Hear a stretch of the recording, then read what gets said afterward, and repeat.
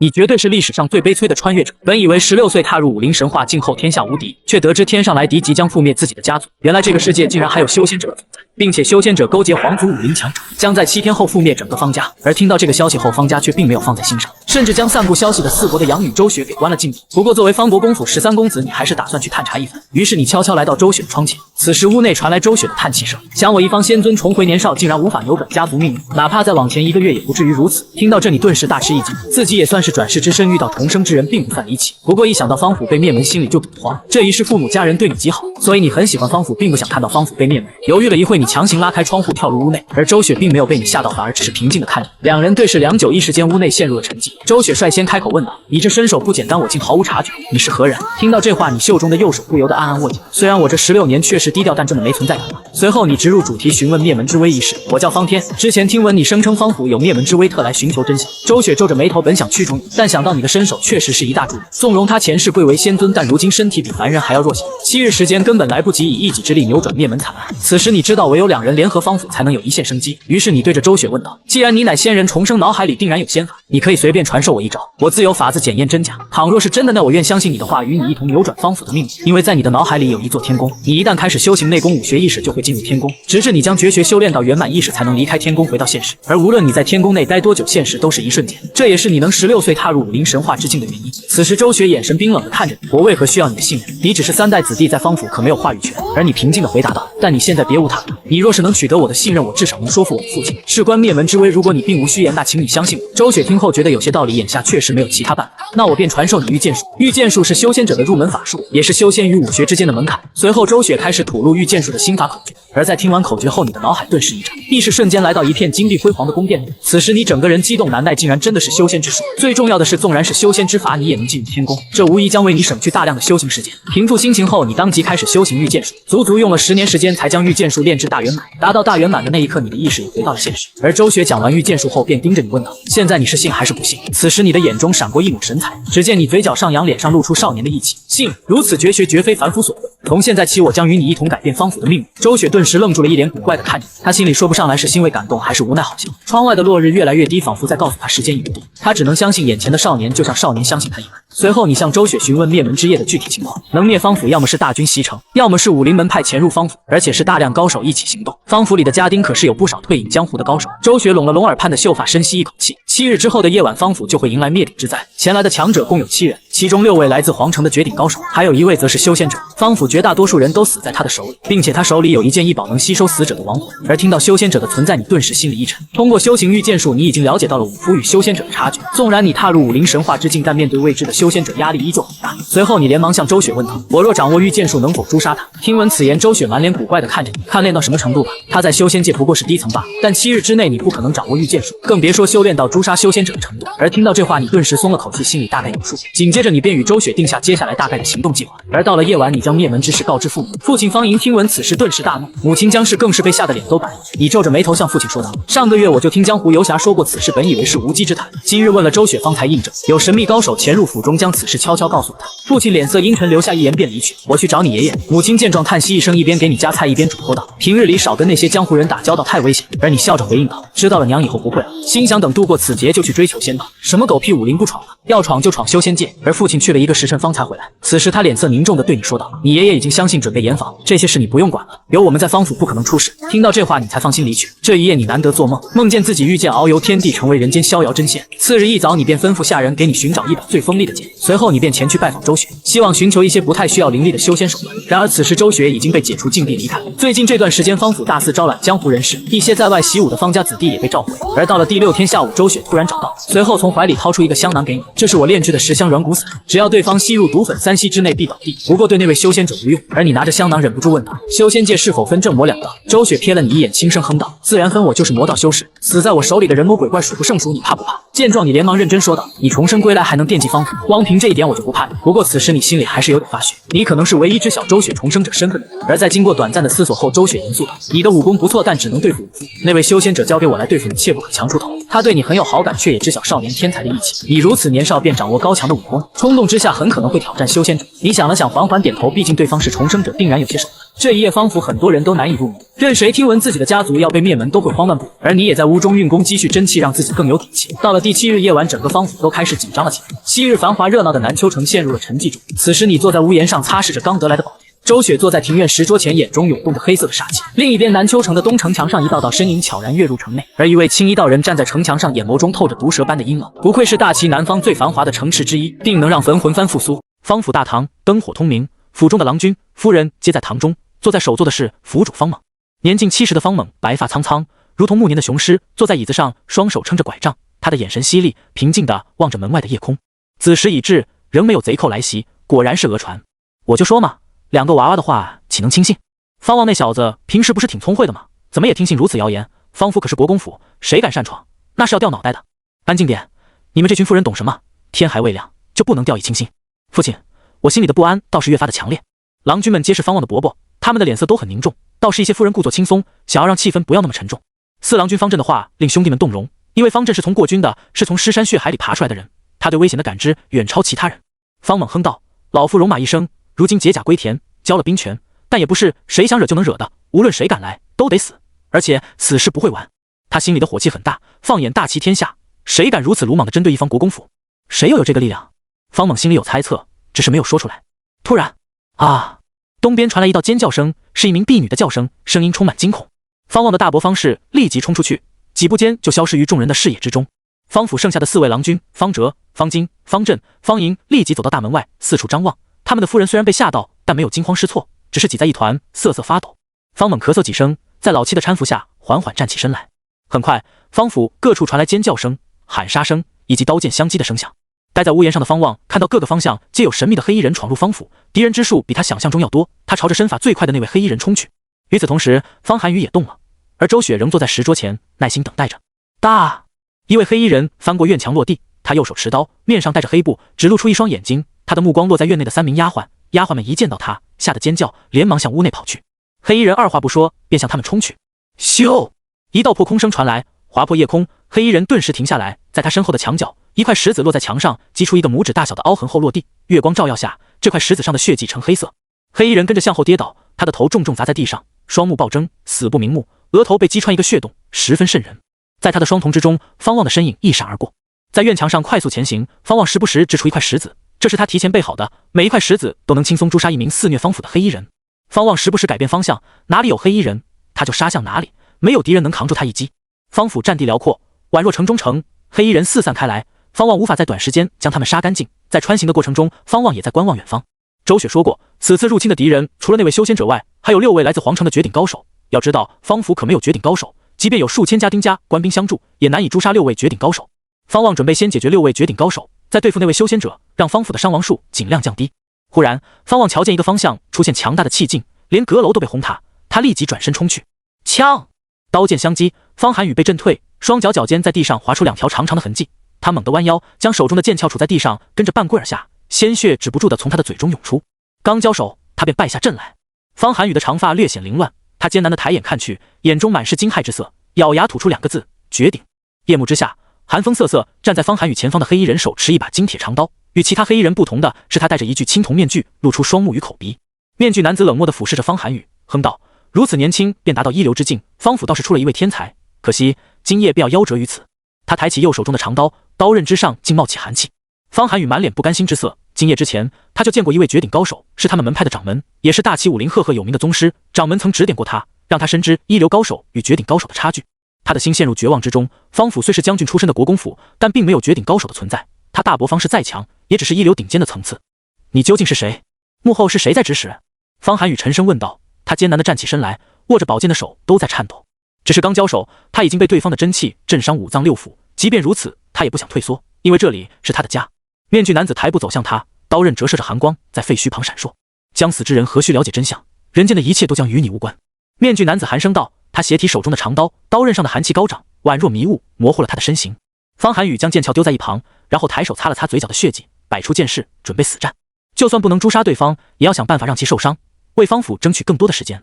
就在这时，面具男子忽然停下脚步，正当方寒雨迟疑迷惑时，身后传来一道熟悉而又陌生的声音：“说的没错，但你有没有想过，将死之人是你？”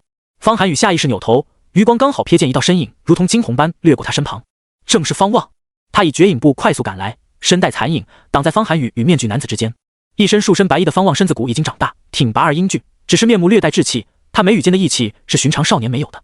面具男子的目光落在方望右手握着剑鞘上，他眯眼道：“好步伐，看你如此年少，当真是绝世奇才。与你相比，你身后的人显得不过如此。”方寒雨听到这话，倒是没有多想，他只是愣愣地望着方望的背影。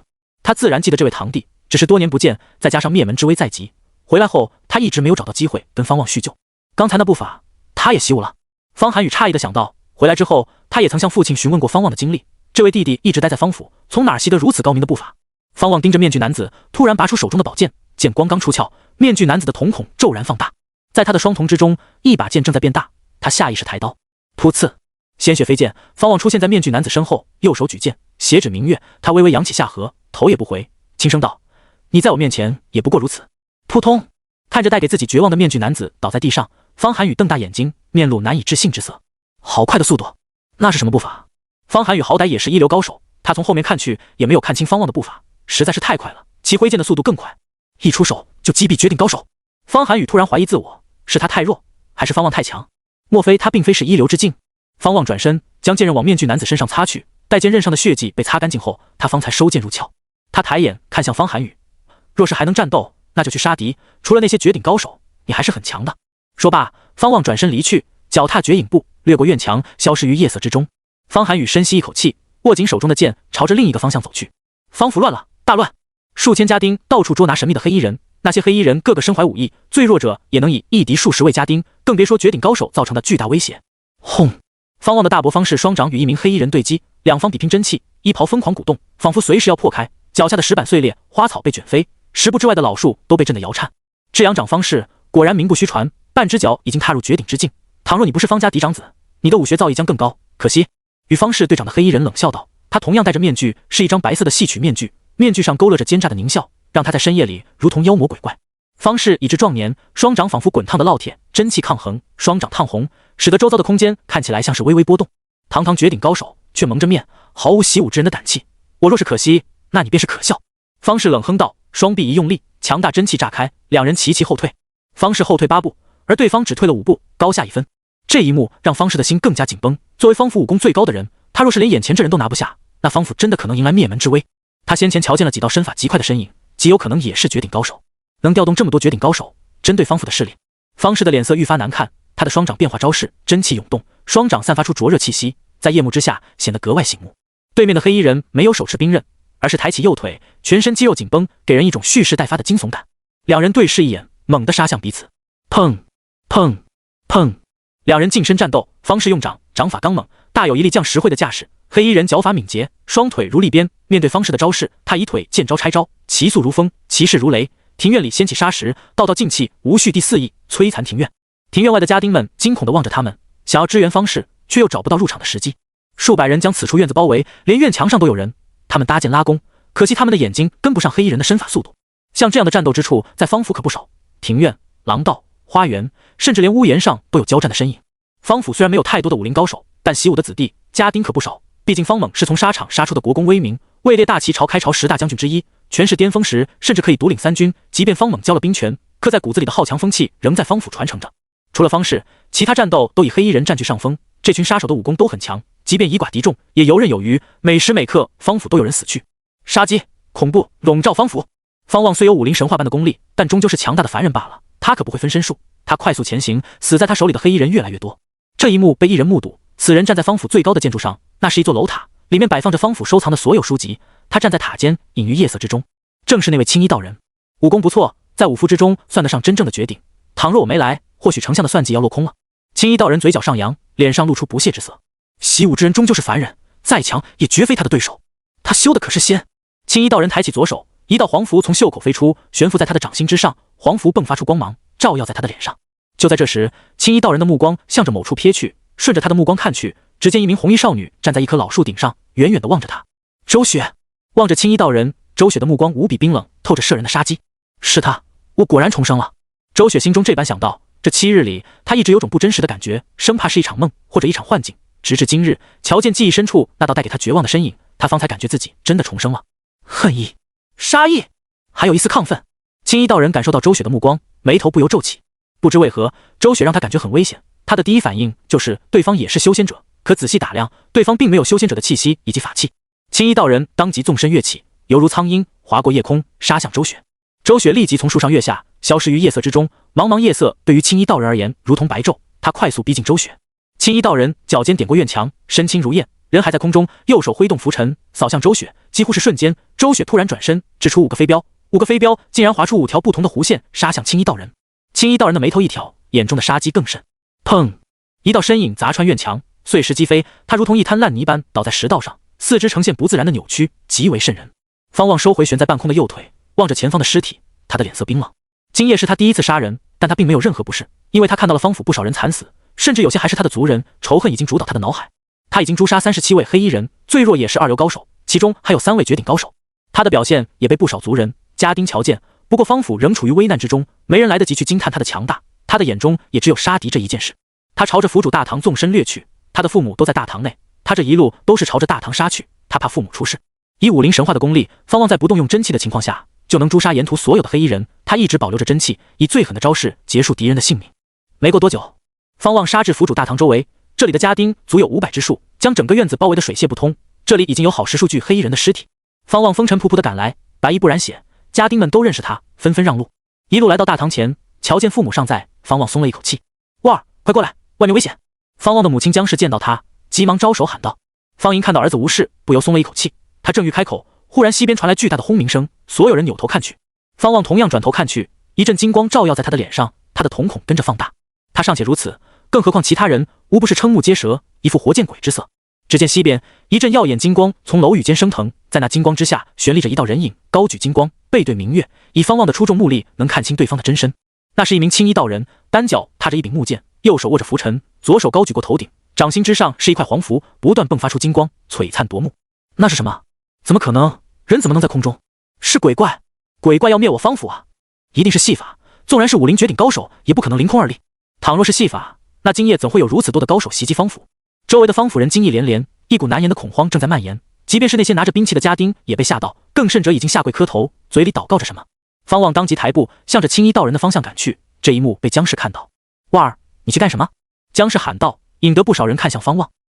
望头也不回，只是扬了扬手中的剑，纵身跃起，宛若大鹏展翅，一跃数丈高，落在远处的屋檐上，疾步冲去。这一幕看得不少方家人瞪大眼睛。三郎君方晶惊愕道：“五弟，旺儿这轻功不得了啊，即便是大哥也无法直接跃这么高。”方莹愣住，望着方望离去的背影，久久无法回过神来。被搀扶着的家主方猛则死死盯着青衣道人，并没有被方望吸引目光。他的脸色头一次如此难看，他缓缓吐出3个字，只有他能听到：修仙者。残破的庭院内，头发略显凌乱的周雪仰望着高高在上的青衣道人，他擦了擦嘴角的血渍，左臂明显脱臼，自然下垂。小丫头，好霸道的毒，这绝非凡人能炼制。你出自何门何派？莫非是青禅谷？青衣道人高高在上，俯视着周雪，冷漠地问道。周雪紧蹙秀眉，他寒声道：“你身上还藏着什么宝物？”闻言，青衣道人的瞳孔中闪过戾气，杀机不可遏制。他冷哼道：“不肯说也罢，去死吧！”他猛地将手中的黄符对向周雪，数不清的金色光线从黄符内迸发，宛若暴雨倾盆，杀向周雪。周雪立即跳开，奈何那些金色光线速度更快。糟了，万万没想到这区区养气境的修士竟然手握2件法器，怪不得当年怎么也追查不到他的行踪，原来有大背景。周雪心中焦急地想到，满心不甘，难道要使出那一招？就在他快要被击中时，一条手臂挽住他的肩膀，跟着一股巨力带着他躲开金色光线的袭击，一条条金色光线坠地，击穿院墙、石板、树身，凌厉至极。周雪扭头看去，正好瞧见方望那张略显稚气的英俊侧脸。你来作甚？你可不是他的对手。周雪咬牙说道。重生7日，除了他的养父母，他也就对方望有点好感，不希望这位少年葬身于今夜。方望单手抱着周雪，脚踏绝影步，不断变化脚步，躲过一道道金色光线的袭击。他并没有直接逃离，而是在这一带来回躲避。我不是，那现在的你就一定是吗？方望没有瞥向怀中的周雪，他平静地回答道，目光紧紧盯着那凌空而立的青衣道人身上。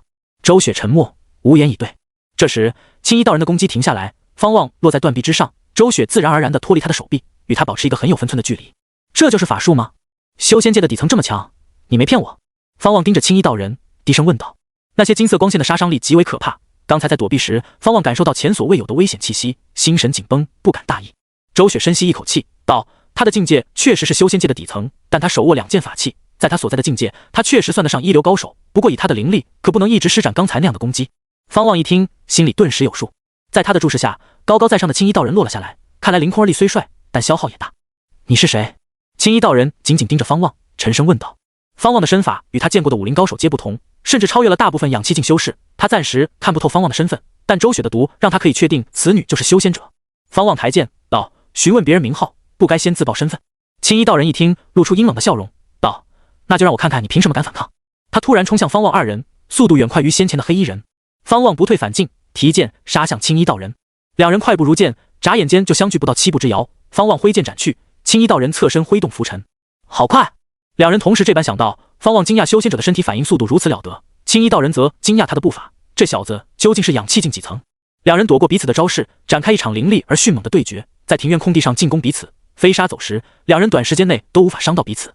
看到方望与青衣道人战得难分高下，周雪不由动容，他发现自己低估了这小子，如此实力已经能比得上氧气境7、8层的修士，但他只是习武之人，莫非他达到武学的神话境界？周雪暗自心惊，他可是已经清楚方望的年纪，16岁便如此强大，这悟性与资质太夸张了。纵然武道与仙道不同，但多少有些相似之处，习武天才在修仙之路上的天赋也不会太差，尤其是悟性方面。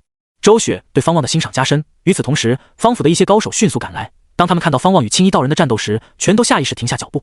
方望一袭白衣，快若魅影，剑光寒彻夜幕之下，青衣道人如同一只仙鹤，乍一看速度不如方望，但总能轻松躲过方望的攻击。好快，这是人的速度？那是方望公子。没想到13公子的武功如此之高，我听阿虎说，有不少高手都是被13公子所杀。那家伙究竟是人是鬼？感觉他在飘啊！我们不要轻举妄动，以免让方望公子分心。方府高手们议论纷纷，其中有方望的族人，他们是最震惊的，完全没想到方望如此厉害。青衣道人挥动拂尘打在方望的宝剑上，一股巨力将方望震退，没有丝毫的灵力。莫非你只是武功了得，而且还只是精通技法？青衣道人冷声道。方望没有动用真气，全凭剑法与步伐战斗，这是他第一次如此全力战斗，身心紧绷。他低估了修仙者，原以为修仙者常年打坐，身体素质可能弱于习武之人，如今看来并非如此。不过一番交手后，他对青衣道人的实力有了一定的了解。青衣道人抬起左手，黄符迸发出一道道金色光线，杀向方望。方望立即躲避。越来越多的方府高手到来，就连先前受伤的方寒雨也来了。之前他们目睹青衣道人施展法器时，全都被震惊到，此刻近距离观看黄符的神奇，更是让他们惊惧不已。妖道！一名手握长棍的中年家丁颤声道，满眼的恐惧。方寒雨想去支援方望，但被其父方哲拦下来。只见方哲脸色凝重道：“他们的战斗，你参与不了。”他心里掀起惊涛骇浪，他曾走南闯北多年，拜访过诸多江湖上的大门派，却从未见过如此邪术。他忽然想起很早以前自己听闻过的一个传说，传说在山川五岳深处存在着修仙之人，世俗的武道便是他们所创造。方寒雨看着方望不断躲避金色光线，那步伐身姿令他心情复杂，既有崇拜也有不甘。从小到大，他对自己这位堂弟就怀有一种崇拜之情，因为方望懂得太多，总能说些令他惊奇的话。即便外出习武多年，他也会时常想起这位堂弟。他总觉得方望长大后会成为了不得的大人物，只是万万没想到方望会在武道上有如此卓越的高度。他不甘心的并非是方望比他强，而是他不能帮到方望。方望快速躲避金色光线的袭击，不断靠近青衣道人。青衣道人见到黄符无法伤到方望，并没有惊慌，脸色依旧冷厉。当方望来到距离青衣道人不到8步之遥时，他将手中宝剑掷出，他的力道何其大，这个距离掷出几乎是一出手就快要刺中青衣道人。然而当的一声，宝剑被弹开，一阵黄光出现在方望的眼中，只见青衣道人浑身迸发出金黄光芒，犹如一层光甲护身，弹开了他的剑。方望定睛看去，青衣道人的胸口显露出一张黄纸的边角，正在燃烧，肉眼可见的光芒从中涌出，覆盖他全身。咻咻咻！一道道破空声传来，6只银色飞镖从方望的耳边划过，径直杀向青衣道人。青衣道人这一次没有应接，而是闪身躲避，还未落地，他便快速施法，拂尘卷动，一道道如蛇般的雷电凭空出现，势不可挡地杀向方望。方望纵身躲避，道道雷电击碎银镖，跟着坠地，竟击穿地面，破坏力惊人。他扭头看去，发现周雪竟然参战，已经杀至青衣道人面前，手握一把匕首与之交战。他身手敏捷，令青衣道人无法摆脱他。他重生7日，竟有这般身手，方望暗自心惊。周雪在重生之前只是一名足不出户的弱女子，但她现在的身手已经超过寻常的一流高手。莫非周雪跟她一样，也在暗地里习武？还是说仙尊手段超乎她的想象？青衣道人再次挥出雷电法术，由于距离太近，周雪的身手又不及方望，在躲避的过程中被击中后背，鲜血迸发。他跟着挥袖，一阵浅绿色的粉尘洒出，瞬间笼罩青衣道人。周雪在倒地后立即看向方望，方望会意，脚踏绝影步，迅速杀来。他抬掌拍去，澎湃真气带着龙吟声响起，一道龙形真气打出，携万钧之力撞上青衣道人，将其击飞出去。青衣道人如同断了线的风筝，飞出去10数丈远，砸入废墟之中。那是曾经在江湖杀出赫赫威名的真龙掌。方哲瞪大眼睛，难以置信的惊呼道。他身旁的方寒雨同样动容。真龙掌并非稀世绝学，只要想找，花些钱财就能，但真龙掌极难修炼，当今武林无人能将真龙掌炼至大成。方望收掌，迅速来到周雪面前，周雪身下已是血泊，十分凄惨。武者的真气是杀不死他的，想办法将此毒撒在他的伤口上，用毒耗死他。不等方望开口，周雪撑起上半身，颤声道，跟着从怀里掏出一个小纸包。方望没有接，而是问道，杀不死他，那能否伤到他？周雪蹙眉道，自然能，他不过是养气境修士罢了，只是现在的我很难。轰！他话还未说完，后方传来震耳欲聋的轰鸣声，狂风跟着肆意而来。方望眯眼看去，周雪同样扭头看去，只见废墟之中冒出滚滚黑气，一面黑色帆旗跟着升腾而起，周身漂浮着诸多碎石木屑，隐约可以看见鬼魂的身影。黑色帆旗升空，青衣道人跟着颤颤巍巍的起身，他头发凌乱，浑身是血，衣袍破碎，十分狼狈。那些显露出来的伤口甚至再止不住的冒黑血，他目光死死地盯着方望，怒声喝道，凡人，你竟敢伤我！被真龙掌击中后，他彻底确定方望压根不是修仙者，就是一名武夫罢了。被武夫伤到，这让青衣道人倍感耻辱，怒火中烧得他踏步走去，其头顶悬浮的黑色帆旗跟着他前行，阵阵鬼哭狼嚎之音传出，令夜色下的方府陷入恐怖之中。那是焚魂幡，不能被他的鬼气碰到，否则必将被摄心夺魂，任其摆布。周雪咬牙道，言语焦急，同时他绞尽脑汁，开始思量对策。还有你这个阴毒的丫头，究竟给我撒了什么毒药？很好，我会百倍奉还。青衣道人眼神怨毒地盯着周雪，他的身体颤抖着，伤口不断冒毒血，明显强忍着常人难以想象的痛楚。方望看着对方颤颤巍巍的步伐，眼神变得极为危险，他缓缓抬起右手，你能被凡人所伤，证明你也只是凡人。方望嘲讽道，声音响亮，听得青衣道人眼中的杀意更甚。青衣道人寒声道，很好，我不会让你死得那么痛快，我要扒你的皮，抽你的筋，折磨你的魂魄，让。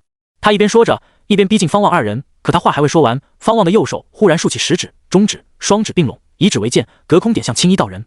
青衣道人露出讥讽笑容，紧接着他的瞳孔骤然一缩，下意识扭头看去，只见先前被弹飞落地的宝剑突然从地面上射出，化为一道寒光，以凡人肉眼难以捕捉到的速度杀去。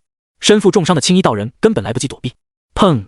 宝剑从青衣道人的脑后袭来，击碎他的头颅，剑光闪耀，跟着飞至方望面前停下，悬浮在空中。然后他快速调转剑身，剑柄对向方望的右手，仿佛活物一般。这一幕看得周雪神色呆滞，远处观战的方府人盯着方望的宝剑，全都是活见鬼的表情，目瞪口呆。方府陷入寂静中，扑通，失去头颅的青衣道人倒在碎石地上，血洒一地，悬浮在他上方的焚魂幡跟着落下，周身的鬼气消散。望着青衣道人的尸体，周雪浑身颤抖，他扭头看向方望面前悬浮着的宝剑，忍不住问道，刚才那是？方望左手搀扶着他，右手保持御剑的姿势，他脸色平静道，如你所见，正是你所传授的御剑术。话音刚落，附近的方府众人爆发出巨大的欢呼声。妖道死了！刚才那是什么？那把剑在飞啊！即便是江湖中最强的剑客，也施展不出这样的剑法呀！方望公子好强！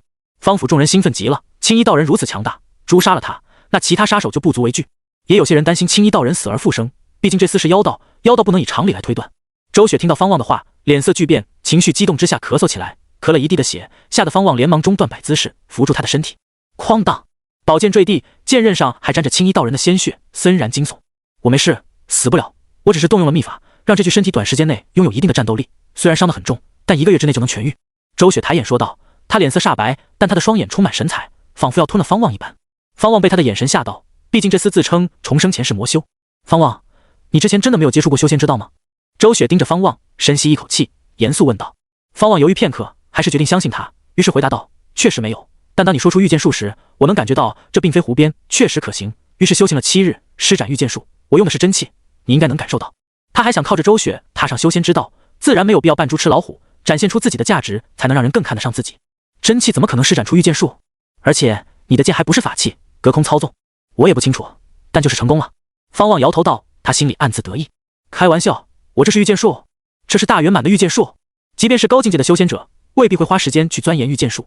闻言，周雪更加激动，胸脯起伏不定，她强忍着身体上的剧痛，她沉声道，方望，你绝对是千古难出的修仙奇才，你的本命法宝定然是地元宝灵，待我伤好，跟着我去修仙吧。青衣道人被诛杀，此次灭门之劫算是过去，所以周雪直接谈起将来。来了。方望就等着他这句话，点头道，好，你先等着，我去杀掉剩下的家伙，后面跟我讲讲什么是地元宝灵。周雪点头，方望立即招手，让族人们过来照顾周雪，他提剑离去。方哲带着族人与家丁们赶来，他让2名女子照顾周雪，他则小心翼翼地走向青衣道人的尸体。别靠近，他身上有鬼物，让我与方望来处理。周雪开口叫住方哲。闻言，方哲陷入犹豫之中，可以想到先前焚魂幡的可怕景象，他不由打了一个寒战，连忙招呼其他人退后，不得靠近。施展御剑术消耗了方望7成真气，但诛杀剩下的黑衣人，他根本不需要真气。1个时辰后，方府彻底恢复宁静，只是气氛仍很沉重，因为今夜死伤之属过千。府主院大堂，方望站在父亲方莹身旁，周围全是族人，每一个人的脸色都很难看，目光全都落在方猛身上。方猛双手杵着拐杖，深吸一口气，道：“今夜之事不能藏着，必须传扬出去，明日举办葬礼，动静越大越好，要让天下人知晓方家的惨案，这样才没有人敢继续动我们。”方望的三伯方金忍不住道：“父亲，能调动如此多的高手，定然与皇宫有关。我们可是国公府啊，交了兵权，还落得如此下场。”住口！方猛暴喝道，吓得方金闭嘴，但脸上依旧充满恨意与不甘。今夜死的可不只是家丁，方望的2位堂兄也死了。方猛沉声道：“记住，我们在大旗之中，不能鲁莽的与天斗。”堂内大部分人的神色、情绪与方金一样，今夜若非方望出手，方府真可能被灭门。他们每每想到于此，都后怕不已。大家都散了吧，万儿，你留下来。方猛继续说道。此言一出，所有人看向方望，每一个人看向他的目光都充满感激、佩服以及难以置信。今夜方望诛杀63位杀手，其中包括那位妖道，关于他的战绩已经在方府传开，只是现在方府沉浸于悲痛之中，不好询问他为何如此厉害。众人纷纷行礼离去，方望的伯伯们临走前还挨个拍了一下他的肩膀，用眼神赞赏他。待大堂内只剩下方猛与老夫人，方望上前一步向爷爷奶奶行礼。你从何处修得仙法？方猛开口问道，脸上露出慈祥和蔼的笑容。方望回答道：爷爷，是周雪教我的，他背后有修仙前辈指点，之前我听闻他说方府有灭门之危，于是找上他，他传授我御剑术，这才使得我相信他。既然已经树立天才形象，那就立稳，正好方便解释。方猛愣了愣，双手紧握拐杖，他强忍着激动问道：他说方府有灭门之危，也才7日时间，你是提前知晓此事，还是就练了7日？方望故作犹豫，回答道：练了7日。好啊！方猛激动不已，浑身颤抖，甚至想要站起来去抱方望。方望连忙走到他面前，抓住他的手。方府后继有人了，我们方家能破死局了。方猛喜极而泣，老泪流淌而下。方望顿时慌了，这是他第一次见爷爷流泪。随后方猛开始说起往事。作为大齐朝的开国元勋，方猛自然比大齐百姓知晓更多事情，其中包括修仙界。不过对于方猛而言，修仙者依旧属于虚无缥缈的存在，他对修仙者的了解不多，只是知晓修仙者的存在。他叮嘱方望一定要好好修仙，他甚至还想将周雪许配给方望，这样方望的修仙之路就更稳当。但被方望婉拒。开什么玩笑，周雪可是重生者，而且还是魔修，这样的女人绝对不会以爱为主。若是她要为长生而展情丝，那岂不是麻烦？而且方望再活一世，可不想跟任何人厮守一生，他只想要无拘无束的自由与逍遥。在接触到修仙者前，他便准备浪迹天涯。如今遇到修仙之道，他的这个想法更加坚定。这一世，他要走遍千山万水，看遍世间繁华，寻求成仙长生之法，绝不能为任何一个人停下来。这一夜，爷孙俩聊了很久。次日正午，方府处于悲痛中，而南丘城却陷入动荡中。方府遭遇袭击，死了那么多人，被方府庇护的百姓自然害怕，也有很多好事人在议论。方望早起前去看望周雪，守在门前的2位丫鬟见到他，立即行礼。其中一位丫鬟开口道：公子，小姐吩咐了，你若是来了，可直接进去。昨夜方望与周雪斗妖道，救方府已经传遍方府上下，两人的关系在方府人眼里也变了。2位丫鬟昨晚还听到4郎君想撮合2人成亲。方望点头，然后推门而入，将房门关上后，他来到周雪的床边坐下。此刻周雪躺在被子里，脸色苍白，身上多处缠着白布，整个人看起来伤得很严重。听到脚步声，他便睁眼看向方望。方望倒是没有问候他，毕竟这位可是重生者，又不是真的16岁少女，能否带着方府子弟一同踏上仙途？我们得罪的是皇权，即便动静闹得再大，总有一日会被遗忘，那时杀机还会卷土重来。方望开口问道，这也是方猛的期许。周雪收回目光，缓缓闭上眼睛，轻声道：修仙的门槛极高，不是谁想修就能修的，不过我确实有这样的想法，这个月我会挑选出有潜力的弟子，跟随我们一同去修仙。方望好奇问道：去哪儿？能否跟我讲讲修仙之道？例如你昨晚提到的地元宝灵。大齐的修仙界有9大教派，他们隐藏在大山奇境深处，我们要去的是太元门。太元门在9大教派中能排前5，底蕴雄厚，我有办法带你们入教。周雪娓娓道来，将太元门大概介绍了一番，让方望对此修仙教派产生极大的期待。入了太元门，他要想办法修行最高深的功法法术，凭借着他脑海里的天功，他定然能甩开同期的修仙者。至于周雪这位重生者，他要尽量跟上期变强的步伐，若是能超越，那就更好。至于地元宝灵，先得说说修仙之境界，养气之上乃是塑灵境，只有塑造出自己的本命宝灵，才能踏入塑灵境。宝灵藏于修仙者体内，宝灵的品阶往往能决定修仙者的资质，而宝灵由低到高依次为黄元、玄元、地元、天元，每一阶内也有细分，以后我再告诉你。周雪说到这儿，不由睁眼看向方望，眼中满是期待之色。本命宝灵，方望开始畅想自己的宝灵会达到怎样的品阶。聊了好一会儿，方望适时地提出自己的要求，道：对了，你能否传授我修行功法，以便在你养伤的1个月里，我能修炼出灵力，这样以后入了太元门，我才不会给你丢脸。圆满的御剑术轻松击杀青衣道人，倘若他以灵力施展，又得多强？周雪想了想，道：好，正好让我瞧瞧你的悟性，我将基础的纳气法门传授于你。等等，能不能传授我一些高深的修仙之法？方望小心翼翼道。基础纳气法门，太寒战了。周雪皱眉看着他，本想教育他，可一想到昨夜方望施展出来的御剑术，他心里又有了其他想法。方望的御剑术已经超越了养气境修士的范畴，天资不容置疑，值得他重点栽培。也罢，念在你救过我，我便传你功法。我的功法虽多，但我只能给你3个选择：一为春秋功、千古奇功，创立它的人乃是1000年前的大气修仙第一人，可增长寿命、逐长生、炼制大成，活个3000载不难。2为吞天魔功，是我在某处上古秘境里所得，我最早就是修炼此功，可吞噬他人灵力，不过修行此功会折损寿元，一生心魔，这是一条坎坷的修仙之路，但你可以得到我的指点，事半功倍。3为玄阳神经，这是我在人间获得过最高深的功法，在我飞升之前也没有练成功，我不知玄阳神经究竟有多强，但为了它，已是大成境的我差点死于险境之中。说完，周雪笑看着方望，好奇他会如何选择。我能全学吗？方望给出自己的选择，听得周雪嘴角微抽，忍不住翻了一个白眼。太狂了！周雪耐着性子解释道，不同的功法会修炼出不同的灵力，学杂了容易灵力混乱，而且专精一法比兼修更容易。方望厚着脸皮道，倘若我选择其中一步学不会，能否再换一步？行吧，谁让你救了我？周雪忍俊不禁，轻声笑道，这一笑牵动伤势，让他忍不住咳嗽起来。方望也不好伸手去碰他，只能在一旁看着。你想先学哪一步？周雪问道。咳嗽之后，他的声音更加虚弱。方望想了想道，那就试试最难的玄阳神经吧，先从最难的开始，这样后面修炼其他功法才觉得轻松。周雪也不废话，开始讲述玄阳神经的心法口诀，其中包含纳气法门。方望听得很认真，心里充满期待，只有掌握修仙功法，他才算真正的踏入修仙之路。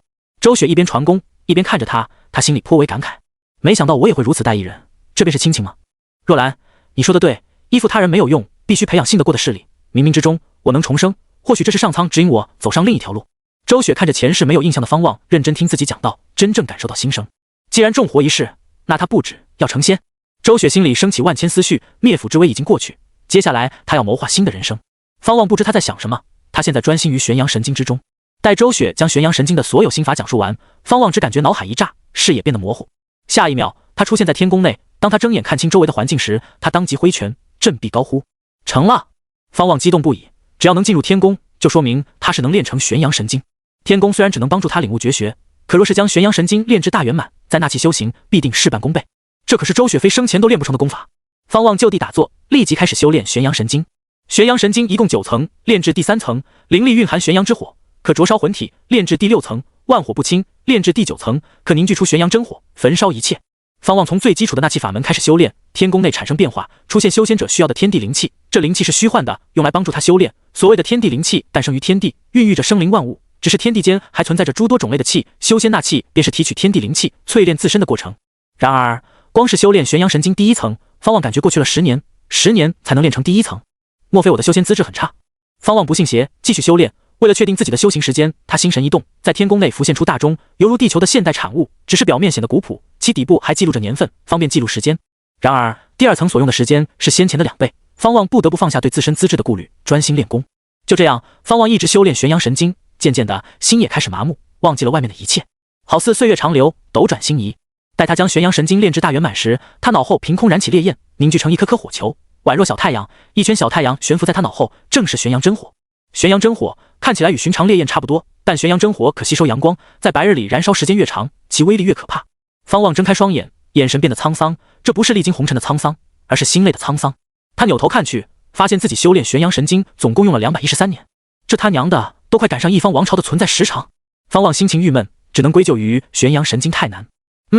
与其忧愁自身，不如埋怨目标。怪不得周雪飞生前怎么也练不成，谁能花200年去修行一功法？方望整理心情，心神一动，退出天宫。他的眼神恢复清明，眼前出现周雪的面容。他躺在床上，脸色虚弱。他度过了200载光景，但现实里只是一瞬间。这个月，你先修炼玄阳神经吧，等我伤好就出发。太原门5年招收一次弟子，今年错过了就得再等5年。周雪轻声道，他的眼神有些古怪。不知为何，当他讲完玄阳神经后，他总觉得方望变了，说不出来哪里变了，这种感觉很微妙。你乃仙尊重生，何不自己创立教派？方望困惑地问道。周雪无奈一笑道，修仙没有那么简单，大气的洞天福地以及各类资源早已被9大教派划分，而且我重生之后也得再走一遍修行之路，投靠一方教派，除了获得修行资源，也是为自己提供保护。方望点头，见他脸色越发苍白，于是道，你好好养伤，伤好了我们再聊。说完，他站起身来，准备离去。对了，昨夜那修仙者留下了2件法器，他是由你所杀，理应归你。等我伤好后，将法器给你，教你如何掌握它们，让你的修仙起点高于别人。周雪开口道。方望没有回头，只是扬了扬手，道：你留着吧，你带我入修仙之路，这些就当还礼，以后再传我一些法术。他没有停步，很快就离开房屋。当房门关上后，周雪脸上露出笑容，他自言自语，收他为徒倒是不错，算了，既然是一族，何必执拗名分。重生归来，他决定不只是自己修仙，还要带领方府修炼。前世的背叛让他意识到，再强大，若无值得信任的势力，也会落得生死道消的下场。抛开方府对他的养育之恩不谈，方府有方望这样的天才，就值得他栽培。周雪闭上眼睛，趁着养伤，他得好好整理思绪。他已经意识到，重生不只是改变遗憾那么简单，他还可以走上一条比前世更强的路。记忆中那些错过的机缘，只要好好筹谋，定能得到。另外，重生之事不能再透露出去，这将是他最大的秘密。在重生之前，即便是在上界，他也未曾听闻过像他这样离奇的经历。他将心比心，倘若他真的信了有人是重生的，恐怕要动歪脑筋。回到自己屋内后，方望打坐在桌旁，催动玄阳神经，吸纳天地灵气，没有任何障碍，也不需要适应，几乎是瞬间，他周身形成气旋，无形无色的天地灵气涌入他体内，他顿时有种神清气爽的感觉。在天宫里修炼也有这样的感受，只是远不如肉身感受来的强烈。他沉浸于纳气修炼带来的畅快感受之中，无法自拔。9层大圆满的玄阳神经何其强大，方望不清楚别人修仙是怎样的进度，他现在反正挺爽的，丹田内已经凝聚出玄阳灵力。1个时辰后，他成功踏入氧气境1层。1天1夜后，他强势成就氧气境2层。往后的日子里，方望足不出户，专心纳气。起初，他父母会来看望他，听闻他在修炼，父母便不敢再打扰，只是让丫鬟每日送饭菜。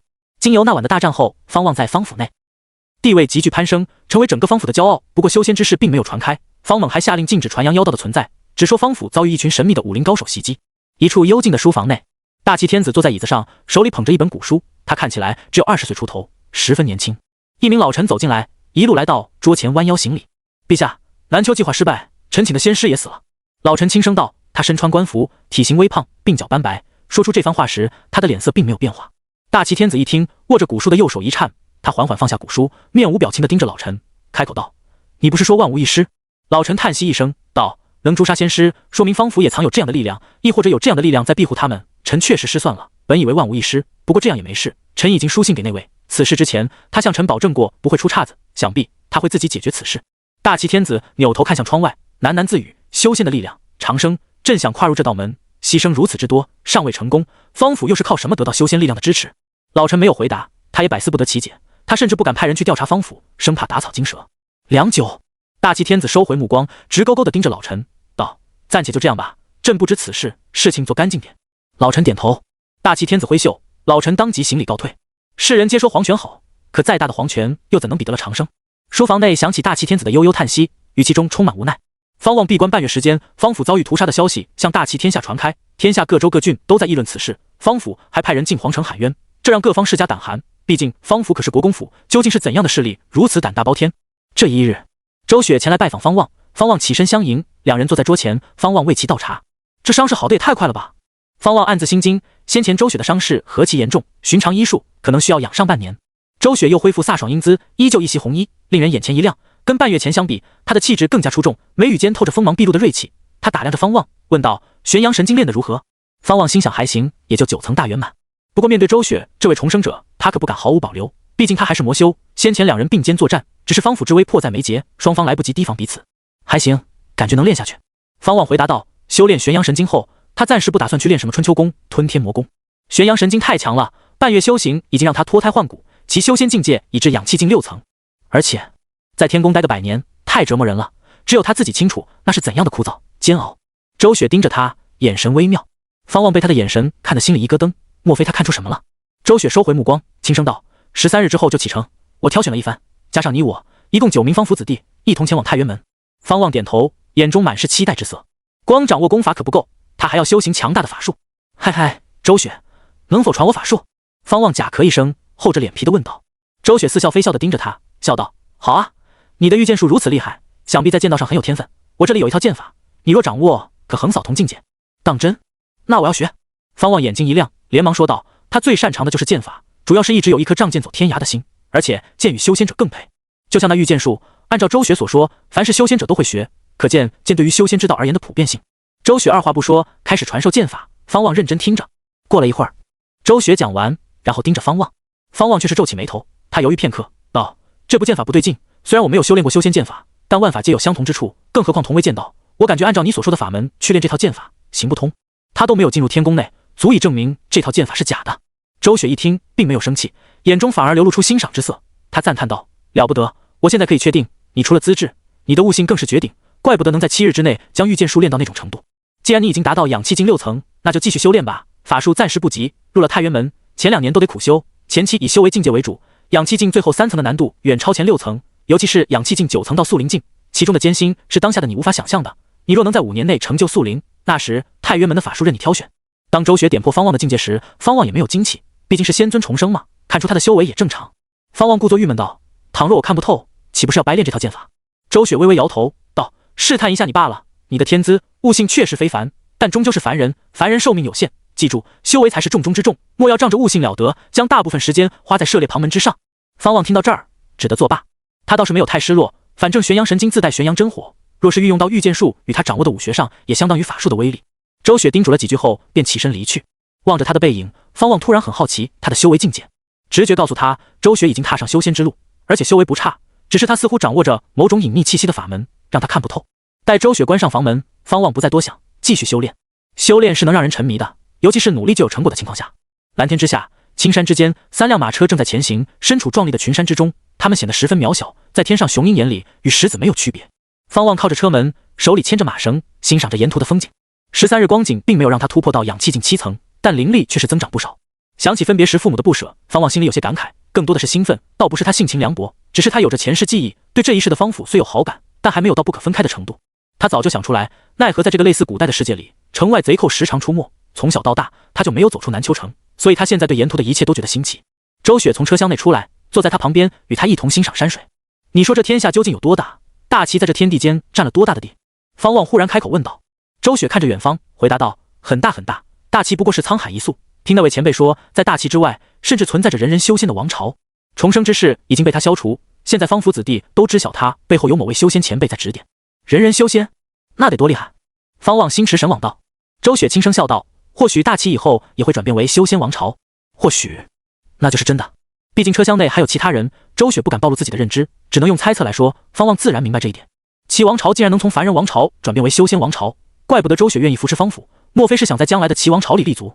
方望默默想到，或许周雪另有用意，但他并不排斥，毕竟仙尊想要扶持一股势力，何其容易。周雪没有辜负四伯方阵的养育之恩，可见心里还是有一丝善良，至少不是他想象中的魔修。他一直很好奇，周雪为何而重生，总不能是打坐练功的时候突然重生吧？两人继续闲聊，天上的太阳渐渐落下。黄昏时分，他们停在靠河的山路边休息，方府子弟开始捡柴生火。方望找了一个地方坐下，他不用干这些琐事，他只负责保护族人。加上方望、周雪，一共9人，其中那位年纪轻轻成就一流高手的方寒雨也在，3人都不需要捡柴生火，其他6人负责这些事。方寒雨坐在不远处，目光时不时地看向方望，似乎在犹豫什么。挣扎了一会儿，方寒雨咬牙起身走到方望面前。方望睁眼看向他，笑问道：“寒雨，有事吗？”虽然方寒雨大他2岁，可刚出生时方望便有成人心智，所以从小到大对同辈都是直呼其名，方寒雨也习惯了。那夜之后，两人都没有机会说话，即便离开南丘城3日，方寒雨与方望也只是点头示意，未曾聊过。方望，周雪传授了我们基础的纳气法门，修行半月，我已经勉强练出灵力，你能否教我御剑术？我不好打扰周雪。方寒雨别扭地说着，目光躲闪，不敢看向方望。方望忍俊不禁，站起身来，笑道：“好啊，寒雨，我等你找我，可是等了好久，我还以为你已经忘了我。小时候我让你趴着，你就趴着，现在长大了，倒是高冷了呀。”高冷？方寒雨不由露出笑容，他从小就习惯方望说一些稀奇古怪的词汇，大概能懂其意思。他脸色微红，略显尴尬道：“毕竟多年不见，别提小时候你让我趴着当狗找肉包子，这件事我可还记得。”兄弟俩熟络起来，开始追忆儿时。聊了一会儿，方望见方寒雨彻底放松下来，于是开始传授御剑术。值得一提的是，自从出来后，每晚周雪都会独自待在树林里，不见任何人。方望知晓他是重生者，所以也不担忧他的安全。正是如此，周雪与其他方府子弟的距离很远，这也是方寒雨找方望修炼御剑术的原因之一。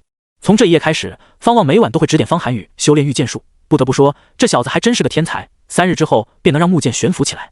这把木剑可不简单，乃是那位青衣道人的法器，青衣道人的所有遗产都被周雪收了。周雪听闻方望在教方寒雨御剑术，便将木剑借给方寒雨。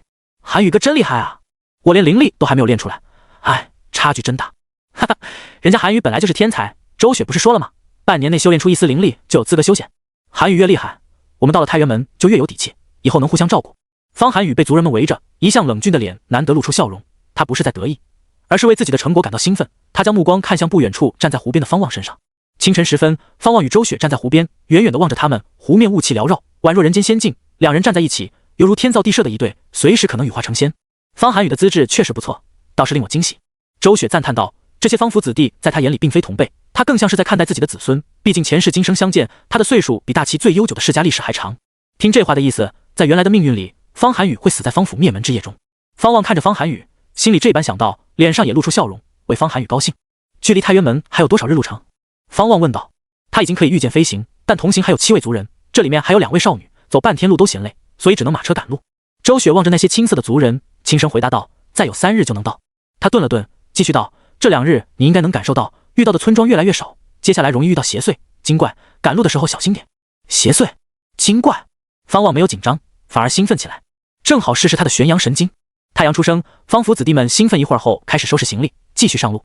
这一带山路崎岖，树木高大，花草成丛，阵阵雾气让山林显得奇幻。随着路途颠簸，那些想要睡觉的方府子弟也都醒来。时至正午，周雪勒马，然后站起身来，朝后方喊道：“所有人收拾东西下车，接下来徒步前行。”每一辆马车有3人，平时都是轮着睡觉，1人牵马，1人警惕周围，剩下1人在车厢内睡觉。很快，所有方府子弟下马，除了方望、周雪、方寒雨外，其他6人都背着行李，就连2位少女也是如此。方望不由瞥了周雪一眼，他可是知道周雪身上带着青衣道人的储物袋，不知储物袋内的空间有多大。按照周雪所说，储物袋、符纸、飞剑是修仙者的标配。周雪拔出方望腰间的宝剑，依次将3辆马车的所有马绳全都斩断。这是何意？方寒雨诧异问道。周雪回答道：“此去太原门，数年内难以归来，再回来也不需要马车，放了吧，免得他们被山里的鬼怪吃了。”鬼怪！此言一出，2位方府少女脸色煞白，其他4位少年、青年同样如此。周雪抬手一掷，宝剑掠过3丈远的空中距离，精准地入方望腰间的剑鞘。这一手看得其他人眼睛都直了。方望微眯眼睛，右手微颤，按道这力道与速度不简单，他更加好奇周雪如今的修为境界。山林幽静，大雾弥漫，缕缕阳光从上方树叶缝隙间洒落而下，形成一道道肉眼可见的倾斜光束。周雪走在最前面，方望与方寒雨走在最后面，一行9人徒步前行。他们已经徒步前行近2日。山林里的山路不太好走，还有诸多泥泞之地，时不时瞧见蛇虫鼠之，令方府子弟紧张极了，每一步都走得很小心。如此深山，难以想象竟然藏着修仙教派。方寒雨轻声感慨道：“大齐江山辽阔，像这样的无人山脉数不胜数，野兽横行，贼寇藏匿，即便是他这样的习武之人，也很少踏足。”方望能感受到这一带的天地灵气充沛，越往前灵气越浓郁，这令他更加期待太原门。这时，前方传来一阵哭啼声，似女子又似孩童，听得方望等人起鸡皮疙瘩。不过看到周雪没有停下脚步，他们便继续跟上。方望扭头看去，身后大雾磅礴，7步之外的一切都看不清。他刚才觉得有什么东西在跟着自己，这种感觉是在前方哭啼声响起之后才出现的。他没有惊慌，继续镇定的前行。很快，前方的雾气变得稀薄，地势变得平坦。众人瞧见一棵老树之下坐着一名女子，身穿布衣，灰头土脸，明显是山野村妇。她怀里抱着一名孩童，正在低声抽泣。要去问问她出什么事了吗？年纪最小的方心问道。她比方望小1岁，身子骨瘦弱，背着2个包袱，汗流浃背。另一名少女方子轻拉了拉她，朝她摇头。所有人的目光都落在周雪身上。这一路走来，周雪已经成为他们的主心骨，毕竟周雪还传授了他们纳气之法，而实力最强劲的方望也以周雪为主。周雪没有停下脚步，直径向那妇人走去。妇人听到声响，抬头看向她，满脸泪水，眼睛都哭红了。她仿佛看到救命稻草，向周雪伸手，哭道：“姑娘，救救我的孩儿，他被毒蛇咬了。”听到这话，一些方府子弟想要上前救助，结果却见周雪的右手衣袖里冒出一把匕首，顺势被她握住。妇人也看到那把匕首，脸色煞白，刚想开口，周雪忽然掷出匕首，向着她的头直射而来。砰！妇人忽然化为一阵白雾，匕首穿过白雾，定在树干上。白雾散去，衣物落在地上，只见2只黄鼬跃起，落在远处的树干上，一大一小。这一幕看得方府众人瞪大眼睛，刚才的妇人是黄鼬变的。周雪面不改色，她盯着树上的2只黄鼬，眼神淡漠。好身手，你至少是养气境5层的修为，女娃娃，若是想拜入太原门，何不去太原城？黄鼬开口道，声音正是先前的妇女声音。周雪回答道：“太原城太远，直接拜访太原门更方便。我等是诚心前来修行，望前辈不要再戏耍我等。”黄鼬笑了笑，尽人性化的挥爪，示意他们继续上路。周雪回头递给众人一个眼神，然后继续带路。众人路过2只黄鼬所在的树下时，皆是紧张，生怕他们突然跃下来袭击。走了一段路，周雪方才开口解释道：“刚才是2只精怪，太原门周围的山林隐藏着不少精怪，有野生的，也有门中弟子放养的。边缘地带的精怪负责吓退误入的凡人，以此流传出鬼怪的传说，让凡人不敢靠近。”一名方府少年忍不住问道：“只是吓退吗？也可能被吃掉。太原门虽算得上正道，可在修仙界内，正魔之间也有灰色，你们以后行事需谨慎。”周雪笑道，只是她的笑容在众人显得很邪。说罢，周雪继续带路。方望依旧走在队伍末尾，但他的注意力在身后，路过2只精怪后，那种被窥探的感觉仍在，这让他不敢掉以轻心。半炷香时间后，那种被窥探的感觉仍萦绕在方望的心头。不必紧张，他不敢出手的。一道声音传入方望的耳中，他抬眼看向最前方的周雪，眼神古怪，似乎只有他能听到周雪的声音。其他人继续前行着，并没有侧目或者回头。此乃传音术，进了太渊门，你也能学到。跟在我们后面的人应该与被你杀的修仙者有关。这些日子里，我躲在树林深处，假装钻研焚魂幡，实则是留下痕迹，让他们追捕而来。周雪的话再次传来，这让方望皱眉，不明白他要做什么。那家伙手握2件法器，其背后定然有人，我担心方府还会迎来杀祸，所以刻意引背后之人前来调查。只要对方知晓我们拜入太渊门，对方就不敢轻举妄动。那人再重要，也只是养气境罢了。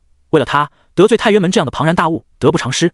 原来如此，方望觉得在理，不过他心里又升起一个困惑：对方这么胆大的吗？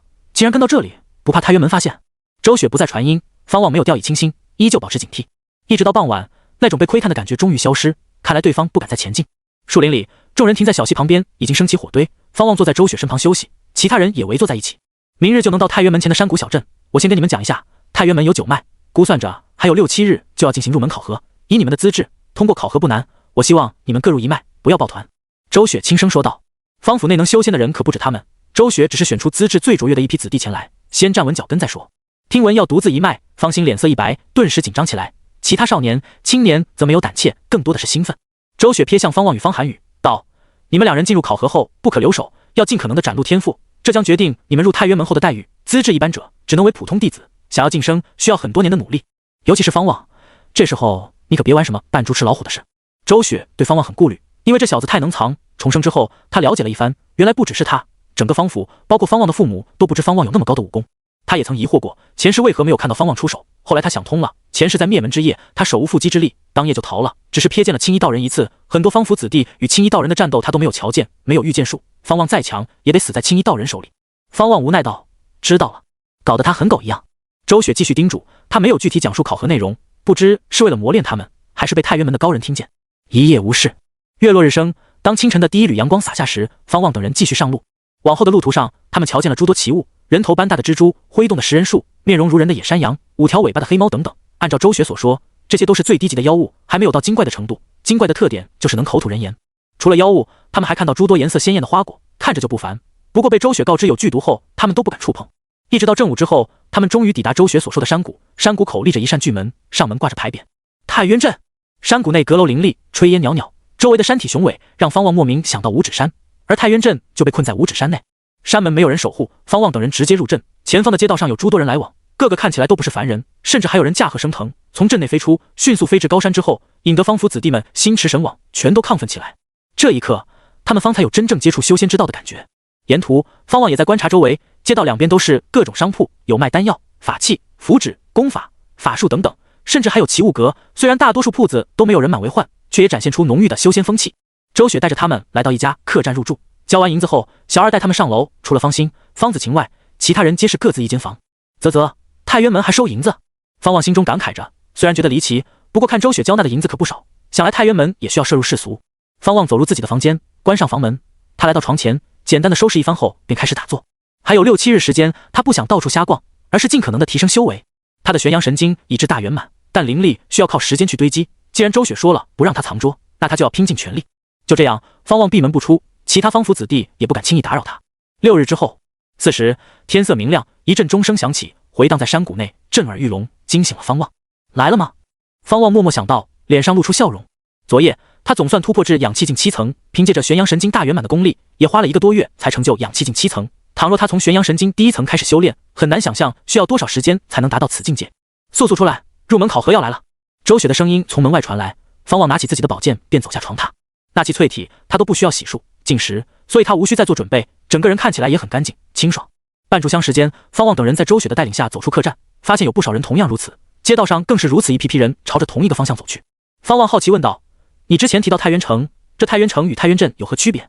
周雪回答道：“太渊城是太渊门对外的城池，面向整个修仙界，而太渊镇是太渊门自己培养的凡人城镇，这里居住的凡人负责为太渊门弟子开采各类资源，能来到太渊镇的人几乎都有修仙背景，来自各地的修仙世家，没有背景与情报是发现不了这一条路的。简单的说，在太渊城，我们跟凡人争，在这里，我们是跟一些有修仙背景的世家争。当然，从这里通过考核带来的好处更多。与修仙世家争，方府子弟们被吓到，就连方寒雨也下意识握紧了剑鞘。周雪没有多说，带头走上街道，顺着人群走去，方望等人紧随其后。一路上，方望都在感受周围人的气息，不是所有人都能像周雪那般隐匿气息，他感受到了不少灵力波动。很多人都已经修炼出灵力，像方福子弟这样的凡人也有，所以他们并没有显得突兀。看来所谓修仙世家也有强弱之分，或许祖上出一位修仙者，也能算得上修仙世家。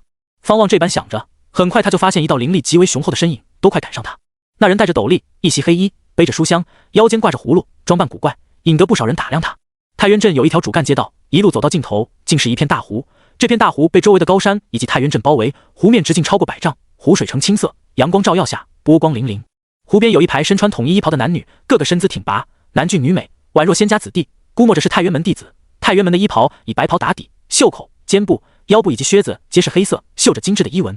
周雪止步，方望等人跟着停在他周围，举目看去，周围的人少说也有500之数，人数还在增长。这让方望心中感慨，待在南丘城里根本不知修仙界的存在，如今远离世俗，竟有这么多人追求仙道。南丘城算得上大齐最富饶的城池之一，过往的武林高手极多，方望结交不少，都未曾听闻过修仙之事，可见仙凡之间的认知障碍有多大。周雪没有吭声，方府其他人则各自窃窃私语。方寒雨四处打量，看似镇定，但方望注意到这小子一直紧紧握着剑鞘，明显很紧张。大概等了半个时辰，湖边聚集的人已经过千，甚至出现让方望完全看不透修为的人。咚！先前的钟声再次响起，令湖边所有人安静下来。方望定睛看去，发现是一名男弟子在敲钟，敲的钟只有巴掌大，通体呈黄铜色，用铁签轻轻一敲，竟有镇山精灵的效果。另一名男弟子上前一步，他看起来30岁出头，气质儒雅。我乃太原门第5脉弟子关凌风，今日主导入门考核，考核分为2关，一为引灵，所有人依次来到我面前，将手放在我手中的灵石上，凡是令灵石发光者，即可立即进入下一关。第2关则就在我身后，越过这片湖，翻过这座山，按照天上白鹤的指引，一路前行，路途坎坷，只要大声喊出放弃2字，自有人救你们。前行的路程越远，成绩越高，记住，莫要偏离白鹤所指的方向，否则死了那就是咎由自取。这名自称关凌风的弟子语气不傲，但话给人一种难言的压迫感。方望抬眼看去，果不其然，前方的山顶上方有一只白鹤盘旋，再往前看去，天边还有其他白鹤，从他这里看去，正好能串联成一条直线。望着眼前的大湖，方府子弟们顿时慌了，除了周雪、方望、方寒雨外，其他人就算习武，也只是3脚猫功夫，如何越过这片湖，又如何越过那座少说150丈高的高山？周雪开口宽慰道：“只有能让那块灵石亮起来，便算是入门。第2关是给那些有修仙基础的人去争。”闻言，众人顿时松了一口气。方寒雨看向方望，问道：“你的御剑术能飞过那座山吗？”方望挑眉笑问道：“怎么，想我带你啊？”闻言，方寒雨翻了翻白眼，没好气道：“怎么可能？我只是问问，我才不需要你带。你也别带其他人，带人御剑飞行，对灵力的消耗肯定大。你要尽可能的为方府争光。”这话也是提醒其他方府子弟。方望摇头失笑，不再多说。与此同时，已经有人走向关凌风，很快就形成一条长龙。周雪带着众人开始排队。过！关凌风的声音从前面响起，紧接着方望就看到一名男子纵身跃起，一把飞剑从腰间的储物袋飞出，迅速变大，落在其脚下，承载他飞向天边。这一幕让不少人哗然，令他们对太原门更加向往。一名叫方墨的方府少年感慨道：“掌握御剑术，岂不是能获得最高成绩？”周雪瞥了他一眼，道：“哪有那么简单？你怎知路途有多长？天上有没有妖物、精怪阻挠？”方墨一听，不由挠头，讪讪一笑。第1关的考核速度很快，平均10系1个人，方望等人排得不算靠后，他们耐心等待。在周雪的安排下，方望排第1个，他则在最后面，方便照顾其他人。这般周到，让方望怀疑他是否真是魔修。魔修能成为仙尊，他不会是吓唬他的吧？方望心中想着，他发现自己越发的看不透周雪。这次适应重生之事后，高深莫测，就像这几日，每到深夜，他都听到周雪离开的脚步声，不知去做什么了。他有想过要不要疯狂讨好周雪，以此获得更多的修仙之法，但很快就被他摒弃。不提周雪是否吃这一套，他也不想那么卑微。况且他不能完全走周雪这条路，周雪都重生了，说明前世失败了，他必须走出一条更强的路。时间在方望的思绪中快速流逝，渐渐的轮到方望进行考核。他先前注意到每个人能让灵石迸发的光芒程度不同，超过半数人无法让灵石亮起来。他已经修炼出灵力，自然不担心，他只是好奇自己能引起的光芒有多大。他怀疑资质越好，引起的光越亮。他走到关凌风面前，右手按住关凌风手中的灵石，一阵清凉钻入他的掌心之中。紧接着他感受到一股吸力在拽他体内的灵力，他没有抵抗，伴随着灵力钻入灵石内，灵石迸发出光芒。过！关凌风开口道，他的神情没有任何变化。方望也略微失望，这样的光芒明明比前面的人更亮，但似乎不代表资质，或许只是与修为有关。他不再多想，朝关凌风抱拳行礼后走向湖边，他纵身一跃，跳至湖内，脚踏湖面踩波而去。这一幕并没有引起太原门弟子们的注意，之前也有人这样做，毕竟不是所有人都会御剑术。关凌风叫来另一名弟子，让其替代自己，然后转身看去，望着方望，身姿如鸿雁掠过湖面，再脚踏山壁，纵步而上，如履平地。方望的表现令方寒雨等人振奋，不管怎样，有方望在，方府就不会丢人。虽然方府在这里没有名头，但他们心里还是一丝骄傲在的。不简单。关凌风望着方望登顶的身影，喃喃自语，眼中满是欣赏之色。这一批弟子了不得，怕是要诞生丹麦大弟子级别的人物，也不知谁能夺得那把上品法器叱咤风云。与此同时，方望站在山顶上，清风吹动他的束身白衣，鬓边的两缕长发跟着向后飘去，露出俊朗的脸。望着前方壮丽的平原，方望被惊艳到，没想到山后是这样的风光，两排高山延绵到天地尽头，而两条山脉之间是一条宽阔的平原，站在这里看去，好似被仙人一剑劈出来的痕迹。方望没有欣赏太久的时间，他纵身跃下，狂风呼啸，一路坠下，快要落地时，他拔出腰间的宝剑，空中扭腰，一剑刺入山壁之中，剑刃划破山壁，碎石乱飞，他的下坠速度大减。不愧是他花重金买的宝剑，就是够硬。距离地面不到5丈远时，他已经快要停下来，他当即抬脚蹬在山壁上，剑刃拔出山壁，身体在空中翻了一个跟头，稳稳落在草地上。他收剑入鞘，朝着天上白鹤指引的方向跑去。虽然大圆满的御剑术可以让他趁着此剑飞行，但消耗极大，毕竟此剑不是法剑，不能引动灵力，只能被灵力包裹驱使，所以他不打算提前使用。他有预感，在这条路的尽头可能有战斗。倘若只是比谁跑得远，那就是单纯的比试灵力，太原门应该不会如此草率。方望在平原上快奔，以灵力施展绝影步，消耗远低于御剑，而他的速度比千里马还快。乍一看，他的脚尖几乎没有碰地，人过草鞋飞。没过多久，方望瞧见了两道身影，他们在前方靠近左侧的山壁前战斗，两人的身法极为敏捷，一人手持弯刀劈出疾雷，一人手握折扇挥出火风，让方圆10丈内的草地燃烧起来。方望只是匆匆一瞥，没有停留。果然，这么长的路用来考核，本意绝对没有表面那么简单。一道破空声从方望头顶掠过，他抬眼看去，发现是一名头戴斗笠、面带白纱的黄衣女子，背着3把剑鞘，一副江湖侠客的打扮。最关键的是，此女竟然不是御剑飞行，而是乘着一个赤红葫芦。这也太……方望羡慕了，那绝对是法器。而且此女的修为定然不低，估摸着是氧气境8、9层的境界。他只是瞧了几眼，便保持速度赶路，也不急着追上去。天空中，顾里站在自己的宝贝葫芦上，眺望远方，他的眼神飘忽，明显在出神，即便是戴着面纱，眉眼也令人浮想联翩。忽然，他似乎感受到什么，扭头看去，只见一名同样戴着斗笠的黑衣男子御剑而来，速度极快，很快就从他身旁掠过。氧气境9层，看来父亲说的没错，太原门有崛起之势。不过我可不想输给同辈。顾里冷哼一声，开始加速。平原上，方望保持着自己的节奏前行，他已经被7人超过，但他不急，甚至还想看看周雪能否追上来。方府剩下8人之中，估计只有周雪能赶上来。方寒雨虽练出灵力，可毕竟只是武者，光是翻过那座高山就足以难倒他，如何能追到这里来？如同周雪所说的那般，这里的考核是针对有一定修仙基础的人，绝非凡人能参合。时间继续推移，小半个时辰后，方望瞧见天边出现磅礴大雾，隐约可见一座座山峦的轮廓，伟岸而神秘。在这些山峦面前，平原两侧的高山根本算不得什么。第一眼就让方望想到太原门，莫非前方便是太原门的教派之地？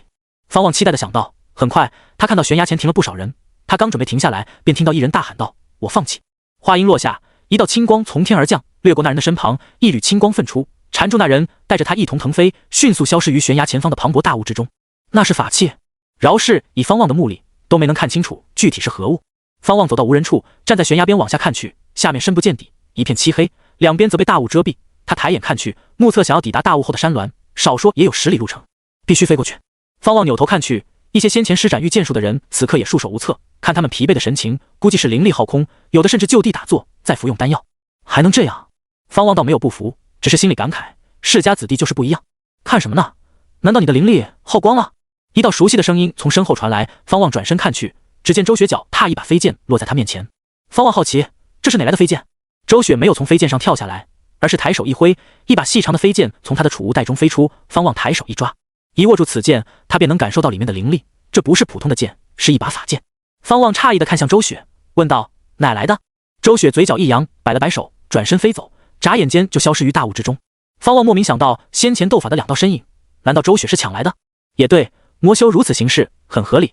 方望不再多想，直接将灵力与此剑联系在一起，然后纵身跃起，飞剑落在他脚下，载着他飞向大雾。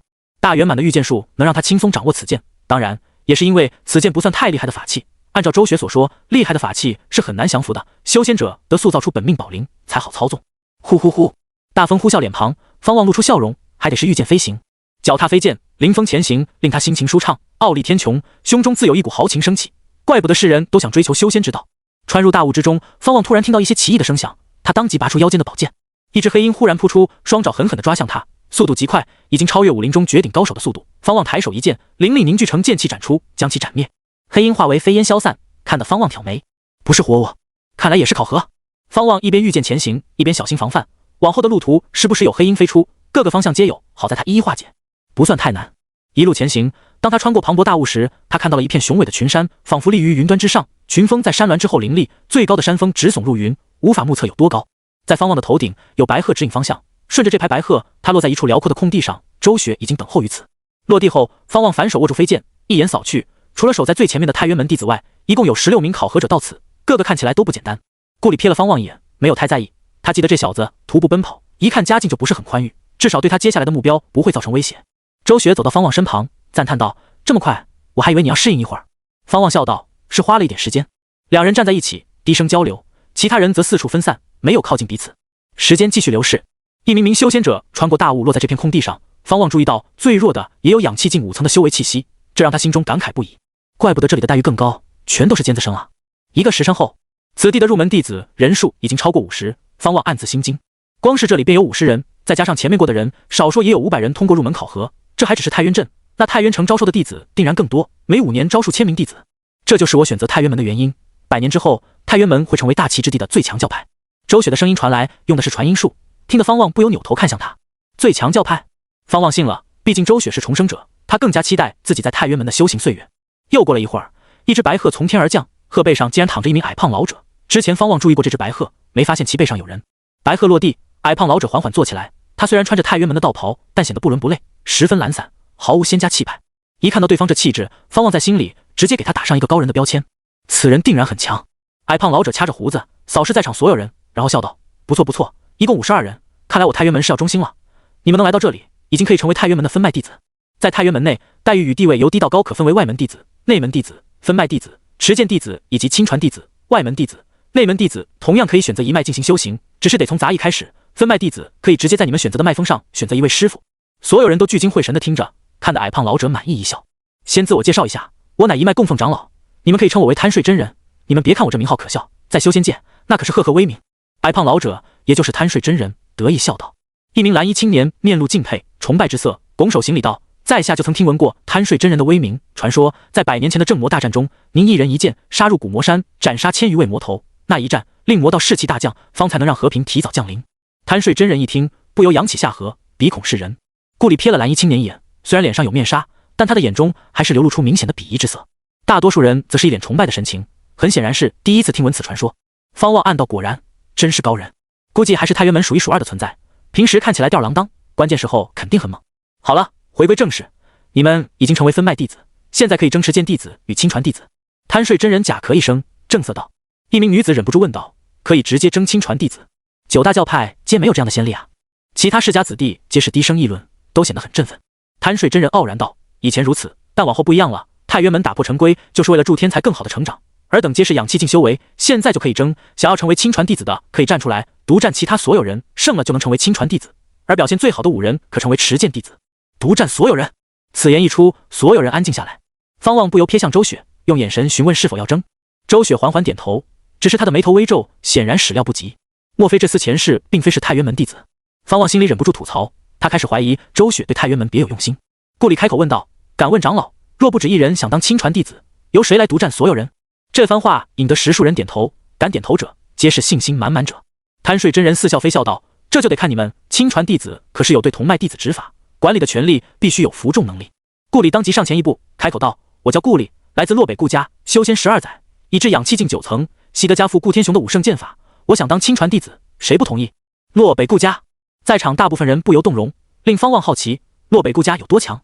那位戴着斗笠的黑衣男子双手环抱于胸前，哼道：“洛北顾家确实有资格，那就让你，我倒要瞧瞧5圣剑法能否力压同境界重敌。”他这样一说，更没有人敢站出来。方望心中感叹，不知南秋方家何时能有这等威风。快上，亲传弟子有你无法想象的好处，我这肉身的资质不如你，我有诸多机缘可以争，但你不一样，你的修仙之路总不能一直依仗我吧？除非你也想成魔，至于洛北顾家，最多20年就要被灭，威胁不了你。周雪的传音到来，方望早就做好准备，无需周雪催促，他也会站出来，只是周雪的话让他更加没有负担。想罢，方望站出来，开口道：“我不同意。”顿时，所有目光都落在他身上，让他的心一抖，但他还是故作镇定，平静地盯着顾里。“你是何人？”顾里盯着方望，秀眉紧蹙，仔细打量对方，此刻敢站出来，定然不简单。莫非他看走眼了，此子有大来历？所有人都在审视方望，包括贪睡真人在内。方望平静道：“我叫方望，不如你我先切磋一番，隐者担任独占所有人的资格，如何？此言一出，当即就有人起哄。在场之人都有修仙世家的背景，虽然不敢贸然出头，但看到有人薄了顾里的面子，他们还是很兴奋的。大部分人忌惮着洛北顾家的名头，但剩下一部分人只是谨慎罢了，觉得贸然争亲传弟子，恐怕连持剑弟子的资格都争不到，被51人围攻，很可能来不及展现自己的强大就被击溃。贪睡真人站在一旁，捏着胡子，一脸看热闹的神色，他没有阻止的意思。顾里上前2步，抬手从背后拔出一把细剑，2指宽，却有4尺长，剑刃闪烁着寒光。那就试试吧。顾里语气强硬，他抬剑指向方望。方望抬起右臂，举起手中的飞剑，但他很快就松手了，只见飞剑悬浮在空中。顾里眯眼，当即挥剑，一剑斩出，剑气纵横，势不可挡地杀向方望，沿途卷起滚滚尘沙。方望的右手猛地一挥，飞剑爆发出极其可怕的速度，宛若一道寒芒，撕碎前方的剑气，冲散风浪，几乎是瞬间就停在顾里的额前。剑锋吹飞顾里的斗笠，连同面纱一同被扯开，显露出一张绝美的俏容。此刻这张精致的脸上满是错愕之色。看着悬浮在面前的飞剑，顾里整个人都僵硬起来，双瞳之中倒映着剑尖，犹如星辰闪烁冷芒。他的额头不由溢出冷汗。所有人都被吓到，就连周雪也不由挑眉。果然没有看错他，只是这小子的御剑术。基于那晚方望的表现，周雪觉得方望的真实实力绝不只是修为能表现的，所以他才将方望推出来。方望将御剑术练到如此程度，倒是让他惊喜。刚才那速度，即便是一些速灵境修士也未必能达到。也是，那时的方望用的是一把凡夫的剑，而现在手里的是一把法剑。不过此法剑算是最普通的那种，竟让他施展出这般威能，这小子的上限在哪儿？贪睡真人也被惊到，他紧紧盯着方望，眼睛都在冒光。好霸道的掌控力，如此凌厉的速度，能瞬间停下来，刚才连我都差点没有反应过来。贪睡真人暗自后怕，倘若顾里死在这里，那可就麻烦了。洛北顾家可不是好惹的，他不得不打起精神，盯着方望，生怕这小子下手太狠。他身后的太原门弟子们全都露出见鬼的神情，这小子真的是养气精吗？方望没有看向顾里，而是扫视其他人，问道：我来当亲传弟子候选者，有谁不同意？无人敢应，全都如临大敌地望着他，甚至开始默默拿出各自的法器。周雪嘴角微翘，暗道：这小子锐气可真足，平时看起来内敛，该争的时候竟有如此气势。倘若前世他没有死在灭门之夜，他会达到怎样的高度？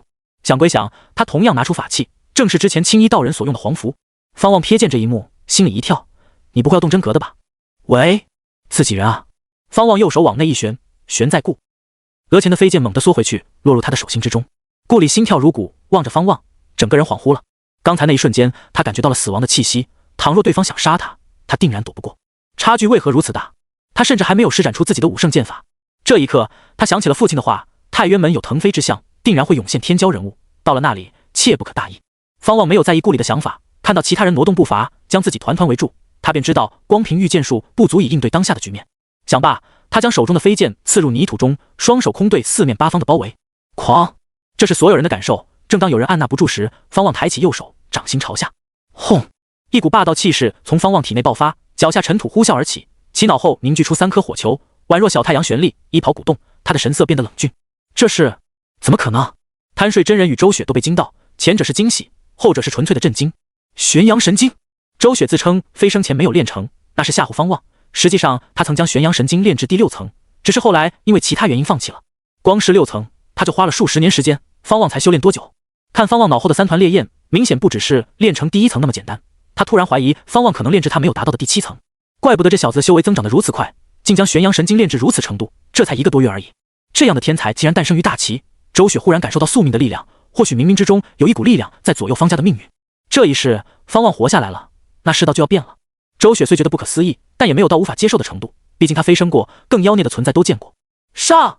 戴着斗笠的黑衣男子率先开口道，说话间，他猛地拍地，背后的书箱打开，一道道黑色利剑射向方望。其他人立即施展各自的法术，全都选择远距离进攻，就连周雪也出手了。黄符迸发出数十道金色光线，刹那间五颜六色的光芒笼罩方望。方望眼神一凝，右手猛地握拳，脑后的3个火球陡然炸开，化为滔滔火海席卷而去，冲散四面八方的法术与法器，火浪升腾，极为壮观。下一秒，方望踏着绝影步杀出，玄阳神经9层大圆满的他已经无惧任何火焰，只用了3步，他便来到一名修士面前，一掌打出，快若疾风，势如雷霆。砰！这名修士直接被击飞，在空中吐血。方望转身，一腿横扫而去，踢向旁边的那名女修士。她可不只是修仙者，也是一名习武之人。她的肉身反应速度极快，灵力凝聚在右腿上，直接踢到对方的脸上，让对方当场昏厥。他继续朝着下一人进攻，他要在最短的时间击溃所有对手，因为他的灵力有限，不可能长时间保持这样的战斗强度。玄阳神经的灵力极其霸道，方望以玄阳灵力施展武学真龙掌，施展出来的不是龙形真气，而是一条壮观的火龙，一路肆虐而起，击溃数位修士。戴着斗笠的黑衣男人杀至方望身后，想趁其不被偷袭，结果方望以绝影步闪避，让他手中的长杖打了个空。方望转身就是一记真龙掌，结果被他躲开，但他身后的那些修士可躲不开，又是几人被击飞，浑身燃火。观战的太原门弟子们纷纷出手解救这些被火烧的新弟子，然而他们惊恐地发现这火还不好灭，他们不得不用法术。好在这些火焰突然消失，让他们松了一口气。这是方望所为，玄阳神经9层大圆满能让他对玄阳真火的掌控力达到极限，他也怕烧死这些人。不到10息时间，已经有半数人失去战斗力，剩下的修士纷纷跳开，不敢被他贴近。方望快如利剑，不断找寻目标，他的真龙掌太过霸道，无人能挡其锋芒。当周雪出现在眼前时，方望并没有放水，两人仿佛不相识一般。周雪竟然与他对掌！轰！双掌相击，狂风骤起，方望皱眉，他感受到了一股阴毒的灵力，如同毒蛇般欲要侵蚀自己的玄阳灵力。好在他的玄阳灵力足够强大。贪睡真人不由看向周雪，眼睛一亮，暗道又是一名天才。他直接将周雪划入持剑弟子之中。这个念头刚出，周雪吐血倒飞，跌落在数丈之外，想要爬起来，几次都没有成功。方望真的佩服他，演技浑然天成。刚才那一对掌，他几乎可以确定周雪不弱于他。仔细想想也是，周雪不可能将自己最强的功法传给他，倘若他重生，也不可能培养出一位比自己还强的人。可以照顾族人，但只是让他们更好，不可能倾尽全力让其成长到失去掌控的地步。周雪一败，剩下的人更不是他的对手，绝大多数人都是氧气境5层到8层的境界，达到氧气境9层的只有3人，其中便有顾里、黑衣男子。很快，只剩下黑衣男子与方望战斗，这次的身法极为出众，导致方望短时间内无法击中他。黑衣男子同样有如此感受，甚至更郁闷，他的法术一靠近方望，就被方望脑后的火球击散，毫无作用。两人交战10数个回合后，方望的真龙掌以一个刁钻的角度打来，猝不及防下，黑衣男子下意识对掌，这一对就是败北。跌落在地上，黑衣人捂着胸膛，吐了一口血，失去战斗能力。方望转身看向一直没有出手的顾里，顾里在远处观战，感受到他的目光，他微微摇头，表示放弃。好，很好。贪睡真人大笑道，他高声喊道：方望晋升亲传弟子，是太原门自创教以来第一位入门及亲传弟子的新弟子。他的声音回荡在天穹之下，那些观战的太原门弟子都以复杂的目光看向方望。太原门看重的不只是修行天赋，还有战斗天赋，这两者往往不可分离。贪睡真人已经开始期待方望速灵后的宝灵是怎样的品鉴，能否赶上那小子。亲传弟子。听到贪睡真人的话，方望暗自松了一口气。他看似强势结束战斗，可经过这一场混战，体内灵力已经消耗80%，他只是故作云淡风轻罢了。那些还未昏迷的修士的看着方望，神色不一，皆是心里五味杂陈。他们不敢相信真有人能独占51人，要知道他们的境界差距可不大，而且都是来自修仙世家。方望以前怎么没有听说过啊？方家了不得呀，就是不知是何地的方家啊，太强了，入门级亲传弟子，我反正服气，我连他一招都挡不下来。他的火焰足以烧死我们，他故意留手了。几乎所有人都输得心服口服，只有跟方望战斗后，方才知晓玄阳灵力的可怕。他们甚至感觉自己打的不是氧气境修士，而是速灵境高手。顾里望着身姿挺拔的方望，头一次觉得自己很平庸，怪不得父亲要让他来太原门，若是不来，一直待在家族里，他还真以为自己是举世无双的天才。就在这时，一道身影从天而降，宛若天上仙人下凡。他身穿太原门的道袍，风度翩翩，两鬓虽白，却更显出尘气质，其面容看起来也才30岁出头。贪睡真人扭头看去，笑道：师弟，就是他，带他上去吧。他跟着看向方望，介绍道：这位是传承长老赵传前，跟着他去领取亲传弟子的奖励吧。方望连忙向赵传前行礼，赵传前脸色淡漠，只是微微点头。他忽然挥袖，一阵清风扑面而来，直接将方望卷走，两人化为一道红光，消失于群山间。这一幕令入门修士们全都流露出艳艳之色，周雪看得嘴角上扬，心情也极好。以后啊，他必定成为太原门乃至大齐修仙界的风云人物，100年之后，不，最多50年，你们就会以与他同期为荣。贪睡真人捏着胡子笑道，大有感慨春秋的语气。好了，接下来开始定5位持剑弟子。贪睡真人语锋一转，看向众修士，严肃说道。方望脚踏飞剑，站在赵传前身后，脚下的飞剑足有3丈长，剑刃流动着一缕缕银光，极为绚丽。从高处俯瞰太原门，他看到群峰间有一座偌大的城池，一名名太原门弟子进进出出，各种飞行法器，坐骑看得他目不暇接。赵传前沉默寡言，导致方望也不好直接搭话，只能观看沿途的风景。太原门很大，大到绝非南丘城能比。赵传前所前往的方向是最高的山峰，临近后才能真正感受到此雄峰的伟岸。很快，两人纵剑上山，落在一座宫殿前。方望抬眼看去，这座大气磅礴的宫殿名为始渊殿，门前立着2座身姿狰狞的异兽石像，而在他身后是一条数百阶的白玉长梯，末端是一处方圆2-3里的辽阔平台，正有3名弟子在打扫。跟我来。赵传前开口道，然后踏步走入始渊殿内，方望紧随其后。走入始渊殿后，方望打量着殿内的环境，宽敞明亮，这是他的第一印象。这里没有摆放兵器，也没有花里胡哨的摆饰。方望的目光被正前方的一道背影吸引，那是一名身穿白袍的老者，头发苍白，盘在玉冠之下，身姿不算高大，但背影透着令人心安的沉稳气质，双手负于腰后的他，仿佛能面对世间一切劫难。掌门师兄，他来了。赵传前停下脚步开口道，一听掌门二字，方望不由紧张起来。掌门转身顺势挽袖，他的面容没有他的背影看起来那般苍老，虽然也不算年轻，但符合鹤发童颜之相。方望看到对方的目光，连忙弯腰抱拳行礼。周雪之前说过，太渊门掌门广求仙修为高深，放眼9大教派之中，论个人实力可排前5，而且前5之中谁更强，很难有定数。你的表现我都看在眼里，不错，我看好你，成为亲传弟子可直接获得1件上品法器。不过在此之前，你得选择加入哪一脉。广求仙看着方望笑道，他的笑容显得和蔼，毫无压迫感。方望回答道，我想加入第3脉，这是周雪在来的路上提前分好的，每一位方府子弟都得加入不同的脉系。闻言，赵传前不由瞥了方望一眼，眼神古怪。广求仙不由抚须大笑，他温声笑道，方望，看来你对太渊门有所了解，不过我还是得跟你讲清楚，第3脉的传承确实是9脉之中最高深的，但第3脉如今情况特殊，论综合实力排在第8位，脉系的排名会影响一脉的资源，你可以慎重考虑一下。方望一听传承是最高深的，当即点头道，我就选第3脉。赵传前微微摇头，却也没有开口。广求仙点头同意，然后抬起右手，袖中飞出3道亮光，悬浮在殿上，分别是一把青色长剑、一根玉笛以及一把折扇。这3件皆是上品法器，相差不多，你且看眼缘选择吧。广求仙简单介绍了一句，然后便等着方望选择。方望没有犹豫，直接选择了那把剑，毕竟他最擅长的就是剑法，等以后学了其他绝学，再发展其他法器。修仙者想要立足，可不能只靠1件法器。广求仙抬手一指，那把青色长剑便落入方望手里。此剑通体呈青色，宛若青玉锻造而成，剑刃并不锋利，双手捧着剑刃，他感觉到清凉，心都镇定下来。他注意到剑柄上刻着2个字：清君。宿灵之前不要轻易使用此法器，容易遭受反噬。广求仙提醒了一句。赵传前转身道，走吧，带你去领亲传弟子的奖励。方望连忙收剑，先朝广求仙行礼，再跟上赵传前的步伐。望着方望的背影，广求仙的笑容都没有消失过。待2人离开石渊殿，他喃喃自语，又出一位天才，看来太渊门是要崛起了，可惜他入门晚了，赶不上接下来的福源。离开石渊殿后，在赵传前的带领下，方望去了主峰的事务堂，领取了亲传弟子的玉佩，又去了法器堂，领取了储物袋、飞剑、100张符纸以及10块灵石。这还没完，他们又去了丹药堂，领取了10瓶灵气丹。赵传前还介绍了第3脉的情况，第3脉的弟子总数超过2000，这是包括外门弟子在内。目前第3脉有4位亲传弟子，加上方望便是5位。亲传弟子之上乃是丹脉大弟子，再往上则是太渊门大弟子。丹脉大弟子有资格继承一脉封主之位，而太渊门大弟子那就是下一位掌门。方望对于身份地位的提升倒是不感兴趣，他询问第3脉最高深的传承是什么。赵传前深深地看了他一眼，回答道：9天苍雷剑阵，此剑阵算得上太渊门最强的阵法，可单人施展，也是最强的法术，具有平定天下的盖世威能，但如今无人能练成9天苍雷剑阵。方望默默记下。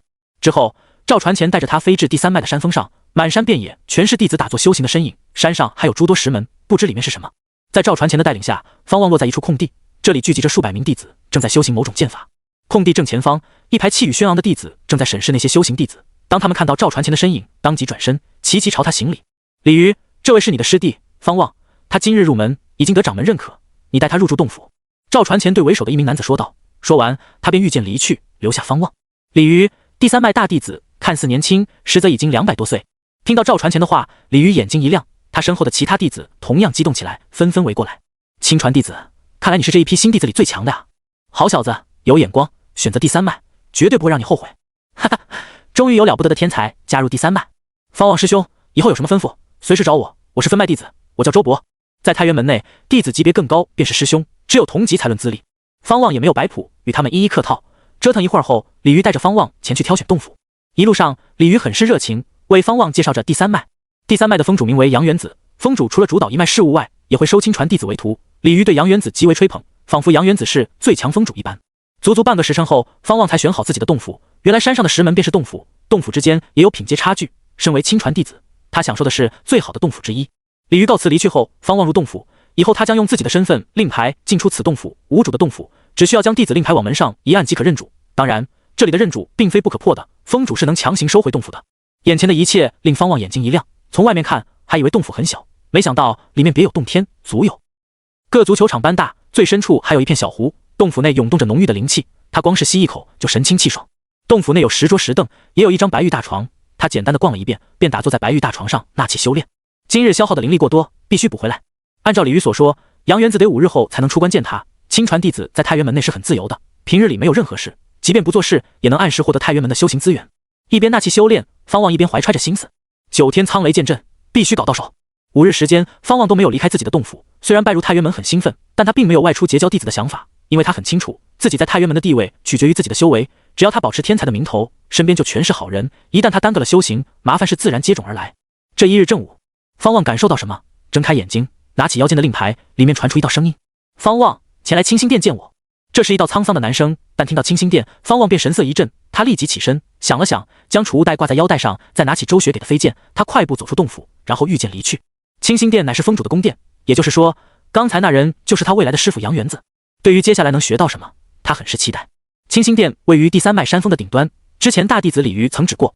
一路上升，方望很快就来到清心殿前，这里没有弟子把守，宫殿周围全是高大的树木，宛若竖立的一把把巨剑。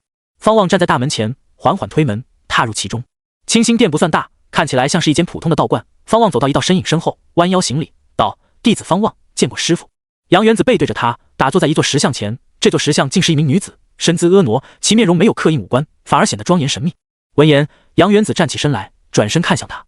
方望这才看清杨元子的真容，头发黑白相间，肆意披散，一袭黑色道袍，他的眼神麻木，如同枯井一般，嘴边的胡渣显得邋遢，这与方望预想中的杨元子截然不同。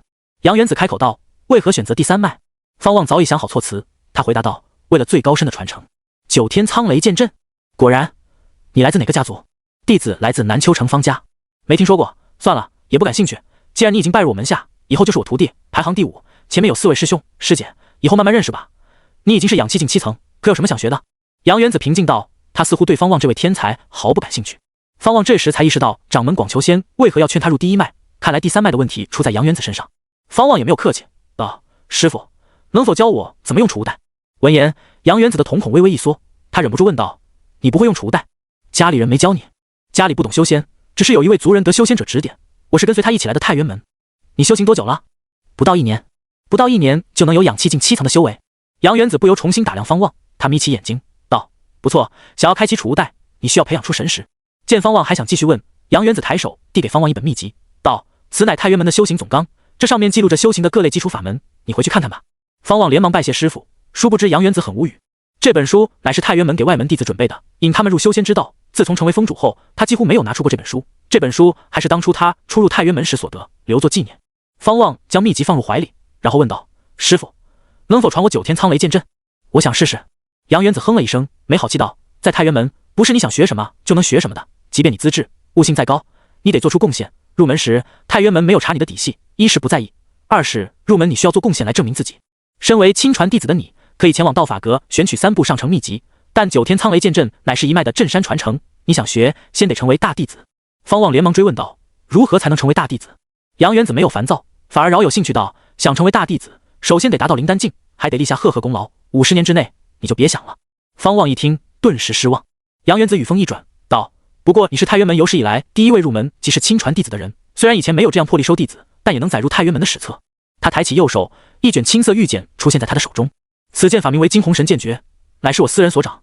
9天苍雷剑阵是太渊门的传承，我无法擅自给你，但惊鸿神剑诀不同，是我闯荡修仙界所得，回去练出神识后，便可用神识读取玉简内的内容。杨元子脸上露出笑容，只是他笑得比哭还难看，颇为吓人。方望接过玉简，他强忍着兴奋问道：师傅，此剑诀强吗？杨元子扬起下颌，傲然道：为师凭借此剑诀夺得第三脉封主之位，你说强不强？此剑诀为师只是练到27剑，便能横扫同境界，若是10年内你能修得小成，那就算是悟性极佳。多谢师傅，徒儿定不会让您失望。先修炼到氧气境9层吧，你是亲传弟子，可以自由修炼，等成就速灵境，再修炼惊鸿神剑诀也不迟。好。杨元子随后又交代了太渊门的门规，主要是不得同门相残，不得伤害无辜凡夫，不得与魔道勾结等事项。交代完后，杨元子便让方望离去。方望并没有立即前往道法阁挑选功法，他觉得暂时不急，光是惊鸿神剑诀就需要他花时间去修炼，看似只是一瞬间就度过，但对于他而言是真的多活了那么多年。将一个人关在一间房间里，在只保证吃喝的情况下，不提供任何娱乐方式，待1个月就能让人发疯。即便方望是为了变强，在天宫待个100-200年也是很痛苦的。一旦进入天宫，修炼不到大圆满之境是无法离开的。但他隐隐发现天宫的另一个优点，那就是任何功法绝学一定能修炼到大圆满，这就很霸道。另外，自从开启天宫后，方望就有了过目不忘的能力。一路回到洞府内，方望先是拿出修行总纲，按照上面的记载修炼出神识。对于氧气境7层的他而言，这算不了什么，他只用了1个时辰便做到。修行总纲还记录了修行境界，由低到高为氧气、速灵、灵丹、玄心、凝神，凝神之上还有境界。书中提到望弟子有朝一日能触及更高的境界。速灵境是决定修行者命运的一层境界，塑造的本命宝灵品阶直接决定了修行者的资质与悟性，当然也并非绝对，修行之路上总有逆天之人震古烁今。方望放下修行总纲，开始修炼。他准备先将修为堆积到氧气境9层再说。如今的他已经辟谷，无需进食，可以安心的修炼。这一闭眼，他仿佛进入天宫修行的状态。1个半月后，方望达到氧气境8层，7层与8层的差距果然如周雪所说的那般大。他之前能赢，只是玄阳神经比那些修士的功法更强罢了。他继续修炼，近4个月时间过去，方望终于一口气达到氧气境9层。他睁开眼睛，眼中闪过一丝金光，他再次凝聚出玄阳真火，9颗小太阳悬浮在脑后，照亮洞府，感受着体内澎湃的灵力。他突然有了当初达到武灵神话境界时的感觉，感觉无敌了。当然，这种感觉只是一瞬间，他知道自己在修仙界还是底层，仍需努力。方望拿起杨元子所给的玉简，用神识探入其中，大量文字涌入他的脑海里。待他梳理完之后，意识恍惚，再次睁眼，已然来到天宫内。他站在天宫大殿内，开始修行惊鸿神剑诀。惊鸿神剑诀一共36剑，手中无需有剑，此剑诀凝聚出剑形，就如同一剑法器，随心所动。杨元子自称就练到27剑，这让方望对36剑产生极大的期待。然而，光是第1剑，他就练了5年。惊鸿神剑诀很难修炼，不只是将灵力凝聚成剑形那么简单，还得注入神识，让剑形成为自身的视野，这也考验神识。再难练，只要进入天宫，就一定能练成，大不了多人忍世剑。方望继续修炼第2剑，第2剑同样花了5年，一直到第6剑时，修行时长缩短至2年。方望原以为自己要成了，然而一直修炼到第18剑时，每一剑竟然需要10年以上的时长，差点令他崩溃。谁能日复一日锻炼学习上百年，中途没有任何修仙方式？方望曾试着在天宫内创造出前世的电脑，但只是一个壳子，至于创造一个人，那更是不可能的事情。就这样，待方望终于练成36剑时，只见他周身悬浮着36道剑形，全都是清军剑的模样，十分华丽，只是他的脸上满是麻木之色。终于结束了。伴随着这句话落下，方望的意识回到现实，修炼惊鸿神剑诀竟然也花了200年光景。妈了！方望立即起身走出洞府，他必须去看看外面的风景，不然人要疯了。轰！洞府大门打开，阳光洒在方望身上，这一刻让他方才有种活着的感觉。他走到悬崖边，欣赏太渊门群峰的壮丽风景，就站在这里看半个时辰，再回去继续修炼。看着那些弟子来来往往的身影，方望方才有种真实感。方望，好久不见，你宿灵了吗？一道女声传来，方望扭头看去，正是那位来自洛北顾家的顾里。顾里的洞府竟然就在他旁边，这让他暗自奇怪，这里可是亲传弟子的洞府。还没有，没想到顾姑娘的洞府就在我洞府的旁边。方望看着站在洞府门口的顾里，笑着回答。阳光之下，换上太渊门道袍的顾里没有戴面纱，显得格外动人，宛若人间仙子。方望的洞府里有一套亲传弟子的道袍，看起来与顾里身上的道袍差不多，莫非顾里也成为亲传弟子？顾里盯着方望，轻声道：“我是故意选在你旁边，我已经宿灵成功，并成为亲传弟子，以后你就是我师兄。”亲传弟子？这么快？方望心里惊讶，但表面上依旧镇定。看到他无动于衷，顾里袖中的素手微微握紧，他努力稳定情绪，告诫自己不要急。师父告诉我，你入门时只有氧气境7层的修为，如今才过去数月，你便已经达到氧气境9层，看来你很快就要宿灵了。在宿灵之前，你我能否再切磋一番？顾里说到最后，俏脸微红。方望狐疑地看向他，宿灵境打氧气境，好家伙，这么不要脸！方望正要拒绝，就听顾里继续说道：“我不会动用我的本命宝灵，只是刚好我的武圣剑法有所突破，想与你切磋。放心，我们找无人之处切磋，不会传扬出去的。”方望本来嫌麻烦，但现在突然想见识一下宿灵境的强大，在太原门内不至于出现杀机。去哪儿？方望问道。顾里喜上眉头：“就去山下的树林里吧，切磋斗法是常有的事，只要不打出仇恨，太原门也不会禁止。你我不动用法器，用木剑切磋。”方望很想说木剑与法剑都是能杀人的，但他也不想废话，正好可以试试惊鸿神剑诀。走吧，去树林。好。两人立即向山下走去，由顾里带路。他们没有御剑飞行，从高空看去，两人并肩走在山路上，好似神仙眷侣。路上，顾里跟方望闲聊，听闻方望入门后一直在修炼，他便说起太原门内最近发生的趣事。方望刚经历了黑暗200年，对于这些趣事也很感兴趣，所以就听着他说下去，时不时还插嘴询问。对了，周雪是你的族人吗？顾里忽然问道。方望点头道：“没错，他怎么了？他可不担心周雪会遇到麻烦，这位可是重生者，不找别人麻烦就不错了。他通过了宗门的幻境考核，得到了上一任掌门的传承，名声大噪。等他宿灵后，即便宝灵资质一般，也能成为亲传弟子。”顾里感慨道。幻境考核，方望没听周雪提过，不过周雪能获得这样的机缘，也在情理之中，重生便是最大的依仗。周雪脑海里记载着太多的机缘，她定然能选择出一条比前世更强的路。自从进了太原门，两人的联系都断了，不过方望记得他给他自己选的脉系第一脉。就这样，方望与顾里一边闲聊，一边走向那片树林。一炷香时间后，两人进入树林，内部树木稀疏，方便交手，而上方的树叶密集，遮蔽天穹，可以瞒过路过弟子的窥视。方望与顾里相距3丈远，他抬起右手道：“来吧，这一次我不用御剑术。”御剑术！听到这3个字，顾里的面部就变得不自然，原来当初击败他的招式真是御剑术，被高深的剑法击败，他能接受被御剑术击败，而且对方那时候只有氧气境7层。顾里深吸一口气，立即拿出2把木剑，一把丢给方望，一把反握在右手中。方望接过木剑，打量了一番，本想拒绝用剑，但又怕侮辱到对方，心想算了，还是装一下吧。这倒是不错的思路，他一直装剑客，实际上他不需要剑就能施展惊鸿神剑诀，以后说不定能在关键时候救命。方望正握木剑，抬剑指向顾里，他左手双指探出，往木剑剑刃上一划，3道剑气顺着剑气一出，迅速凝聚出3道剑形，悬浮在身前。这一幕看得顾里蹙眉，暗自心惊，这是何剑法？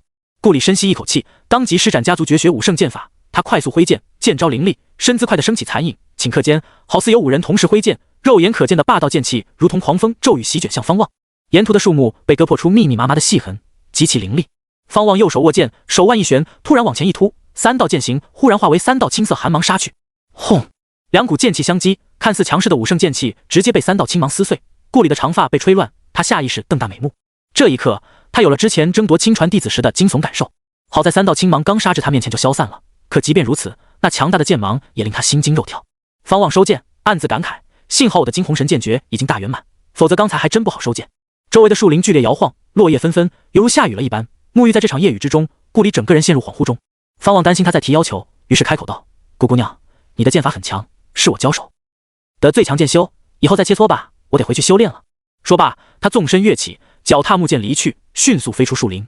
与此同时，一名男弟子飞来，他注意到下方树林的异动，正想去看看，结果瞧见方望御剑飞出，他顿时惊喜，连忙凑上去：“方师兄，难得一见啊！”男弟子拦住方望，热情地说道。方望觉得他有些眼熟，客套道：“之前在闭关修炼，今日出来转转。方师兄，还记得我吗？我是周伯啊。”“记得记得。”树林里，顾里深吸一口气，已经不是第一次溃败，他受到的打击并没有之前那么多，更何况他还得到了方望的认可。等等，那小子修行不到1年，能遇到几位剑修？顾里想起师傅杨元子的感慨，他的脸色瞬间难看，心里没有愤懑，只有无尽的迷茫。他深吸一口气，然后御剑飞行离开。方望匆匆应付完周伯就离去。正当周伯心里感慨方师兄真乃苦修士时，他跟着瞧见顾里从树林里飞出，遭遇惊鸿神剑诀的冲击，顾里的头发略显凌乱，看得周伯错愕不已。顾里直接没有搭理他，迅速往山上飞去。周伯收回目光，站在飞剑上，低声感慨道：“方师兄真是好兴致啊！”落地后，方望将木剑靠在顾里的洞府山门前，然后快速回自己的洞府。接连打击到天之娇女，他害怕麻烦不断，但也没办法，是顾里找上门来的。打坐在白玉大床上，方望回顾先前的战斗，觉得素灵境没什么了不起的，至少跟他的差距不大。可能本命宝灵对于素灵境而言有很大的战力加成。方望不再多想，继续纳气修炼，达到氧气境9层，并非就能直接冲击素灵境。氧气境9层与素灵境隔着一层没有名字的境界，在武道之中也有，有人称其为契机，有人称其为圆满。总之，他现在只想快点达到素灵境。洞府外，顾里望着靠在山门的木剑，轻咬嘴唇，将木剑拿起，然后走回自己的洞府。一晃眼，又是1个月时间过去，方望的灵力已经翻倍，冥冥之中，他隐约感觉到了突破的征兆，但他发现自己的修为还能增长，于是便继续练下去。他想等自己修为无法增长时再去突破。这一日，洞府外传来一道声音：“方望，在吗？”方望一听，当即起身前去。他来到山门前，将其打开，伴随着阳光照进来，他瞧见了一张久违的脸。周雪。数月不见，身穿太渊门弟子袍的周雪更加漂亮。她眉宇间的义气是顾里没有的，她是意气风发，锋芒毕露，而顾里只是面相清冷罢了。周雪直接踏步入洞府，从方望面前走过，同时摆手道：“关门。”方望立即关上洞府山门，然后跟上周雪的脚步。“你怎么来了？”方望诧异问道。周雪哼道：“你小子一直闭关，想斩断跟方家的关系吗？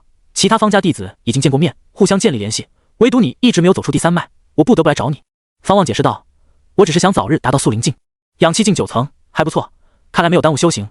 我倒是怕顾家那姑娘纠缠你，你又按捺不住少年躁动的心，沉沦其中。”周雪一边说着，一边来到石桌前坐下。方望无奈道：“怎么可能？我可是方家13公子，那么容易动心的话，府上那些漂亮丫头，城里那些千金小姐，早就被我染指了。”周雪哼道：“但愿如此。今日前来是跟你告别的，我准备离开了，没有3-5年，估计回不来。”“这么久，去做什么？”方望坐下，好奇问道，心里盘算着怎么捞点绝学。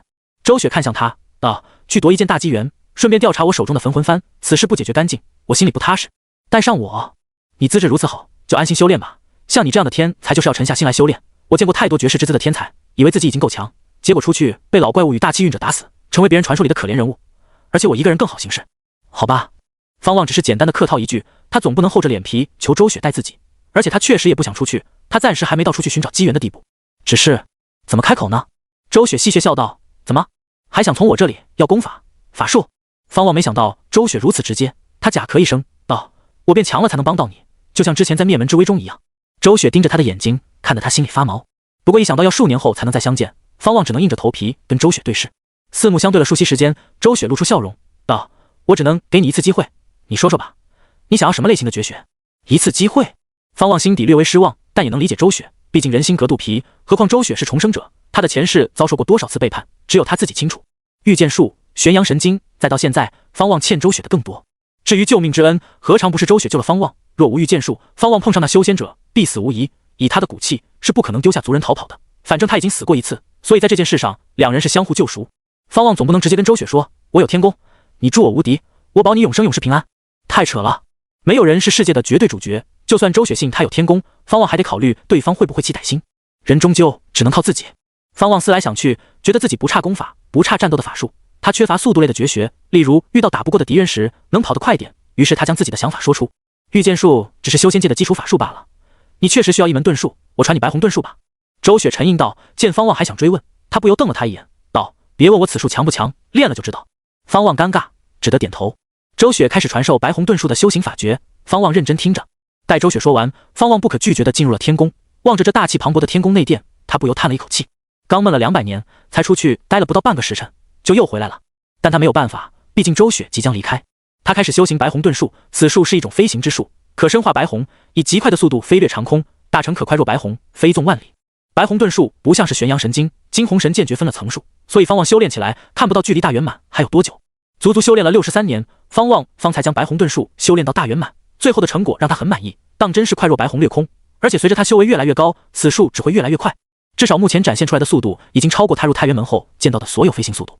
方望的意识回到现实，视野恢复清晰，正好看到周雪盯着自己。周雪调侃问道：“怎么样，小天才，此术难吗？”方望挑眉笑道：“一般般吧，我已经会了。”呵呵，周雪忍不住翻白眼，根本不信，他也没有去逼方望展示，而是起身道：“好了，我也该走了，希望我回来时你已经速灵成功，有空就与其他方家子弟联系联系，我安排你们分散在各脉，是为了布局，即便你是万中无一的天才，也可能遭遇打压，再正派的宗门也存在着斗争，没有一个门派是纯粹看天资的，亲疏关系、利益关系才是一切的根本。”周雪叮嘱道，生怕方望走上跟自己前世一样的路。方望点头，他本就不排斥人际交往，更何况是和自己的族人，他现在只不过是想先变强罢了。随后，方望将周雪送出洞府，周雪直接御剑离去，进化为一道白虹，眨眼间消失于云雾之中。白虹遁术，方望暗自点评，算得上小成吧，不愧是重生者。他突然听到旁边传来动静，他扭头看去，只见顾里从自己的洞府内走出，他看向方望，眼神复杂。方望被他的眼神看得头皮发麻，他露出微笑，朝顾里微微点头。顾里同样以点头回应，然后御剑离去，这让方望松了一口气，他还真怕顾里纠缠他。随后，方望回洞府继续修炼。3个月后，方望的灵力达到充沛状态，他感觉自己已经无法再提升，于是走出洞府，前去拜访师傅杨元子。清心殿内，杨元子古怪地看向方望，道：“确实已经达到该速灵的状态，你从刚开始修炼到现在，满1年了吗？”方望回答道：“快了吧。”杨元子嘴角一抽，叹息道：“你这样的天资就该去第一脉。9天苍雷剑阵虽强大，但太难学了，第一脉的阵脉传承也是很强的。既已入第3脉，徒儿怎会3心2意？师傅，放心吧，我会好好修炼，为第3脉争光。”方望正色道，他是故意表态，为的是早日成为大弟子，然后获得9天苍雷剑阵的传承。退一步讲，成为大弟子也能有更多的修行资源。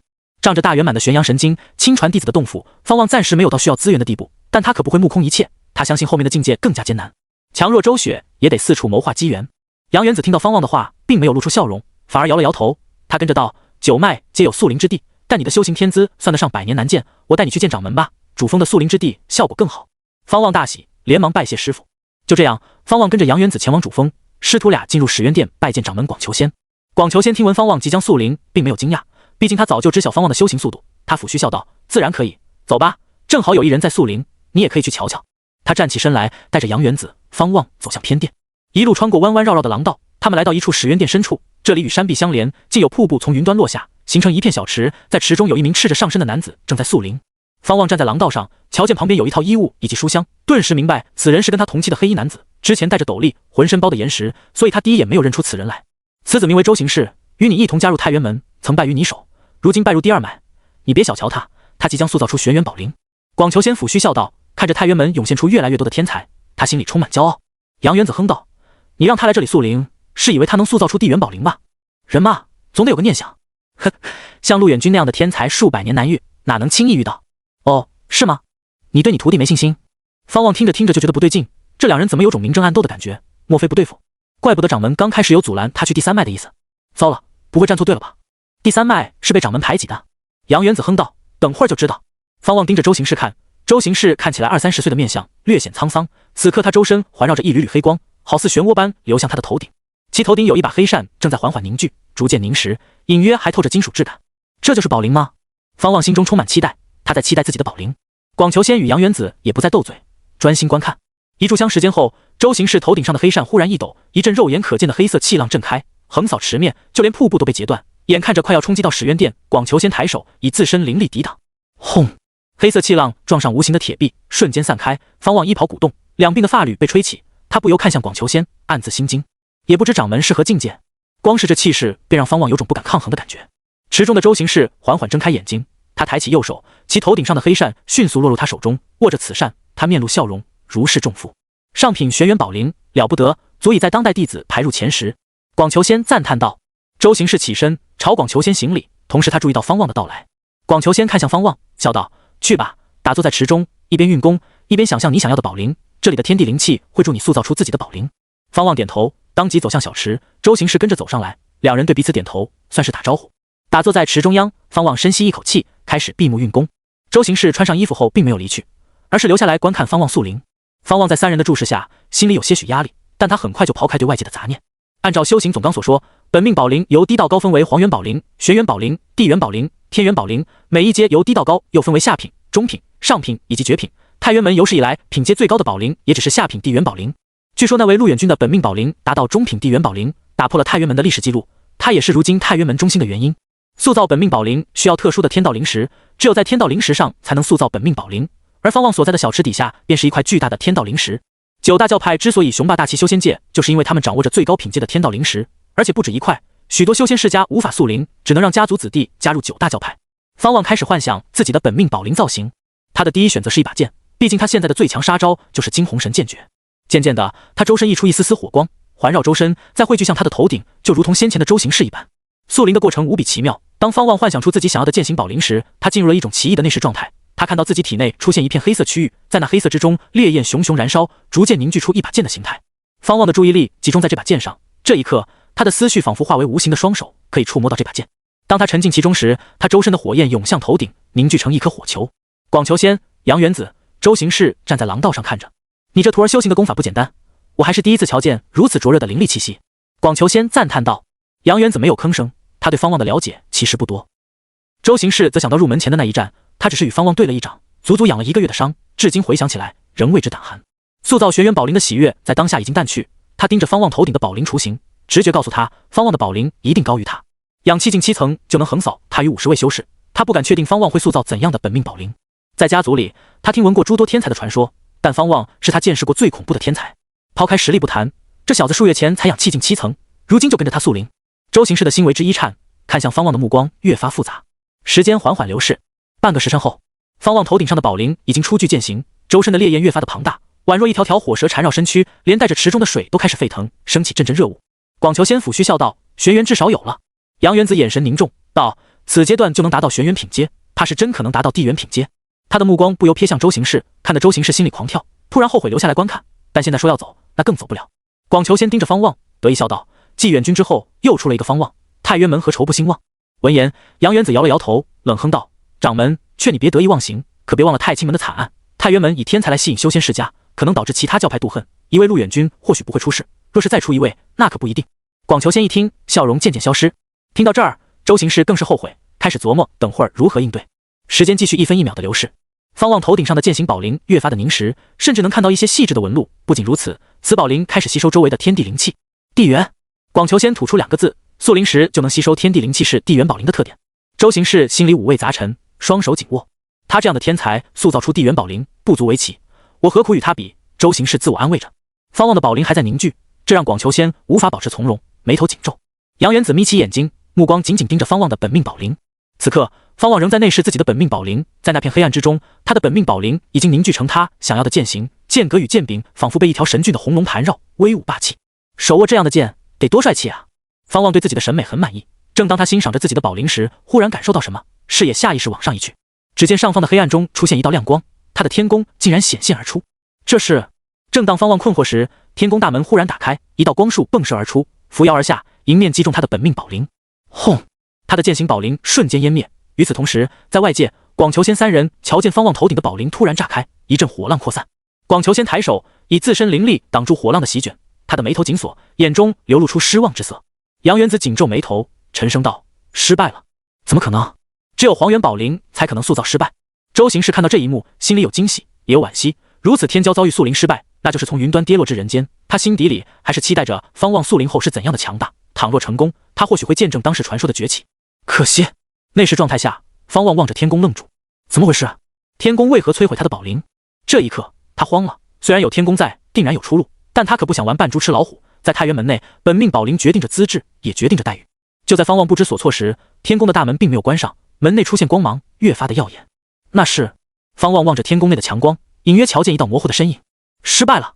广求仙沉声道，脸上满是失望之色。他深深地看了方望一眼，转过身去，准备离去。就在这时，他忽然感受到什么，猛地回头。三人的瞳孔里涌现出火光，只见方望周身的烈焰暴涨，他的衣袍被烧成灰烬，池中的水以极快的速度蒸干，磅礴热气弥漫至始渊殿的廊道中。杨元子动容，周行氏瞪大眼睛。在他们三人的注视下，方望已经变成一尊火人，熊熊燃烧的烈焰涌向他的头顶，凝聚在一起。这是重新凝聚宝灵？怎么可能？杨元子失声道，他再也无法保持平静。广求仙似乎想到什么，瞳孔放大，他深吸一口气，道：“传说凝聚本命宝灵可能出现涅槃重生之异象，这往往出现在绝代天骄身上。能涅槃重生的本命宝灵乃天命。”他刚说完，就将目光看向旁边的周行氏，只见周行氏头顶凝聚出一把黑扇。我的宝灵怎么不受控制？周行氏惊慌失措地问道，目光不由看向广求仙，希望得到掌门的相助。然而广求仙并没有理会他，只是看了他一眼，便将目光看向池中的方望。另一边，在洞府内打坐的顾里忽然睁开眼睛，他抬眼看去，秀眉紧蹙，只见一把银色长剑出现在他头顶，那是他的本命宝灵。怎么回事？顾里喃喃自语，心里莫名的不安，因为他无法收回自己的本命宝灵。自从塑灵后，他还是第一次遇到如此情况。不只是他，那些在太原门群峰间飞行的塑灵境弟子同样遭遇此情况，他们的头顶上凝聚出自己的本命宝灵，一些弟子停下来，或紧张，或惶恐。始渊殿内，火光照耀在广求仙、杨元子、周行氏的脸上，三人都处于震惊之中，无法保持淡定。杨元子咬牙道：“我的本命宝灵也在害怕。”广求仙阴沉着脸，没有吭声，但心里同样极为不平静。他们看到方望头顶上的熊熊烈焰中渐渐凝聚出一尊神兵的形态，不是剑，而是一柄长兵。此刻，方望在内视状态下也瞧见了此长兵。轰！黑暗破碎，他的意识一晃，突然感觉双脚落地。他睁眼看去，愕然发现自己来到天宫内。一柄近1丈长的长戟立于他面前，一条若隐若现的苍龙环绕此戟，戟头两侧相牵着弯刃，足有此戟的1/3长，两刃之间乃是一条龙形戟身，宛若神龙蜷缩龙身，龙口朝天，吐出剑刃，戟尾如短剑，尖锐至极，戟身漆黑，泛着幽光。好霸气的戟！方望下意识抬手握住此戟，刹那间，他体内的玄阳真火涌出，缠绕此戟，其头部的剑刃与双刃燃起烈焰，就连戟尾的尖刃也燃起烈焰，一条条烈焰纹路覆盖在戟杆上，为这杆战戟增添色彩，变得更加神气。握住长戟的那一刻，方望莫名就感应到它，仿佛这是他身体的一部分。有一种强烈的情绪在催促他给此戟取名。他缓缓吐出自己的想法：天宫戟，以天宫为名。刹那间，他的意识回到现实之中，身体本能地站起身来。在广求仙三人的注视下，身缠熊熊烈焰的方望站起身来，右手握住头顶的戟形宝灵。这一刻的他，身姿宛若战神，顶天立地，与先前相比，判若两人。杨元子忍不住扭头看向广求仙，问道：玄元宝灵有玄光，地元宝灵能吞噬天地灵气，那涅槃重生又让其他本命宝灵恐惧的宝灵，又该是怎样的品阶？他心里隐隐有一个猜测，但不敢说出来。广求仙死死盯着方望的身姿，吐出2个字：天元。周行氏已经看傻了，呆立在原地，没有注意到杨元子向他投来充满杀意的目光。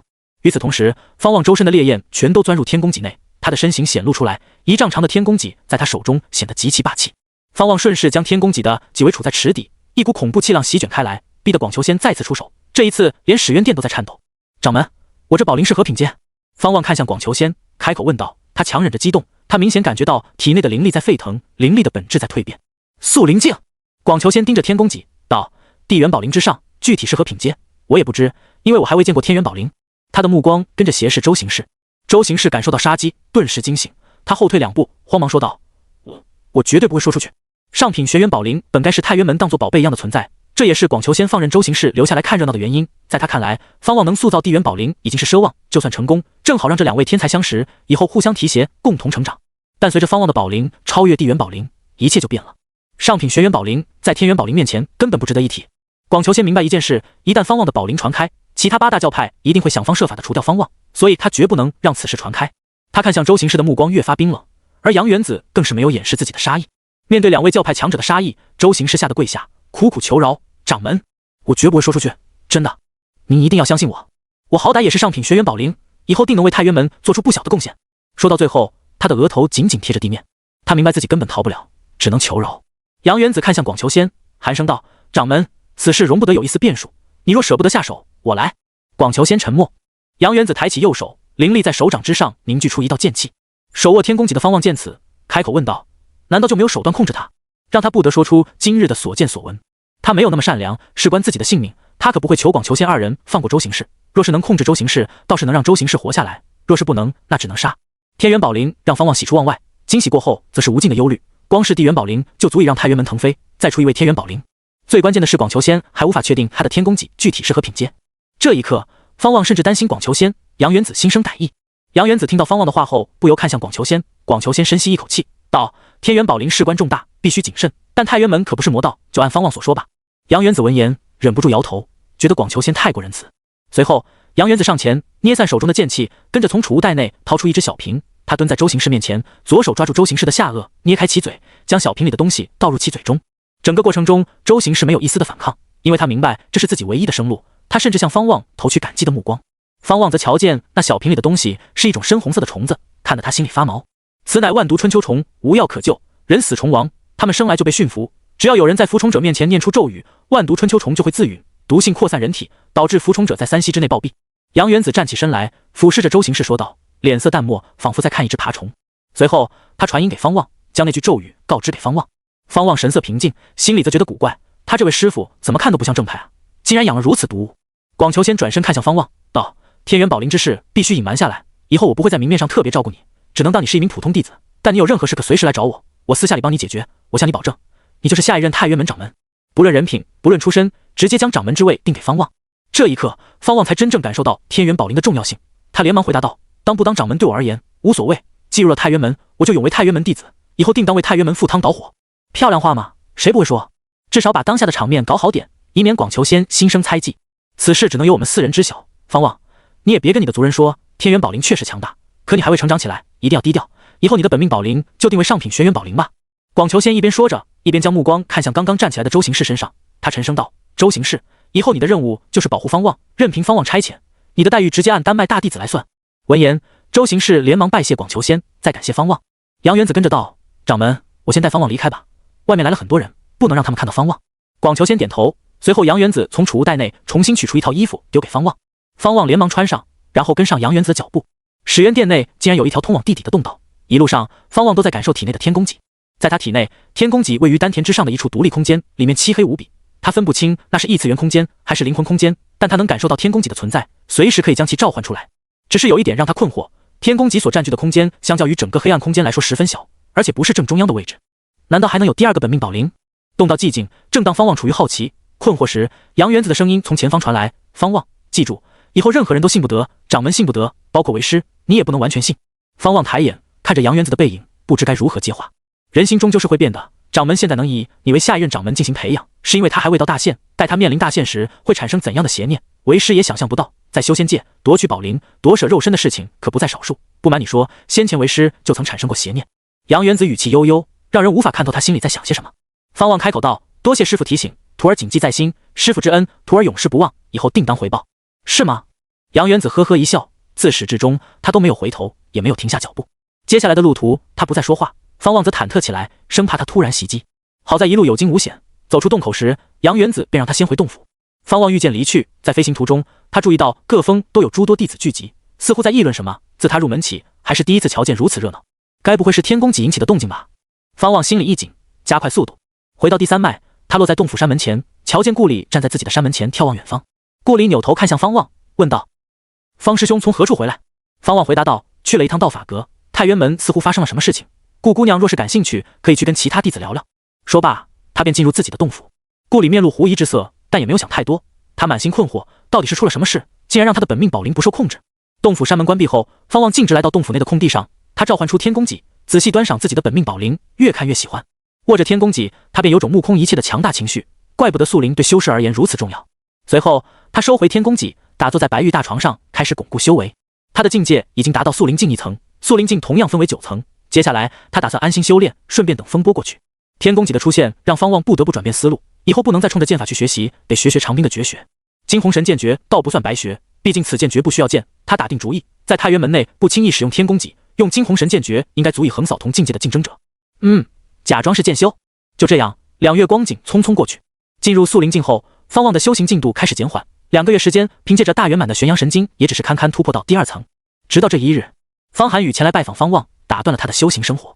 邀请方寒雨入洞府后，兄弟俩寒暄了一番。方寒雨提到近来太原门发生的大事，据说门内所有素灵境弟子的本命宝灵在同一时间不受控制，这让太原门内流传出一个猜测，那就是有至宝诞生。听到这样的猜测，方望心底里松了一口气。在足够强大前，他可不敢暴露自己的本命宝灵品阶。方望，今日找你，其实有事。方寒雨迟疑地说道。方望翻了翻白眼，没好气道：我就看不惯你这副扭扭捏捏的姿态，来都来了，你还能憋着不说？说吧，我们好歹是兄弟。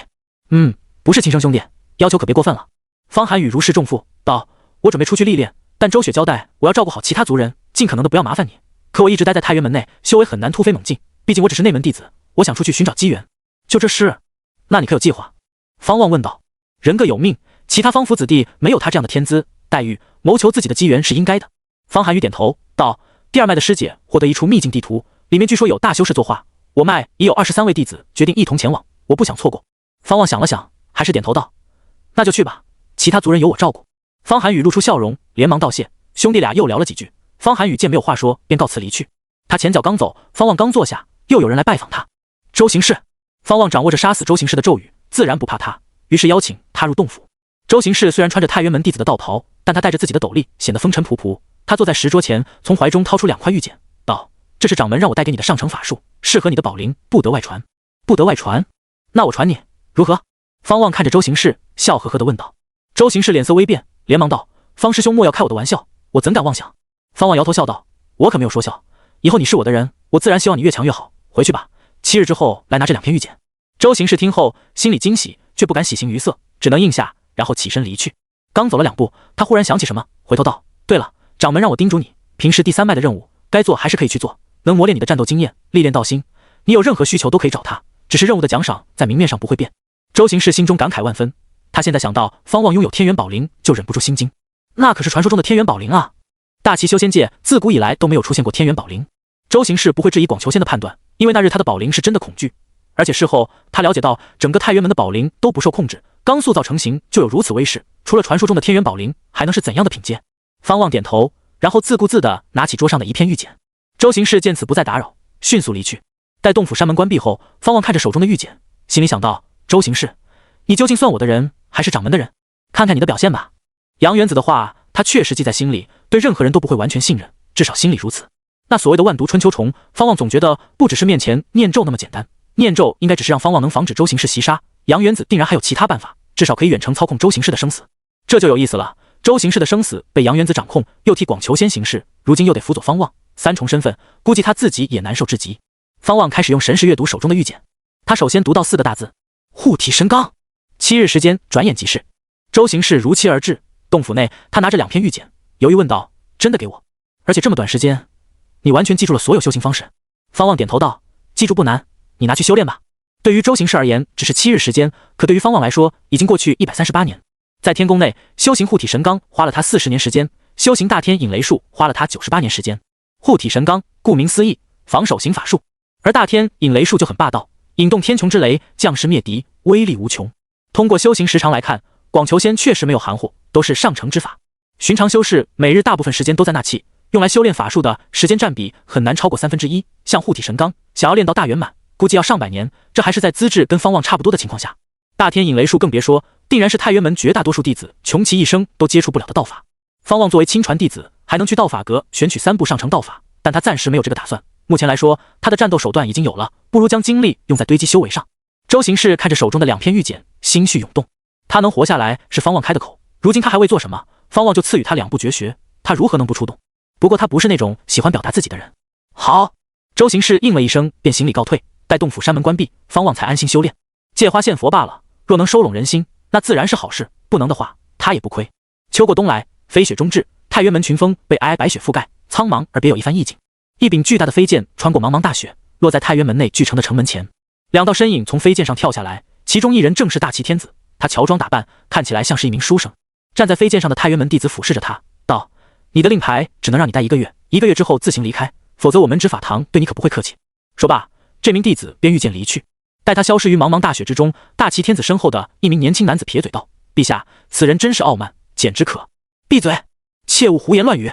大齐天子冷声低喝道，吓得年轻男子闭嘴，不敢多语。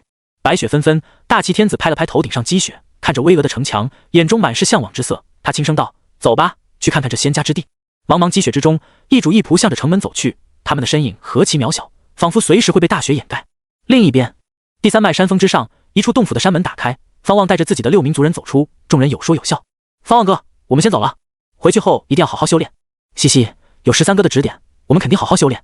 方望，放心吧，我一定会成为内门弟子的。方望驻足，看着他们下山。拜入太原门已有10月光景，这些由周雪挑选出来的方府子弟，皆已修炼出灵力，踏入修仙之路，修为最高的已经达到氧气境3层，但他们的御剑术还没练到家，无法御剑下山，只能徒步走下山去。大雪纷飞，望着族人们的身影渐渐消失于苍白之中，方望心里满是暖意。前世看仙侠小说，还以为修仙之路是孤独的，是寂寞的，如今自己有这群族人陪伴，心里有一份依靠在，这种感觉很不错。这一刻，方望突然明白周雪为何要带着方府子弟一起修仙，除了布局、陪伴、支持也很重要。孤立无援或许能激发潜力，但也会很累。旁边洞府的山门忽然打开，顾里从中走出，一看到他，方望就头疼。这姑娘是真的盯上他了。每次他出来，他只要在洞府都会跟着出来。只见顾里自然而然地走到方望身旁，问道：“都是你的族人？”方望只得客套道：“从小一块长大的。”顾里抬起右手，轻拢发缕，道：“真羡慕你，我们顾家只有我来了太原门，其他人都去了其他教派。修仙世家为了长久，往往会将子弟分散到不同的教派内。方家刚踏入修仙界，还没有这个底蕴。”两人开始闲聊，方望修行久了，想看看风景，于是便陪他聊下去。大部分时候都是顾里在说，方望在听。对了，你是不是已经速灵成功？为何我看不透你修为？莫非已经超越我？顾里好奇地问道，一双水灵灵的大眼睛盯着方望，带着异样的神采。方望顶不住他的眼神，目光看向远方，道：“速灵成功了，上品玄元宝灵。他的修为已经达到速灵境3层，距离4层不远，而顾里还在速灵境1层，自然看不透他的修为。你猜我的宝灵是什么品阶？”顾里眨了眨眼，掩嘴笑问道。方望一听就知道比自己高，怪不得他能快速成为亲传弟子。他之前还以为是顾家动用了超能力，现在看来他的资质才是关键。看来周雪说的是真的，即便没有他，太原门也会成为大齐修仙界的最强教派。地元宝灵？方望故作谨慎地问道。下品地元宝灵，宝灵品阶虽然比你高一点，但修为被你反超，看来你的功法强于我。等我们快要突破至灵丹境时，再切磋一下。顾里点头道，一脸的期待。好家伙，原来是打这个主意。方望还以为顾里喜欢上自己，原来只是不服输。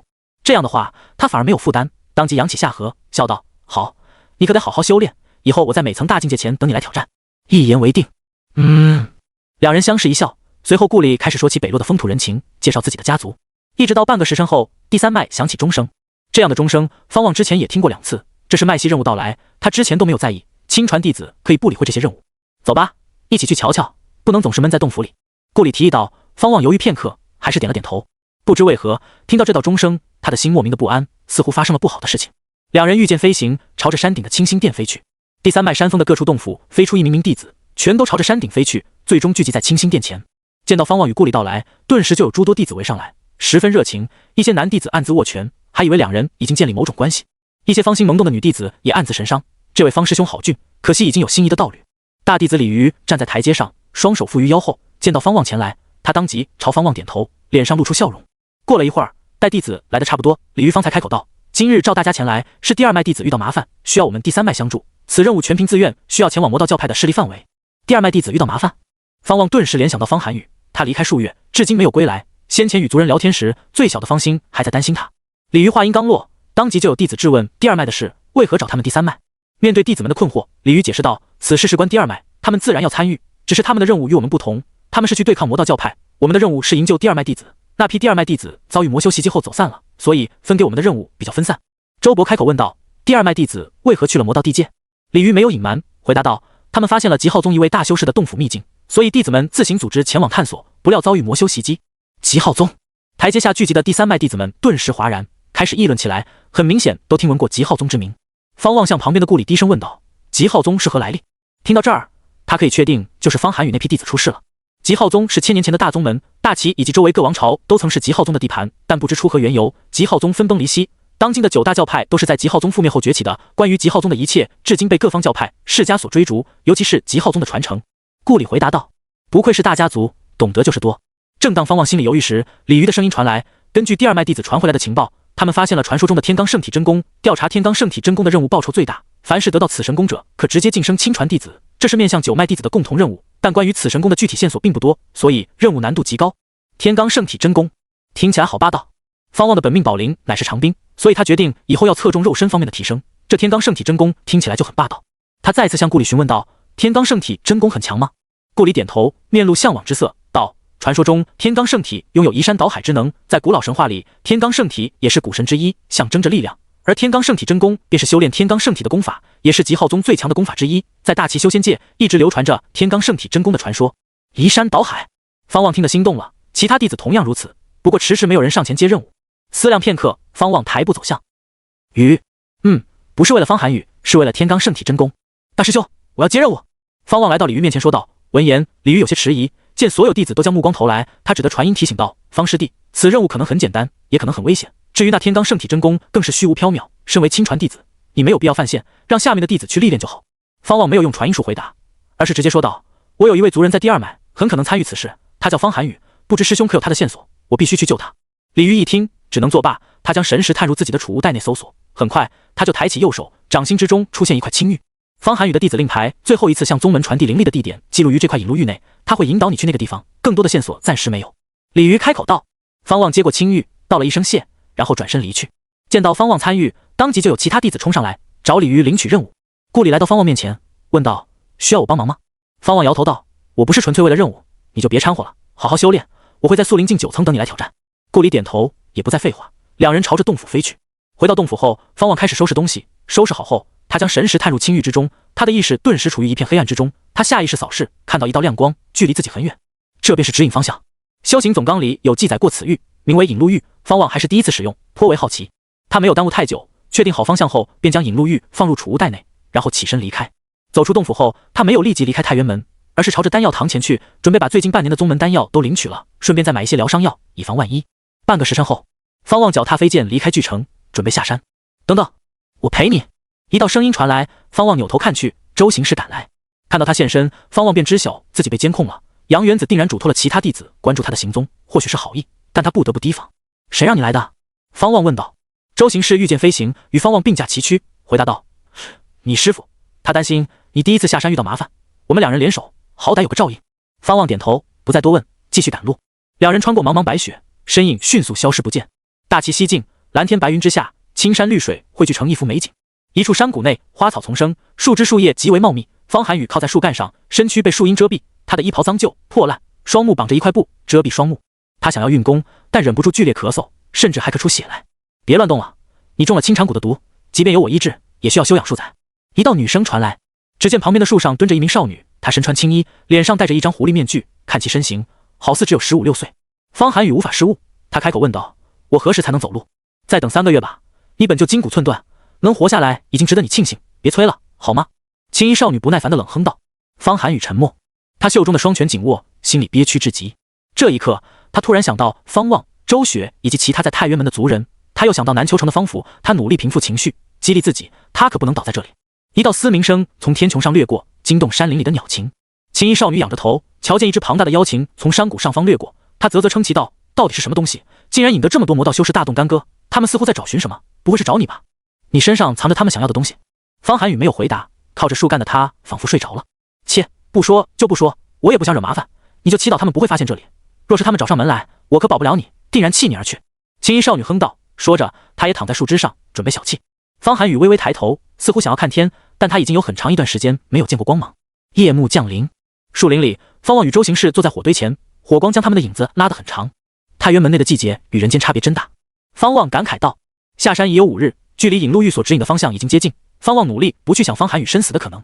周行士点头道：“9大教派皆有自己的灵阵，天地灵气汇聚多了，其天象也会比人间更漫长。”方望问道：“护体神罡、大天引雷术，你修炼了吗？”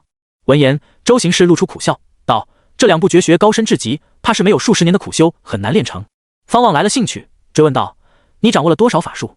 其中算得上大成的又有几种？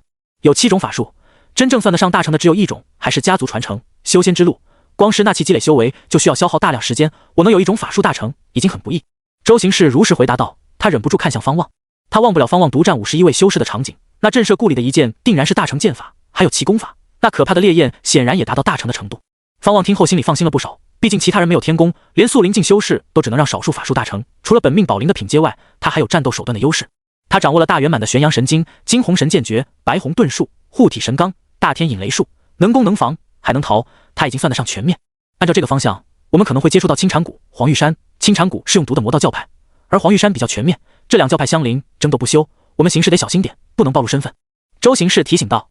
方望点头道，我只是想寻族人，不会乱来。也不知那天罡圣体真功有多强，玄阳神经算得上内功，天罡圣体神功应该是外功，一内一外，他的实力将飞跃。周行氏不再多说，开始盘坐纳气。方望同样如此。夜渐渐深了，偶有狼啸响起。一晃眼，3日后，方望与周行氏来到一处山野镇子，两人换上了入太原门前的装束。方望一袭束身白衣，头戴周行氏给的斗笠，好似江湖侠客。周行氏传音道，这里的灵气比其他地方浓郁，估计是修士所见的极事。打探消息的时候，不要提及方寒雨来自太原门，只说外貌特征。方望从修行总纲里已经学会传音术，他回应了一句，便开始观察沿途的人。镇内来往的人几乎都有灵力气息，大部分都在氧气境5层以下，没有危险。按照引路玉所指，方寒雨最后一次用弟子令牌联系宗门，就是在这座镇子里。进入镇子后，方望与周行氏并没有第一时间找人询问方寒雨的踪迹，而是先走走看看。他之前向周行氏询问过如何辨别魔道修士，周行氏给的回答是，不要从外表气息去判断是否为魔道，而是要根据环境与形势。此镇内的修士鱼龙混杂，暂时分不清此镇的立场。一路前进，沿途方望听到了诸多教派世家的名字，这里似乎真是散修云集的集市，到处都是交易修仙资源的商铺，并没有专人巡逻。你先住下，我单独去调查线索。周行氏传音给方望，方望用传音术回道，那怎么行？你本身就是来帮我的，我岂能什么都不做？我虽来自修仙世家，但10岁起就游走天下，早已闯荡过修仙界，我有把握调查到方寒雨的线索。你比我强，倘若遇到危险，迟早需要你出手。此镇的修士如此多，恐怕真有大事发生，你我分头行事反而更好。周行氏传音解释道。方望想了想，还是同意了。对于修仙界，他的了解确实不如周行氏。随后，两人找到一间客栈，定下房间后，方望上楼，周行氏则离开客栈，继续调查。来到客房内，方望关上房门，然后坐到床榻上，开始修炼。他虽然只有速灵境3层的修为，但他有信心横扫速灵境，毕竟他掌握着这么多大圆满的绝学，还有疑似天元宝灵的天功技。即便心里充满自信，他也不想浪费时间，毕竟再强大的内功也需要时间去积累修为。日落月升，夜幕降临后，小镇变得寂静。方望时不时感觉有气息从窗外掠过，看来夜晚是不会太平了。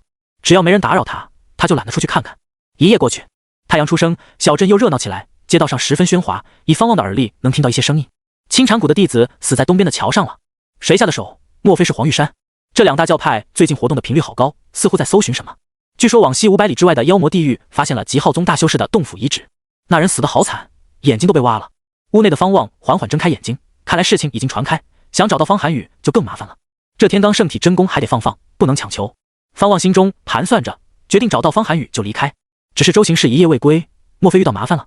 方望眼神闪烁，他心里对周行氏保留着警惕，担心广求仙、杨元子想算计他，可转念一想，他现在才速灵境，广求仙2人真想夺他宝灵，何必大费周章？他按捺住内心的猜忌，再等等，倘若等到中午，周行氏还未归来，那他就要单独行动了。好在事情并没有他想的那么糟糕。1个时辰后，周行氏回来了。入屋后，周行氏将门窗都关了。情况不妙，可能我们的弟子真拿到了传承。青禅谷、黄玉山都在找寻太原门弟子的下落。周行氏坐在方望面前，依旧用传音术交流。方望同样用传音术询问：那你可有方寒雨的行踪？4个月前，方寒雨确实出现在此镇，但他遭遇青禅谷的追杀，朝着深山跑去。此事被镇上诸多常驻的商贾所瞧见。周行氏犹豫片刻，继续传音道：被青禅谷追杀4个月，仍没有回归宗门，他恐怕是……后面的话他没说完，但方望明白听得懂。凶多吉少。方望皱起眉头，他与方寒雨只是小时候关系好，可不管怎么样，他们都姓方，而且他答应过周雪要照顾好这些族人。对了，周雪是跟你一族的吧？值得信任吗？周行氏忽然传音问道。方望挑眉，传音问道：为何这样问？你见过他？没错，昨夜诛杀青禅谷弟子的人就是他，他手段残忍，用的还是青禅谷的手段，生生挖了那人的双目。说到此事，周行氏忍不住打了一个寒战，眼中满是恐惧之色。方望一听，反而感到惊喜，周雪来了，那寻找方寒雨的几率就更大了。他传音回答道：值得信任，我与他经历过生死，你见过他，他没有发现你。他心里狐疑，周行氏行走修仙界的经历再丰富，能比得上周雪？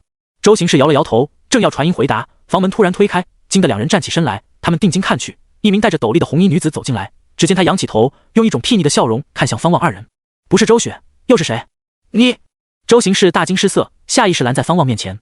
周雪笑道：“我就说，怎么有太原门弟子调查方寒雨的行踪？那小子的天资虽然不错，但起步晚，需要时间沉淀。太原门应该不会在意他。原来这背后之人是你小子，你们怎么走到一块了？”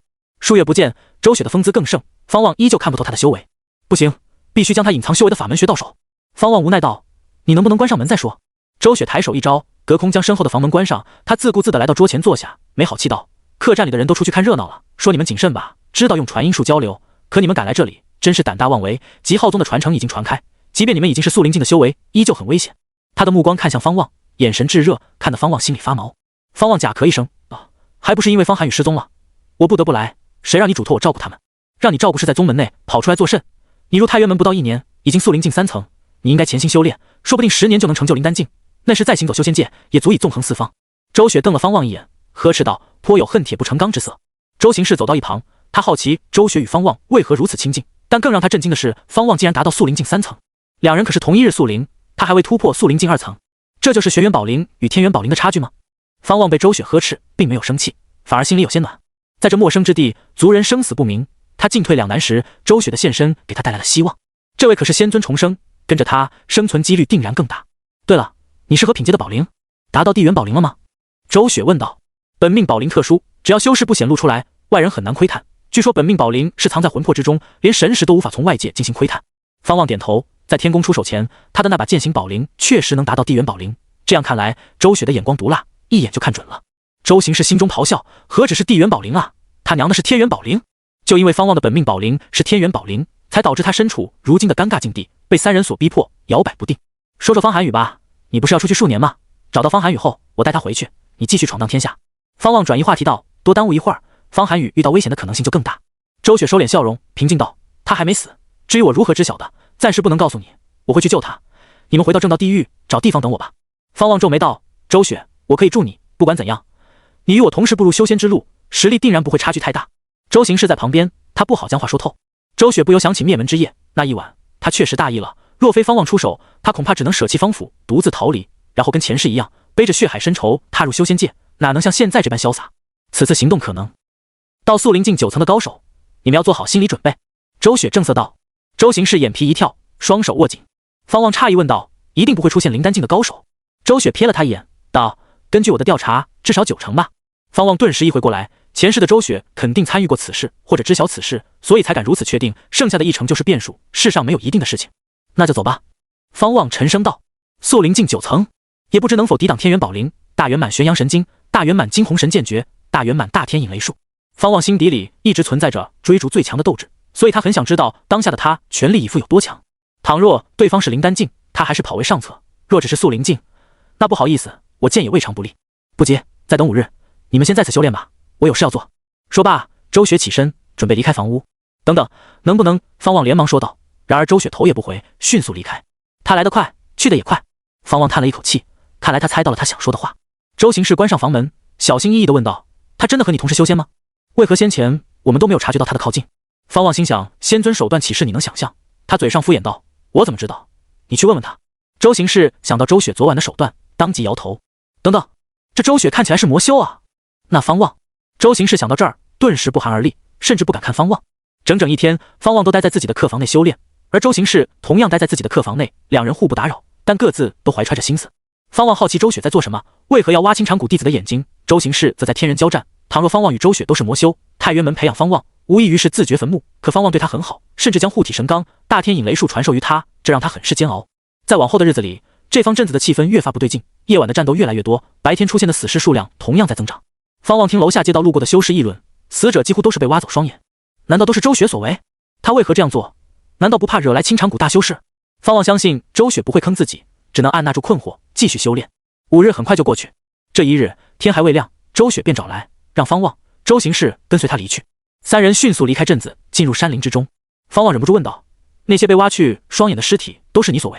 他总觉得他并非只是除魔那么简单，肯定在图谋什么，但他担心周行氏将周雪的行事风格告诉广求仙，倘若广求仙认定周雪为魔修，那可不妙。歼灭魔道不是我们正道修士应该做的吗？周雪走在前面，忽然扭头对方望笑道，他的笑容让周行氏背脊冒寒气。那就告诉你们吧，青缠谷再练一种秘法，名为绝心邪目，需要挖活人的眼睛来炼制邪目。我这样做只是误导青缠谷，让青缠谷以为是自己人所为，从而陷入内部的猜忌中。而我也能在沙漠修的过程中收集灵石、丹药、法器等。周雪回过头去，目视前方，平静道。周行士一听，暗自松了一口气。这个解释倒是合理，虽然他没有听闻过绝心邪目，但至少这个说辞他是可以交差的。三人行走在山林里，速度不算太快。一路上，周雪时不时往路边的花草撒去粉末。方望、周行士虽然困惑，却也没有多问。一直到夜幕降临，三人在树林里休息。周雪将方望叫走，周行士留在火堆前，他只是看了两人一眼。方望跟着周雪来到数里之外的河边，两人相对而立。周雪蹙眉问道：“那家伙体内有万毒春秋虫，究竟是怎么一回事？他怎会对你言听计从？”方望想了想，还是将那日发生的事情说出来。关于自己的宝灵品阶，他倒是没有点名。原来如此，看来这两人还算有良心。不过万毒春秋虫可不只是靠咒语。周雪阴阳怪气道。方望问道：“你能解吗？”周雪笑道：“万毒春秋虫乃是青缠谷的蛊虫，我曾在青缠谷修行过50载，自然能解。不过现在不能解，以免打草惊蛇。在成就玄心境前，你必须离开太原门，至少不能在太原门内突破。那时我亲自守着你。”听到这话，方望心里踏实不少。你不是仙尊吗？为何盯上了极浩宗的传承？方望转移话题问道。这个疑惑在他心里憋了很久。周雪总不能是为了方寒雨而来吧？方寒雨只给太原门传了信，周雪在外，应该不知他遇到麻烦。周雪白了方望一眼，道：“我之前虽是仙尊，可在飞升前也没有到掌握天下绝学的程度。你莫不是以为仙尊可以俯观洞察人间一切？那你就大错特错。仙凡相隔，很难逾越，下界众生去不了上界，上界大能更是无法降临人间，完全是两个世界。不过上界更强罢了。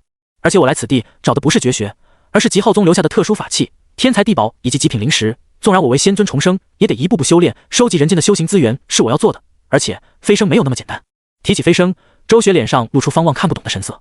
看来飞升极为困难，即便已经飞升成功的周雪再走一次，也没有绝对的把握。方望倒是没有被吓到，他有天宫在，一切皆有希望。之前袭击方府的修仙者名为罗长，你猜他来自何门何派？周雪忽然盯着方望问道，他的眼神冰冷。方望皱眉问道：“青缠谷。”他想到这几日周雪对青缠谷的报复，所以才有此猜测。不，太原门。什么？方望大惊失色，袖中的双手顿时紧握。周雪感慨道：“前世我逃出升天，奔波多年，待我踏入修仙之路时，再想调查方府灭门之事，已经找不到线索。重生前，我甚至不知他的名字。不过大气除了方府，还有其他国公府以及城池被神秘的氧气境修士屠戮。前世我只知是当朝丞相与修仙宗门的勾结，等我有能力调查时，那丞相早已死了，其家人也没有善终，所以不了了之。3月前，我去下一方本该被覆灭的国公府周围等待，抓住了另一名修士，他吐露出真相，他与罗长皆是太原门第一脉的外门弟子，为陆远君行事。两人乔装成魔修，毕竟焚魂幡在修仙界算得上常见的鬼器，很容易掩盖身份。陆远君，太原门第一天才，中品地元宝灵。方望紧锁眉头，方府的仇不能不报，死了那么多人，岂能善罢甘休？周雪继续说道：“此事估计太原门不知晓，这背后可能还牵扯大齐天子。前世陆远君与大齐天子的关系就极好，大齐能转变为修仙王朝，多亏了陆远君的扶持。我告诉你这些事，只是让你提防陆远君，此人待人和善，总能吸引周围人为他效力。”方望眼神闪烁，问道：“确定是他？”“那名外门弟子被我逼供，吐露出确实是陆远君指派，让他们帮忙收集鬼魂，估计陆远君在培养强大鬼气。”周雪点头道，他的眼神也透着杀意。陆远君，这对于方望二人而言是当下的一座大山，他们不可能指控陆远君，整个太原门都在为陆远君造势。方望深吸一口气，若是如此，那太原门大弟子的身份我争定了。周雪面露笑容道：“不错，你能有如此想法，我没有看错你。在你成为大弟子前，此事就当没有发生过。太原门属于正道，但绝非人人都是善人。周行士的下场就是最好的证明。”刚才那一瞬间，方望甚至想过去找广求仙，以自己天元宝灵的品阶去压陆远君，可很快就被他摒弃，太冒险了。如今的陆远君跟他不一样，已经是太原门的招牌，广求仙能直接按下陆远君，就算能，估计也只是惩戒一番，总不能为了一群凡人把陆远君杀了吧？说说吧，你想学什么？我教你，记住，只能提出一个要求。周雪双手环抱于胸前，挑眉看向方望问道。方望一听，当即说道：“天罡圣体真功。”周雪忍不住瞪了他一眼，没好气道：“你真以为我什么都会啊？前世的我可没有得到此功，在飞升前，我可不是天下无敌的存在。能与我比肩的人超过5指之数，只不过飞升还讲究机缘。”方望笑了笑，他只是试探一番，既然周雪不会，那他还是学隐匿气息的法门吧。听闻他的请求，周雪爽快地应下。此法门名为无息自然功，是一门辅助型内功，主要是隐匿情绪。在天宫内，方望只用了10年时间便炼制大圆满。在周雪的视角里，方望刚听完他讲话，气息瞬间消失，若是闭上眼睛不用神识，他甚至察觉不到眼前有人。以这小子的悟性，迟早能扳倒陆远君。周雪露出欣慰的笑容，他对方望的天资早已信服。方望负责在太原门内竞争大弟子，为方家谋利，而他则要培养方家，太原门只是他计划里的一块踏板罢了。阳光穿过树叶缝隙，洒在草地上，形成斑驳的光点。砰！一名身穿青色道袍的男子砸在庞大的树干上，震得这棵千年老树巨颤，他坠落在地上，吐出一大口鲜血。不远处，方望收腿，站在他身后的周雪、周行士脸色不一。周雪是一脸满意的欣赏笑容，周行士则是惊惧。自从3天前那个夜晚，方望跟周雪谈过后，周行士总觉得方望身上带着一股凌厉杀气，与之前相比，判若两人。例如现在，氧气境9层的修士扛不住他一脚。周雪走上前去，蹲在重伤的青禅谷弟子面前，开始逼问。这些日子里，他们逼问过7位青禅谷弟子，得知这批弟子在找寻一名太渊门弟子，根据描述，很可能就是方寒雨。过了一会儿，周雪扭断那名青禅谷弟子的脖子，摸走其储物袋，然后向方望2人招手。路过这具尸体时，方望瞧见此人的双目同样被挖了。他突然怀疑周雪是不是也要修炼绝心邪目。方望倒是没有太抵触，青禅谷弟子臭名昭著，不仅用毒，行事也毒辣，时常屠戮山野村庄的凡人。按照周行士所说，魔道教派中最残忍的就是青禅谷修士，就连其他魔道教派也仇视他们。周雪走在前面，一边擦手一边说道：“方寒雨估计就藏在前面一带的妖灵山脉里，这里的妖气很重，可能存在强大的妖物，你们多加小心。”方望3人一路摸索，时不时遇到青禅谷弟子，他们甚至还遭遇过围攻，不过这些弟子都是氧气境，对他们根本造不成威胁。又是3日时间过去，除了青禅谷，他们开始遇到黄玉山弟子，不过黄玉山弟子比较谨慎，见到他们3人都是选择绕开。另外，他们还遇到不少散修，皆在山林里四处搜寻，明显都是冲着极浩宗的传承而来。这一日正午，方望3人来到一处悬崖上，从这里可以眺望前方的无尽山林，举目望去，可以瞧见不少修士的身影，甚至还有人在空中斗法，好生热闹。方望还是第一次瞧见如此多的各教修士散修聚集，而且还是在远离人烟的深山里。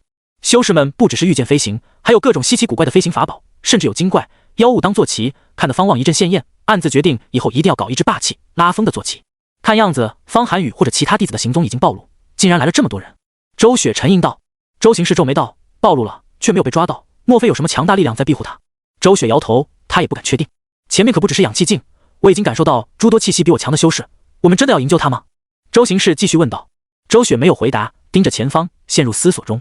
方望则没有太大的压力，他正想大展拳脚，只要不出现超越速灵境的强者，他可不畏惧同境界的敌人数量，就算打不过，他也可以跑。大圆满的白虹遁术让他有自信杀出重围，并甩开追杀。就在这时，一阵大风自东而来，引得方望3人扭头看去，瞧见一只宛若小山般巨大的甲虫飞来，它的翅膀快速扇动，掀起了阵阵风浪，撼动沿途的树林，形成壮观的鳞浪。此甲虫通体漆黑，长着8足，头前有一对宛若蟹螯般的尖角，宛若来自魔域的魔虫，森然惊悚。在尖角后方立着一座红色轿子，十分神秘。是他。周雪眯眼，自言自语道。方望一听，问道：“他是谁？”青禅谷的第一天才，李红霜，他是地缘宝灵，只不过此消息还未传开。周雪轻声介绍道。周行士皱眉道：“李红霜的名字我听说过，李家乃是千年世家，李红霜从小便是家族的骄傲，但他选择加入青禅谷，令李家震怒。虽然李家明面上将他开除族谱，可依旧有传言，这是李家的安排。”方望向周雪传音问道：“李红霜现在是什么境界？”应该在速灵境8层或者9层，数年后才成就灵丹境。一旦成就灵丹境，他的蛊虫就会进化，所以很好辨别。200年后，他会成为青禅谷第1人。之后再过50年，他便是青禅谷的谷主，成为大气魔道名列前茅的巨擘。遇到此人，麻烦了。周雪传音回答道，语气凝重。这么厉害？方望不由挑眉，但他并没有被吓到。再厉害也是以后的事。这一世，他活下来了，还有天宫相助，未来的一切都将因他而改变。李红霜的巨大蛊虫引起了诸多修士的扭头关注，那些青禅谷弟子立即朝他飞去。宛若箭雨，从4面8方飞去，场面十分壮观。看这架势，光是青禅谷弟子少说也有300-400人，更别说其他修士。倘若他们的目标全都是方寒雨，那就麻烦了。轰！天边传来巨大的轰鸣声，伴随着群山震颤，李红霜的蛊虫立即朝那个方向飞去。周行士看向方望，暗自祈祷方望不要犯糊涂。走吧，去瞧瞧。倘若不是方寒雨，那就离开。你教我的白虹遁术，我已经练成了。方望低声道。周雪诧异地看向他，白虹遁术可不是简单的飞行术，绝非无锡自然功、御剑术能比。这小子已经练成了。他知道方望口中的练成可不是会使用那么简单，而是大成。那就去看看吧，反正散修这么多。周雪决定道。2人立即御剑追去。周行士咬牙，只能硬着头皮跟上去。这2个人都是疯子。山林里，一只黑豹快速逃窜，其背上驮着一人，正是方寒雨。他死死地抱着黑豹的脖子，他的双目依旧被布缠着，随着剧烈的跑动，眼眶已经在渗血。在旁边的树枝上有一道青色身影在快速跳跃，速度丝毫不弱于黑豹，正是那位救下方寒雨的青衣少女。她戴着狐狸面具，如同鬼魅。丢下我吧，以免牵连你们。方寒雨咬牙说道。这段时间里，他虽然不能识物，但时常听到打斗的声音，他明白是青衣少女和其族人在保护他。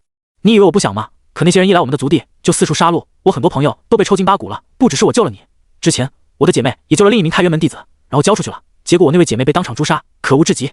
终有一日，我一定要毁了青禅谷、黄玉山，反正都是死，倒不如保你一条命，让你回太原门求救。太原门乃正道宗门，应该不会咽下这口气。青衣少女快速回答道。这番话听得方寒雨的心沉入谷底。一同冒险的师兄师姐们，不知有几人活下来了？落入魔道手中，就算活着，也是生不如死。方寒雨满心仇恨，却也只能憋着。他现在别说战斗，连站起来的力气都没有。轰！前方传来震耳欲聋的轰鸣声，紧接着一股狂风迎面袭来，方寒雨猝不及防被卷飞出去，砰的一声，只感觉腰部撞在树干上，整个人差点疼晕过去。青衣少女落地，身体止不住的往后滑去。她抬头看去，只见前方树林出现一条沟壑，树木朝着两边倾倒，尘土飞扬。一只身形狰狞的黑色巨虫悬浮在空中，其头顶立着一座红轿，布帘如同烈焰摇曳。在黑色巨虫后面，有大量青禅谷弟子赶来。一名中年男子落在红轿前，开口道：“师兄，前面有一位重伤的修士，他的眼睛被挖了，很可能是从我们手中逃出去的太原门弟子。”红轿内传出一道慵懒的声音：“抓过来问问，旁边还有妖物，杀了便是。”好！中年男子立即转身招呼后面的青禅谷弟子，当即就有12位青禅谷弟子御剑飞向青衣少女与方寒雨。先前驮着方寒雨的黑豹被一棵拦腰截断的大树压着，哀嚎着动弹不得。青衣少女想要去背方寒雨，一道破空声传来，只见一把长剑拦在她前方，吓得她往后跳去。见此，青衣少女只能朝着另一个方向逃去，几步间就消失于树林深处。站在巨大古虫上的中年男子再次招手，9位青禅谷弟子立即追向青衣少女。方寒雨趴在树前，浑身疼得仿佛要散架一般，眼前的布已经被鲜血染红，甚至在滴血，显得极为凄惨。他听到了脚步声，明白敌人正在走向自己。这家伙我记得趁我们不备，竟然自己偷偷摔入悬崖之下，我们在想找时已经找不到。哦，他就是那位从你手中逃走的太原门弟子。还算有骨气，四肢被敲断，双目被深挖，愣是不求饶，比他的师兄师姐们有骨气多了。啧啧，你们看看他，真像一条快要被踩死的长虫。听着青禅谷弟子们的笑声，方寒雨的食指都钻入泥土中，他心里恨极了。就在这时，一道白虹从树林里疾驰而出，咻咻咻，一道道刺耳的破空声响起，此起彼伏。方寒雨隐约感受到凌厉的剑气，他自己就是练剑的，对剑气十分敏感。还未等他多想，他便听到肉身倒地的声音，青禅谷弟子们的叫嚣声戛然而止。怎么回事？方寒雨紧张极了，身体本能的站立。此刻，在他面前站着一道身影，在阳光之下，身姿挺拔，白衣飘飘，周围全是尸体。正是方望。方望背对着方寒雨，手持上品法器青君剑，斗笠下的双眼冰冷，目光盯着前方悬浮在树林上空的巨大蛊虫。你是何人？蛊虫头顶，红轿旁的中年男子厉声问道，他眼中满是惊惧之色。方望的速度太快了，他甚至没有看清楚方望是如何出手的，那12名弟子便全死了。方寒雨听到此话便明白有人在救他，他咬牙道：“不管你是谁，别救我了，我已经废了，与其被我拖累，还是逃吧。”他还以为是青衣少女或者他的族人，他不想再牵连无辜之人。拖累？这已经是我第2次救你了，废了就想办法恢复，我等着你以后报救命之恩。一道熟悉的声音从前方传来，听得方寒雨猛地抬头。方望。方寒雨的语气充满难以置信，他不敢相信方望会在此刻出现。啧啧，伤得可真惨啊，眼睛都被挖了。一道戏谑的笑声传来，方寒雨听到后并没有生气，他的身体剧烈颤抖，心里头一次出现委屈，因为他的族人们来了。周雪也来了，被青禅谷弟子折磨，他没有委屈；被青衣少女医治，再疼他也不怕，唯独面对2位亲人的到来，他克制不住自己的情绪。周雪，周行氏从旁边的树林里走出，周行氏看到方寒雨的惨状，也是为之心寒。李红说：“有人认为你能成为下一任青禅谷谷主，可我的剑不信。”方望朗声喝道。这番话令周雪、周行氏诧异地看向他。说罢，方望便传音给周雪，让他带着方寒雨赶紧离去。周雪确实是仙尊重生，但方望不觉得他一定比自己强，而他不懂医术，带走方寒雨的重任交给周雪更好。听到方望的话，周雪立即对周行氏说道：“背上他，我来保护你们，走吧。”可是周行氏犹豫，他的目标是保护方望，他可不在意方寒雨。放心吧，他很强的，抓紧时间，不要拖累他。周雪沉声道，语气有些不耐烦。周行氏被他一催，只得背起方寒雨，2人朝着树林里冲去，迅速消失不见。站在红轿旁的中年男子立即挥手，当即就有10数名青禅谷弟子追向周雪2人。方望抬起左手横在面前，食指、中指并立，刹那间他周身凝聚出3道剑形，立即杀向那批青禅谷弟子。剑气破空，速度极快。那些青禅谷弟子脸色巨变，氧气近7层以上的弟子纷纷躲避，7层之下直接被剑气洞穿喉咙，血洒长空。剩下的弟子企图躲避，但他们的速度可比不上惊鸿神剑诀。不到3息时间，10数名氧气尽的青禅谷弟子尽数暴毙，尸体坠落而下。方望的目光则一直盯着蛊虫之上的红轿，他暗自不屑，魔道就是魔道，做事同门惨死，竟稳坐不起。中年男子盯着方望，愤怒至极。后方的青禅谷弟子们分散开来，将方望团团围住，每一个人都拿出各自的法器或者蛊虫。被数百名青禅谷弟子包围，方望丝毫不慌，他要做的是尽可能的牵制敌人。红轿的帘布终于掀开，一名身穿黑色锦衣的邪魅男子走出，他面容俊朗，嘴唇呈深紫色，就连眼袋也是深紫色，眉宇间萦绕着淡淡的毒气，长发盘踞在发冠之下，那发冠乃是一只毒蝎的躯壳所制成，极其骇人。李红霜，清禅谷第一天才，入谷前便已经声名鹊起，他的气势与其他清禅谷弟子截然不同。看到他的第一眼，方望还以为在看清禅谷的长老。李红霜睥睨方望，望着3道剑形回到方望身后，悬浮而立。他开口问道：“惊鸿神剑诀，你与杨元子是何关系？”方望戴着斗笠，他抬眼看去，斗笠的阴影让他的脸色显得无比冰冷。方寒雨的惨状令他心中的杀意一直在高涨。世上难道只有杨元子会惊鸿神剑诀？方望反问道。若非要给周雪3人拖延时间，他已经动手了。李红霜抬起右手，一面血红色的大旗从他头顶飞出，迅速变大，再落入他手中，比他整个人还高。血色大旗上印着恶鬼图像，狰狞可怕，仿佛活的一般，随着旗帜摇曳而张牙舞爪。本命暴灵，既然你不肯说，那我就逼你说。李红霜寒声道。说话间，他一脚将旁边的中年男子踹下去，脚下的蛊虫不用他吩咐，立即扑向方望。奇袭途中，李红霜快速挥舞血色大旗，滚滚血雾溢散而出，宛若一条条长龙杀向方望。方望眼神一凝，灵力爆发，凝聚出一道道剑形于周身。惊鸿神剑诀12剑，他纵身跃起，脚踏飞剑杀向蛊虫。12道剑形以更快的速度杀去，在空中划出一条条不同的轨迹，迎面击散那一条条血雾长龙。李红霜嘴角上扬，纵身跃起，左手高举，怒拍而下，灵力凝聚成一只黑色巨掌压下。方望猛地掷出手中的青军剑，青军剑化为一道青红疾驰而去，快如闪电，击碎黑色巨掌。李红霜下意识扭转身躯，躲过青军剑，但他鬓边的一缕黑发被斩断。上品法器。李红霜的眼神闪过厉色，他没有被吓退，而是继续杀向方望。眨眼间，两人迎面撞上，方望以指为剑，操纵12剑形疯狂地进攻李红霜。李红霜快速挥舞血色大旗，抵挡12剑形的同时，还能展开攻势。好阴毒的毒气！方望注意到自己的12剑形沾染毒雾后，正在缩小，这毒能侵蚀灵力。李红霜的攻势凌厉，光论身手速度，绝对是方望遇到过的最强敌手。血色大旗挥过，他的左掌顺势从旗帜下打出，拍向方望的胸膛。当！李红霜被震退，方望同样被震退，论后退距离，难分高下。这是什么功法？李红霜皱眉，他的左手微微颤抖，他立即握拳，强行压制住。顺着他的目光看去，方望周身环绕成一层肉眼可见的罡气，让周遭的空间都在撼动。好霸道的灵力！方望暗自心惊，但更多的是亢奋，不愧是未来的清禅谷谷主。一番交手后，他对李红霜的实力有了大概的了解，杀机已然克制不住，从他的双眼中迸发。只见方望的右手双指往上一抬，身后的剑形开始增多，16剑、18剑、22剑。李红霜动容，心里掀起惊涛骇浪。他对惊鸿神剑诀可是有一定的了解，杨元子在素灵境时也没有超过15剑。他没有慌乱，当即挥袖，无数毒虫从他袖中飞出，密密麻麻，遮天蔽日，在树林上空形成一片压抑的阴云。方望一口气凝聚出27剑，27剑环绕周身，让他的衣袍剧烈鼓动，仿佛随时要破碎。惊鸿神剑诀的剑形越多，并非只是数量增多而已，每一剑的威势也会不断提升。27剑一出，方望的剑势达到令人心惊肉跳的程度，即便是那些观战的清禅谷弟子也惴惴不安，甚至有人还在后退。方望的眼神盯着李红霜，冷声道：“倘若你只是这种程度，那你将没有未来。”李红霜一听，勃然大怒，当即高举血色大旗，那无数毒虫汇聚在一起的阴云里，竟然冒出血色闪电，一条接一条，雷威浩浩。阵法！树林里，周雪与周行士快速穿梭，沿途可见妖兽、修士的尸体，触目惊心。轰！听着身后传来震耳欲聋的雷鸣声，周行士不由担忧地问道：“他真的能逃出来吗？”那可是李红霜。纵然方望是天元宝灵，但李红霜好歹也是地元宝灵，而且两人的修为差距悬殊，素灵境3层打素灵境9层，怎么看都很难有胜算，更何况对手还是魔道教派的第一天才。周雪盯着前方，头也不回道：“别小瞧他，这小子永远藏着底牌，你确定你清楚他的全部实力？即便不敌李红霜，他逃出升天绝非难事。”周行士一听，心里稍安。是啊，方望到底有多强，他可不清楚。趴在周行士背上的方寒雨一直没有吭声，但他心里也在为方望捏一把汗。轰轰轰！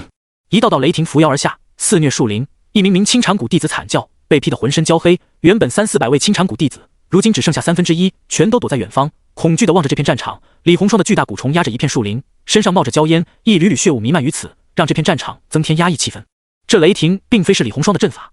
发冠掉落后，披头散发的李红霜咬牙切齿地盯着方望，寒声道：“大天引雷术，你究竟是谁？莫非你就是陆远君？”只见方望高举青军剑，剑尖指着天上雷云的中心处，27道剑形环绕他周身。这一刻的他气势达到顶峰，不可一世。方望哼道：“陆远君算什么？”他突然收剑，化为一道白虹杀向李红霜。白虹遁术未必只是用来逃跑。李红霜震怒，左手持血色大旗，右手握着一把长剑，迎面杀去。众目睽睽之下，他不允许自己失败。枪！双剑相击，迸发出火星，两人四目相对，眼中皆是凌厉的杀意，几乎是瞬间，两人同时出手，手中的法器快得升起残影。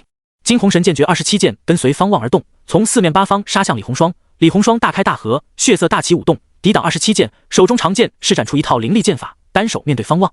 滚滚血雾不断扩散，两人的身形不断交错，从天上打到地上，脚步擦地，掀起飞沙走石。这一幕看得那些活下来的青禅谷弟子胆寒。怎么可能？李师兄竟然拿不下他？他到底是何方神圣？肯定是太原门的人啊，否则他就那名太原门弟子作甚？没想到太原门竟然有如此厉害的人物。听到李师兄先前的话了吗？大天引雷术、惊鸿神剑诀，这可都是太原门的绝学啊！得其一，炼制大成，即可纵横大旗。没想到竟有弟子掌握2种绝学，此人莫非是太原门的丹麦大弟子？方望、李红双已经顾不上去听那些弟子的议论，他们心里只想着一件事：杀了彼此。方望是要为方寒雨报仇，李红双则是为自己的骄傲而战。李红双猛地挥剑，狂风骤雨般的剑气夹着剧毒杀向方望。方望施展绝影步，快速躲避。他眼神一凝，身后再次凝聚出剑形，一次性出现5剑、32剑。李红双的瞳孔一缩，面露惊骇之色。还未等他开口，方望周身的32道剑形速度陡然提升，威势更甚。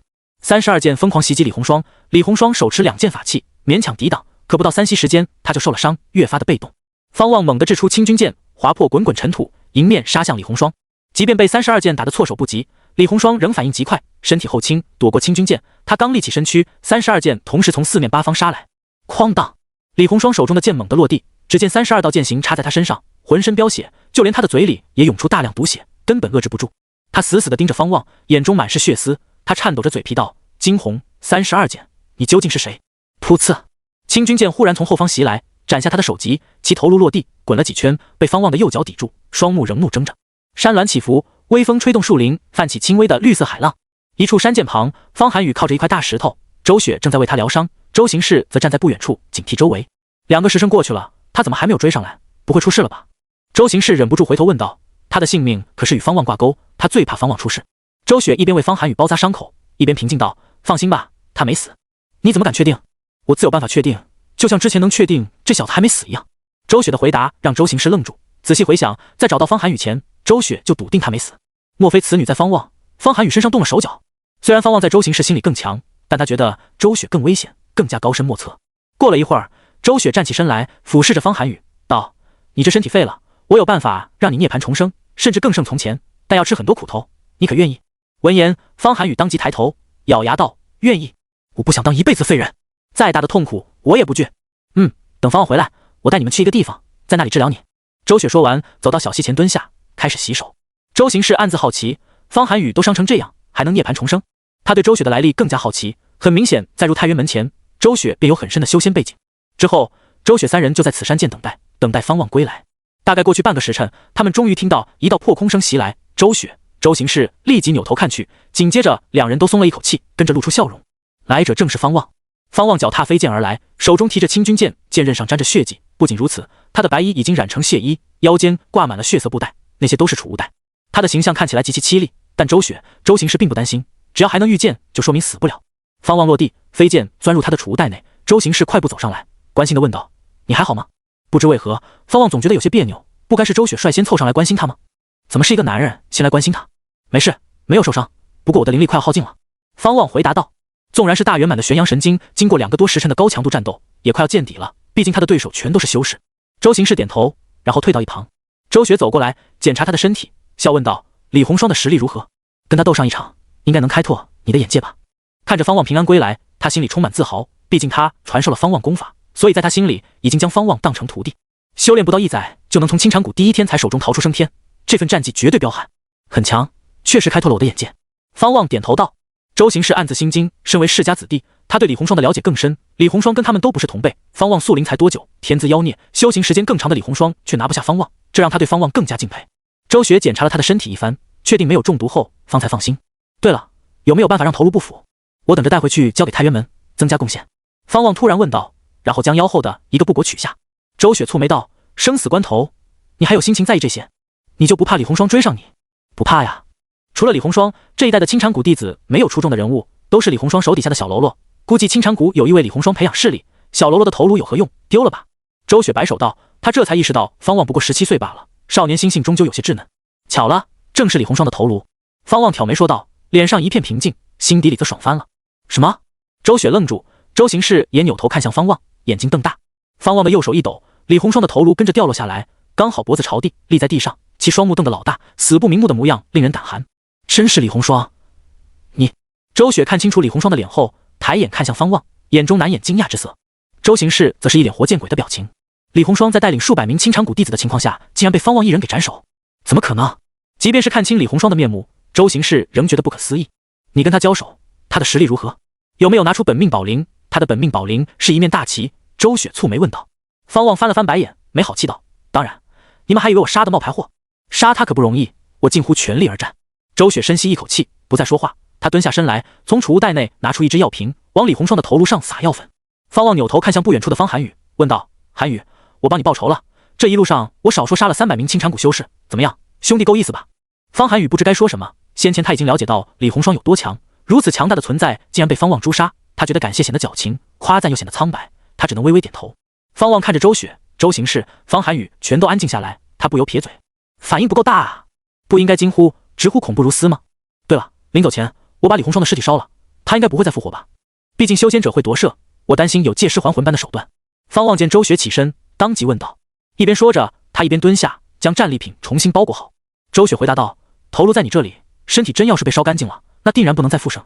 玄阳神经的玄阳真火，周雪心中感慨万分，被玄阳真火缠住，定然是尸骨无存。万万没想到，未来的清场谷谷主就这样死了。他突然觉得方望的存在会给未来造成极大的改变，再加上他是重生的，未来定然是由他们缔造。随后，方望下河洗了一个澡，换上一身干净衣袍后，他们便继续上路。周雪说要带他们去一个地方，那里有不小的机缘，顺便在那个地方为方寒雨疗伤。在之后的路上，气氛很是微妙。周雪、周行氏频频看向方望，却又不说话，让他有些受不了了。殊不知，两人看似平静，心里的惊涛骇浪未曾平息过。周雪在心里感慨，因为自己一个前世未曾出现的妖孽人物横空出世。周行氏则是纯粹的妈了，两人同一日宿灵，差距怎么这么大？一间客栈内，顾里与同门的3名弟子围坐在桌前饮茶，一楼每一张桌子都坐着人，人是真的多，极浩宗的传承彻底传开了，这样也好，人越多越方便我们完成营救任务。周伯感慨道。他们皆是第3脉弟子，组队前来。顾里被方望婉拒后，仍不放心，于是便跟随当时正在组队的周伯3人前来。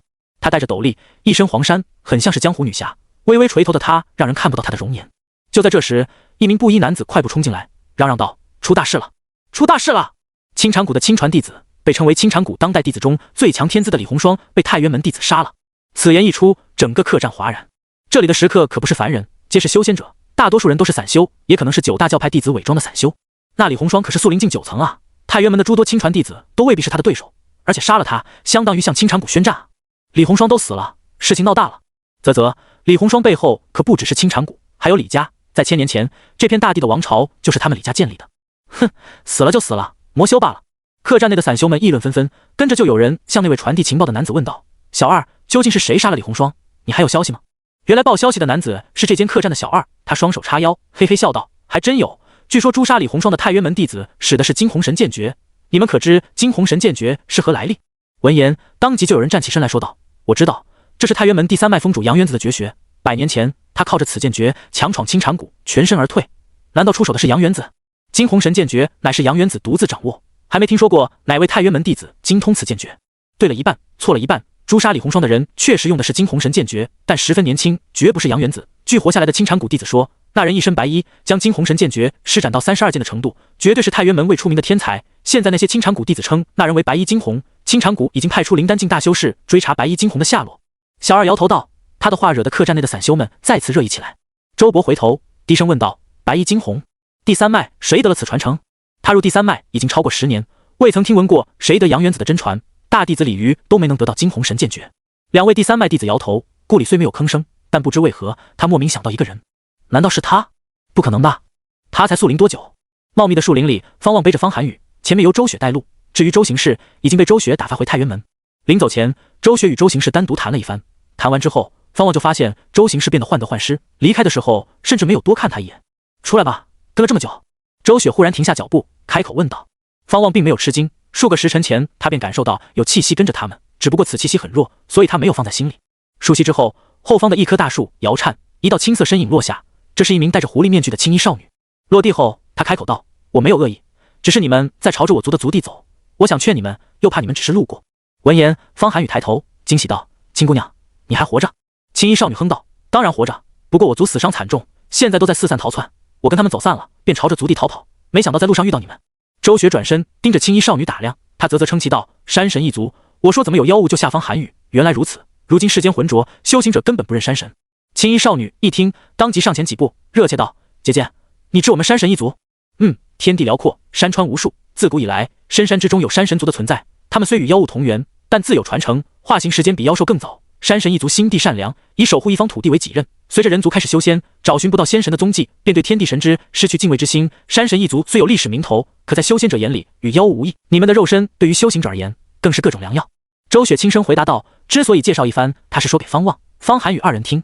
方寒雨听后，忍不住扭头朝着青衣少女的方向问道：你是妖？怎么？你既是妖？之前你的朋友们族人？没错，都是妖。那个每日叫你醒来的小黄是一只鸟妖，已经死了。青衣少女的回答令方寒雨沉默。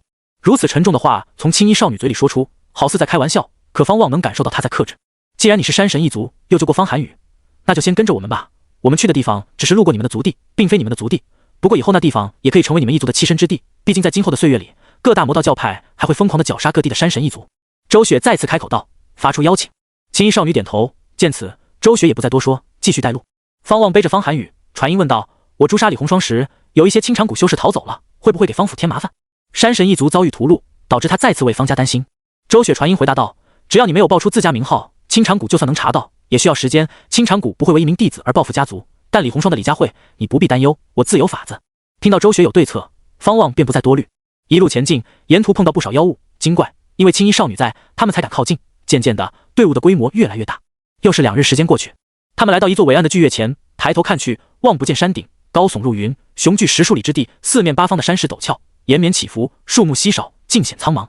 周雪3人后面跟着浩浩荡荡的妖兽，足有上百之数，体型最大的是一头野猪，肩高2丈，獠牙足有1丈长，一身的黑毛如燕飘动，惊悚可怕。它看似恐怖，实际上还未达到精怪的程度。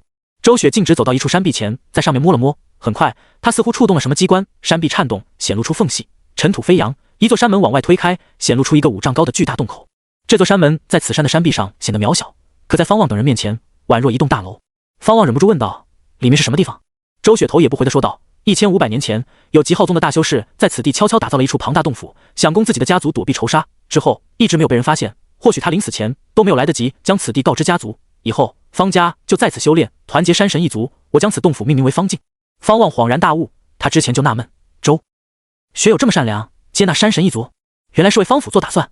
随后他们走入巨大洞口中，青衣少女与妖兽们也好奇地观察沿途的洞道，洞道上镶满各种散发着亮光的晶石。大概走了100米，前方出现强光，方望踏入强光之中，再次睁眼，阳光洒在他脸上，眼前的一切令他动容。蓝天白云，太阳高悬，青葱的草地环绕着一处大湖，四面皆是高山，俨然是一处远离世俗的仙境。这是方境内的阵法，让你们感觉身处另一方天地，实际上这片小天地是有边际的，远没有看起来那么大。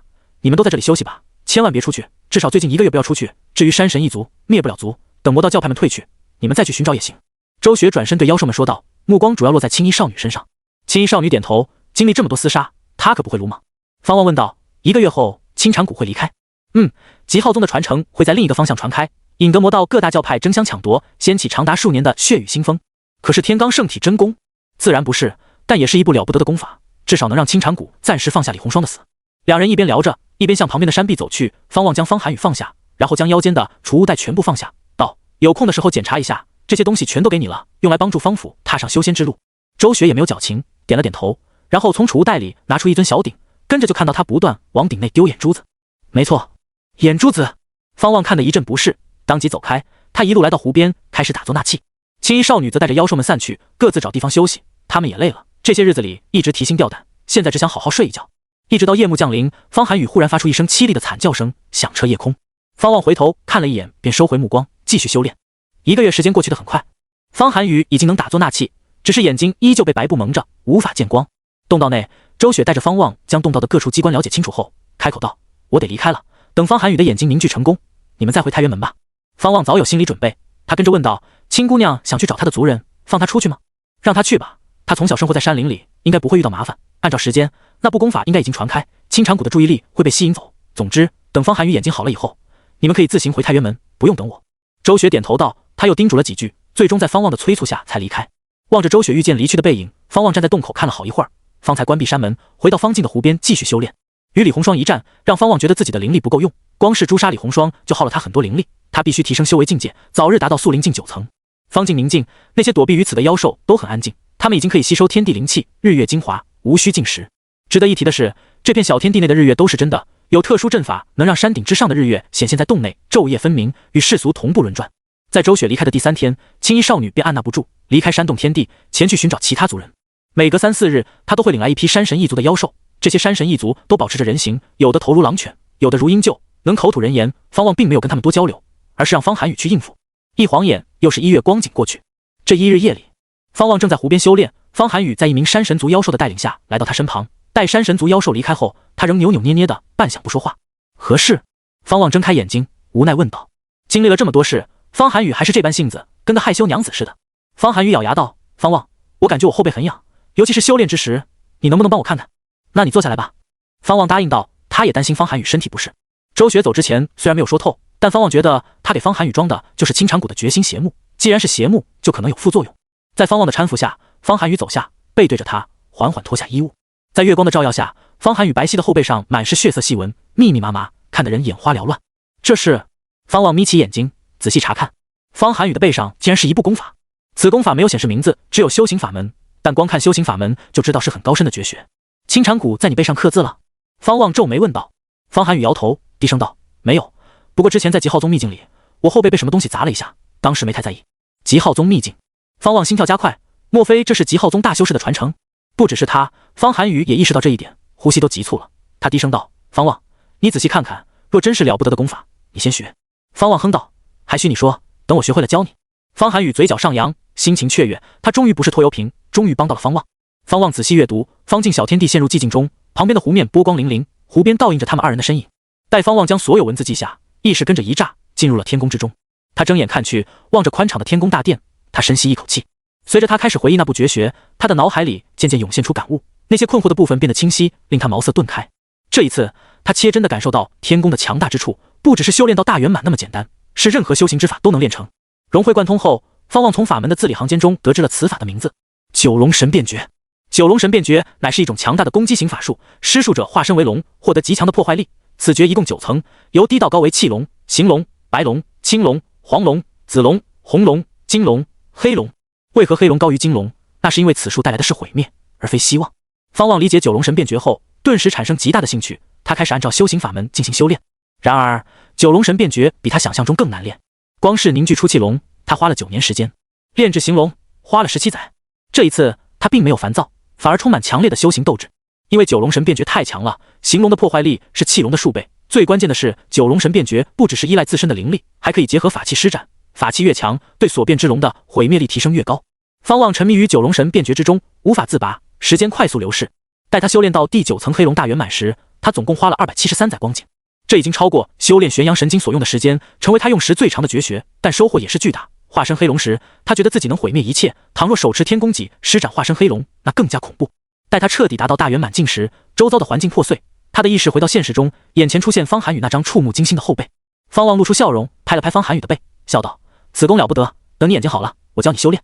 被方望拍背，方寒雨浑身一激灵，鸡皮疙瘩都起来了。他连忙穿上衣服，然后站起身来，问道：你记住了吗？废话，我过目不忘。那你先练吧，希望我眼睛好了以后，能看到你施展出此功，一定震惊你。方望挑眉笑道：习得九龙神变诀让他很高兴，此功绝对是他目前掌握的最强攻击手段。惊鸿神剑诀是不错，但比起九龙神变诀差了不止1星半点。有李红霜做参照，他突然觉得自己未必不能挑战灵丹境。不行，不能膨胀。方望在心里叮嘱自己，同时目送方寒雨颤颤巍巍地离去。太原门石渊殿，广求仙打坐着，殿上站着10数人，杨元子也在其中，每一个人的脸色都很凝重。先前接方望入第3脉的传承长老赵传前开口道：掌门，九龙神变诀在西境闹得沸沸扬扬，何止是魔道，连正道各教都加入争夺，找寻的途中，我们真的不参与吗？此言一出，其他峰主长老纷纷开口。玄洪剑宗的大弟子徐求命已经与黄玉山的长老交手，先是天罡圣体真功，又是九龙神变诀，怎么感觉有人在背后算计？不管是不是算计，我们必须参与，至少了解是不是真的，或者最终被谁得到，这关乎今后的9大教派格局。此事不好参与，我们诸多弟子遭遇清禅谷的袭杀，一旦卷入其中，清禅谷肯定发了疯似的报复我们。对了，杨师兄，你什么时候培养出这样一名天才？究竟是谁？竟然能练成惊鸿神剑诀，还达到32剑的程度？你如今达到多少剑了？一名峰主将话题引到杨元子身上，杨元子面无表情，没有搭话。广求仙开口道：“好了，关于那位白衣惊鸿的身份，不得再打探。你们知晓太原门有这样一名弟子就好。李鸿双死了，青长谷肯定会派遣奸细潜入，我们必须保护他。”他心里充满振奋，因为他知道谁得了惊鸿神剑诀的传承。那小子这才修炼多久，竟然将惊鸿神剑诀练至32剑的程度，直接超越杨元子，令他惊叹。或许这就是天元宝灵的可怕之处。第一脉负责去打探九龙神变诀的下落吧，记住，以打探为主，莫要鲁莽。广求仙继续道，然后挥袖示意所有人退下，唯独杨元子留下来。待始渊殿的大门关上，杨元子皱眉道：“我不放心方望，虽然他跟他的族人在一起，可都是后辈。”广求仙点头道：“我也有此顾虑，派遣一名灵丹境的亲传弟子去找他吧。”杨元子摇头道：“亲传弟子可不够，让陆远君去吧，正好让他们二人提前结识。若是能在方望危难之时，陆远君救他一命，两人日后就很难发生矛盾。”闻言，广求仙思量片刻，缓缓点头：“师弟，你说九龙神变诀真的已经现世了吗？我怎么知道？就算是又如何？传闻九龙神变诀拥有踏平一方王朝的毁灭力，极浩宗能雄踞辽阔疆土，其中九龙神变诀有着不可忽视的功劳。传说罢了，谁亲眼见过？再说我们有方望、陆远君，即便其他教派得到天罡圣体真功，九龙神变诀未来依旧属于我们。也是，方望那小子竟然将惊鸿神剑诀炼至32剑，这样看来，师弟，你资质真平庸啊！哼，我资质平庸，你算什么东西？”习得九龙神变诀后，时间过去1个半月，方望终于突破至素灵境4层。这段时间，方寒宇的修为提升速度越来越快，已经达到氧气境5层，甚至能跟妖兽切磋。这小子蒙着眼睛，却能预判对手的攻击，仿佛眼睛没瞎一般，这让方望对绝星邪目越发期待。随着山神一族的化形妖兽越来越多，方境变得热闹起来。这些化形妖兽对方望、方寒宇很友善，甚至为他们搭建了房屋。这一日，方望找到方寒宇，开始教导他修炼九龙神变诀。虽然还未摘下眼睛上的白布，但他已经可以修炼法术。用他的话来说，他可以凭借气息、周遭的空气流动来判断对手的动作。方寒宇的悟性不错，方望只传授了半个时辰，便让他自己修炼。九龙神变诀的修行法门虽然深奥，但具体的运气方式不算太复杂。记住之后，方寒宇就可以自行参悟。正午时分，方望正在湖边打坐，一名人身狐狸头的山神族妖兽跑过来，跪在他身旁，哭喊道：“方公子，你一定要救救我妹妹啊！”方望睁眼看去，瞧见他手里握着一张面具，正是青衣少女的狐狸面具。山神一族活下来的族人几乎都已经搬到方境，为了报答方家的收留之恩，他们开始四处采摘灵花灵草，移植到方境内。这样行事已经有1个月，未曾出过事，也没有再遇到魔修。方望皱眉问道：“他怎么了？”一名叫李洪刚的人族修士抓了他，并命令我等山神族妖找寻那位白衣惊鸿。1个月内，白衣惊鸿若是不前往亥下城，他就杀了我妹妹。可我族如今食不存一，哪里去找白衣惊鸿啊？山神族妖兽哭着说道。山神一族比起其他妖兽的优势就是化形早，目前方境内最强的妖兽也才堪比素灵境4层的实力。李洪刚，李姓让方望瞬间想到李洪双背后的李家。李洪刚要找的白衣惊鸿，不会就是他吧？施展惊鸿神剑诀时，他穿的就是白衣。自李洪双之死已经过去3个半月，青长谷都已经退了，没想到李家却找到此地。李家可不知他是何模样。想罢，方望向身旁的山神族妖兽询问事情的具体经过。此妖名为山香，与青衣少女一同长大，自幼以兄妹相处。自从青长谷四处屠杀山神一族后，山相每次都会陪伴青衣少女出去。这一次也是在他们收集药草时，突然遭遇李洪刚的袭击。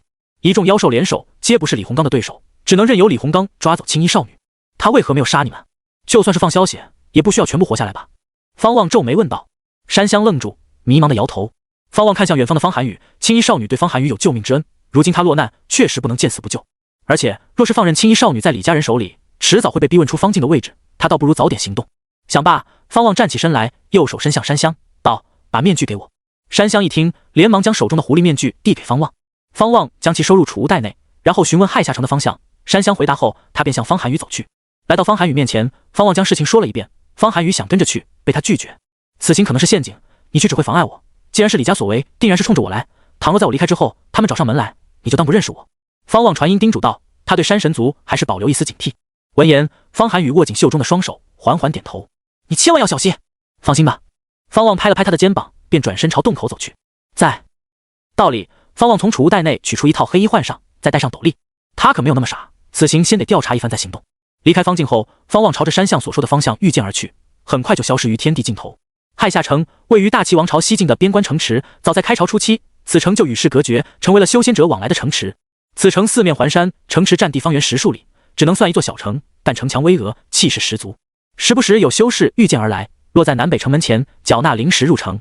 城中一处府邸内，屋内青衣少女正在吃糕点，她重新戴上了一张白色的戏曲面具，微微往上抬，只露出小嘴，看起来与人一般。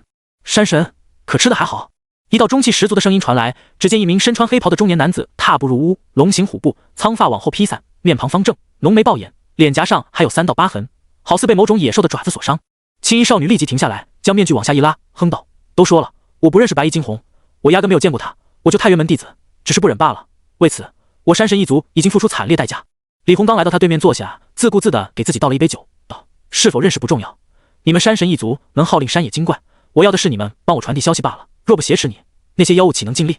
青衣少女沉默片刻，数息之后方才开口道：“此事已经过去数月，各大教派已经离去，白衣惊鸿估计早就走了。不，那些教派都在争抢极浩宗的传承，我李家的子弟也在，他们并没有打听到白衣惊鸿的下落。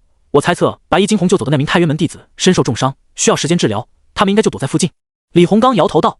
青衣少女哼道：“你们李家势大，何不发动所有家族子弟进行搜索？”“怎么可能？李红双加入魔道教派，本就是李家的耻辱，李家可不会因此而兴师动众，更不会报复太原门。可李红双是我的儿子，站在家族的位置上，李红双死了就死了，不值得追究。但站在父亲的角度，我必须跟白衣惊鸿斗上一场，了却因果。”李洪刚冷声道，一股难言的气势笼罩屋内，令青衣少女大气都不敢喘一口。屋内再次陷入沉寂之中。李洪刚将杯中的酒一饮而尽，然后道：“我此番前来，就是告诉山神，莫要担心，1个月后，就算白衣惊鸿不来，我也会放你离开。我已经将消息传开，倘若白衣惊鸿有一丝傲气，他就会前来，到时候山神还能目睹我与他的决战。”说罢，李洪刚站起身来离去。青衣少女没有起身，沉默地坐在位子上。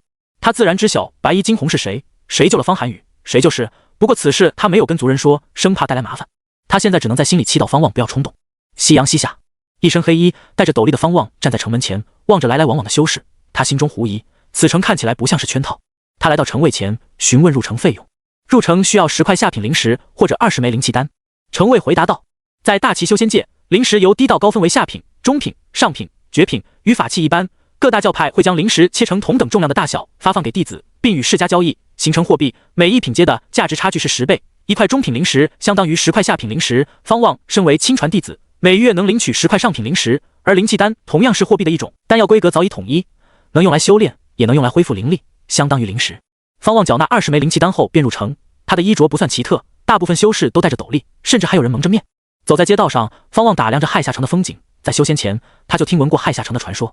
在民间，亥下城被称为消失的鬼城，各种版本的传说皆有，几乎都认为亥下城之所以消失，是被鬼怪占领了。凡人若是遇到亥下城，那就必死无疑。原来不是鬼城，只是被修仙者占领罢了。亥下城内的商铺极多，方望终于看到了地摊，显得热闹繁华。功法、秘籍、丹药、天材地宝、法器、符纸、稀世珍宝、妖宠等等，应有尽有，比先前去的镇子更加繁华。一路上，方望经常听到修士提起李洪刚、白衣惊鸿、极浩宗等名字，很快他就了解清楚，原来李洪刚已经放出消息，要挑战白衣惊鸿，以李洪双父亲的身份挑战白衣惊鸿。若是白衣惊鸿赢了，那这桩因果就一笔勾销。城中能如此热闹，不少修士都是冲着白衣惊鸿与李洪刚而来。这样看不像是圈套，李洪刚走的是正大光明的路数。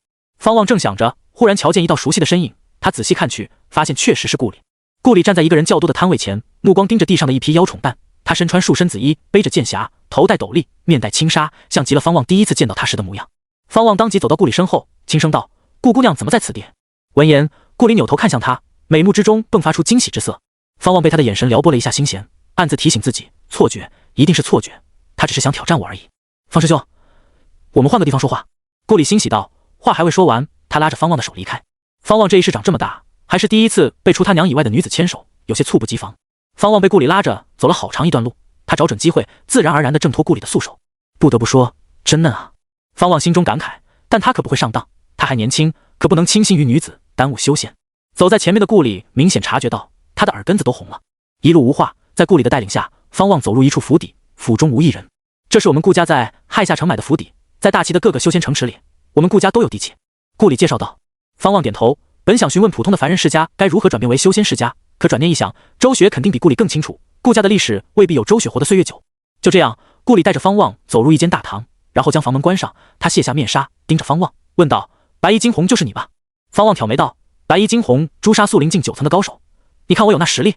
我比你还晚素灵。你说话真气人，但我觉得就是你。惊鸿神剑诀乃是我们师父杨元子的独门绝学，我没有得到此传承，那只能是你。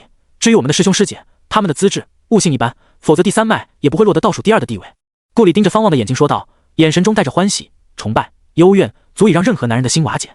方望偏开目光，转移话题问道：“你怎么来了？难道宗门给你安排任务了？极浩宗的传承闹得如此沸沸扬扬，太原门内也在议论，诸多弟子都来了，我来也不足为奇。顾里回答道，只是他微微撇嘴，显得言不由衷。方望戳穿道，极浩宗的传承可不在亥下城，距离这里快有千里之距了吧？顾里冷哼一声，暗道莫非要我说是担心你？他也开始转移话题，道，你来是要接受挑战吗？李洪刚可是灵丹境，已经达到灵丹境3层，虽然此生很难再进步，但也绝非当下的我们能挑战。说到最后，他突然卡住了，因为素灵境9层的李红霜被方望击败了。顾家与李家都是大家族，所以从小到大，顾里就听闻过李红霜之名，父亲不止一次感叹李红霜之姿。每想到这样的人物死在方望手里，他心底里就不可遏制地诞生崇拜之情。因为顾家底蕴雄厚，他听闻过的天骄故事极多，甚至是大旗之外的天骄故事，但方望带给他的冲击比传说还要夸张。灵丹境3层，确定吗？方望挑眉问道。他来亥下城，最重要的就是先了解李洪刚的实力，他可不会贸然行动。顾里点头道，他卡在这个境界至少60年了，我父亲都说他后半生最大的福分就是生下李红霜。方望跟着问道，你说他会不会在亥下城设下陷阱？顾里摇头道，他之所以选择亥下城，是因为亥下城城主唐承风乃是灵丹境9层的大修士，有唐承风在，亥下城就不会出乱子，这也是诸多散修喜欢在此交易的原因。即便是面对其他王朝的修士，唐承风也不会畏惧。各大边境城主中，唐承风的脾气算得上最硬的，眼里容不得一粒沙子，所以亥下城经常有修士进行决斗。而且此事已经闹得沸沸扬扬，倘若李洪刚再请其他李家修士出手，这会让世人看扁李家。李家对气节、名望极为看重，否则当年也不会将李红霜开除族谱。你也不必担心李家会因为此事对你与你的家族进行报复。修仙世家最在意名节，至少大齐修仙界如此。听到这儿，方望放心了。顾里蹙眉道，你不会真的要应战吧？有几分把握？放松之后，方望走到桌前坐下，他笑道，5成吧，我对敌一般5-5开，要么敌死我活，要么敌存我亡。顾里跟着坐下，他就这样定定地看着方望。怎么？为何如此看我？觉得我自大？方望挑眉问道。顾里抬手，右手放在桌上，撑着自己的脸颊，他就这样盯着方望，眼神飘忽。他叹了一口气，道，方望，我突然觉得我们的约定很难实现，等我达到素灵境9层时，你肯定已经在灵丹境纵横捭阖，往后的差距只会越来越大。方望眨了眨眼，认真道，顾里，你修炼只是为了跟别人比吗？难道每一次变强不会给你带来成就感，让你找到生存的意义？闻言，顾里深吸一口气，惭愧道，说得对，是我执拗了。你的天资毋庸置疑。顾里心里好受一些，他跟着问道，你就是与自己比，所以才能如此强大吗？那自然不是，我要跟所有人比，我天生好强，既然修仙，我就是要比所有人强，这是我的目标。方望平静回答道。顾里突然又难受起来，原来劝我跟自己比，是因为我没有那个资格吗？当夜，方望凭借着无锡自然功，悄无声息地来到李洪刚所住的府邸，在其大门前的石像上贴了一张纸。次日一早，整个亥下城便疯传一个言论，白衣惊鸿应战了。20日后正午时分，于南城门应战，了却因果。李家府邸内，李洪刚坐在椅子上，手中握着一张黄纸，他紧皱眉头，脸色阴沉。确定是门口石像上贴的？李洪刚开口问道。站在他面前的仆人连忙点头，道，小的今早出门打扫看到的，并非别人给我。下去吧。李洪刚应了一声，仆人如释重负，立即离去。站在一旁的紫衣青年皱眉道，父亲，他能神不知鬼不觉的来到我们府邸之外，实力不容小觑啊。而且三哥的天资何其高，寻常灵丹境1层的修士未必是他的对手，能诛杀三哥，对方定然是灵丹境高手，甚至可能比您还高，真的要冒险吗？李洪刚瞪了他一眼，沉声道，莫非你觉得为父是因为有必胜的把握才挑战他？我儿子死了，你三哥死了，就算他再混账，也是我儿子，是你三哥。紫衣青年沉默，脸色难看。为父已知天命，你们这些孩子中，红霜的资质最高，倘若他活着，为父还能靠他获得逆改天命的可能性。如今他死了，为父的余生已经没有期盼的，但有遗憾，白发人送黑发人的痛苦，你可明白？李洪刚叹息道，神色变得沧桑。紫衣青年欲言又止，自从李红霜加入青产谷，他们这一分支在李家就备受排挤，有着王朝历史、千年底蕴的李家最在意名节，他们因为李红霜成为了家族的污点。李洪刚眼神突然变得犀利，道，而且为父此举也是给李家壮威名，倘若为父赢了，那李家的威严与强大不容置疑。为父虽然修为多年没有增长，但为父的刀早已达到极致，就算为父输了，李家至少显得光明磊落。为父的死换来修仙界的敬佩，也有助于李家更好的与各大正道教派交际。听到这儿，紫衣青年面露愧疚之色，他咬牙道，都怪孩儿不够强，否则怎需父亲出手？胡说八道，这种事自然得为父去顶，你且下去吧，将此事尽可能的扩大影响。既然白衣惊鸿定下20日时间，那就说明他也想要更多的看客，那就遂了他的心愿。为父倒要看看，是他的惊鸿32剑厉害，还是为父的刀更具杀意。李洪刚说到最后，整个人散发出强大的自信，隐约间他的双瞳之中浮现着刀影。接受挑战的当晚，方望潜入李府，凭借着无锡自然功与绝影步，他神出鬼没，寻找青衣少女的踪迹。没过多久，方望便找到青衣少女所住的房屋。得到白衣惊鸿的应战后，李洪刚便撤了这间房屋的看守修士，甚至没有人巡逻李府。方望站在窗前，透过缝隙看去，青衣少女正打坐在床榻上，看起来不像是受过苦的样子。方望当即传音给她，青姑娘还好吗？不要说话，你只需点头和摇头。闻言，青衣少女身体一颤，她跟着点头。你可有中毒？青衣少女摇头。方望用神识扫视这间房屋，确定没有危险后，他让青衣少女跟着他走。待青衣少女走出房门，他一把抱起青衣少女，迅速离去。一路上凭借着身法，他并没有被李府之人发现，而李洪刚已经开始闭关，更没有关注屋外的情况。趁着夜色，方望带着青衣少女离开亥下城，一路护送百里之地，方才停下来道：“接下来你自己回去吧。”青衣少女落地，诧异问道：“你不回去吗？难道你真的要应战？”今日下午，李洪刚找到他，告知他白衣惊鸿已经应战，这让他担心了一整天。等方望找到他时，原以为两人能直接逃，没想到方望竟然要回去。救了你，我才能没有压力的面对李洪刚。方望回答道。这一路很顺利，并没有李府的追兵，这说明李洪刚确实光磊落。既然如此，那他就要应战。或许他能如此轻松的救走青衣少女，本就是李洪刚默许的。可是李洪刚乃灵丹境大修士，何必与他争？青衣少女急道：“他可是听方寒雨说过，方望跟他同时拜入太渊门。”方望笑道：“既已应战，岂能不战？谁不知白衣惊鸿是太渊门的弟子？我代表的已经不是我，而是太渊门。既然要跟陆远君争大弟子之位，方望就必须获得声望。如何得声望？最简单的方法就是靠一桩桩战绩。别人或许不知白衣惊鸿是谁，但方望相信广求仙、杨元子定然知道。而且方望很有信心，这已经不是仇恨之战，而是义气与名声之争。终有一日，白衣惊鸿之名将与方望绑定，而在这一切发生前，他要让白衣惊鸿之名成为太渊门弟子崇拜的目标。”听到这番话，青衣少女沉默。“青姑娘，快回去吧，以免你的族人担心。”方望催促道。青衣少女跺脚，哼道：“什么青姑娘？人家有名字，我叫青婉儿，以后叫我婉儿。”说罢，他转身窜入树林之中，迅速消失于夜色之中。方望笑了笑，也没有多想，转身返回亥下城。20日时间，说长不长，说短也不短。方望在顾家府邸里闭关不出，导致顾里也不好打扰他。渐渐的，亥下城的修士越来越多，都是听闻白衣惊鸿与李洪刚之战而来。白衣惊鸿诛杀李洪双，名声鹊起，而李洪刚乃是灵丹境修士，对于大多数底层修士而言，他就是大人物。灵丹境级别的对决可是很少见，怎能不让散修世家年轻一辈前来凑热闹？决战前夜，方望走出屋子，找到顾里，两人对坐在桌前。“顾姑娘，明日观战结束后，你就回太渊门吧，我还有事，得过段时间才能回去。”方望开口道。他猜到顾里是冲他而来，哪怕是他一厢情愿，他也有必要说清楚，避免顾里一直苦等。顾里蹙眉问道：“可是因为你那位族人，他受伤很严重，还需休养数月，需要我帮忙吗？”“多谢顾姑娘好意，无需你费心，他已经在恢复，只是他身处的地方不方便透露。”方望露出歉意，方府还未到方境，也没有成长起来，他确实不敢邀请顾里入方境。顾里轻声问道：“那你一定要赢，我会看着你的。”方望笑道：“那是自然，我还未输过。”屋内烛光摇曳，窗外明月高悬，顾里看着方望的笑容，眼神变得迷离，不知为何，他觉得方望笑得好好看。方望对极浩宗很好奇，于是向顾里询问极浩宗的历史，顾里也没有隐瞒，将自己知晓的全都说出来。这一夜，两人聊得很愉快，顾里感觉自己与他更近了。月落日升，太阳初升，黎明的光芒划过亥下城时，城内已经热闹起来。因为今日白衣惊鸿将前来应战李洪刚，越来越多的修士提前赶往南城门，生怕错过好戏。距离正午时分还剩下不到半个时辰时，南城门前与城墙之上人满为患，顾里也来了。他站在城墙上，面带轻纱，一双美目落在下方的一道身影上。李洪刚，这位灵丹境修士盘腿打坐在刀柄之上，而他的长刀立在泥土上，他虽一动不动，但有一股威势正在凝聚，不断高涨。好可怕的刀意，难道就是传说中来自赤阳教的烈日杀刀？没想到离开赤阳教这么多年，李洪刚的刀意增长到如此地步，不知白衣惊鸿是否会来？修士们议论纷纷，李洪刚的阵势摆明是要死战，让看客们更加期待接下来的大战。顾里身后传来一阵骚动，他扭头看去，只见一名身材魁梧的老者在一众修士的簇拥中走上城墙。此人身穿黑色大袍，头戴紫冠，左手负于腰后，右手把玩着2颗铁球，隐约有电光闪烁。亥下城城主唐承风看到他出现，周围不少修士向他弯腰行礼，面露热切讨好之色。顾里则默默退开，远离唐承风。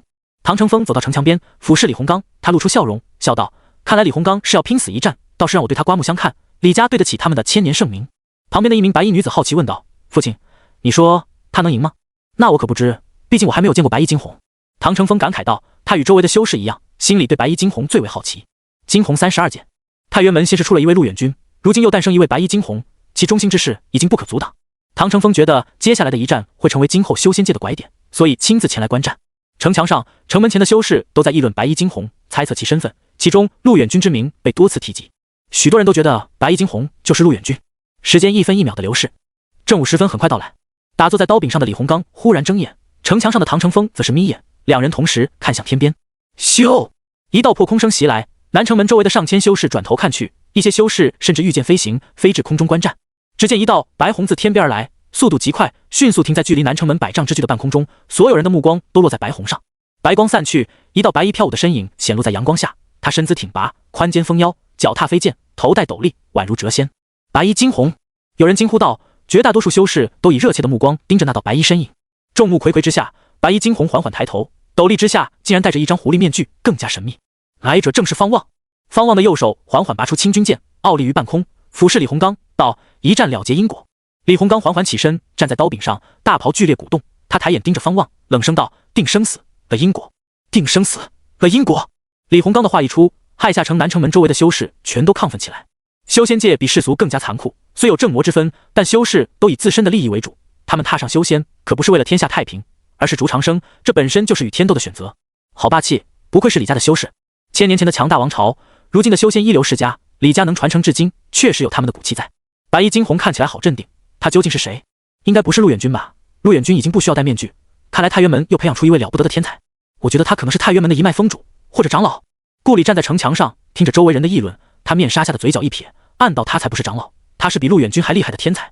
在进入太原门前，父亲就多次提及陆远君，感慨陆远君会成为未来大齐修仙界的纲鼎人物。他心里一直不服气，总觉得自己不差，父亲怎么不夸自己？如今虽然没有碰到陆远君，但他打心眼里觉得任何天才在方望面前都显得平庸，不足为道。听着周围人的讨论，顾里心中的担忧消失了，取而代之的是期待。方望一定会赢。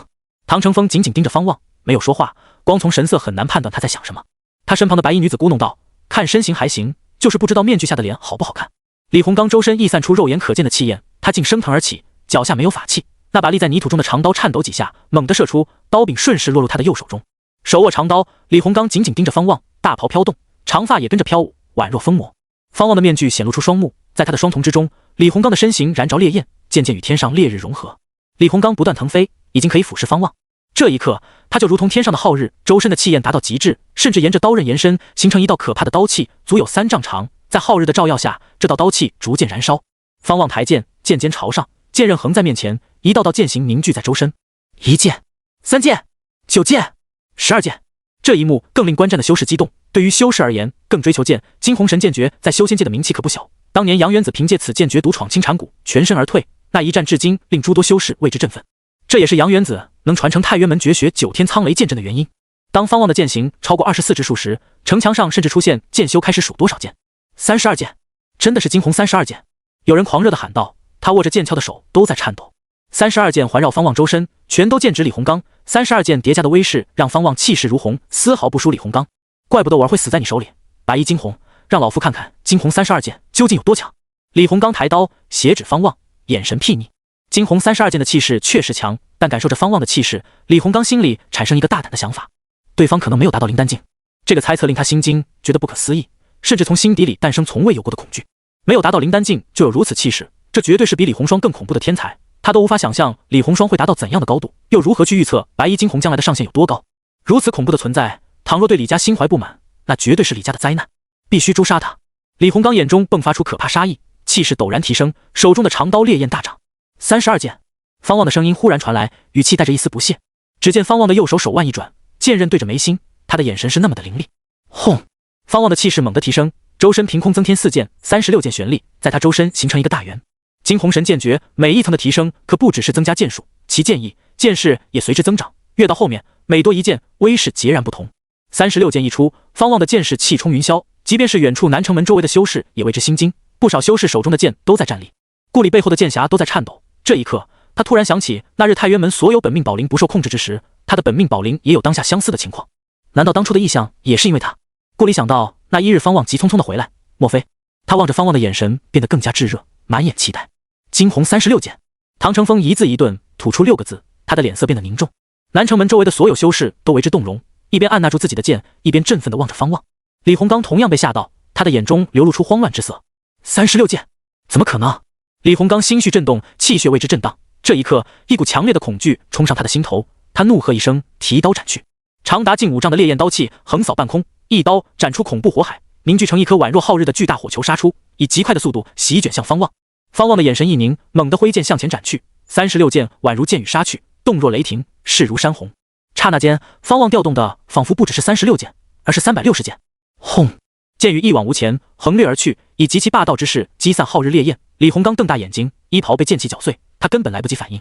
在所有修士的注视下，方望一挥剑，惊鸿36剑被掌，以令他们眼花缭乱之剑术强势诛散李洪刚的烈日杀刀。他们甚至来不及看清李洪刚的动作，李洪刚就被剑雨淹没。浩浩剑雨掠过亥下城上空，长及数里，方才消散，在空中留下一条壮观的气流异象。剑雨一过，空中不见李洪刚的身影，只剩下他的长刀以及一颗鸡蛋般大的灵丹。那灵丹通体橙红色，表面还在燃着烈焰。长刀缓缓坠落，在下降的过程中不断消散，化为云烟。本命宝灵散去，意味着其主已死。当李洪刚的灵丹坠地时，方望转身化为一道白虹离去，迅速消失于天边。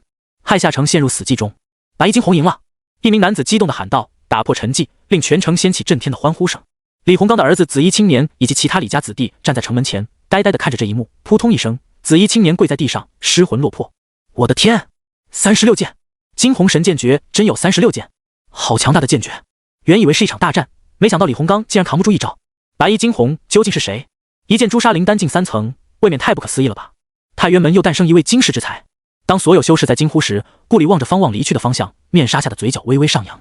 见识到方望一剑秒杀李洪刚，他心里没有震惊，反而是觉得理应如此。父亲，你说真正的天骄一旦出现，能让任何人黯然失色，我是真的遇到了。顾里默默想到，然后转身离去。方望的强大并没有击溃他的斗志，反而让他迫不及待想回宗门修炼。唐承风看着天边，感慨道：芷欣，去太原门吧。惊鸿36剑一出，天下风云巨变，太原这条乾隆是真的要一飞冲天了。他旁边的白衣女子还处于震撼中，目光呆滞，无法回过神来。皓日高照，亥下城上空的气流久久不散，仿佛白衣惊鸿的剑意深深地印刻在所有观战者心中，无法磨灭。群山之上，一道白虹掠过，白光渐渐散去，速度跟着下降。方望的身形显露出来，脚踏飞剑的他不再使用白虹遁术，而是用御剑术飞行。面具下的他松了一口气，他看似就用了一招秒杀李洪刚，实际上消耗了他一半的灵力，所以他不敢一直使用白虹遁术，以免后面遭遇袭击。玄阳神经确实够强，能让速灵境4层的我只用一半灵力就秒杀全力出手的灵丹境3层。方望默默想到，他觉得目前的自己已经足够全面，硬说缺点，那就是缺少针对魂类的旁门之术以及封印术。他一边御剑前行，一边默默总结。清风吹动白衣，他的身姿尽显渐修一起。自从踏入太原门起，方望还未真正拼尽全力过，他的本命宝灵没有施展过，九龙神变诀更是被他留作压箱底的杀手锏。经此一战，方望可以确定自己的实力远在灵丹境3层之上，至于极限有多高还不清楚。灵丹境的灵力确实高于速灵境，即便方望用的是玄阳灵力，也为李洪刚的灵丹境灵力而心惊了一瞬间。好在他当时戴着面具，纵剑而来，挥剑一斩，再纵剑而去。方望默默在心里给自己的表现打了一个满分，他觉得自己将高手人设拉满了，定能在太原门内掀起追捧。一路前进，天地渐渐寂寥，方望似乎察觉到什么，抬眼看去，只见前方的山林密布，一座座险峰如同地次林立，壮观而凄美。其中5座高峰的山顶上各立着一道身影，这5人身穿青蝉谷的衣袍，身上爬满毒虫，周身缭绕着毒雾，惊悚可怕。青蝉谷，方望减缓速度，右手握住腰间的青军剑剑柄。白衣惊鸿，杀我青蝉谷弟子，你可知罪？一道冰冷的女声响起，回荡在群峰间，宛若死神在宣布凡人的死期。方望哼道：青蝉谷屠了我太原门弟子，那你们可知罪？这5人散发出来的气息令他感到危险，但他并不畏惧，正好试试他的九龙神变诀有多强大。见方望态度如此强硬，青蝉谷的5位修士腾飞而起，不断逼近他。5人周身的毒雾不断扩散，令下方的树木迅速枯萎，异常可怕。灵丹境，方望瞬间判断出对方5人的修为，青蝉谷正在跟其他教派争夺极浩宗的传承，还能派出5人来截杀他，不愧是9大教派之一。想伤我太原门弟子，诸位是想找死吗？一道冷喝声突然传来，紧接着方望感受到一股强大至极的气势从天边席卷而来。他扭头看去，只见一道疾雷射来，在雷电之上立着一道身影，那是一名身穿太原门弟子袍的英俊男子，头戴紫冠，2缕长发落在脸颊旁，五官俊朗，眉宇间透着锐气，双目炯炯有神，左右腰间各配着一把宝剑，身后悬浮着一个金色的圆环，散发着淡淡的金光。陆远君，青蝉谷的一名女魔修咬牙切齿地吐出来者之名。听到此名，方望面具下的双目眯起来。陆远君脚踏疾雷，疾驰而来，停在方望前方，独对5位灵丹境魔修。他的右手搭在剑鞘上，微微扬起下颌，睥睨对方5人，道：大齐修仙界即将迎来巨变，我不想杀你们，以免影响两教合作，滚吧。闻言，5位魔修立即停下来，看向彼此，进行眼神交流。方望看着陆远君的背影，暗自琢磨对方的气息，很强，明显跟前面的5位魔修不是一个档次的存在。李洪刚更是不能与其相比。陆远君为何而来？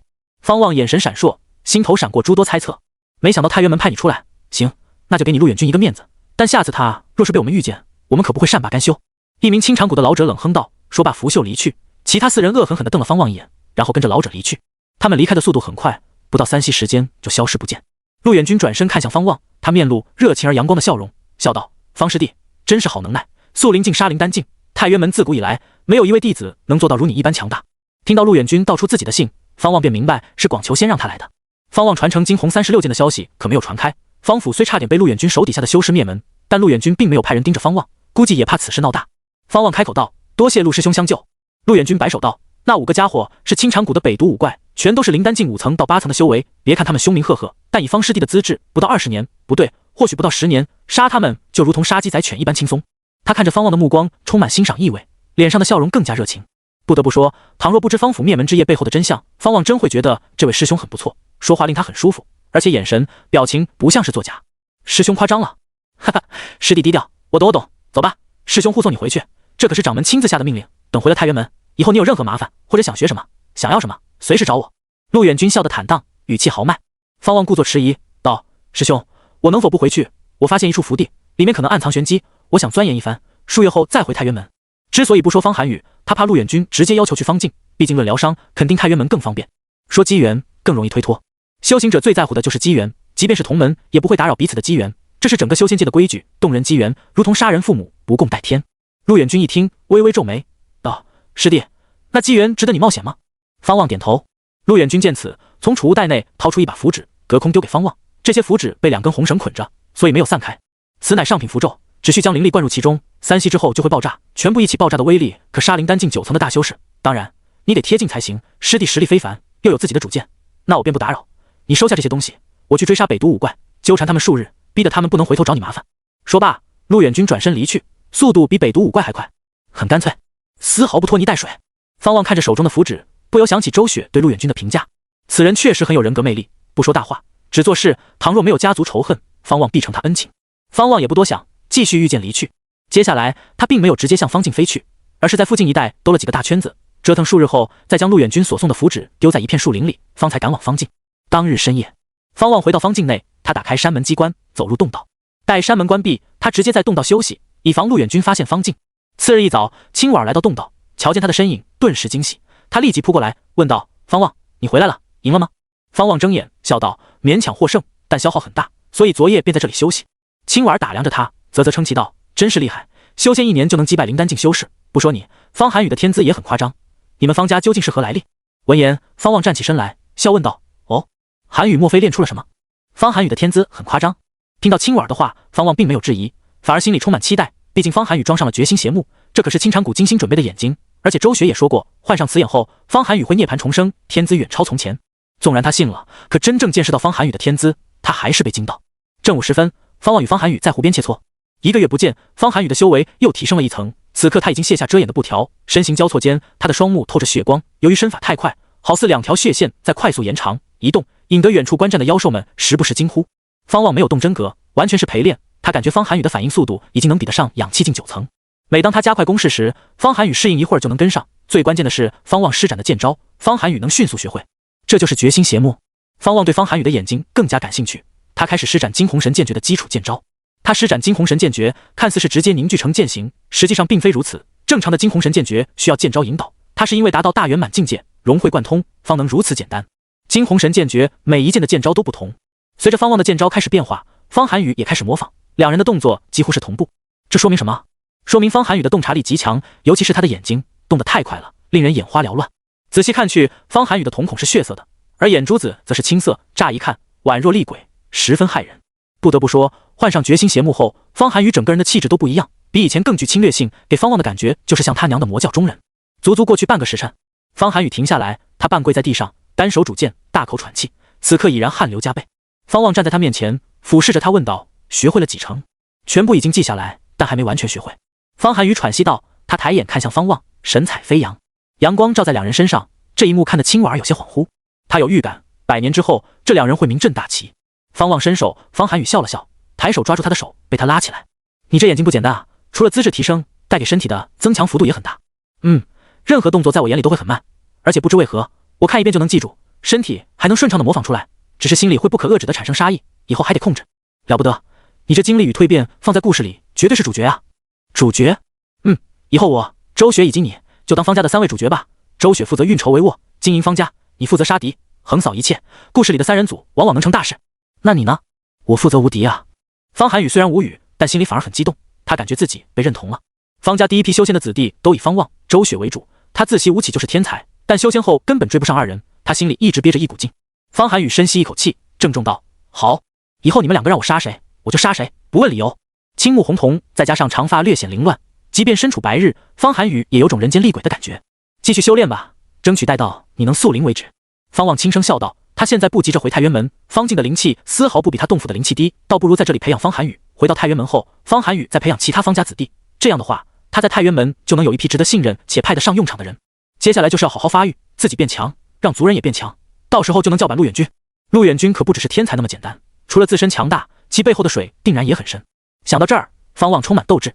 山野之间，一间客栈坐落于大河边上，时不时有修士落地，也有修士离去。这间客栈很大，足有3层，炊烟袅袅。此刻，一楼中心的空地上，一名书生打扮的中年男子手握折扇，语气激昂，骇下城一战。白衣惊鸿一剑诛杀李洪刚，惊鸿剑气久留长空。他那一剑看似斩断了因果，实则挑起天下修士对剑道的追求。白衣狐狸面，惊鸿起人间。话音落下，周围的修士们纷纷叫好。白衣惊鸿的战绩总是能令修士们热血沸腾。靠角落的一桌客人中，方望的父亲方莹感慨道：“白衣惊鸿，好生厉害！没想到修仙界也如同武林江湖般精彩。”坐在他对面的周雪戴着斗笠，嘴角微扬，笑道：“白衣惊鸿确实厉害，拥有这样的天才，太原门算是彻底腾飞，而我们方家也能得利。”旁边一名青年好奇问道：“小妹，你见过白衣惊鸿吗？”周雪摇头，跟着道：“那等人物岂是我能接触的？好了，别打探他了。白衣惊鸿威名远播，小心被他的仇敌听到，以为我们与他有关系。”此言一出，青年的脖子一缩，旁边的长辈们都向他投来不满的目光。距离方境还有多远？方莹问道。周雪回答道：“去方境之前，我们得先去另一个地方，为建设方境做准备，顺便为方家增添战力。”闻言，方家众人没有担忧，全都流露出向往之色。自从周雪带他们离开方府，奔波数月，周雪的行事已经让他们心服口服，即便是长辈们也以他为主。方莹叹了一口气，道：“好久没有见到方望那小子，那小子从小主意就多，希望到了太原门别得罪人。”其他人跟着安慰他，都夸方望懂事。周雪笑而不语，默默端起茶杯，品味茶香。方境湖边，方望打坐着，一边纳气，一边盯着不远处的方寒雨。只见方寒雨面朝湖面运功，灵气化为雾气，凝聚周身，想要凝聚成一条龙形，但目前来看，更像是一条臃肿的大蟒。决心邪目真够厉害，这小子已经初窥门径。方望心中感慨，怪不得周雪要挖那么多眼睛，确实强大。若非看到方寒雨发狂，差点大开杀戒，他还真想搞一双决心邪目。2个月前的一个夜晚，方寒雨修炼时突然入魔，欲要屠杀方境内的妖兽，好在方望及时阻止，将其击晕。之后，方寒雨没有再入魔，但也让方望心里留下担忧的种子。获得决心邪目后的方寒雨会塑造出怎样品阶的本命宝灵呢？方望很期待。自回到方境已经过去5个月，方望的修为达到速灵境5层，而方寒雨已经达到氧气境8层，即将冲击9层。等他达到氧气境9层，方望就会带着他回太原门。方望相信，凭借着自己的天资，广求仙应该能接纳方寒雨，并给出如何压制心魔的办法。过了一会儿，方寒雨周身的雾气散去，他扭头看向方望，叹气道：“方望，此功太难入门了，你练到几层了？能否给我展现一下？”方望笑道：“给你展现，你也看不明白。此功可了不得，毕竟是极浩宗的传承，你别打探了，免得吓到你。”听到方望的话，方寒雨想了想，还是选择相信方望。极浩宗引起的动静太大，他最好是不清楚，以免惹来麻烦。方寒雨深吸一口气，跟着说道：“方望，你已经满17岁了吧？若是没有修仙，五叔应该会给你过生辰。”方望笑道：“都逐长生了，还在意生辰作甚？以后我们可是要活100年、1000年，乃至万年，这样的整数岁才值得我们去庆祝。”方寒雨脸上露出笑容，开始跟他聊起往事。在方境的日子里，时间过去得很快，又是1个多月过去，方寒雨达到氧气境9层，速度之快足以证明决心邪目有多强大。方望也因此决定回太原门。临走之前，方望叮嘱青婉，尽量少出去，等待周雪回来。如今的方境已经建设得很不错，湖边阁楼林立，山壁前种植了诸多灵草灵花，灵气也在持续增长着。放心吧，我们不会乱来的。青婉点头道。经历李洪刚之事后，他决定好好修炼，不能总是靠别人保护。方望也不废话，带着方寒雨离去。为了掩盖决心邪目，方寒雨重新戴上白色布条遮蔽双眼，他以修炼出神识，可以靠神识识物。就这样，方望2人走出方境，御剑离去。沿途，方望有传授白虹遁术的想法，于是提速，方寒雨尽力跟上。从大齐王朝西进到太原门，对于修仙者而言，只需要几日行程，越往里走，魔修越少。当他们穿上太原门弟子的衣袍后，一路上没有遇到麻烦。4日后，2人便靠着弟子令牌的指引回到太原门。回到太原门后，2人并没有分别，方望带着方寒雨直接前往主峰，来到始渊殿前拜见掌门。进来吧。始渊殿大门打开，广求仙的声音从中传出。方望2人立即入殿，殿内广求仙打坐在蒲团上，闭着眼睛，宛若天上仙人，仙风道骨。方望行礼后，直接将方寒雨的经历说出来，没有任何隐瞒，包括周雪赐给方寒雨决心邪目之事，这也是他跟周雪商量后的结果。周雪让他实话实说，他自有办法应对。广求仙没听多久就睁开眼睛，眉头皱起，眼神变冷。身为掌门，听闻弟子经历如此痛苦的折磨，他岂能无动于衷？待方望说完，广求仙缓缓开口道：“绝星邪目与天罡圣体真功一样，都是古人根据上古体质所创的修行之法，具有逆天改命之效。青禅谷得绝星邪目修炼之法已有100载，但未曾成功。没想到你能成功，看来周雪背后的高人不简单。修行一事，除了宗门，还得有诸多贵人。太原门尊重每一位弟子的机缘。绝星邪目虽被认为邪派，但并不完全属于青禅谷。”广求仙抬袖，一块玉片飞出，落入方寒雨手中，道：“此乃我的玉简，前往功法阁领取清心诀，可有效地压制你的本能杀意。”方寒雨连忙点头道：“多谢掌门，以后继续遮着眼睛吧，以免不必要的麻烦。我说的不是被同门排挤，而是被青禅谷发现。你们应该明白，正道宗门内总会有魔道奸细。”广求仙叮嘱道。方寒雨应了一声，见广求仙挥手，他便行礼告退。殿内只剩下方望与广求仙。广求仙露出笑容，不复先前的掌门姿态，他瞪了方望一眼，哼道：“臭小子，入门1年就折腾出这么多事，我让陆远君去接你，你还不回？”方望无奈道：“掌门，没办法呀，族人受难不能不管。白衣惊鸿，好名头，比当年陆远君名声鹊起时还要威风。作为掌门，我自然是高兴的。你的名声会让太原门受益，但从我私人的角度来说，我希望你不要鲁莽，好好修炼。太多天才夭折，只有活下来的才能成为当世的强者。”广求仙认真说道。方望点头回答道：“多谢掌门指点。”接下来他也准备花时间在积累修为上。惊鸿36剑，啧，你师傅已经被你超越，哈哈，以后见你师傅可得讨他欢心。他这个人啊，小心眼。想当年我被选为掌门，他可是生了很久的闷气，足足10年不理我。广求仙开始说起自己与杨元子的往事，把杨元子说成一个小心眼、性子直的师弟。方望认真听着，同时分析着两人的真实关系。许久，待广求仙言犹未尽的说完，方望问道：“掌门，陆师兄的师傅是谁啊？一脉封主吗？”广求仙抚须笑道：“陆远君有2位师傅，一是一脉封主，二是我。怎么了？”方望笑道：“见过陆师兄后，觉得他人真好，以后肯定能成为一名好的掌门。但掌门，你又想培养我成为下一位掌门，所以我有些难取舍。”他在试探。广求仙笑着回答道：“成为掌门可不是人好就能行的，一位好的掌门必须经历激烈的斗争，足够强大，又能服众。你若是想争，我能在私下里提供给你胜过陆远君的支持，但你需要威望，至少要让门中弟子认为你有资格跟他争。当整个太原门都认为你比陆远君更适合当掌门时，那就是我让位于你的时候。你不必担心与陆远君的关系，一个宗门不可能只有一个人强，输了掌门之位，不代表就完全决裂。就像我与你师父，无论谁赢谁输，你们都是太原门下一届的纲鼎之人。”广求仙叮嘱了诸多事，还传授了如何争夺大弟子之位的经验。半个时辰后，方望离开始渊殿，朝着宗门主城飞去。沿途他在琢磨广求仙的话，广求仙看似在支持他，实际上是在灌输他一个观念：无论怎么争，都别伤和气。这说明陆远君在广求仙心里很有分量，即便方望是天元宝灵，广求仙也不舍得放弃陆远君。站在弟子的角度看，这样的掌门很好，可站在方望的角度，这就是一大障碍，因为他与陆远君不可能和气。若非周雪重生，没有习得御剑术的他必然死战，然后死在灭门之夜，整个方府都得死。此仇不报，他心中的一口气无法疏散。幸好方望早就知晓灭门之夜的背后是陆远君，否则他还真可能因为陆远君的热情而煎熬。他争大弟子之位不是为了权力，只是为了压过陆远君，待他有一日向陆远君拔剑时，整个宗门都只能默许，亦或者忍让。入城之后，方望朝着任务堂飞去。任务堂是城内最热闹的一处地点，这座阁楼足有9层，进出的弟子络绎不绝。方望收剑落地，走入任务堂内，他准备上缴李红霜的头颅。在太原门内，除了基础的弟子待遇外，弟子们想要提升洞府规格，获得功法、丹药、法器等等，都得靠贡献。贡献就是靠各种任务，上到诛杀魔道巨擘，下到种植草药，不同的任务难度有不同的贡献度，在修行总纲里有记载。天资再强的弟子也需要不断做任务，建立声望，尤其是高等阶位的晋升极其考验贡献。在不断做任务的过程中，弟子与宗门的绑定也会越来越深，即便是魔道奸细，为宗门杀了太多魔修，以后回去也不好过。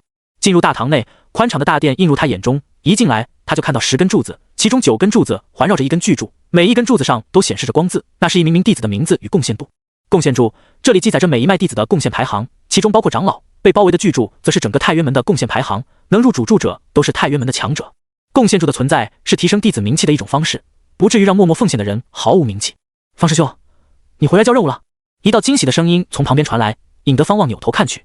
方望看着对方的面容，沉吟片刻，点头道：“你也在，好巧啊。”此次离开太原门，看似只离开了数月，但中间加上九龙神变诀的修炼时间，实际上他已经离开200年。除了身边人，他可记不得那些只见过1、2面的人。对方凑过来，热情地与他寒暄。聊着聊着，方望想起来了，这不是周伯吗？每次见他都很热情。两人聊了好一会儿，方望才找到机会抽身。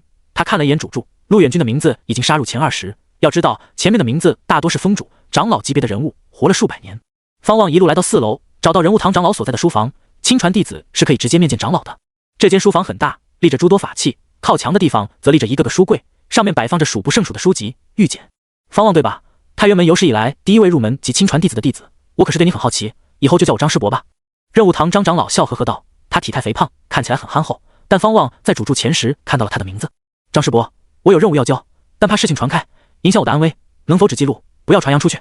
方望恭敬地说道。张长老抚须笑道，放心吧，任务堂只记录贡献，不会闲言碎语，而且我来对接你，你有何不放心的？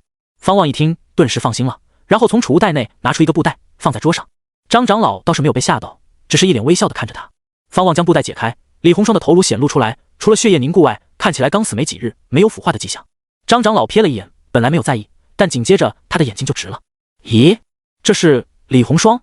张长老吓了一跳，连忙拿起李红霜的头颅观察。很快，他抬眼看向方望，眼神震惊，颤声道：“你就是白衣惊鸿。”见到白衣惊鸿，不会让他感到惊奇，只是白衣惊鸿竟然才入门1年。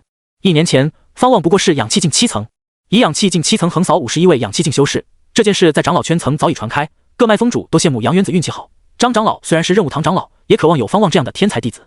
人老了，修为达到上限，追求除了逆天改命，就是找到合适的传承人，让自己的意志在宗门内长久的流传下去。1年前的氧气境7层诛杀了素灵境9层的李红霜，最关键的是，此事发生在数月前，白衣惊鸿的最新战绩是击败灵丹境3层的李红刚。张长老在这个位置做了150年，什么战绩没有听闻过，但他还是被方望吓到。他看向方望的目光仿佛在看一个怪物。方望假咳一声，打断张长老的思绪。张长老感慨笑道：“25年前，李家前来拜访我们，李红霜就在其中。那时掌门就料定李红霜有堪比陆远君之资，李家也有意让李红霜入我门，没想到他最终加入了青禅谷。更令人唏嘘的是，他死在了我们弟子手中。”方望不知该如何接话，只能笑着点头。随后，张长老索要他的弟子令牌，然后记录贡献度。李红霜乃魔道有名的天才，他的任务一直存在着，即便方望没有接过，也可以直接交任务。除此之外，方望还交了营救方寒雨的任务。弟子回太原门时会检验其弟子令牌，这些令牌与一件正宗法器相连，主城的各个事务堂都与这件正宗法器相连。简而言之，张长老是可以确定方寒雨是否归来。方望试着拿出其他青禅谷弟子的身份信物，这些都是周雪筛选出来的。折腾了半个时辰，方望方才离去。张长老坐在椅子上，久久无法平复心情。白衣惊鸿，17岁，修仙不到2载便宰了灵丹境3层，妖孽啊！怪不得掌门师兄如此看重他。不行，我得为他做点什么。张长老默默想到。经过震惊后，他的心里涌现出无限的期待。在他大限之前，他能否看到一个前所未有的太原门？另一边，方望来到1楼，他路过主柱时停下脚步，目光看向陆远君的名字。陆远君后面是一串数字，标注着他的贡献度足足超过300万。交纳完任务后，方望的贡献度也才900多。李红刚不属于太原门的敌对人物，所以不在任务范围内。方望只是看了一眼，便收回目光，抬步离去。大殿上人来人往，方望在人潮之中显得不起眼，就如同陆远君之下的一个个名字隐于芸芸众生之中。回到洞府后，方望开启了自己的修炼日程。他现在不缺法术，所以专注练功纳气就好。他的目标是早日达到素灵境9层。时间飞逝，半年过去，方望达到素灵境6层，这般突破速度传出去，一定会在太原门掀起巨大的震动。这一日正午过后，方寒雨带着方家的6位子弟前来拜访方望，众人的到来令洞府热闹起来。见到族人，方望也很开心。坐下后，他们开始聊起各自的经历。他们都是周雪挑选出来的方府子弟，如今修为最差也达到氧气境3层。别看跟方望比天差地别，实际上修仙很难。9脉的外门弟子有很多人修炼数十载也难以越过氧气境5层，更别说达到素灵境。方寒雨已经素灵成功，本命宝灵乃是绝品玄元宝灵，这让方家众人极为长脸。方望倒是有些失望，不到地元宝灵已经不入他的法眼。13哥，你的宝灵是何品阶啊？方心好奇问道。其他人跟着看向方望。方望笑了笑，看向方寒雨。方寒雨当即道：别打听了，肯定比我高，但太高了也不好，容易招来杀祸。你们记住，不得对外人提及方望的本命宝灵。众人一听，连忙点头。方寒雨脸色严肃，心里其实跟猫抓一样，他比任何人都好奇方望的宝灵品阶，奈何这小子死活不说。修为已经达到氧气境5层的方子根开口道：对了，大齐天子入太原门修仙之事，你们可知晓？其他人跟着议论起来。我知道，现在已经在第7脉传开，都说大齐王朝要转变为修仙王朝，也不知真假。天子入门，岂不是要称我们为师兄师姐？啧，原以为修仙后能高于黄泉，没想到黄泉也开始修仙。据说天子付出了很多，才得到太原门的同意。任务堂出现大量开采灵矿、寻找灵脉的任务，这里面定然有天子的割让。听着他们的议论，方望挑眉。周雪之前就提及过大齐会变成修仙王朝，没想到来得这么快。不过转念一想，现在只是天子修仙，等真正推行修仙之法给天下百姓，少说也要数十年的努力。周雪怀疑大齐丞相与陆远君的勾当里可能有大齐天子的身影，毕竟在原定的未来里，大齐天子与陆远君私交极好，一同走向了大齐修仙界的顶峰。如今听闻大齐天子拜入太原门，方望忽然想到一个可能：袭击方府的修士手握焚魂幡，此鬼器的作用就是收集灵魂。正道教派是不允许弟子滥杀凡人，莫非天子为了入太渊门，甘愿牺牲百姓，以此得到陆远军的引荐？至于为何选择方府，估计是顺势而为。表面上看似是朝堂权力之争，最多让皇权沾上残忍的骂名。若是被发现天子想要牺牲1城的百姓去换取修仙之法，那事情就严重了，天下必定动荡。方望默不吭声，一边听着族人的聊天，一边梳理自己的思绪。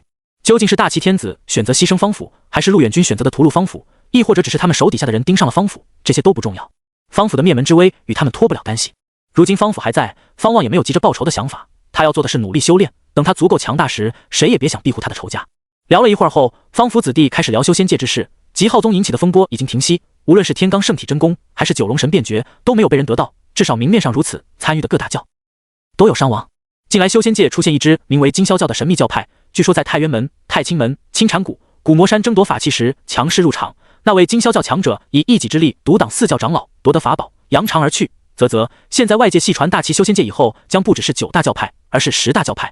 方墨称其道，脸上满是向往之色。都是血气方刚的少年少女，谁不想扬名立万？谁不想成为芸芸众生崇拜的风云人物？方望也听得津津有味。2个时辰后，族人们准备离去。临走之前，方望将自己领取的灵石、灵气丹全都分给他们，让他们感动不已。走出洞府山门后，方望目送着他们御剑离去。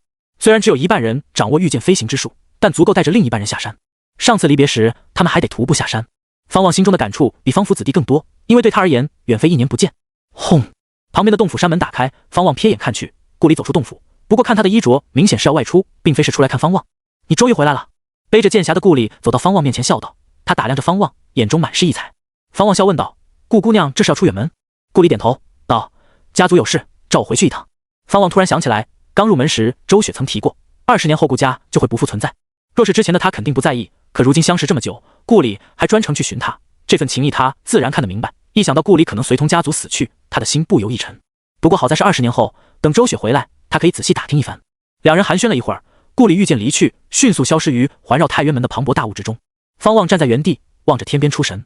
倘若周雪没有重生，他可能已经死了，从而见不到顾里，顾里也可能随同家族牺牲。他们的命运原本是2条不相交的线，如今缠在了一起，说明命数可变。可强若飞升成仙尊的周雪也落得身死道消，重新修炼的下场，修仙真能逍遥？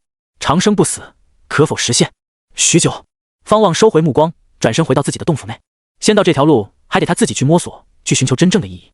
春去秋来，一晃眼2载光景过去，太渊门再次迎来大雪，飞雪漫天，来来往往的弟子穿梭于雪雾之中，在苍茫暴雪之中渺小而微弱。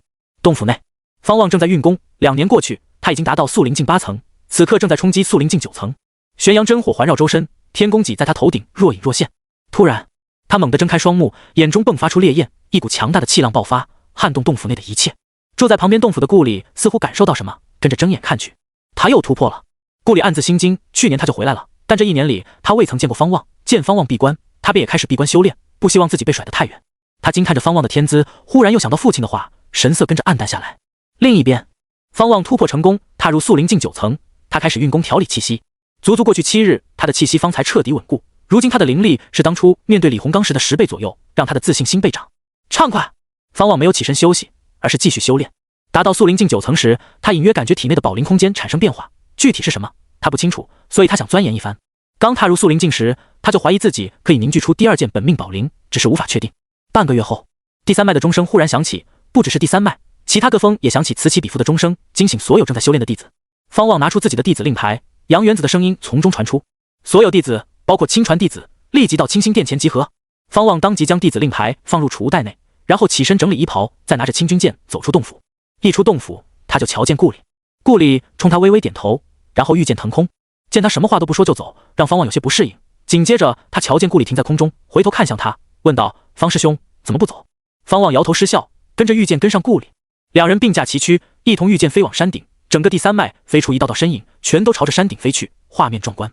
2人的速度很快，沿途也没有交流，迅速来到清心殿前。他们刚落地，便有一群弟子围上来，为首的正是大弟子李渔。方望与顾里被众弟子打去，顾里竟没有反驳，让方望也不好澄清，薄了他的面子。大师兄究竟是何事？竟然如此大动静？方望找准机会询问。李渔道：应该是9脉斗法，原本在3年后，但因为大齐王朝即将转变为修仙王朝，所以提前开始。据说9脉斗法结束后有一桩大机缘。这番话令众弟子更好奇。大机缘？方望对9脉斗法很感兴趣，修行总纲里记载过，每10年9脉弟子会进行斗法，角逐脉峰排名，排名越高，获得的修行资源越多。而诸多大弟子都曾是一届9脉斗法中的最强者。太原门身为9大教派之一，各教各世家都在太原门留有眼线，谁能在九脉斗法中脱颖而出，就能在修仙界名声鹊起。陆远君也是这样成名的。成名之后，太原门才宣布他乃中品地元宝灵，使得他的声望更上一层楼。越来越多的弟子赶来，都不敢参与执剑弟子、亲传弟子的交流，清心殿前的空地形成一个个圈子。天子来了！不知谁说了一句，引得所有人扭头看去。方望也是如此。只见大齐天子身穿执剑弟子的衣袍御剑而来，他身材挺拔，剑眉星目，大雪披身，无法掩盖他的身形，周身仿佛透着一股龙气，让他看起来就与周围弟子不同。天子名为赵祯，13岁继位，是大齐王朝的第3位天子。齐高祖立国不到10载就病故，赵祯的父亲30岁继位，但刚当上皇帝不到2年就死了，所以赵祯虽然年轻，却已经是大齐王朝在位最长的天子。赵祯在众弟子的注视下漫步前进，一路来到李渔、方望等人面前，抬手行礼，笑道：“赵祯见过各位师兄师姐。”他的目光横扫而去，掠过方望时并没有停留。李渔热情地笑道：“赵师弟不必多礼。对了，这位是你的方望师兄，他来自南丘城方国公府，你们可以多亲近一些，毕竟以前还有臣子身份在。”赵祯的目光跟着看向方望，露出温和的笑容，道：“方国公为大齐立下累累战功，我尤为敬重。如今方国公府出了方望师兄这样的天之骄子，以后方府定能成为修仙世家，逐道长生。”面对满脸笑容的赵祯，方望同样微笑回应道：“若是大齐能成为修仙王朝，那修仙世家就多了，还得感谢你的努力。”赵祯笑着点头。随后李渔开始为赵祯介绍其他人。整个过程，赵祯毫无天子的傲气，而其他弟子都对他这位天子很感兴趣。在这片大地上，王朝更替，每当王朝换名后，修仙界的前缀之名都会随之而改。他们虽修仙，但无法完全脱离凡人。大齐王朝相当于大齐修仙界的基础，修仙讲究资源，凡人便是修仙者开采资源的工具，而且修仙者也是从凡人之中脱颖而出。弟子之中，很多都是凡人获得机缘，方才踏上修仙之路。在修仙之前，皇权对于他们而言高高在上，犹如苍天，不可触及。如今看着天子当他们的同门同辈，大多数弟子的心态都难免有些飘。越来越多的弟子到来，让清心殿前变得热闹喧哗。第3脉弟子之数过万，其中有7成都是外门弟子，他们在亲传弟子的安排下，站在下方的山坡上，等待着杨元子发话。第3脉如此，其他脉系同样如此，所有弟子聚集在一起，方望都能听到隔壁山峰时不时响起的欢呼声，不知是何事能令他们那般高兴。过了一会儿，清心殿大门打开，杨元子缓缓走出，拜见师傅。李渔的声音骤然响起，掩盖所有人的声音。此言一出，所有弟子转身看到杨元子后，纷纷弯腰行礼，拜见师傅，拜见峰主。上万人的声音汇聚在一起，声震云霄。杨元子的目光扫视前排的亲传弟子、执剑弟子，再看向后方的各级弟子，绝大多数弟子见到他都很激动，努力克制着情绪。今日召大家前来，是为一事。下个月的今日，我门将举行9脉斗法，之所以提前，是因为9大教派已经谈和，正魔2道联手，共同推动大齐转变为修仙王朝。杨元子开口道，语气平静，但这番话让弟子们不由将目光投向赵祯。赵祯面不改色，仿佛这一切与他这位大齐天子无关。9脉斗法分为2关，一关为各脉弟子竞争，由峰主选出9位弟子与其他8脉弟子角逐；第2关便是9脉弟子1对1，按胜利场数角逐脉峰排名，最强的9位弟子将代表太原门参与由9大教派联手组织的大机缘。杨元子简单介绍道，并没有将大机缘说明。他顿了顿，继续道：接下来的3日，李渔，你亲自来选拔参战弟子，方望不必参加考核，直接代表第3脉出战。好了，接下来就由你们的大师兄李渔来组织，方望随为师入殿。说完，杨元子不管弟子们的哗然，转身入殿。方望当即跟上去，他感受到诸多目光落在自己背上，但他并没有胆怯，反而很高兴。真要是让他折腾3天，太浪费时间了。那些不认识方望的弟子向身边人打探，很快就知晓方望是第1位入门及亲传弟子的绝代天才，心中的困惑与愤懑顿时消散。赵祯看着方望的背影，脸上依旧带着微笑，只是他袖中的双手微微握紧。入殿后，大门关上，方望来到杨元子面前，杨元子已经坐下，正面无表情地盯着他。师傅，莫非徒儿做错了什么？方望故作困惑地问道。他记得广求仙说过，杨元子很小气。杨元子哼道：“你胆子可真大，眼里还有我这位师傅吗？我说过的话，你还记得吗？”当然记得，一刻也不敢忘。方望早就忘了，毕竟过去200多年，我让你好生修炼，少出去。你怎么做的？刚速灵境就去战速灵境9层，之后还战灵丹境3层。杨元子怒道，一副恨铁不成钢的语气。方望连忙道歉，一个劲的保证。骂了一会儿，杨元子露出心满意足的笑容，道：“不过你的战绩没有给为师丢脸，很不错。”方望立即拍马屁道：“师傅教得好。”“别，我可没教你什么，你已经走到我前面，徒儿只是侥幸领悟，以后还得师傅多指点，多传功啊。”这番话让杨元子更加舒服。事实上，他心里确实曾别扭过，主要是因为方望施展出惊鸿36剑，而他只练到27剑。不过方望的态度很好，一点不骄傲，甚至让他感到惭愧。徒儿遇到麻烦，他却在嫉妒徒儿枉为人师。方望，你天资绝世，为师确实不能指点你什么，但我有师徒名分，以后想做什么，为师会倾尽全力支持你。为师曾向掌门申请让你修行9天苍雷剑阵，但掌门也不能轻易同意，因为不合规矩。往后你就努力争取宗门贡献，有什么需要为师开口的，尽管跟为师说。杨元子深吸一口气道，看向方望的目光充满期待。方望连忙道：多谢师傅，徒儿准备冲击灵丹境，师傅可否指点一二？玄阳神经里提到过灵丹境，灵丹境需要外力加持，塑造的灵丹越好，对今后的修行越有帮助，减少心魔出现的概率，所以突破灵丹境不能简单的靠纳气。杨元子脸色古怪，问道：你已经达到速灵境9层？方望习惯性的隐藏气息，让杨元子没有看穿他的修为。面对师傅的询问，方望缓缓点头，看得杨元子嘴角一抽。他破例让方望直接参加九脉斗法，是因为方望的战绩，没想到方望的修为已经达到速灵境9层，那方望的实力，这小子入门才3年啊！杨元子好歹活了300多年，此刻也不禁感到自卑。广求仙说的对，跟方望相比，他真的太平庸了。杨元子深吸一口气，缓缓开口道：灵丹境可直接炼成，但若是能得天材地宝淬炼筋骨，凝聚灵丹，有助于今后悟道。提前告诉你吧，之前各教争夺极昊宗传承时发现一处福地，隐藏在大气的边境，里面蕴藏无数天材地宝。因为我们发现其他王朝修仙教派的踪影，所以我们不得不谈和，准备一同占领此福地。只要你能在九脉斗法中脱颖而出，就能一同前往那处福地。入福地后，你所得的一切都归你。当然，若是你不能杀入9个名额中，为师也会帮你收集。话都说到这个份上，方望自然得表态。他当即开口道：师傅放心，徒儿一定尽力争取，为师傅与第3脉争光。杨元子露出欣慰的笑容，道：即便是灵丹境弟子，也未必能脱颖而出，但对你，为师还是抱着一定的期待。若是能帮第3脉夺得好的排名，全脉弟子都会受恩于你，有助于你以后争夺大弟子之位。再强的天资不用，养着也没有意义。第3脉如今排行倒数第2，杨元子看似不在意，实际上心里也憋着一口气。师徒俩就这样聊着，足足半个时辰后，杨元子方才让方望离去。走出清心殿，方望看到李渔与其他亲传弟子已经在组织竞选比试，外门弟子、内门弟子几乎都在看戏。他们也知道自己没有参与的资格，但能看到高境界修士斗法，也能令他们振奋，至少开拓了眼界。方望悄悄离去，他回到自己的洞府前，他突然发现山门前有一道身影等待着。周雪，他身穿太原门亲传弟子的衣袍，靠在山门前，手中把玩着一根笛子。见到方望回来，他脸上露出笑容。你终于回来了。方望快步来到周雪面前，高兴地说道：是想我，还是想我身上的功法法术？周雪调侃笑道，他打量着方望，眼中流露出满意之色。方望走到他身旁，一边开门一边道：进去聊。两人进入洞府内，山门跟着紧闭。他们走到桌前坐下，方望为周雪倒茶，同时问道：方府已经到方境了吗？周雪点头道：已经有上百名子弟搬入方境内，有五叔与我父亲共同。主导，爷爷坐镇南丘城，他说方府不能全部搬离，他怕南丘城出乱子。方望一听，微微皱眉。放心吧，只要白衣惊鸿的真实身份不暴露，方府不会遭受清场谷、李家的报复。至于陆远君，他帮助大齐天子进入太原门，如今大齐转变为修仙王朝的计划已经开始，他定然不敢再收集灵魂，而且站在他的角度，肯定不会再报复方府，以免暴露。至于大齐天子赵真，他可真够狠的。周雪说到这儿，面露嘲讽之色。方望问道：何出此言？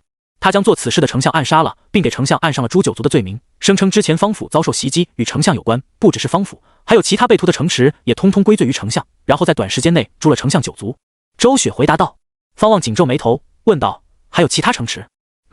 除了我之前去的国公府，他们又找上其他2处国公府，并将2方国公府所在城池给屠了。陆远君少说收集了100万亡魂。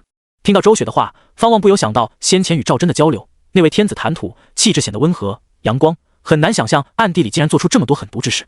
方望眯眼道：陆远君的目的是收集灵魂，让赵真帮忙安排，赵真便顺势让陆远君的人铲除对他有威胁的国公府。周雪点头道：没错，而且这样做，事情看起来就只是皇权与臣权相争的惨案，不涉及修仙界。可那丞相死了，以后我们想要报仇，岂不是没有证据？帮陆远君行事的修士可有活下来？方望皱眉问道。周雪似笑非笑道：真想报仇，还需要证据？证据只是用来说服自己，报仇这事交给我，你安心修炼，告诉你真相，只是希望你不要被陆远君、赵真的表面所欺骗。方望正要接话，被周雪打断：聊聊此次九脉斗法吧，你必须争，因为最终胜出的9位弟子能进入大圣洞天，大圣洞天乃是上古流传下来的秘境，如果不出意外，太原门获利最多，这也奠定了太原门崛起的基础。大圣洞天，方望来了兴趣，连周雪都让他去争，里面定然有诸多好处。此次大圣洞天我也会进入，等你能进去了，我再给你细细介绍。大圣洞天将是大齐修仙界的转折点，同时我们也将遇到其他王朝之地的修仙宗门，说不定还能遇到一位天元宝灵的绝代天才。周雪笑道，他的这番话令方望对大圣洞天更加感兴趣。方望好奇问道：这2年你在做什么？只是照顾方府吗？周雪摇头道：自然不是，我也得努力变强。你现在是何境界？不告诉你，但我知道已经达到速灵境9层。周雪右手捧腮，盯着方望笑道。方望的神色一僵，没想到周雪竟然能看穿他的修为，看来无锡自然宫有破解之法呀。说实话，你能击败李洪刚，真的出乎我的意料。看来你小子对我也藏了一手。没事，藏吧，这样的你才能让我更放心。周雪继续笑道，他已经开始拿方望跟前世记忆里的那些千古天才相比。方望假咳一声，问道：正好我有一事想问，修行者只能有一个本命宝灵吗？周雪一听，眯起眼睛，问道：莫非你的宝灵空间有异常？方望没有隐瞒，将自己感受到的说出来。待他说完，周雪并没有震惊，而是用一种感慨的语气说道：原来如此，怪不得你的天资如此强。没错，世上确实有修士存在不止一种本命宝灵，我见过最多宝灵的一位天骄，他拥有9尊本命宝灵，他与我一同飞升，飞升之后更是不可阻挡，成为我都得仰望的存在。方望挑眉问道：真的假的？怎样的境界能令仙尊仰望？所谓仙尊，只是上界的一种尊称罢了，我并非上界最强的存在，否则也不会回到现在来。周雪回答道，他似乎不想多谈上界，继续说回本命宝灵。修行境界分为氧气、素灵、灵丹、玄心、凝神。一般而言，拥有地元宝灵就有希望冲击凝神境。如今大齐修仙界的凝神境大修士屈指可数，足以见得宝灵品阶的重要性。多命宝灵者，因为多一个或者2个本命宝灵，所以比其他修士有更多的可能性。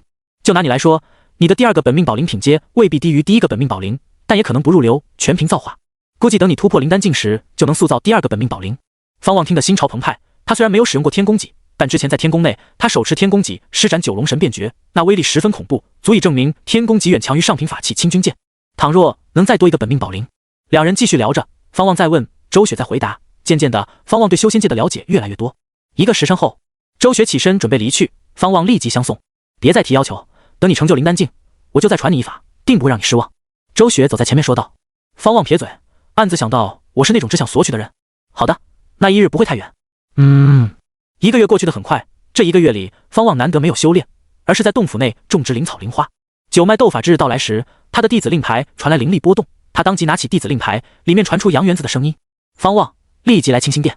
方望起身，简单的收拾了一番，然后走出洞府。刚一出来就瞧见顾里，方望不由挑眉。顾里注意到他的神色，没好气道：怎么，觉得我没资格代表第3脉？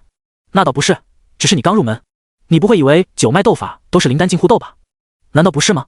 怎么可能？灵丹境已经有资格晋升低阶长老，只是虽然9脉斗法之中确实有灵丹境弟子参与，但灵丹境只占40%不到。顾里哼道，这番话让方望对太元门又有了更清晰的认知。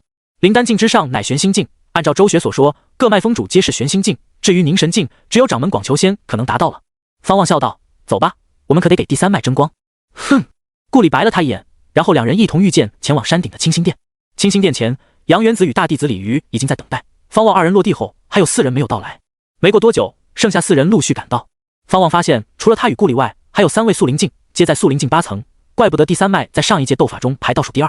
杨元子扫视下方的9位弟子，面无表情道：因为有新弟子参与，我再介绍一遍规则。接下来的9脉斗法采取1对1的单挑形式，由峰主挑选对手，只能挑选排名比自己脉峰高的脉峰，进行1脉对1脉的弟子轮流斗法。我们有7个选择，而排在第1的第1脉只能等着其他脉挑战。在斗法过程中，若是有排名更高的脉峰所有弟子被击败，则排名被胜者替换，败者脉峰可以考虑是否继续挑战，但9位参战弟子不能替换人选。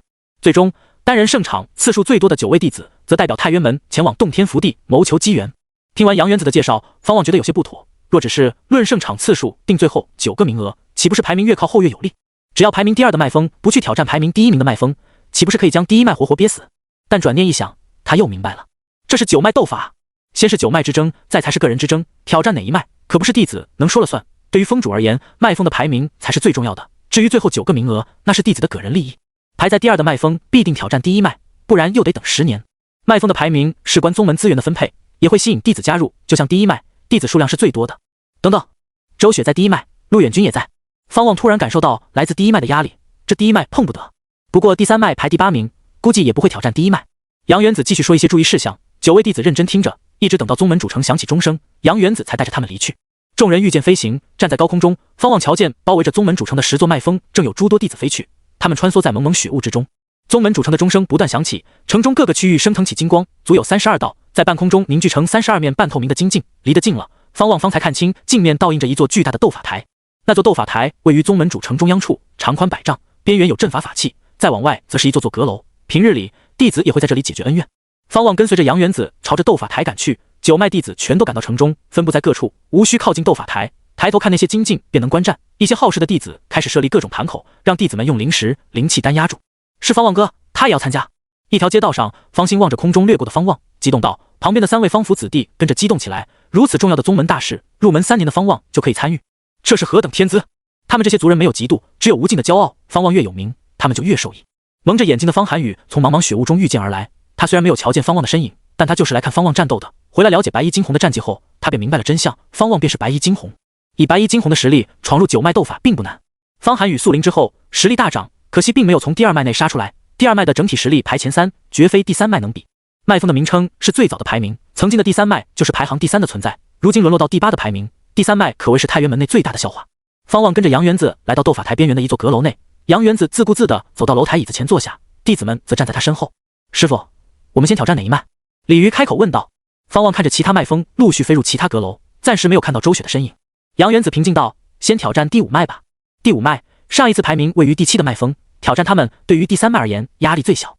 过了一会儿，方望瞧见第1脉到来，第1脉来了一大群弟子，陆远君、周雪也在其中。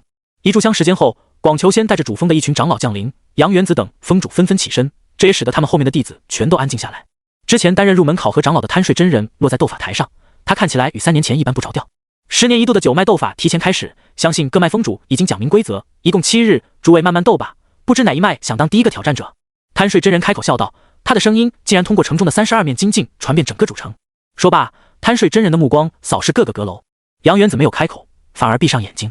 足足7日，足够每一脉都上场，败者也可以继续挑战，只要参战弟子还有人能继续战。很快，第5脉的峰主开口道：第5脉挑战第2脉。话音落下，他身后的一名弟子便飞至台上，第2脉的一名弟子跟着跃上斗法台。斗法台四面打坐着4位长老，他们立即施法，启动阵法。斗法台边缘的法器冒出淡白色的光幕，在升起的过程中不断扩张，直至与其他光幕首尾相连。待阵法立好，贪睡真人便宣布斗法开始。参战双方皆是灵丹境，显然都想开个好头。方望认真看着，也想看看灵丹境的战斗。与李洪刚一战结束的太快，导致他还不清楚灵丹境平时怎么战斗。不过话又说回来，第5脉很头铁啊，排名老7去挑战前3的第2脉。战斗一开始，2名弟子便凝聚出各自的本命法器，他们快速施展法术进行远程战斗，各种法术爆发，轰鸣声不断。斗法台异常坚固，无论遭受怎样的法术，表面依旧光洁如玉，没有半点破损。待在主城内的弟子们都在观战，与各自的好友议论着，让全城一直处于喧哗中。第一战持续半炷香时间，第2脉的弟子取胜，那人没有下台，而是继续迎接战斗。师傅，等会儿我们谁先上台？李鱼开口问道。他并没有像其他脉弟子那般激动，毕竟最近几届9脉斗法完全是他们的耻辱日。杨元子闭着眼睛道：你安排吧。闻言，李鱼扭头看向诸位弟子，眉头微皱。谁会是白衣惊鸿？李鱼默默想到，白衣惊鸿名传修仙界，他自然也听闻过，能施展惊鸿神剑诀定然是第3脉的人。但杨元子与第3脉的长老们都矢口否认，这让他大胆的猜测白衣惊鸿可能是某位亲传弟子。很快，李鱼的目光落在方望身上，问道：方师弟，你愿意打头阵吗？方望点头道：自然愿意，不过我要是上了，你们可就没有机会了。方师兄肯定能行。周伯拍马屁道：没错，周伯也杀入第3脉的9个名额之中。方望有些怀疑他是走后门的。其他弟子看向方望的目光都充满好奇，审视方望入门就是亲传弟子，这个光环太重了，所以让诸多弟子对他都怀揣着更高的要求。顾里微微摇头，心里叹了一口气，看来至少今日他上不了台。第2脉与第5脉的斗法持续1个时辰，最终以第5脉落败告终。第5脉有5人重伤，可谓是十分凄惨。斗法台周围的长老众多，再加上台上还有贪睡真人在，不存在弟子身死的可能。接下来是第9脉，这位最初排名末尾的脉风竟然开口挑战第1脉，方望这才得知第9脉在上一届9脉斗法中排第4。第4挑战第1，很有魄力，跟第5脉一样头铁。第1脉先上场的并非陆远君，也不是周雪，但这名弟子实力强大，凭借着一把法剑连胜4场，最后神色平静的下场换人。方望暗自比较了一番，李洪刚恐怕不是这名第1脉弟子的对手。第1脉不愧为最强脉风，不到半个时辰，此次脉风斗法结束，第1脉获胜，他们只输了1场，全程就上了4人，周雪没有上台。看来周雪在第1脉的地位很高。方望心中好奇，周雪出去3年，回来后是展露了怎样的实力，才获得如此地位？全城弟子都在感叹第1脉的强大，而第1脉弟子们则与有荣焉，个个骄傲不已。接下来哪一脉想要挑战？贪睡真人站在斗法台，询问道。话音落下，杨元子的声音响起：第3脉挑战第5脉。此言一出，全城哗然。前面第5脉挑战第2脉失败，重伤5人，这才过去多久，第3脉竟然趁人之危。这是杨元子最开始的安排。方望原以为第5脉落败后，杨元子会改变主意，没想到并没有。好家伙，看来9脉斗法是动真格的，暗流涌动。第3脉的众弟子看向方望，方望二话不说，走至楼台边，纵身一跃，落入斗法台上。是你，小家伙，成长得很快吗？贪睡真人朝方望挤眉弄眼，开口调侃道。面对贪睡真人的调侃，方望只能笑着点头。看到方望登台，主楼上的广求仙调整了一下坐姿，看向方望的目光流露出一丝期待。周雪瞧见方望，倒是无动于衷。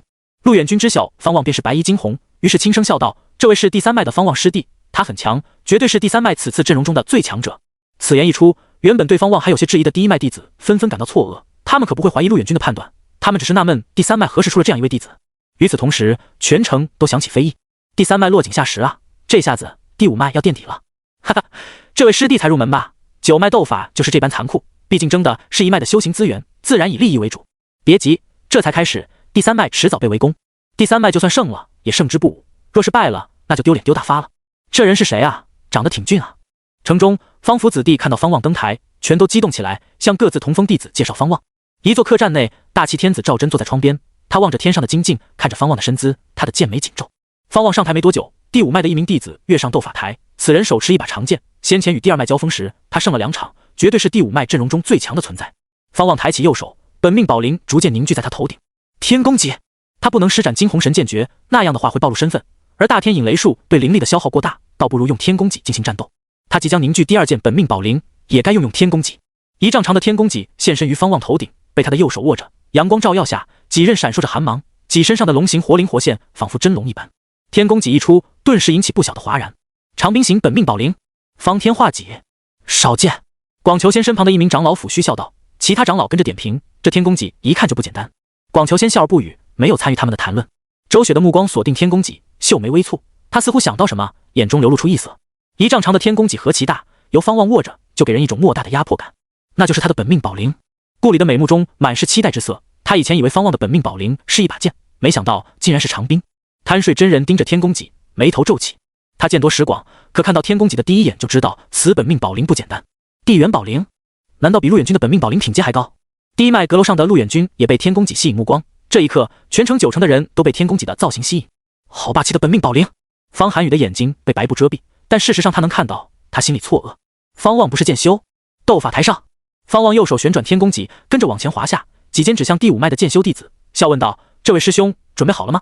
既然要争，那就锋芒毕露。反正方望还有更强的底牌藏着。”第五脉的剑修弟子被天宫戟指着，感受到莫大的压迫感，但众目睽睽之下，他可不会怂。那就来吧。剑修弟子冷声道。话音落下，方望突然松手，天宫戟迸发出恐怖速度，撕裂空气，产生刺耳的爆炸声，宛若一道寒光杀向剑修弟子。剑修弟子瞳孔一缩，下意识抬剑抵挡。枪！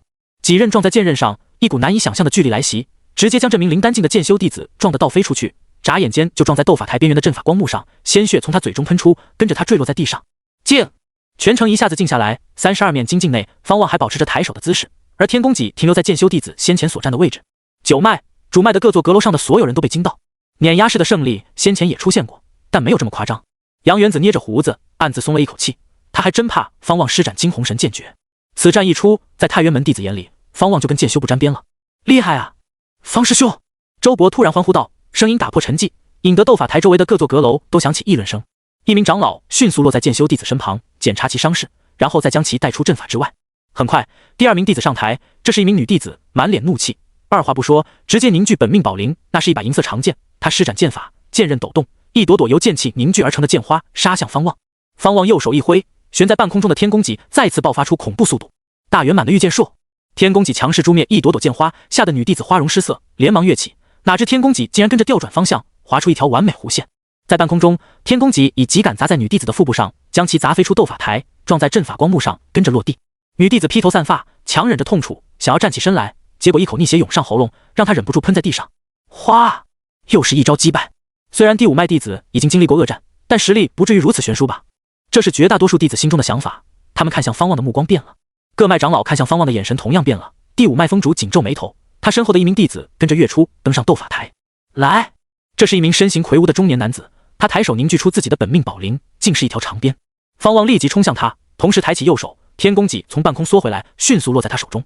中年男子纵身跃起，腰间的储物袋内飞出一把飞剑，迅速变大。他脚踏飞剑，右手挥鞭，数不清的金色细剑射向方望，宛若一场暴雨，声势浩大。方望脚踏绝影步，轻松躲避。他突然停下来，猛地将手中的天宫戟往空中一掷。此刻两人已经不到5丈距离，如此距离，中年男子被天宫戟的威势吓得身体紧绷，根本来不及闪避。当！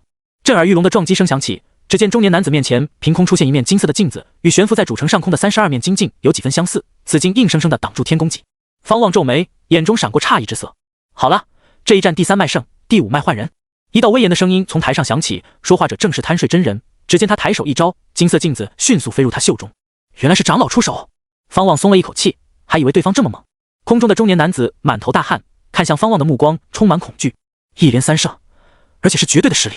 全城弟子都亢奋起来，先前的斗法中可没有人展现出这样的气魄。一时间，关于第三脉胜之不武的言论消失，取而代之的是打探方望的身份。很快，方望之名在城中传开，关于他入门就是亲传弟子的消息也流传开来，使得方望在各峰弟子眼中更添传奇色彩。第五脉放遣。第五脉峰主开口道，他的脸色依旧平静，似乎并没有感到丢脸。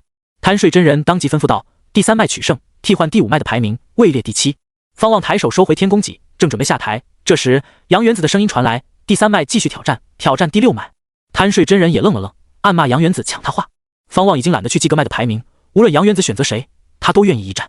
方望将天宫戟扛在肩上，目光看向第6脉的阁楼，他的姿态与目光给第6脉弟子的感受是挑衅。第三脉弟子们则很激动，这位方师兄实在是霸气。第三脉好久没有出现这样的人物，大师兄李鱼待人温和，这是说的好听，实际上不少人认为李鱼过于软弱，拉低了第三脉的形象。第6脉率先派出的是一名男弟子，灵丹境修为，落地之后，他抬手击出一座小塔，小塔迸发一圈圈的红光。我叫曲筱，让我来试试你的实力。男弟子冷声道，他右手持塔，左手施法，灵力灌入小塔内。方望手持天宫戟，朝曲筱点了点头，要不要给对方一点表现机会？算了，赶时间。第6脉还有8人呢。方望想通之后，再次松开右手，准备施展御剑术。曲筱已经见识过天宫戟的可怕速度，他立即往后跳去，手中小塔迸发出数不清的红色光线，在他与方望之间设下天罗地网。方望嘴角上扬，竟迎面冲去，一踏步，他周身便缭绕起气焰，迅速汇聚在他脑后，形成3颗火球。天宫戟的戟刃与末端尾刃同样燃起玄阳真火。这一刻的方望宛若火神附体，看得主城内的观战弟子们发出惊呼声。面对曲筱设下的天罗地网，他抬起天宫戟，速度陡然提升，宛若一道火线以极快的速度拉长，穿透数不清的红色光线。当天宫戟杀至曲筱面前时，方望身后的无数红色光线正在消散，而空中还残余着玄阳真火的火焰。怎么可能？曲筱瞪大眼睛，他已经做好心理建设，可真正面对天宫戟时才能感受到这股压迫感的可怕。在他的双瞳之中，天宫戟的戟刃越来越近，快要占据他的整个瞳孔。他立即抬起手中的小塔，小塔的各扇门打开，一张张符纸从中飞出，迅速变大，跟着燃烧，形成熊熊火海，十分壮观。然而火海刚形成，就被一股强大的气劲搅散，天宫戟以不可阻挡之势击中曲筱手中的小塔。轰！曲筱直接被一股他无法描述的强大气劲震飞，直接撞在阵法光幕上，吐血的瞬间失去意识。方望停下脚步，右手朝向前方，掌心距离天宫戟的尾刃不到10公分。漫天的火焰被方望脑后的3颗火球吸收着，宛如一层巨大的烈焰披风，灼热的气浪向着斗法台的各个方向席卷而去。第3脉，方望胜！贪睡真人高声喊道。这一次他道出方望之名，也是想帮他名扬太渊门。又是一招。主城各区域掀起的喧哗比先前更加响亮，方望站在斗法台上，能听到四面八方的惊呼声。好强啊！一招就结束了。那位第6脉的师兄绝对实力强大，光看灵力的呈现就可以知道。方望，又一位陆远君，他能跟陆师兄比？陆师兄的名头可不只是在门内建立起来。要我说，倘若白衣惊鸿真是弟子，那倒是能跟师兄比。白衣惊鸿施展的是惊鸿神剑诀，会不会是第3脉的弟子？与第5脉的战斗不同，第6脉弟子是第一次上台，排名比第5脉更高，但依旧被方望强势击败，这就证明了方望确实强大，并非是欺负有消耗的弟子。李鱼感慨道，方师弟真够聪明的，这样的战斗方式能减少灵力的消耗。其他弟子点头，跟着点评。周伯嘿嘿笑道，聪明是肯定的，但这样的方式我们可用不起。顾里没有吭声，注意力一直集中在方望身上。各脉斗法弟子都在议论方望的实力，有人感兴趣，有人忌惮，也有人担忧恐惧。第2脉阁楼上，周行士听着周围师兄师姐们的感慨，他心中不屑一顾。这可是天元宝灵，不能用常理来度量，你们都未必是他的对手。周行士看着方望的目光充满炙热，随着方望越来越强，他对自身的遭遇开始改观，或许万毒春秋虫对于他而言并非是灾祸，反而是一场机缘。大齐修仙界自古以来就没有诞生过天元宝灵，但周家乃修仙世家，让周行士知晓外面的天地有多辽阔，或许抱紧方望的大腿能让他走得更远。周行士在想到周雪对自己的许诺，他的心更加火热。方望抓住天宫戟，转身看向第6脉的阁楼。速灵境4层时，他就能秒杀灵丹境3层，如今修为达到速灵境9层，手持疑似天元宝灵的天宫戟，再凭借大圆满的玄阳神经，他已经有信心横扫灵丹境。接下来的战斗，他还会保持现在强势的姿态。很快，第2位弟子上台，不到10息时间，战斗结束。当方望贴近对手时，战斗便结束了。没有人能扛住大圆满御剑术之下的天宫戟，天宫戟本身就蕴含强大力量，两者结合，遭受此攻击，非死即重伤。一名名第6脉弟子轮番上台，接连惨败，主城的喧哗越发剧烈。当第6脉有5名弟子被击败时，喧哗声开始减小，一直到第6脉的第9名弟子落在斗法台外，昏死过去，全城寂静。第6脉的9位弟子最多撑过方望2招。方望站在台上，昂首挺胸，即便他没有笑，也显得意气风发。第3脉胜，取代第6脉的排名。贪睡真人高声喊道，然后看向杨元子。杨元子没有吭声。方望等了一会儿，方才向第3脉的阁楼飞去。师傅真是的，不挑战也要吭一声啊。方望心中无奈，但来到杨元子面前时，他还是恭敬的行礼。杨元子没有点评方望的表现，倒是弟子们簇拥着他，一个劲的夸奖，拍马屁。9脉斗法继续，第7脉挑战第2脉。方望应付完同门后，就在后面打坐恢复灵力，争取让自己保持最佳的状态。12连胜让方望之名传遍宗门主城，那些开设盘口的弟子皆认为方望有实力脱颖而出，成为代表太渊门的9席之一，所以开始调整他的赔率。接下来的5个时辰皆没有脉风挑战第3脉。9脉斗法一共7日，第3脉今年明显是要崛起了。当夜幕降临后，9脉斗法仍在继续，每一场斗法的时间开始拉长。被方望以一己之力击败的第6脉已经跌到最后1名，面对其他脉风的挑战，风主选择弃权。方望知道他是打算最后2日再冲击排名。不得不说，7日时间确实能考验到每一只脉风，那些身处弱势脉风却实力强大的弟子也不会埋没，而第1脉的弟子时不时会被挑战。各脉风似乎达成某种约定，轮番消耗第1脉弟子的灵力。从目前的情况来看，第1脉表现得游刃有余。第2日临近正午时，第1脉遭遇第2脉的挑战，这一次先登台的是周雪。方望起身准备观看周雪的斗法。你很关心她吗？顾里走到方望身旁，轻声道。方望盯着周雪，回答道：毕竟是我的族人，我听说你们没有血缘关系，她只是养女，方家从没有把她当成养女。顾里不再多说，与方望一同观战。周雪的本命宝铃是一把琴，此琴一弹，对手便神魂颠倒，轻者步伐不稳，重则直接愣在原地。这样的本命宝铃引起了各脉的议论。周雪一举获得6连胜，最终被封主换下，她的表现很强，引起了主城极多的议论，但在大多数弟子心中，她的表现不如方望。方望是绝对的强势，周雪是高深莫测。方望，你这位族人不简单，修为很高啊。杨元子意味深长地说道。方望一听，问道：多高？杨元子摇了摇头，没有回答，让方望无语。李鱼跟着问道：师傅，周雪的宝铃是何品阶？杨元子回答道：下品地元宝铃，消息还未传开，但经过此次9脉斗法后，太渊门至少有5位弟子将名扬修仙界。5位弟子？方望挑眉，心中好奇，周雪、顾里外，难道还有2位地元宝铃的弟子？这让他对接下来的斗法产生好奇。周雪被换下后，第2脉又输了一场，其封主直接弃权，没有让最后2人上台。一直到傍晚，终于有脉风挑战第3脉，但这一次杨元子抢过鲤鱼的话头，让其他弟子先上台，把方望留在了最后。这样的安排是想让方望尽可能的恢复到巅峰状态，同时也是给其他弟子表现机会。第3脉的其他参战弟子皆是露出笑容，他们也担心方望一个人挡住所有对手，让他们没有机会上台。9脉斗法是为脉风争光，而个人的胜场次数关乎接下来的大机缘，他们都想搏一搏。先上的是周勃，坚持100回合就败下阵来，好在没有受重伤。第2个上场的是大师兄李鱼，李鱼乃是灵丹境7层的修为，连胜3场方才落败。李鱼的表现并没有让各脉弟子惊讶，皆觉得理应如此。封主们则是微微叹息，对李鱼有些失望。方望知晓李鱼已经200多岁，如今仍停在灵丹境，足以证明资质一般。第3个上台的是顾里，击败李鱼的弟子则被对方封主换下。顾里凭借着地元宝铃以及顾家家传的武圣剑法，惊艳全城，纵然是速灵境修为，也战胜了灵丹境1层的对手。每一脉都有传承的功法法术，但像顾里这样的世家子弟皆有自己的功法与传承，他们拜入太渊门更多的是为了9大教派所掌握的资源。之前登台的弟子中也有不少剑修，但不如顾里纯粹，凭借着华丽的武圣剑法，顾里之名也开始传开。后面的对手都是灵丹境2层以下，甚至还有速灵境弟子，让方望怀疑杨元子给对面打招呼了。连胜3场后，顾里被换下来，之后的斗法有胜有负，最终第3脉守住现有的排名，这让各脉弟子意识到第3脉真的崛起了。往后3日，方望都没有出场，而其他弟子皆已经出手过，全是被排名在后面的脉风轮流挑战，而最终第3脉稳住了排名。这3日里的战斗十分精彩，基本上是前5脉风的战斗。第2脉竟然也冒出一位地元宝铃的天才，而且还是灵丹境。那人名为叶想，入门14载，没有参与上一届的9脉斗法，前几日的斗法中也没有出场，所以名声一直不显。这一次连胜7场，直接名扬太渊门。他所代表的第2脉稳住第2名，打不过第1脉，但后面的脉风也打不过他们。第1脉打第2脉完全是横扫，而第2脉打其他脉风也是横扫之势。第6日早晨，又有脉风挑战第1脉，而这一次出手的是陆远君。陆远君一口气获得9连胜，每一战都在2招之内，他甚至没有挪动脚步，看起来比方望更加游刃有余。而他的对手比方望面对的对手更强。陆远君虽然胜得快，但他的对手几乎没有怎么受伤，只是被快速封印，只能无奈放弃。就这样，陆远君也拿下了9场胜利，锁定了最后9席之位。之后他不再出场，交由其他弟子出手。这一日正午，杨元子趁着2脉斗法结束，立即开口道：第3脉挑战第1脉。此言一出，全城振奋。蛰伏数日的第3脉终于朝着更高的排名冲击，而且这一次是直接挑战第1脉。观战弟子们期待的不是第3脉的成绩，而是方望出手。面对排行最强的第1脉，第3脉定然会派出方望，不然没得打。方望，你先上。杨元子直接吩咐道。方望点头，在众同门的鼓励下走向楼台边缘。他心里火热，第1脉高手如云，他最想挑战的是陆远君，想看看自己与陆远君的差距有多大。然而就在这时，全城响起哗然声，因为第1脉的阁楼上有一人跃上斗法台。怎么是他？李渔惊声道，语气充满沮丧。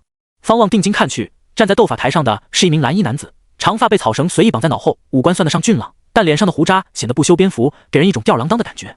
许浪，灵丹境9层，绝品玄元宝灵，是第一脉中仅次于陆远君的弟子，曾经的第一脉大弟子，也是曾经的太原门第一天才，败于陆远君后才让位。方师兄，你可要小心啊！周伯快速说道，简单的介绍了对方的来历。灵丹境9层，方望不仅没有被吓到，反而心里亢奋起来。来得好！他纵身一跃，宛如白鹤掠过，轻飘飘地落在斗法台上。许浪的右手放在腰间的竹棒上，他扬起下颌，轻蔑地看向方望，笑道：“方师弟，陆远君说你很强，希望你别让我失望。”方望右臂平举，天宫戟凝聚出现在掌心之下，他顺势握住，开口回答道：“我自会竭尽全力，但也希望许师兄别因为败在我手里而责怪师弟我。”32面金镜不仅能倒映画面，还能将台上弟子的对话传扬开来。听到两人的对话，所有人都感受到火药味。一名第一脉女弟子笑呵呵地对周雪说道：“你这位族人很自信啊。”周雪笑道：“他才19岁，正是意气最盛之时，此时不自信，何时才能自信？”19岁，第一脉的众弟子脸色微变，唯有陆远君依旧保持笑容，他似乎很期待方望的表现。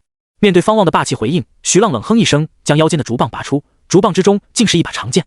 二话不说，徐浪猛地将竹剑掷出，寒光闪耀，其速度丝毫不逊色于之前方望掷出天宫戟的速度，甚至更快。方望眼神一凝，手中的天宫戟宛如重炮射出，带着撕裂一切的轰鸣声迎面杀去。轰！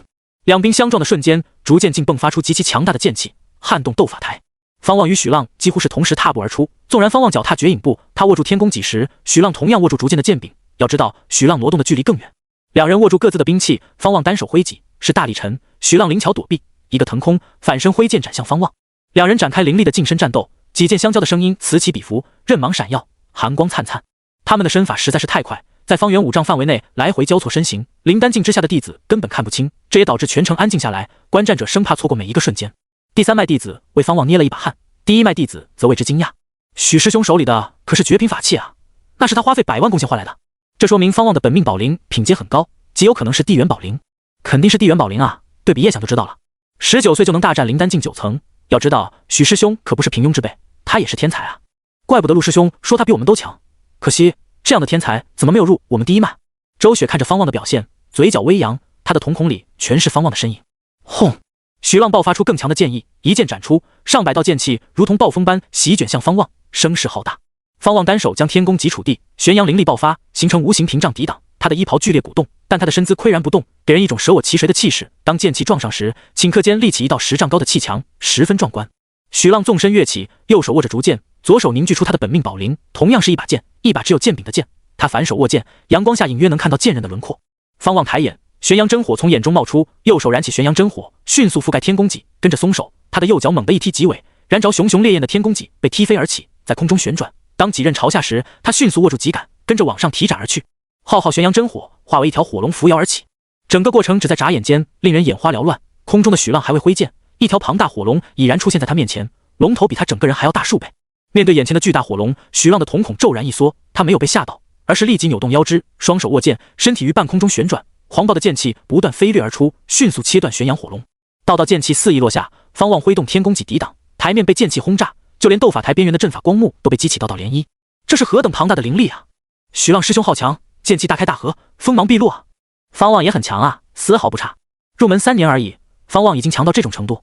这一战，方望即便败了，也证明自己拥有不逊色于陆远君的潜力。全城各脉弟子议论着，都给予方望、许浪极高的评价。方府子弟们屏气凝神，比方望还要紧张。方寒雨站在窗前，仰望着天上的金镜，看着境内被剑气压制的方望，他的神色平静。他自言自语道：“你还要试探多久？”在他心里，方望是不可战胜的。方望仿佛是听到了方寒雨的话，只见他突然往后一跃，避开许浪的剑气袭击范围。还未落地，方望便高举天宫戟，左手快速施法，灵力顺着右臂涌入天宫戟内，斗法台上空凭空凝聚出滚滚雷云，迅速遮蔽整个斗法台。这一刻，斗法台周围的长老们全都动容，台上的贪睡真人瞪大眼睛，喃喃自语：“不是吧？怎么可能？”各脉峰主坐直身躯，各脉长老、弟子全都看向斗法台上的雷云。半空中的许浪迅速落地，他双手执剑，抬头看去，剑眉紧蹙，缓缓吐出5个字：“大天引雷术。”全城弟子都能听到雷鸣声，压抑至极。在大天引雷术之前，也有弟子施展过阵势大的法术，可远不如大天引雷术的动静。广求仙、杨元子、陆远君以及周雪都无动于衷，但即便是知晓白衣惊鸿真实身份的周行士、顾里、方寒雨皆忍不住动容。在他们的印象里，方望是精通剑法的高手，他们还是第一次看到方望施展大天引雷术。入门3年，练成惊鸿神剑诀36剑还练成了如此威力的雷系法术。之前听闻白衣惊鸿施展过大天引雷术，可真正面对时，方知此术的可怕。方望高举天弓戟，天上雷云滚滚，雷电交织，恐怖威压蓄势待发。这一刻的他，宛如执掌天地之力的神奇，长发随之飘舞。许浪意识到不妙，立即杀向方望。他率先掷出手中的竹剑，竹剑化为一道寒光，疾驰而来，目标直指方望的头颅。好快！台上的贪睡真人差点出手，但他还是忍住了。方望施展绝影步躲避，许浪跟着杀至他面前，左手反握本命法剑，无形的剑刃斩向方望的脖子。刹那间，方望挥动天弓戟斩下，枪！两把本命宝铃相击，许浪只感觉一道龙鸣声在耳畔炸响，令他精神恍惚了一下。再次睁眼时，方望已经腾飞而起，头顶滚滚雷霆。方望冷漠地俯视着许浪，跟着挥戟而下。大天引雷术爆发，数十道雷霆骤然落下，大小不一，但足以覆盖整个斗法台。面对灭世般的雷威，许浪放开手中的剑，他双手施法，竹剑与无形剑环绕他周身，快速旋转，剑气溢出体表。一道雷电劈向他，被两股交错的剑气击散，并没有伤到他。两股交错的剑气环绕着许浪，迅速壮大，凝结成阵，剑气风暴拔地而起，威势同样惊人。可很快，他就被一道道雷电淹没。轰轰轰！斗法台巨颤，连带着边缘的阵法光幕都在站立，全程鸦雀无声。所有弟子都紧紧盯着金镜内的画面。贪睡真人手持一面金镜，抵挡大天引雷术的波及。他的目光死死盯着许浪先前所在的位置，即便雷光耀眼，他的眼睛没有眨一下。当许浪的身影消失时间超过3息后，贪睡真人按捺不住，立即掷出手中的金镜。金镜迸发出金光，驱散沿途的雷电，迅速来到斗法台中央，迸发出的强大光芒抵挡漫天雷电。见此，方望切断灵力，不再维持大天引雷术。天上雷鸣声消失，但阴云短时间内无法消散干净。所有人的目光看向金镜之下，待雷光散去，许浪的身影显现出来。他半跪在地上，大口喘气，衣袍破损，披头散发，身上满是伤口，遍地是斑斑血迹。盘旋在他周身的两把剑速度缓慢，跟着哐当2声落地。许浪艰难地抬头看去，可还没找到方望的身影，他便倒下，失去意识。这一幕看得方望暗自松了一口气，许浪确实强大，单靠玄阳真火很难击败，所以他才施展大天引雷术。这是太渊门的上乘法术，没有惊鸿神剑诀那么难学，不至于暴露白衣惊鸿的身份。为了强势击败许浪，方望施展大天引雷术时可没有放水，可惜不能以全胜状态去挑战陆远军。方望故作云淡风轻，心里却在叹息，对付许浪消耗了不少灵力。贪睡真人当即喊道：“第3脉方望获胜！”一名长老迅速上台检查许浪的伤势，各脉弟子全都惊惧地望着方望，全城也陷入寂静之中。那难道是大天引雷术？第1脉的一名男弟子颤声问道。大天引雷术乃是太渊门最强的雷系法术，虽然太渊门不以雷系法术为主，但大天引雷术的威名可不小，甚至在大齐修仙界内也有很大的名声。经过周雪、陆远军的介绍，阁楼上的第1脉弟子们都知晓方望的来历。入门3年，在修为快速增长的情况下，竟然还能掌握大天引雷术，如此天才，当年的陆远军真的能比吗？经过短暂的沉寂后，全城掀起巨大的欢呼声、惊呼声。方望转身看向第1脉，目光刚要找寻陆远军，杨元子的声音传来：“换人！”此言一出，第1脉即将上场的弟子顿时松了一口气，连仅次于陆远军的许浪都惨败了，他们可不敢上。9脉斗法打到现在，方望是下手最狠的，每一位对手都遭受重创。方望在全城的欢呼声下飞向第3脉的阁楼，迎接他的是众弟子的簇拥。方师弟，你已经超越我了啊！李鱼兴奋道，似乎丝毫不担心方望会取代他的大弟子之位。其他弟子同样在夸赞方望的实力，最夸张的是周勃，感觉他都快要跪下顶礼膜拜。陆远军站在阁楼内，远远地望着方望，轻声笑道：“看来我还是低估了方师弟的实力。”各脉弟子都在惊叹方望的强大，入门3年就有这样的实力，当年的陆远军也没有如此夸张。再加上之前崭露头角的周雪、叶想、顾里，所有弟子都感受到太渊门即将腾飞的趋势。以前地元宝灵100年难得一见，如今太渊门一连出现4人，绝对是天佑太渊门。方望与周雪因为实力强大，也被认为是地元宝灵。方望，接下来就好好休息吧，你不用再上台了，以你的胜绩足够晋升最后9席之位。杨元子的声音传来，他的语气平静，似乎并没有被方望的表现给震惊到。可若是仔细看去，就能发现他紧握着椅子的扶手。主脉阁楼内，坐在广求仙身旁的是副掌门陈安世，他的面相看起来50岁出头，身子骨略显精瘦，但比起和蔼的广求仙，他更加威严，眉宇间透着压迫感。师兄，此子如此厉害，莫非就是那日藏在始渊殿的人？陈安世瞥向广求仙，眼神犀利，缓缓开口问道。广求仙笑而不语，他看似镇定，心里则感慨万分。这就是天元宝灵吗？3年便有如此实力。方望可不知掌门、副掌门、长老们在想什么。得知自己能晋升最后9席之位后，他便开始畅想第2件本命宝灵。入了大圣洞天，收集天材地宝后，他定然要突破灵丹境，那时应该能凝聚第2件本命宝灵。第1件本命宝灵是几？第2件该是什么？他得好好想想，或许天宫不会干预他第2次塑灵。方望与许浪一战后，关于方望更多的情报开始流传。入门前才养气境7层，入门3年后战胜灵丹境9层的亲传弟子。这则消息由第3脉弟子传开后，如同一阵旋风席卷全城，闻者无不感受到震撼。那些传说里的绝代天骄竟然出现在他们的身边，令他们感到不真实。很多人都在质疑这一点，认为方望只是跟叶想一般低调，让人误以为他是新弟子。时间会证明真相。主城一客栈内，赵真坐在窗边，他没有看向天上的金镜，而是自顾自地给自己倒酒，只是他倒酒的右手在颤抖。客栈内的弟子都在讨论方望的强大，没有注意到他的异常。若是坐在他对面，就可以看到他满头大汗，脸上满是恐惧之色。方望下场后，后面的战斗虽然精彩，但让观战者们总觉得不带劲。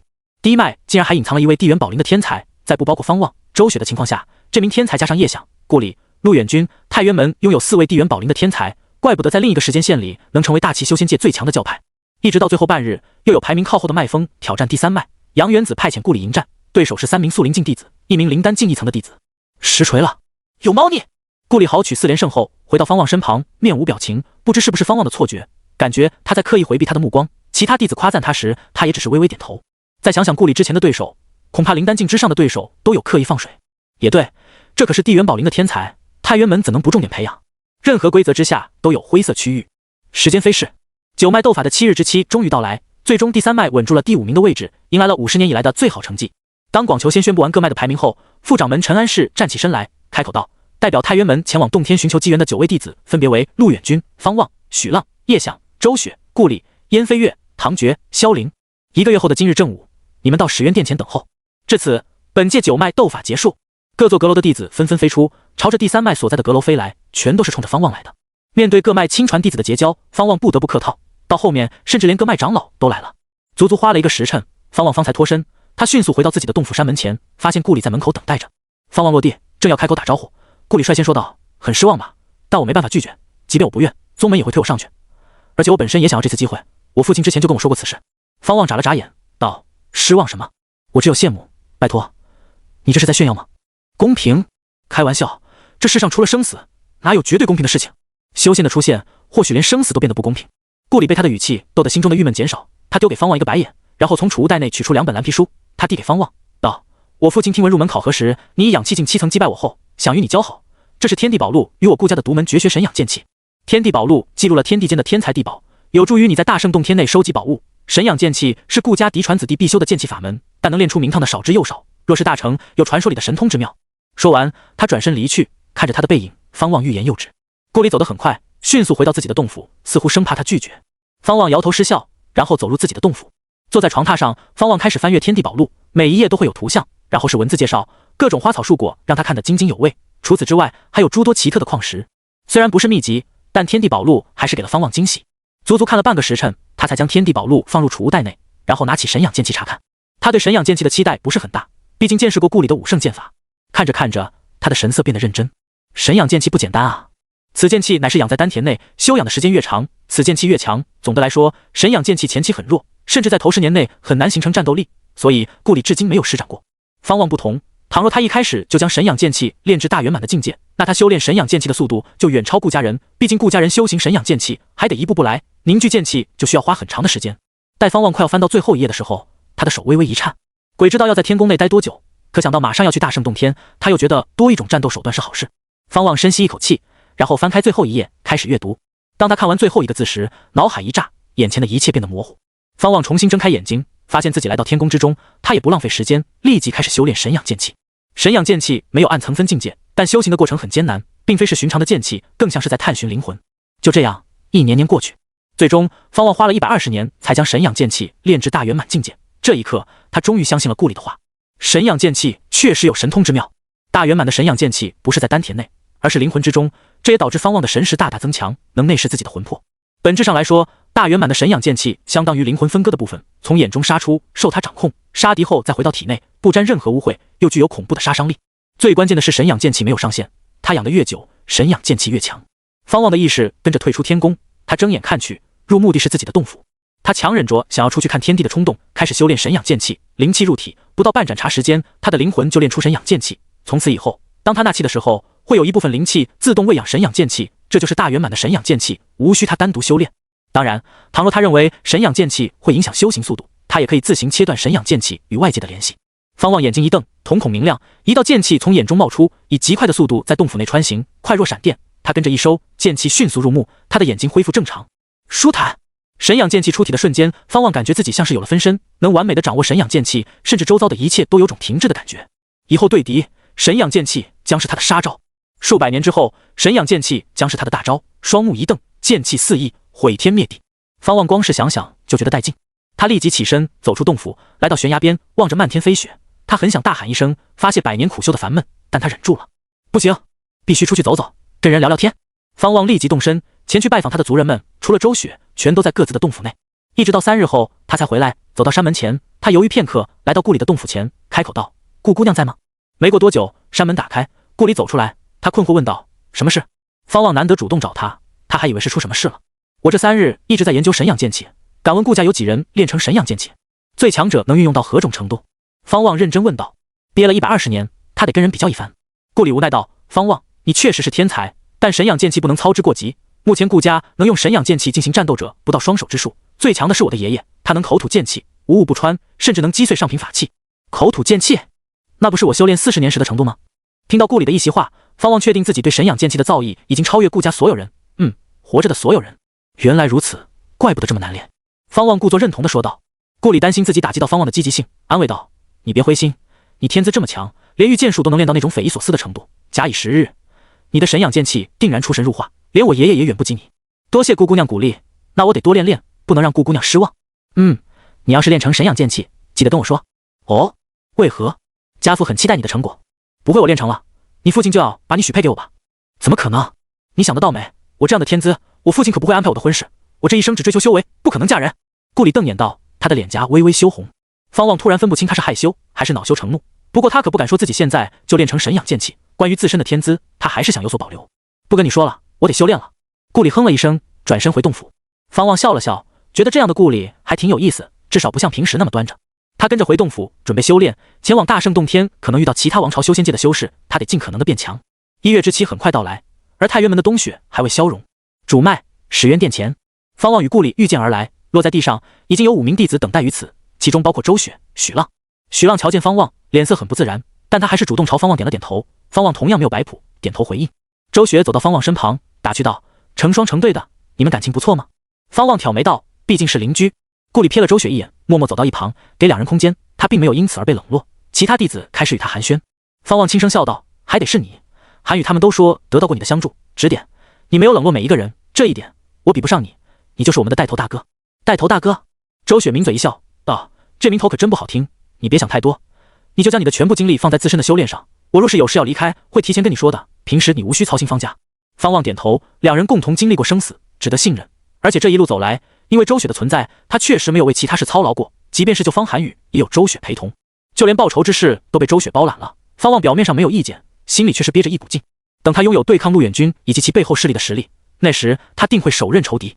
没过多久，陆远军与另一位弟子到来，代表太原门的9位弟子第一次聚集在一起。陆远军自然是中心人物，他待人处事极好，能照顾到每一位弟子。周雪同样如此，跟陆远军谈笑风生，好似关系很不错的师兄与师妹。知晓真相的方望却感受到了他的杀机。这时，始渊殿大门打开，广求仙带着一群长老走出，副掌门陈安世就在广求仙身后，行走间气势极强，比广求仙还引人瞩目。副掌门陈安世是赤魔宗的奸细，之后魔道对太原门的围攻就是由他主导，你离他远点，不要轻信他的任何话。方望忽然听到周雪的传音，他心头狂跳，好家伙，你不怕被副掌门听到？方望甚至不敢去看周雪，也没有看陈安世，目光落在广求仙，他的传音术肯定不如周雪，所以他不敢回答。广求仙走到石阶边，开口道：“本次出行由副掌门以及传承长老带领你们前往，具体的细节他们会在路上告诉你们。此番虽是机缘，但也伴随着杀祸，你们好自为之。我在太原门等你们归来。”方望的目光落在传承长老赵传前身上，当初就是赵传前带着他见广求仙，再带他上的第3脉。赵传前感受到方望的目光，他保持着威严，只是与方望对视一眼，没有回应。陈安世上前一步，右手一挥，一只小木船从他袖中飞出，迅速变大，变得足有10丈长。船上还有一栋阁楼，通体橙红色，还挂着灯笼。木船悬浮在半空中，他一出来，方望明显感觉到周围的天地灵气在向他涌去。陈安世、赵传前以及5位长老立即跃入船中，9位弟子紧随其后。站在船板上，方望用神识探查这艘船，发现木板之下是各种符纸以及法器细件，复杂而精密。很快，这艘木船开始起航，速度骤然提升，眨眼间就消失于天边的雪雾之中，消失不见。广求仙站在台阶上仰望着这一幕，身后的长老们陆续离去，最后杨元子从始渊殿内走出，来到他身旁。当下只剩下他们2人，寒风飘过，吹动2人的鬓发。师兄，我总觉得大齐转为修仙王朝这件事不靠谱，此次大圣洞天之行，怕是要出大事。杨元子开口道，语气淡漠。广求仙面无表情地回答道：“我也知道，但好在大圣洞天不受任何一支教派掌控，这样的机缘不能错过，能让这批弟子更快地成长起来，尤其是远君，太原门需要他的力量。”杨元子皱眉问道：“近来一脉流传了一些关于陆远君的非议，师兄，你得盯紧他，别惯着他，别忘了他的出身。”广求仙瞥了他一眼，回答道：“师弟，上一辈的恩怨归上一辈，至于那些非议，只要影响不大，就别管了。你不也掌握了清场谷的一些法术，难道要我治你的罪？哼，那就让我看看你宠溺的陆远君能否敌得过痴魔宗的夏清禅，玄洪剑宗的徐求命。”杨元子冷声道。广求仙摇头失笑，转身走向始渊殿。夕阳西下，落日被地平线遮蔽一半。方望站在甲板上，临风而立，他欣赏着沿途的大好山河，心旷神怡。刚在天宫憋了120年，他需要放松心情，不然他怕自己心态出问题。前世看修仙小说，各种流派皆有，但没想到他踏上修仙后，竟是另一条路。这叫什么？坐牢是修仙？方望在心里调侃自己，虽然天宫里的修行岁月枯燥烦闷，但事后带来的成就感是极好的，所以他依旧庆幸自己拥有天宫。在想什么呢？周雪的声音传来，只见他走到方望身旁，与他并肩而立。方望瞥了他一眼，轻声笑道：“什么也没想，只是欣赏这人间的风景，修仙追求逍遥，从这里看天地，岂不算逍遥？”周雪看向天边，没有接话。方望也没有多说，继续沉浸于山河壮景之中。黄昏时分，天穹火红，那一片片云海如同残血，下面连绵起伏的群山显得阴暗，但他们的山顶却在泛着光芒，令整片天地显得梦幻。大圣洞天会是今后大气修仙界的转折点，到了里面要万分小心，若是遇到其他教派的弟子，千万不能信。倘若有人对你表现歹意，要么杀，要么逃，莫要迟疑。周雪的声音在方望的耳畔响起，这一次又是用传音术。方望没有回应，怕被后面的弟子长老们察觉到异常。随后周雪继续用传音术为方望介绍其他教派的天骄人物，甚至列举了几位不可招惹的存在。顾里打坐在船边，他睁眼看去，正好看到方望与周雪的背影，夕阳的余晖下，两人是那么的般配，看得他陷入恍惚之中。1个月前见识了周雪的表现，他知道自己不是周雪的对手，所以他现在的目标又多了一人。倘若不能战胜周雪，我又如何有资格挑战你？顾里心中这般想到，眼神跟着变得坚定。此刻还有一人正看着方望二人，此人站在阁楼的2楼边缘，正是陆远君。大圣洞天位于大齐王朝西境之外，那是一片混乱之地，属于齐魏的缝隙，因常年有修仙者来往，所以不属于王朝掌控。以前吸引修士来往，是因为这一带的灵气充沛，谁也想不到这背后竟然藏着一方洞天。清晨，阳光掠过船上，照在每一个人的身上。副掌门陈安世站在甲板上，介绍着大圣洞天。大圣洞天乃是远古大圣留下来的洞府，自成一片小天地，后被极浩宗所掌。如今极浩宗已经消逝，但大圣洞天的气灵仍在，他维持着大圣洞天的规则。此番进去探寻，9大教派的大修士都无法陪同，只能靠你们。此次探寻持续6个月，你们所得皆属于自己，不用上交宗门。6个月后，我会在入口等你们，里面的一切仇恨都不能带出来，也就是说，里面是存在着竞争的。你们代表着太原门的最强天资，你们不仅要努力活下来，还得为太原门争光，明白吗？陈安世严肃道，目光犀利地看向所有弟子。方望心中感慨，做卧底的就是演技牛批，倘若周雪不提醒，他是真看不出陈安世是魔道奸细。啧啧，这厮定然已经将他们的情报透露给痴魔宗，看来大圣洞天内将杀机四伏。众弟子认真听着，按照陈安世所说，此次入大圣洞天的门槛被气灵限制在玄心境5层之下，而且每个教派只能进9人，至于是否只有9个教派，气灵模棱两可，所以陈安世提醒弟子们可能遇到大位修仙界的修士。方望战胜了灵丹境9层的许浪，面对玄心境，他虽然忌惮，但还没有到怕的地步，他最强的法术还未施展过。半个时辰后，这艘法船飞入一片荒原之中，大地赤红，花草树木稀少，一条条地缝遍布地表，形成错综复杂的峡谷。前方出现2座笔直的山峰，相距10丈左右，好似被剑修一剑劈成2半，壮观绝伦。法船落下，方望等人跟随着陈安世下船，赵船前与长老们走在后方。方望定睛看去，山脚下已经有修士聚集，看他们的衣着，应该是6支不同的教派，足有上百人。太原门的到来引来各教扭头关注，方望感受到诸多神识扫视自己，让他颇为不爽。哼！陈安世冷哼一声，犹如一记闷雷炸响，方望身上的神识顿时消失，其他弟子的脸色也好转过来。哈哈，这不是太原门的副掌门吗？陈安世，你何时才能踏入凝神境？一名老者开口笑道，笑声洪亮，一下子缓解紧张气氛。其他教派的长老跟着打招呼。陈副掌门，这一批太原门弟子不得了啊！谁是方望？修仙3载就能击败灵丹境9层，太了不起了！有方望、陆远君在，再加上3位地元宝灵，啧，以后9大教派的头一把交椅，看来属于太原门。哎，可惜我太清门怎么就没有这样的鸿运？明明我们与太原门源自同一脉。各教的大修士走在一起，一同夸赞太原门。许浪、叶翔等太原门弟子不由看向方望，他们的眼神同样复杂。方望没想到，这才过去1个月，自己的名声传得如此快，看来太原门的奸细不少啊。陆远君听到有人踩自己捧方望，他无动于衷，反而脸上挂着无害的笑容。陈安世哼道，方望天资再厉害，他终究还年轻，望个教多担待点，毕竟以后9大教派将携手发展大齐修仙界，我们的对手是魏、楚、赵3朝的修仙界。他这样一说，其他教派的大修士便不好再调侃，跟着将话题转移到大圣洞天上。看来你的麻烦大了，好自为之吧。周雪的声音传入方望耳中，方望不由瞥向他，给他一个眼神，让他自己体会。见此，周雪抿嘴一笑，走到他身旁，从储物袋内拿出一本秘籍递给他。方望瞥了一眼，书面上写着4个字：速灵宝典。他心中一喜，当即将速灵宝典收入储物袋内。不远处的顾里注意到这一幕，隔着面纱隐约看见他在轻咬嘴唇。一个时辰后，剩下的2支教派到来。方望被玄红剑宗吸引注意力，他的目光扫视，想找找谁是徐求命。周雪说，玄红剑宗的徐求命绝对不能招惹，太渊门会成为大齐修仙界的最强教派，但徐求命会成为最强者。在他离开大齐修仙界，远渡海外寻求机缘后，陆远君方才登顶。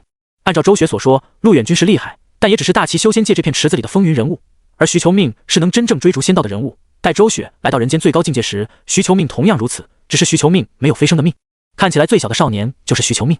周雪传音介绍道。方望的目光落在一名看起来14、15岁的黑衣少年身上，他的面相不算英俊，勉强算得上清秀。别的玄红剑宗弟子都配着宝剑，唯独他腰间什么都没有，也没有背剑，毫无强者气魄。感受到方望的目光，徐求命看向他，朝他露齿一笑，竟显得有些腼腆。方望当即向他点头，然后收回目光。各教副掌门、长老交流着，而各教的弟子们各自站在一边，界限分明。一直到正午，前方的2座笔直山峰忽然颤动，打断了所有人的注意力。大圣洞天开了，各教快准备以此入境。太清门的一名长老高声喊道，一时间弟子们纷纷起身。只见2峰之间出现强光，耀眼至极，让人无法看清峡谷后面的景象。青禅谷的9位弟子率先走入强光之中，他们的气息跟着消失。其次是太清门、痴魔宗。陈安世转身叮嘱道，切记万事小心，不可轻信他人，你们的目标搜寻天才地宝以及传承，明白吗？众弟子齐齐点头，除了方望、周雪，皆觉得这位副掌门看似严厉，实则有一颗温暖的心。很快轮到太渊门，陆远君带头走入峡谷，方望跟在周雪身后，而他后面则是顾里。一路无话。当方望踏入强光之中后，一股难以想象的力量包裹住他，跟着他感受到身体不受控制，仿佛突然下坠，强烈的失重感令他有些难受，但他无法睁眼。足足过去10息时间，方望终于感觉双脚落地，强烈的眩晕感令他差点跌倒，但他还是强行稳住了身躯。对身体的掌控力逐渐恢复，方望感受到比太渊门洞府更加浓郁的天地灵气涌向自己，他顿时神清气爽，下意识睁开眼睛。映入他眼帘的是一片连绵起伏的山林，天边雷云滚滚，隐约可见庞大妖兽在盘旋，而他站在断崖之上，再向前5步就会摔下去。他立即转身，举目望去，看不到任何人，神识散开，同样察觉不到人踪。果然，如同陈安世所说的一样，传送进来后会被打散，具体落在哪儿，全看大圣洞天的气灵。半年之后，气灵就会将他们送出去，所以他们无需寻找出口。方望并没有急着搜寻，而是打坐在崖边，拿出周雪给他的速灵宝典。速灵需要天道灵石，而大齐修仙界只有9大教派掌握着天道灵石，世家即便有，也得藏着，不然会惹来杀身之祸。方望原本想结束之后回到太渊门速灵，如今看来不需要，因为速灵宝典的第一页就是如何制造灵石的天道灵石。除了制作方法，一些特殊地点也是可以速灵的，只是暂时没有被大齐修仙界发现。说是速灵宝典，后面大部分的内容都是关于如何凝聚灵丹，他怀疑这是周雪专门为他书写的。一盏茶时间后，方望放下速灵宝典。制造灵石天道灵石的难度颇高，需要一些特殊材料，倒不如找到灵气充沛到形成漩涡之地，再列下特殊阵法，便可创造出堪比天道灵石的效果。凭借着过目不忘的能力，方望记下了一些要领，然后起身行动。来之前，他在太渊门兑换了空间容量最大的储物袋，就是为了此行能尽可能的收集天才地宝。他落入山崖下的树林里，刚落地就被一些颜色鲜艳的花果吸引。他拿出顾里所给的天地宝录，关于这本书，他只是记下了图案与具体页数，并没有详细记全部内容。他直接翻到某页，然后进行对比。鹿黄果，增强气血的良果，不错，可以收下。方望美滋滋地想到，刚开始就有收获。他按照天地宝录上的提示，避开周围杂草的毒刺，轻松摘下鹿黄果。接下来的路途，方望的速度不快，如同在树林里散步一般。他是第一次收集天才地宝，所以颇为兴奋，有种玩冒险游戏的感觉。这一世除了修行就是赶路，他还未真正放松过。论实际岁数，他可是活了上千年，绝大部分时间都跟坐牢一般，不好好放松，他怕自己练出心魔来。这片树林很大，树木比外界更高，花草更加密集，一些草丛甚至比方望还高。一个时辰后，方望已经收获不少，不过都只能算良材，达不到天才地宝的程度。突破灵丹境需要一些特殊的天才地宝，而且还有属性之分，在突破过程中吸收的天才地宝属性灵力越多，塑造的灵丹也会越强，而且会转变自身的灵力属性。在周雪的速灵宝典里，他提醒方望不要侧重火属性，最好凑齐5行属性的天才地宝，让自己的灵力属性达到5行平衡。虽然没有告知原因，但方望愿意相信他。或许侧重灵力属性方向的灵丹能让修士前期更强，但想要成仙，定然要达到天地自然的程度。何为天地自然？那便是5行合一。5行合一即可衍生出更多的属性。忽然，方望停下脚步，他隐约听到了女子哭泣的声音。她可是修仙者，不会出现幻听。能入大圣洞天的女子，岂会那么容易哭泣？莫非是大圣洞天内的妖物作祟？方望并没有忌惮，反而有些期待，妖也会修行，一些大妖还能炼出妖丹，妖丹本身也是修士凝聚灵丹时可以用上的宝物。他当即朝着声音传来的方向赶去，同时运转无息自然功，让自己的气息消失。一路前行，神秘的女子哭啼声越来越清晰，渐渐的，方望感受到了妖气，是妖物无疑，只是对方与他的距离比他想象中要远。前行数十里后，方望看到了树林的尽头，他开始减缓脚步，从树枝上跃行。很明显，先前的哭声是故意吸引他而来。方望的右手握着青军剑的剑柄，身形敏捷如猴，但轻若鸿雁，没有发出一丁点的声音。他来到树林边缘，借助茂密的树叶遮挡身躯，目光看向树林之外，前方是山岭，山坡上的植物稀少，遍布大小不一的岩石。他的目光很快就锁定半山腰上的一道身影，那是一名身穿白衣的女子。她站在断崖上，披头散发，让人无法看到她的面容。此刻，她的右手握着一条青蛇，正是那青蛇在不断发出女子般的哭啼声。方望皱眉，那青蛇散发着极强的妖气，至少是他目前感受过的最强妖气，而那白衣女子则没有一丝气息，倘若闭上眼睛，根本感受不到她的存在。白衣女子一动不动，手中的青蛇微微颤动，发出的哭啼更是惹人心怜，光听声音，很容易让人联想到是一名楚楚可怜的温婉女子正在委屈。方望摸不清白衣女子的实力，所以不敢轻举妄动。他耐心观察，很快就发现白衣女子身后的山壁上镶嵌着一块深黄岩石，土元矿，炼制法器的天材地宝，可用来凝结灵丹。土元矿里蕴含着浓度极高的土属性灵气，而且土元矿绝非他看到的那么大，说不定这座山都是土元矿。方望开始思索，必须想办法切下一块，若是能有一人杀出来，试探一番就好了。这个念头刚冒出来，一道破空声传来，惊得方望定睛看去，只见另一个方向的树林里射出一把飞剑，以极快的速度杀向白衣女子。好快，这可比许浪的剑还快。眨眼间，飞剑杀至白衣女子面前，瞬间停滞下来，剑尖距离白衣女子的头不到5公分，剑刃颤抖，无法再继续前进。嗖！一道身影从树林里窜出，这是一名身穿黑衣的青年男子。方望一眼就认出他来自玄天剑宗。玄天剑宗的弟子袍成黑色，背后印着剑形，剑形的数量象征着弟子的级别。此人背后印着5把剑，代表着他是玄天剑宗的亲传弟子。黑衣男子纵身跃来，迅速抓住自己的飞剑剑柄，左手抬起双指，射出一道剑气，瞬间击中白衣女子，穿体而过，继而击中他背后的土元矿，碎石击飞。黑衣男子想要提剑跳开，却发现自己根本提不动飞剑，一股无形力量定住了他的剑，令他脸色巨变。他猛地跳开，放弃飞剑，人在半空中，双手快速施法，一道道剑气环绕周身，冲天起。他的右手高举，指尖朝天，剑气顺着指尖的方向冲去，迅速凝聚成一把足有5丈长的巨大剑气。说时迟，那时快，整个过程只是瞬息间而已。黑衣男子以掌为剑，挥斩向白衣女子，巨大剑气猛地坠下，宛若天罚落下，击中白衣女子。山岭巨颤，剑气四溢，宛若一道道锋刃肆虐，满山遍野，就连边缘的树木都被切出一条条裂痕。方望的瞳孔骤然变大，黑衣男子更是脸色铁青。只见他的剑气停在白衣女子头顶，无法落下。白衣女子缓缓抬头，露出一张惨白的脸，论五官容颜，绝对算得上倾国倾城，只是皮肤白得令人毛骨悚然，其双目更是麻木，如同死水一般。他忽然将手中的青蛇松开，青蛇落在地上，刚想逃，结果被他踩了一脚，蛇身一抽，顿时不再动弹。黑衣男子感受到极致的杀机，当即转身逃跑，剑气缠身，宛如飞剑掠空，迅速消失于树林的另一边。白衣女子轻飘飘地腾飞而起，突然消失在原处。机会来了！方望立即动身，化为一道白虹，迅速来到山崖上。他挥剑斩去，将山壁上的土元矿切下来，丢入储物袋内。临走前，他瞥了一眼地上半死不活的青蛇，一脚将它勾起来，左手捏着蛇头，避免被它咬，就这样提着它御剑离去。为了防止白衣女子追上来，方望直接施展白虹遁术，全速逃跑。方望心里惊喜，刚来就捡到这么大的机缘，天助我也！土元矿可当成灵丹材料之一，手中的青蛇妖气惊人，说不定蕴藏妖丹，找个地方刨开看看。方望的白虹遁术何其快，一路疾驰上百里，沿途甚至遇到2名其他教派的弟子，他们瞧见方望的速度如此之快，皆是被吓到，跟着朝着不同的方向逃去。足足逃了200里，方望这才放缓速度，他的目光四处望去，想找寻合适的落脚之处。就在这时，方望突然感觉背脊发寒，跟着一道阴冷的声音传入他的耳中：“你可曾听闻大圣诸天？”他扭头看去，发现白衣女子竟在他身后，两人相距不到3米，无比危险的距离。看到白衣女子的第一眼，方望便立即加速，再次施展白虹遁术。他的右手顺势将青军剑插入剑鞘内，跟着凝聚出天宫戟。只有握着天宫戟，他的安全感才能拉到最大。他再次扭头看去，发现白衣女子不见了，但他可不会停下来。10息之后，你可曾听闻大圣诸天？白衣女子的声音再次传来，方望不敢回答，怕中了招数，毕竟他看过《西游记》。方望瞥眼看去，发现白衣女子又出现在身后，而且这一次距离他更近。他二话不说，转身直击捅去，几刃击穿白衣女子的身躯，并没有鲜血飞出，她的衣袍甚至没有破损。鬼魂，怪不得感受不到气息。方望眼神一凝，玄阳真火顺着右手冒出，沿着脊杆迅速靠近白衣女子，眨眼间就烧到白衣女子的身上。玄阳之火可灼烧魂体。果不其然，白衣女子立即停下来，双方的距离快速拉开。白衣女子微微蹙眉，突然挥袖驱散周身的玄阳真火，下一秒他就消失在空中。方望不敢大意，这厮神出鬼没的，必须小心点。然后的路途，方望一直保持着全速，而白衣女子的声音不再传来。他频频回头，也没有瞧见白衣女子的身形。半个时辰后，方望落在河边，这一带是荒原，视野开阔，方便他休息。他将天宫戟杵进泥土里，举目望去，望了好一会儿，确定白衣女子不会出现后，他方才松了一口气。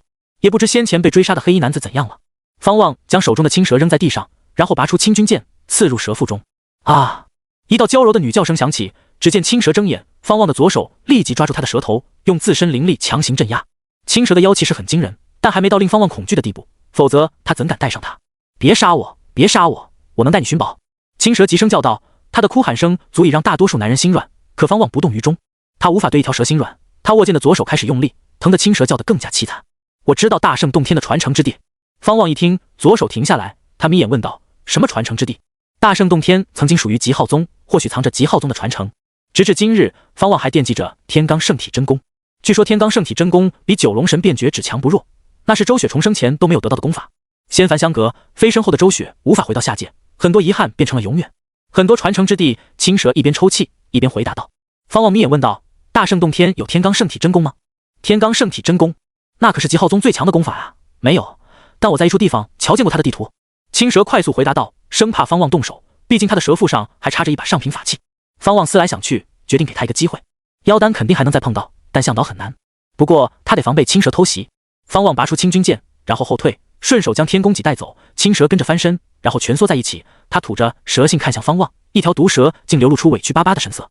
随后一直退到5丈开外，方望就地打坐，开始纳气。他看似闭着眼睛，实际上神识一直盯着青蛇。倘若青蛇想跑，那他就下杀手，即便让他成功逃脱，也没有损失。没过多久，方望感受到周围的天地灵气有部分涌向青蛇，看来他这是在疗伤。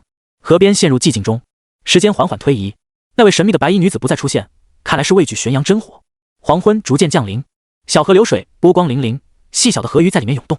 青蛇抬起蛇头看着方望，不断吐蛇信。他壮着胆子问道：公子，你是怎么挣脱那邪祟的追杀？方望眼也不睁，回答道：小施手段罢了。对了，他重复询问：你可曾听闻过大圣诸天？这是何意？青蛇听到他的语气不再充满杀意，暗自松了一口气，跟着回答道：这邪祟不简单，乃是上古大圣的婢女。传说在上古时期，天道不仁，天神下凡肆虐苍生，大圣挺身而出，诛灭天神，但也因此厄运缠身，最终陨落。他之所以这样问，就是想看看后世苍生是否记得此事。若是记得，他便会给对方一条生路；若是不记得，那就死。方望微微挑眉，起初他还以为诸天是大圣之名，没想到这是一个传说。既然你知晓此传说，为何会被擒住？因为我困在这里已经超过300年，被他抓到几次，现在就算回答对也没用。青蛇委屈道。他跟着打开话匣子，滔滔不绝的诉苦。我本是一条无依无靠的小青蛇，在300年前的某日，我被一只鹰叼走，结果半途中那只鹰被修士射杀，我跟着掉落在地上，大难不死。后来我不小心钻进一条地缝，稀里糊涂的就来到了大圣洞天。300年了，我想出去，怎么也逃不出去。公子，我知道你对我无法完全信任，但请你相信我，我也想出去，跟着你，我方才能有一线生机。方望决定考验他一番。接下来1个月，我就在此修炼，你帮我搜集天才地宝，若是表现不错，我就带你出去。这里视野开阔，倘若有敌人靠近，他也能提前发现，总比困在死角好。闻言，青蛇小心翼翼问道：能让我休息几日吗？当然。听到方望的回答，青蛇顿时放松不少。接下来的几日，青蛇都没有打扰方望，专心养伤。6日之后，青蛇离去，方望的灵力已经恢复，他开始沿着河边前行，看看这附近是否有宝贝。可惜走了数十里都没有瞧见天才地宝，他不得不原路返回。轰隆隆，地面突然颤动，方望抬头看向天地尽头，他能感觉到震动来源的方向。这一次他没有去凑热闹，而是原地修炼，等待青蛇归来。倘若1个月后青蛇没有回来，那他就自行离去，就当没有这回事。若是青蛇回来，倒是可以借助他去搜寻宝贝与传承。日落月升，方望身处茫茫天地之中，面朝小河修行，感受着日月精华，灵气微风。这种修行心境比在洞府里修行要舒畅。偶尔有修士路过，不过都不敢打扰他。各教弟子在大圣洞天内都显得很谨慎。一晃眼，半个月过去，青蛇终于回来。方望瞥眼看去，看着他扭动蛇身赶来，眉头皱起。什么也没有，这蛇不会耍花招吧？青蛇快速来到方望身旁，张开蛇口，吐出一个个拳头大小的石头，颜色不一，足有5个，最后再吐出一卷画纸。方望挑眉，颇感稀奇。公子，这些石头都蕴藏浓郁灵气，应该算得上天才地宝。还有这地图，这是天罡圣体真功的地图，我费了老大劲才找到，这下子你可以信我了吧？青蛇吐着蛇信说道。方望盯着他，问道：我差点杀了你，你为何不趁此机会逃走，去找其他修士，让他们带你出去？差点就是没杀呀。而且其他修士未必有公子厉害，能从那邪祟手里逃脱，公子的实力定然很强。大圣洞天里的邪tội，恐怖妖物数不胜数，跟着你更有安全感。青蛇的回答倒也算诚恳，方望勉强相信。他拔出清君剑，用剑尖拨开地图，将地图详细记下后，催动体内的玄阳灵力，引燃玄阳真火，顺着剑刃落在地图上，地图瞬间燃烧起来，引得青蛇惊呼。他虽然不理解，却也不敢阻止。方望这样做，只是怕青蛇耍花招，在地图上荼毒。焦烟升腾而起，隔在方望与青蛇之间。方望突然皱眉，这地图怎么这么难烧？玄阳真火何其猛烈，时息过去，地图只被烧了1/5，足以见得其材质特殊。就在这时，那升腾的焦烟凝聚成一道人影，惊得方望起身，直接凝聚出天宫戟。青蛇也被吓得一激灵，窜得比方望还远。方望与地图之上的神秘人影保持3丈距离，焦烟袅袅，神秘人影逐渐凝实，宛若鬼魂现身，纵然是光天化日之下，也颇为惊悚。你什么东西？方望还未开口询问，青蛇紧张问道。他比方望还怕，一是确实怕，二是怕方望误会。人影模糊，只能看到大概轮廓。后背想要染指天罡圣体真功。一道沧桑声音从神秘人影口中传出，语气平静。方望手持天宫戟，回答道：好的功法若是不传承下去，岂不可惜？目前来说，他的体魄不算优势，他之所以能跃进战斗，主要靠的是玄阳灵力、大圆满法术。天罡圣体乃上古强大体质，连周雪都赞叹不已，他自然垂涎。此地图确实记载了天罡圣体真功的传承之地，但那里的考验严格，倘若你没有烧此地图，唤醒无的一丝意志，贸然前去，必死无疑。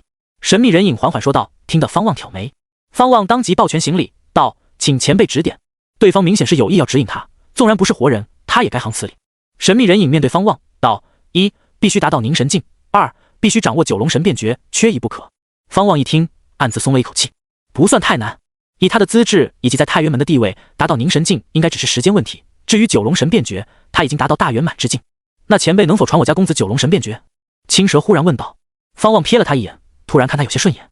虽然他已经掌握九龙神变诀，但青蛇不知能提出此要求，就算不是真心，至少表面上是想讨好他。吾的职责就是提醒这2点，事在人为，修仙者本就追求登天之难事。说完这番话，神秘人影烟消云散，方望都来不及询问他的身份。被玄阳真火燃烧的地图跟着化为灰烬，随风飘散。方望与青蛇大眼瞪小眼，久久不语。过了好一会儿，青蛇方才感慨道：倘若一般人得到地图，直接前去寻找天罡圣体真功，怕是九死一生。公子非同寻常，直接烧毁地图，反而得到了先辈的认可。方望只觉得歪打正着，当然他不会将真心话说出来。随后他开始检查青蛇带来的5块石头，他用灵力覆盖手掌，拿着这些石头到河边清洗。青蛇靠近，与方望保持着一个安全距离。待方望将石头洗干净，放入储物袋后，青蛇方才开口道：公子，我知道一个地方有诸多天材地宝，但那里有一只大妖守候着。那大妖有多强？方望随口问道。他给自己定了目标，要在大圣洞天内突破，塑造第2把本命宝灵。青蛇回答道：相当于灵丹境9层的人族修士。方望看向他，笑道：看来你很不简单嘛，不像是一条普通的蛇妖。青蛇回答道：公子说笑了，我能在这里活300载，自然获得了部分传承。这些年里，时不时有修士误入，所以我对人族修士有大概的了解。方望觉得这条蛇妖不简单，毕竟能在白衣女子手中哭这么久，多少是有点东西的。正好休息了半个月，也该动身了。带路吧。好的，公子。青蛇立即开始带路，蛇身扭动，竟有种欢快的姿态。方望看着他的身姿，心里突然觉得有些荒唐，他竟然跟一条蛇冒险。2日后，一处山谷口，方望站在树下，青蛇爬到旁边的树枝上，一人一妖看向同一个方向。这一带的花草树木茂密，阳光很难穿进来，即便是正午，方望身后的树林也一片漆黑。就是他。方望开口问道，他的右手放在剑柄上。经过2日的交流，方望知晓了青蛇的名字，他自称小紫，一条青蛇自称小紫。方望怀疑他是色盲。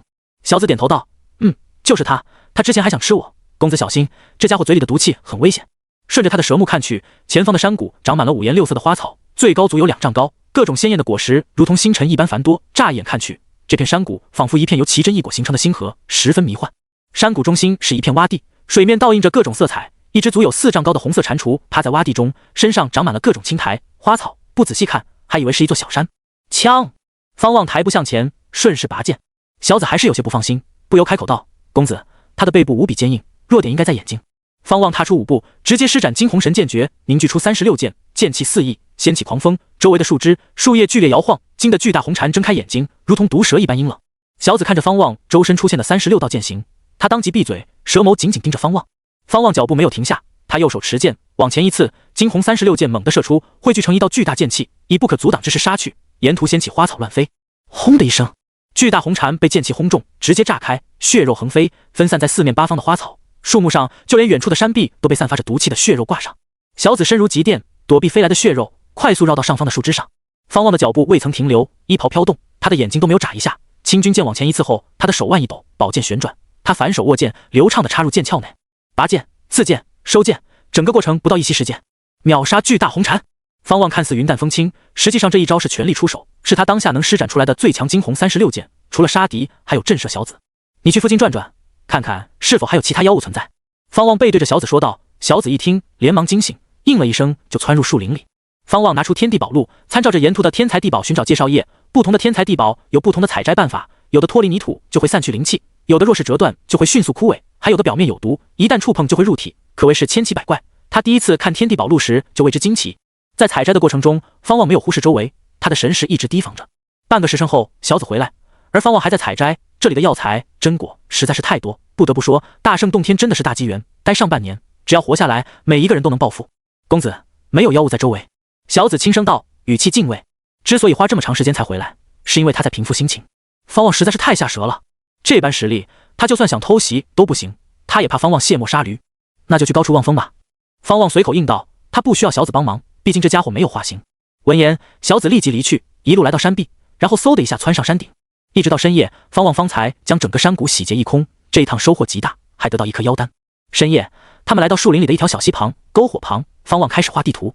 他的记忆力强，但就怕在得到天罡圣体真功之前进入天宫修行，再强的记忆也不可能记住数百年前看一遍的地图。小紫在火堆的另一旁蜷缩着，十分安静，不敢打扰方望。自从方望施展惊鸿36剑后，他的话就少了。咔嚓，木枝被踩断的声音从旁边传来，方望立即瞥眼看去，小紫猛地抬头，只见黑暗之中走出一道身影，借着月光，方望看清楚了他的身形。他的脸色古怪道：“之前找方寒雨也是如此，你不会在我们身上施了某种手段吧？”来者赫然是周雪。周雪一边走来一边笑道：“终有一日，你会感谢这种手段，是吗？”方望笑了笑，也没有说大话。周雪的意思是，哪日他身陷困境，还得他去救。周雪一路走到火堆旁，直接坐下，无视身旁的小紫。小紫则吓得窜到方望身旁，低声道：“公子，他身上有强大的鬼气，这种感觉我之前在一处秘境里感受过。”他不清楚方望与周雪的过往，但他不希望方望死在这里。周雪看向他，似笑非笑道：“或许就是你想的那件鬼气。”你……小紫浑身哆嗦，下意识靠近方望。周雪看向方望，怎么想养蛇妖？蛇性本淫，许多修士就爱养蛇妖，你可别因此荒废了修行。胡说什么？方望瞪了周雪一眼，这女人说话怎么如此肆无忌惮？小紫眨了眨眼，没有再吭声。周雪就喜欢看方望急眼的样子，她掩嘴笑道：“我传授了一招可以控制灵魂的手段，让此蛇妖永远不得背叛你，可愿？”方望一听，眼睛顿时亮起来，道：“好，你说。”小紫则慌了，却不敢反驳，因为他知道自己打不过这两人。周雪当即开始传授法诀，方望认真听着。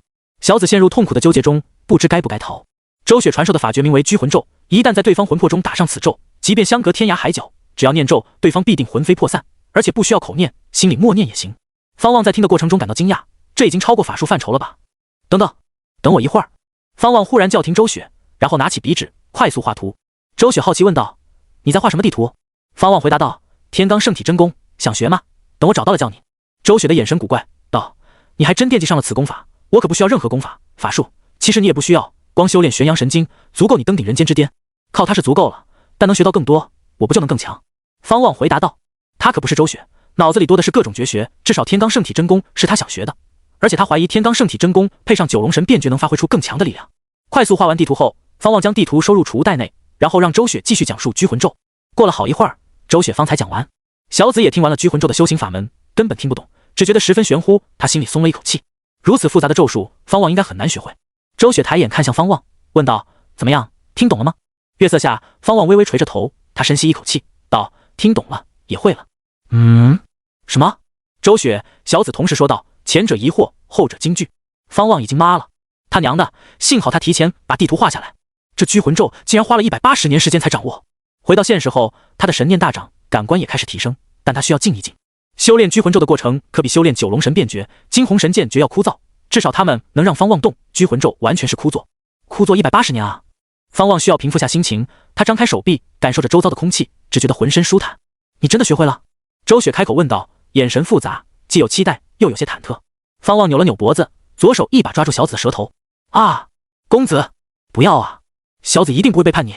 小紫发出凄婉的惨叫声，苦苦哀求。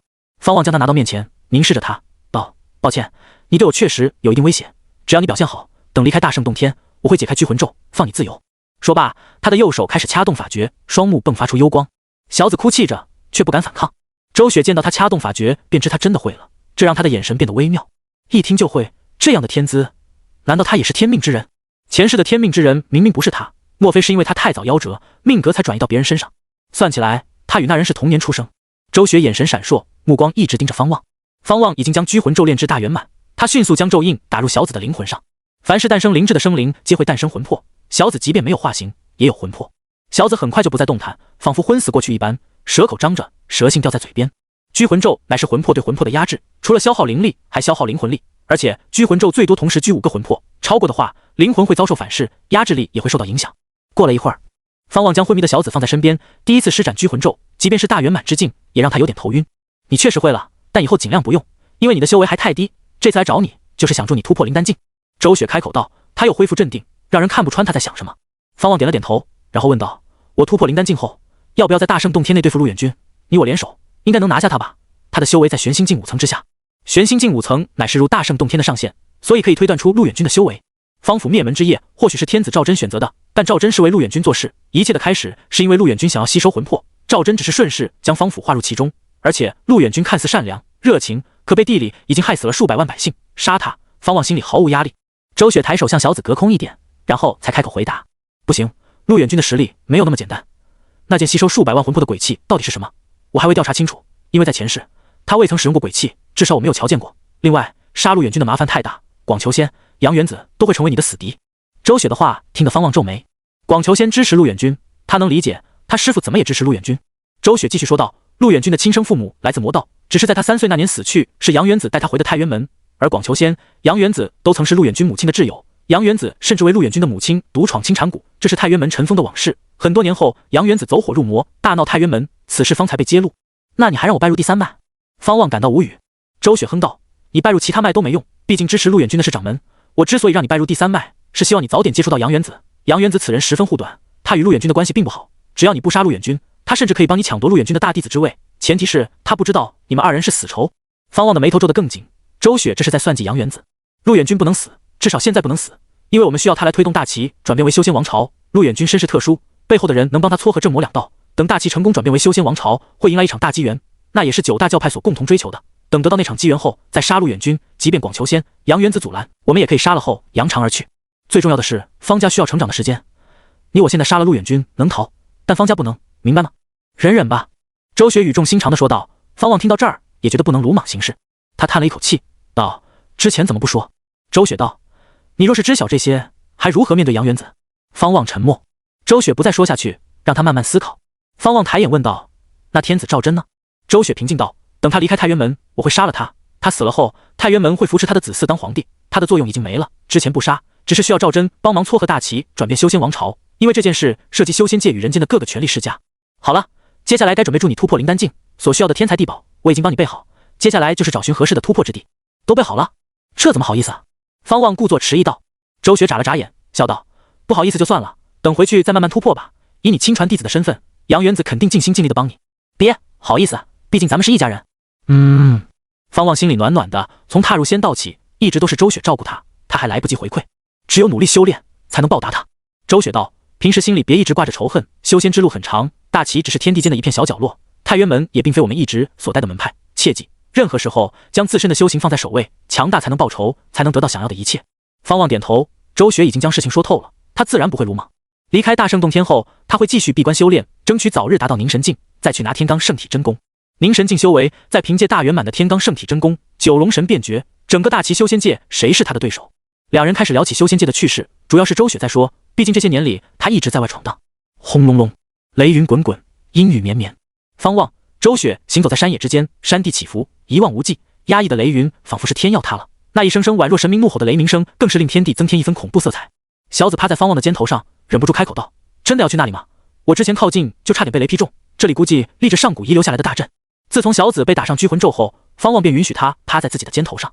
距离那一晚已经过去6日，大圣洞天比方望想象中要大，难以想象当年的大圣有多强才能开辟出如此辽阔的洞府。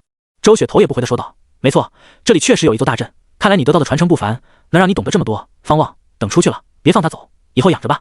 你……小子气得浑身发抖，却不敢怒骂，这样的话显得他很想逃一样。方望没有刺激小子，他好奇问道：“莫非你想利用这里的大阵助我突破？”“此阵至少立了上万载，日积月累积累的灵气已经转变为雷属性，可以替代雷属性的天才地宝。”周雪回答道，他的目光跟着被一处岩石吸引。方望顺着他的目光看去，斜前方的一块岩石前靠着一名男子，他衣衫虽凌乱，却没有破损，只是躺靠着岩石一动不动。周雪没有减脚步，继续前进。走近后，方望方才看到那人已经死了，死不瞑目，双目空洞，望着天穹。周雪停在他身旁，扫了一眼，道：“没有伤势，应该是被活活抽走魂魄，死得很痛苦。”抽魂？方望第一时间联想到陆远君，这厮就爱干这种事。莫非陆远君在周围？方望仔细看去，发现储物袋已经被摸走，尸体的双手也没有带着指环之类的物件。继续赶路吧，若是有不长眼的人占了我们的地方，那就只能替这位太清门弟子报仇了。周雪继续前进，他的话令小紫蛇身微颤。方望立即跟上他的脚步，前行100步后，周雪抬手凝聚出他的本命宝铃，一把琴，颜色看起来与九脉斗法时有些不同，好似木琴的外表增添了一道道白色纹路。他抱着此琴前进，一股凌厉气势爆发，令方望暗自心惊。这气势可比灵丹境9层的许浪强多了，也不知他到底有多强。方望心底里一直有跟周雪一较高下的心，只是不好意思开口，毕竟受他恩惠太多。前方雷电交织，掀起阵阵大风，吹动两人的衣袍，一道道雷电劈在前方的山地上，没有触及地面，但散发出来的威势很是吓人。好在接下来的路途靠着周雪的本命宝铃，他们没有遭受雷击，甚至都不用躲避。翻过山头，方望站在山顶上眺望而去，往下10丈原有一座石门，穿过石门是一条石阶，一路延展至10数里外，而10数里外有一座高峰，高耸入雷云。不知为何，看着那座高峰，方望心里莫名发怵。他有预感，他的突破不会轻松，要吃苦头了。不过在周雪面前，他可不能怂，免得被小瞧。方望连忙跟上周雪的脚步，避免被雷电劈中。小紫趴在他的肩头上，瑟瑟发抖，一句话也不敢说。过了一会儿，远处的高峰上有一道身影跃下，疾驰而来。方望眯眼看去，赫然发现是陆远君。陆远君脚踏飞剑掠来，数十道雷电交织在他身上，被他用剑气抵消，场面颇为壮观。他瞧见方望二人，当即加速飞来，很快就来到两人前方。身后的雷电仿佛他的披风在空中飘舞，随风而散。你们怎么来这里了？山上没有什么宝物，估计已经被其他教派的弟子捷足先登。陆远君笑问道。周雪回答道：“我们准备去修行雷系法术。”陆远君一听，微微点头，然后看向方望，问道：“方师弟，收获如何？需要突破灵丹境的天才地宝吗？缺什么，跟师兄说。”方望摇头笑道：“多谢师兄，我暂时不需要。”陆远君点头，他似乎想起什么，关心地问道：“方师弟，我听闻你们方家3年前遭了大难，事情调查清楚了吗？师兄在人间也有人脉，可以帮你查。”方望两世为人，听到他这样问，便明白他是在试探。他叹了一口气，道：“是当朝丞相所为，已经被天子斩首，可恨，真想手刃他。”闻言，陆远君露出同情之色，道：“节哀，如今大齐即将转变为修仙王朝，这对于你们方家而言也是机缘，过去的事情就放下吧，从此朝着仙道前进。”“多谢师兄关心。”“没事，师兄也没有帮到什么，你们继续去吧，师兄就不打扰你们了。”陆远君说完，朝周雪点了点头，然后御剑离去。一直等他消失在天地尽头，周雪方才开口笑道：“我倒是小瞧你了，倒是很能藏事。一旦怀疑的种子埋下，那就会成为忌惮，只是不知他能按捺多久。”方望耸肩道，语气平静。周雪笑了笑，不再多说，继续带路。小紫歪头晃脑，很好奇他们在聊什么，但又不敢多问。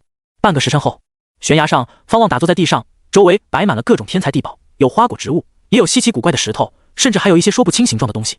周雪正在画符，每画一张，他就贴在一根木头上，然后将木棍插在天才地宝的外围。方望抬眼看去，雷云就在头顶，那压抑的天威令他很是不安。“你不会要让公子渡雷劫吧？”趴在岩石上的小紫忍不住问道。方望不由向他投去一个赞许的目光。此蛇很有眼力劲。周雪一边画符一边回答道：“勉强算渡雷劫吧，不过没有真正渡劫那么危险，只是有点痛，但雷电能让不同药效更好的融合。”“有点痛？糟了！”方望知道自己糟大了，仙尊嘴里的有点疼肯定不是凡人能想象的。坏女人，你不会有歹意吧？公子，你真的那么信任他？人心隔肚皮啊，我见过不少修士，进来时相依为命，出不去后就开始互相残杀。小紫急了，连忙劝说方望。周雪不再理会小紫，专心做事。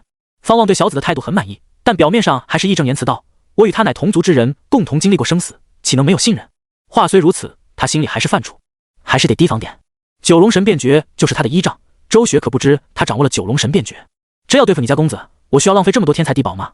至于夺舍，我可不喜欢男人的身体，而且我也不需要夺舍。周雪没好气道。说完，他还瞥了方望一眼，眼神颇有深意。花了小半个时辰，周雪方才停手。此刻阵法已经包围方望，12根木棍插在泥土中，上面贴满了符纸，而且不是乱贴的，每一根木棍上的符纸明显是按照某种法门规律贴的，每一张符纸上的字画也有不同，反正方望看不懂这些字画。方望深吸一口气，开口道：“来吧。”周雪盯着他道：“把衣服脱了，免得影响吸收灵气。”这……方望皱眉，犹豫问道：“那你能转过身去吗？”快点，别婆婆妈妈的。周雪面无表情地说道。闻言，方望只能硬着头皮脱衣服。岩石上，小紫盯着方望，不停地吐着蛇信。被一名女人、一名女妖盯着，方望别提多别扭。关键他还拒绝不了。罢了。方望排除杂念，将自己的衣服全部脱下来，收入储物袋内，然后打坐。你可以开始运功了。玄阳神经应该记载了突破法门。周雪再次开口道。方望立即开始运功。旋即，周雪挥袖，大风迎面吹向方望。刹那间，12根木棍上的所有符纸燃烧起来，形成颜色不一的12团火焰。神奇的是，那些符纸并没有化为灰烬，好似火焰只是附着在表面一般。随着震起，方望明显感觉到地底下的灵气正在涌来。只见他所周围的地面升起风浪，撼动堆积在地上的天材地宝，灵气旋风升腾而起，环绕方望的身躯。不知为何，方望觉得身下清凉，说不出的凉爽，让他有想要起身的冲动。轰隆隆，天上雷云剧烈翻涌，一道道雷电犹如蛇蟒漫出云层，声势浩大，令悬崖之上的气氛更加压抑。小紫吓得躲开，离得远远的。周雪站在阵法前，衣袍剧烈鼓动，她的目光望着天上云层，骇风雷电并没有吓退她。伴随着周围的旋风越发的强烈，方望周遭的天材地宝开始溢散出属性灵气，颜色不一，汇聚在一起，形成七彩之风，十分绚丽。方望将心思沉浸于突破之中，抛开了杂念。轰！一道雷电忽然劈下，击散七彩旋风，没入方望的天灵盖。他浑身一颤，跟着周围的灵气风浪疯狂涌入他的体内。短暂的剧痛后，取而代之的是无尽的舒爽，令方望还想再来一次。轰！轰！轰！一道道雷电接连劈下，每一次都能引动周围的灵气融入他体内，洗涤他的筋骨百骸，最终汇聚在他的丹田之上，集中于一处。渐渐的，方望忘却了痛苦，注意力在内视丹田。玄阳神经的心法运转，灵气在丹田内压缩凝聚，整个过程很复杂。一旦它松懈，凝聚在一起的灵气很容易散开，尤其属性不同的灵气彼此间存在着排异性。周雪一直盯着方望，慢慢的，他脸上露出笑容。小紫时不时看向他，生怕他乱来，毕竟他的性命被方望握在手里，他害怕方望死了，连带着他一起死。时间快速流逝，1个时辰后，方望周围的天材地宝已经有1/3枯萎，亦或者化为飞灰，随风散去。周雪没有再盯着他，而是打坐在不远处，闭目养神。雷电时不时落下，无法撼动方望打坐的身姿。阴云密布的天穹之下，荒山延绵，一处山坡上，4名太渊门弟子并肩立，其中包括顾里、许浪。他们的目光全都看向同一个方向，数里之外，两山之间坐落着一座残破的寺院，大门敞开，一具尸体吊在牌匾下，随风微微飘动。在寺院院墙之上，站着数名神秘的白衣女子，披头散发，让人无法看清他们的面容，从远处看去，令人毛骨悚然。真的要闯吗？一名男弟子皱眉问道，他名为燕飞月，背着一把阔刀，腰间系着一根长鞭，身姿魁梧，气质不像是修道之人，更像是武夫。许浪面无表情地说道，大圣洞天这样的机缘，一生难遇一次，若是不冒险，会后悔的。或许我们在太渊门是1等1的天才，但修仙的目标是逐长生，自古以来，太渊门可有人长生成仙？这番话听得燕飞月沉默。来自第2脉的地元宝灵天才叶想开口道，上吧，我们4人联手，应当没有问题。顾里没有意见，他心里一直以击败方望为目标，他知道若是循规蹈矩的修炼是不可能超越方望的，只有冒险寻找大机缘，方才有一线希望。4人当即御剑飞向远方的寺院，与此同时，院墙上的一名白衣女子跟着抬头，露出苍白的脸庞，双目空洞，毫无生气。清晨的阳光划破天际，穿透雷云洒落而下，刚好落在方望身上。经过1天1夜的突破，他终于达到灵丹境1层。他周围的天材地宝已经全部枯萎，或者化为飞灰，不复存在。此刻，在他的丹田内，灵丹已经形成白玉之色，晶莹剔透，灵气涌入灵丹内，再转化为磅礴的灵力。从素灵境9层到灵丹境1层，看似1层之隔，实际上差距极大。突破之后，就是稳固修为的过程。方望正在内视宝灵空间，发现天宫脊周围出现8处像凹槽一样的深紫色区域，这让他精神一振。莫非他也能凝聚出9个本命宝灵？本命宝灵不仅决定资质，还相当于不会破损的法器。对于修仙者而言，法器越多越好，这样才能面对不同的险境。用周雪的话来说，本命宝灵的存在是天道对人族的恩赐。打坐着的周雪睁开眼睛，喃喃自语，差不多了。他抬起右手一挥，阵法陡然一变，围绕着方望的天地灵气旋风忽然下沉，铺在地面上，形成肉眼可见的雾气，不断扩大，遮蔽方望的身躯。方望明显感受到阵法的变化，让他重新找到了当初塑灵时的感觉。起初，他原本是想塑造鼎、塔之类的本命宝灵，可现在确定自己还能凝聚8个本命宝灵后，他改变主意了。先凝聚剑，伪装剑修。第一次塑灵时，他就想凝聚剑类的本命宝灵，没有一把帅气的剑，怎能算得上合格的修仙者？方望的心开始忐忑，不知这一次天宫是否会阻拦他。他开始幻想自己的剑，与第一次的剑不同，他又有了新的想法。在遇到许浪前，他对剑的认知居于常识，看到许浪的无形剑后，他才意识到塑灵是可以创新的。塑灵的过程不只是塑造本命宝灵的造型，还能注入对其能力的设想。例如李红霜的本命宝灵能放毒，周雪的本命宝灵能摄魂。本命宝灵最终能发挥出多少威能，取决于该本命宝灵的品阶。在周雪的注视下，方望周身溢散出玄阳真火。与第一次塑灵不同，玄阳真火还带着白色气焰，玄阳真火与白色气焰涌至他的头顶上，凝聚在一起。小紫爬到一块大岩石上，望着方望，吐着舌信。有了第一次速灵的经验，方望这一次速灵更加得心应手。他内视着宝灵空间，想象着第二件本命宝灵的形态与能力。随着时间的推移，方望的头顶上逐渐凝聚出一把剑柄，剑阁朝天。公子这是在速灵？小紫忍不住问道。他可是记得方望的本命宝灵是一把长戟。周雪没有回答，目光紧紧盯着方望的头顶。那剑柄越发的凝实，周雪也想到了许浪的那把无形剑，只有剑柄、剑刃是透明的。但他隐约感觉方望不会模仿别人，那把天宫戟可不是模仿出来的，因为人间没有这样的本命宝灵。天宫戟绝非一把长戟那么简单。方望沉浸在速灵之中，在宝灵空间内，他的剑柄已经变得清晰，连细纹都已经刻画好。这把剑柄乍一看很精美，但还不足以到惊艳的程度。为了让自己的剑看起来与众不同，方望让剑柄变成白色，好似有白玉雕刻而成。剑阁口是一对龙爪，剑刃由龙爪之间延伸而出。但现在他没有创造剑刃的想法。从外界看去，他头顶上的剑柄已经凝聚成功，正在疯狂地吞噬天地灵气，品阶很高。周雪默默想到，有天宫戟在前，对于方望的第二件本命宝灵，他不觉得会差到哪里去。时间继续推移，方望不断注入自己对第二件本命宝灵的设想。这把剑柄感受到了他的心意，在他头顶上开始闪烁光芒，即便在白日也十分耀眼。大概又过去1个时辰，打坐着的方望缓缓站起身来，他抬起右手，握住头顶上的剑柄，周遭的灵气之物环绕着他的身躯。周雪、小紫的目光不由落在他的右手上，一缕缕阳光穿透雷云层，斜照在悬崖上，没有被阳光照到的剑柄闪烁着更加耀眼的光芒，宛若夜空中的星辰。突然，方望的手腕一抖，剑阁龙爪之中猛地迸发出一道白光，击散周围的雾气。小紫瞪大舌目，周雪微微挑眉。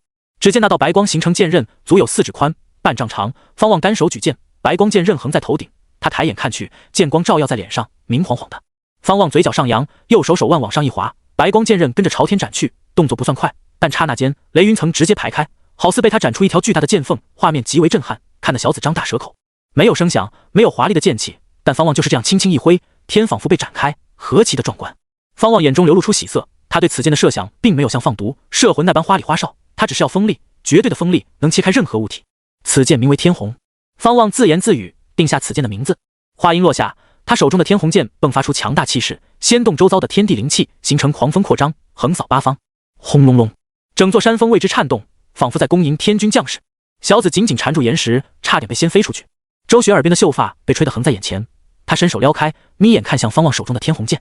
方望感受着天虹剑的气势，心里满意极了。这一次天宫没有阻拦他，因为不在宗门，所以没有出现第一次速灵的动静，但天虹剑展露出来的气势绝对强大，绝非地元宝灵能比。至于能否跟天宫戟比，不好说。天宫戟本身蕴含着强大力量，随着方望修为越来越高，他能调动的力量越多，还不知天宫戟的极限。他缓缓将右臂放下，天虹剑的白光剑刃开始收缩，没入剑阁之中，只剩下剑柄还在他手中。以后大战，右手天宫戟，左手天虹剑，舍我其谁？方望看着手中的天虹剑柄，越看越喜欢。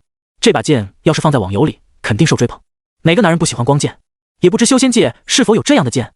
好了，穿衣服吧。周雪的声音传来，方望这才意识到自己还没穿衣服，关键他还站得笔直，气宇轩昂。他连忙将天虹剑收入宝灵空间内，然后抬手将不远处的储物袋射到手中，从中取出衣物，快速穿上。周雪见他穿好衣服，该分道扬镳了，我也得继续去找寻我想要的东西。需要我帮忙吗？方望问道。他心里叹气，被人看光的感觉真不好。周雪摇了摇头，道：我去的地方十分危险，我一个人更好行事，我走了。说罢，他转身一跃而起，一把飞剑从他的储物袋内飞出，迅速变大，落在他的脚下，载着他飞掠向天边。方望目送着他远去，心里有些遗憾，一直都是周雪助他，他不喜欢亏欠的感觉。待周雪的身影消失，他方才收回目光。他抬起双手，同时凝聚出天宫戟、天虹剑。咻！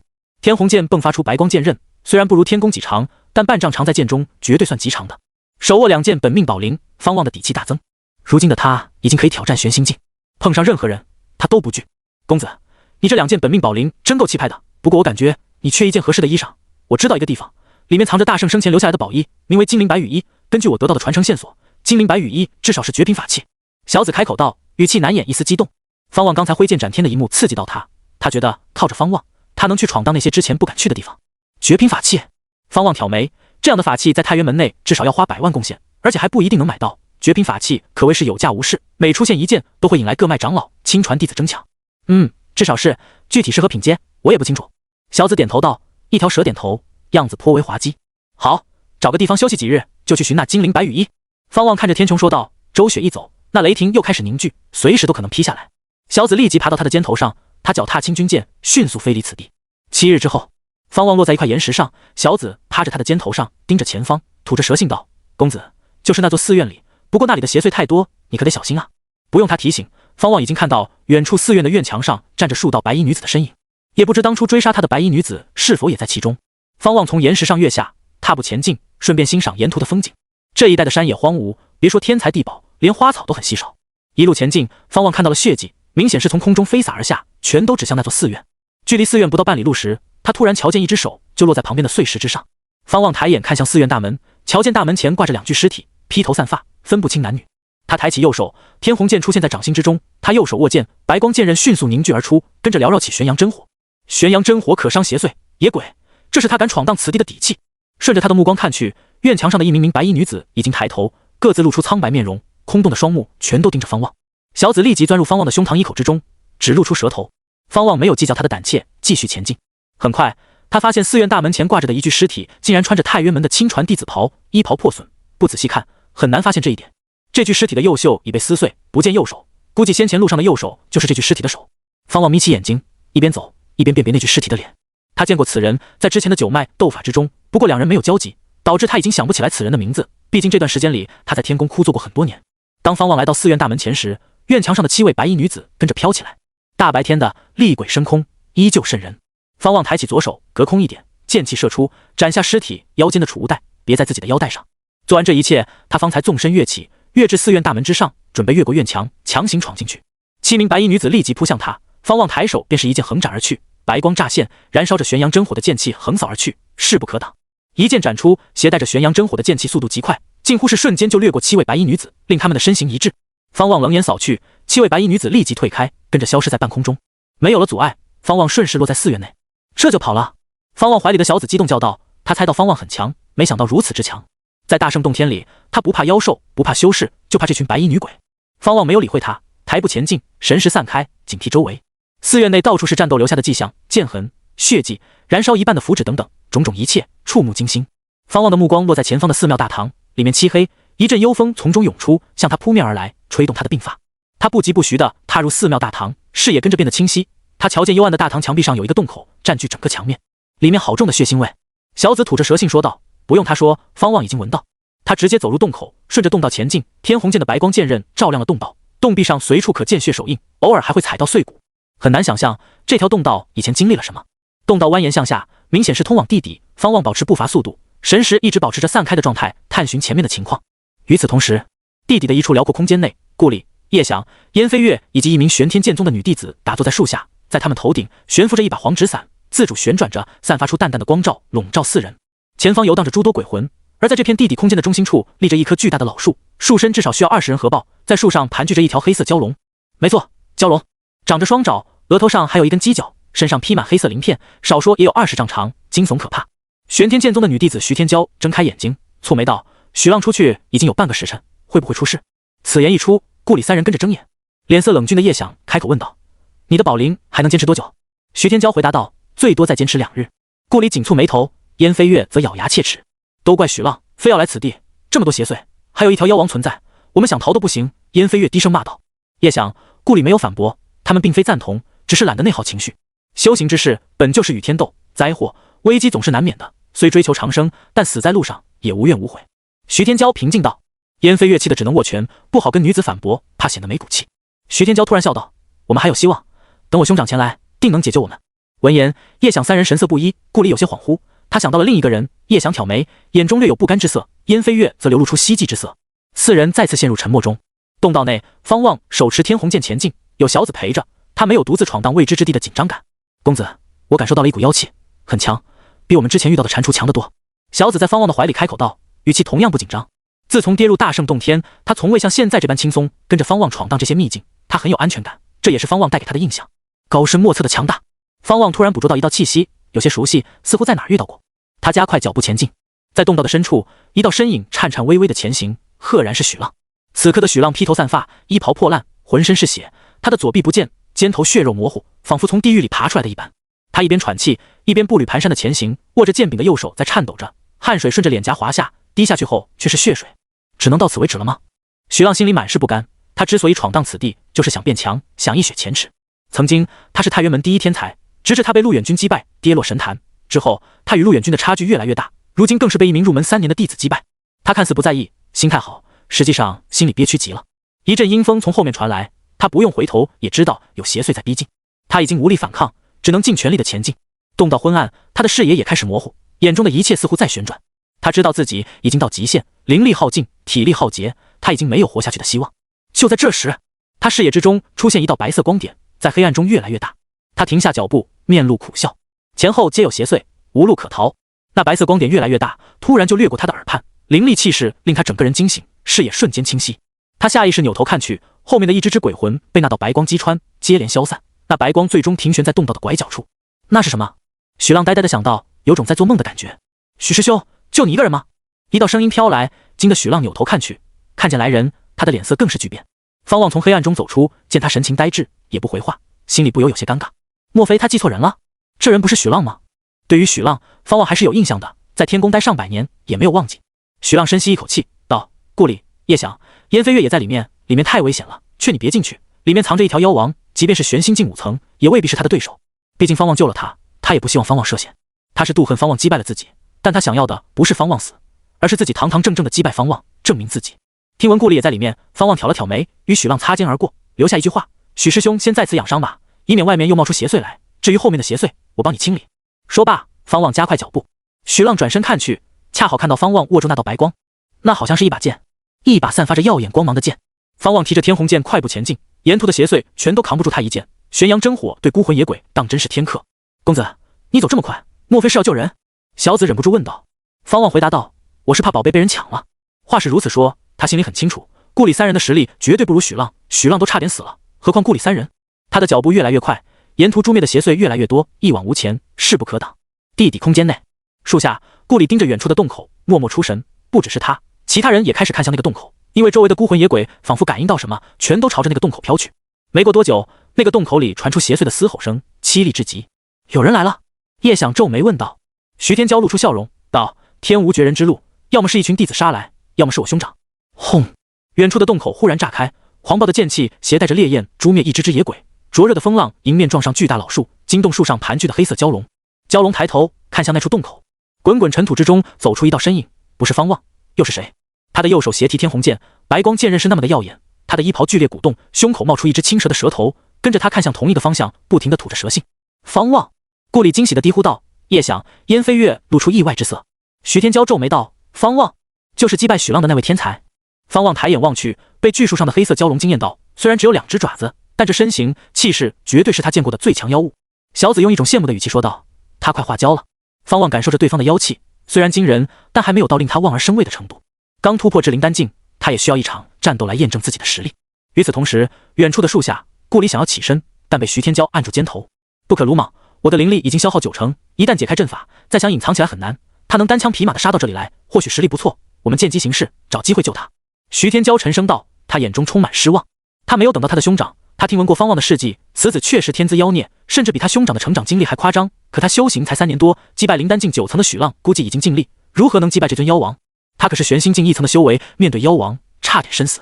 想起先前脱险的过程，他仍心有余悸。如今被困在这里，出不去，只能等待救援。他看似镇定，实则心乱如麻。顾里听后觉得有道理，他的灵力才恢复一半，出去未必能帮到方望，说不定还会拖累他。他忽然瞧见方望在左顾右盼，似乎在找寻什么，莫非是在找他？顾里的心猛地一跳，他自己都觉得在妄想，毕竟方望又不知道他在此地。可若是万一呢？毕竟许浪先前强行闯出去了。方望确实是在找寻顾里的身影，但并没有找到。好在巨大老树后面还有几处洞口，或许顾里3人躲入其中。算了，先屠龙吧。蛟龙也算龙，对于血气方刚的男儿来说，挑战蛟龙本就是一种成就。方望提剑前行，100飘舞，每踏出一步，一道剑形出现在他身侧。凡人，你想独自挑战本王？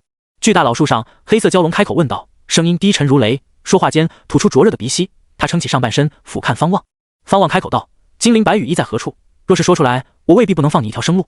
话音落下，他周身已经凝聚出9道剑形，他的脚步没有停下。惊鸿神剑诀，难道他就是白衣惊鸿？黄纸伞下，徐天骄蹙眉问道。顾里没有接话，叶想、燕飞月皆为之动容。白衣惊鸿施展惊鸿36剑，导致许多人都认为白衣惊鸿是杨元子，即便他不承认，也只有他有这个可能。惊鸿神剑诀可是绝学，还处于弟子级别的修士，怎能练到36剑？看到方望施展出惊鸿神剑诀，他们都觉得荒唐，比看到许浪惨败于方望脚下更加荒唐。放本王一条生路？狂妄！大圣的圣衣，岂是你能觊觎的？找死！黑色蛟龙怒声道，嘶吼声竟有龙吟之气势。他猛地冲向方望，庞大身躯掀动劲风，四面八方的鬼魂同样冲向方望，仿佛千军万马奔腾而来，又如滔滔骇浪淹没向他。顾里四人紧张极了，目光紧盯着方望。待在洞道内养伤的许浪隐约听到了蛟龙的笑声，他觉得自己不会听错，因为这道声音的主人曾给他带去绝望，他的左臂就是折在他嘴中。许浪深吸一口气，默默为方望祈祷，不希望方望死在这里。面对四面八方杀来的鬼魂，方望不退反进，一步踏出，跟着挥剑。天虹剑的白光剑刃迸发出璀璨强光，在强光之中掠出数不清的剑气，将一只只鬼魂斩为两半。旋即，他纵身跃起，周身凭空凝聚出更多的剑形，几乎是一瞬间达到36剑之数。顾里四人的脸被强光照耀，他们皆是露出震惊之色。在他们的瞳孔之中，数不清的鬼魂在哀嚎挣扎，而在鬼魂上空，黑色蛟龙肆意扭动腰身，咬向他前方的一名白衣身影。那人手握一把光剑，身后悬浮着36道剑影，宛如剑神战妖龙。这一幕深深地印在他们的脑海里。方望右手持剑朝前刺去，刹那间36道剑形同时随天虹剑射出，直接化为一道比黑色蛟龙还要庞大的剑气。黑色蛟龙的瞳孔骤然一缩，下意识张开龙口，喷出可怕的黑色烈焰。轰！两股恐怖力量相撞，整个地下空间为之摇颤，沙石震落而下。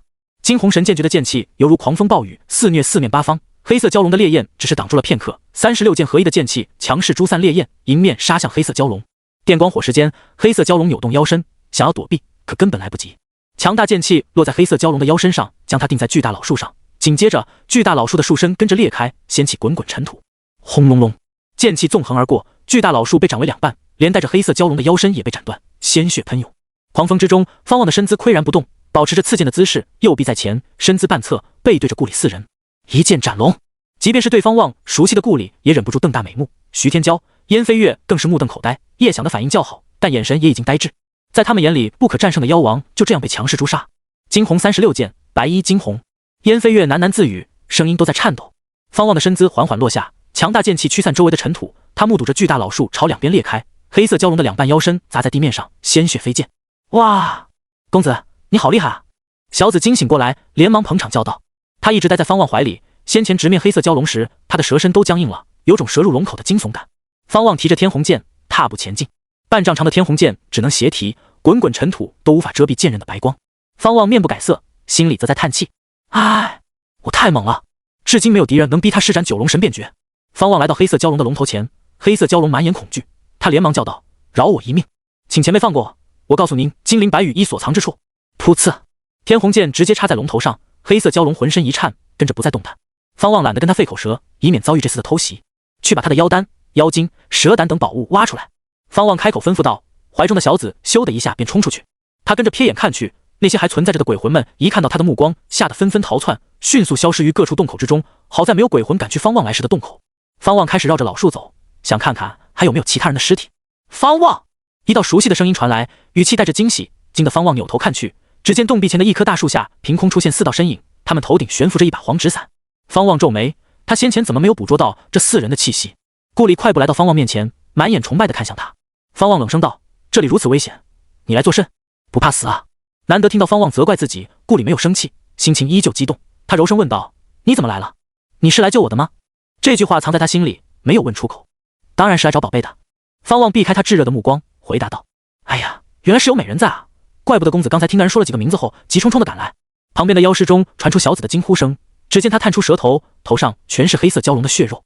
顾里虽然惊奇小紫的存在，但注意力都被小紫的话吸引。他果然是为他而来。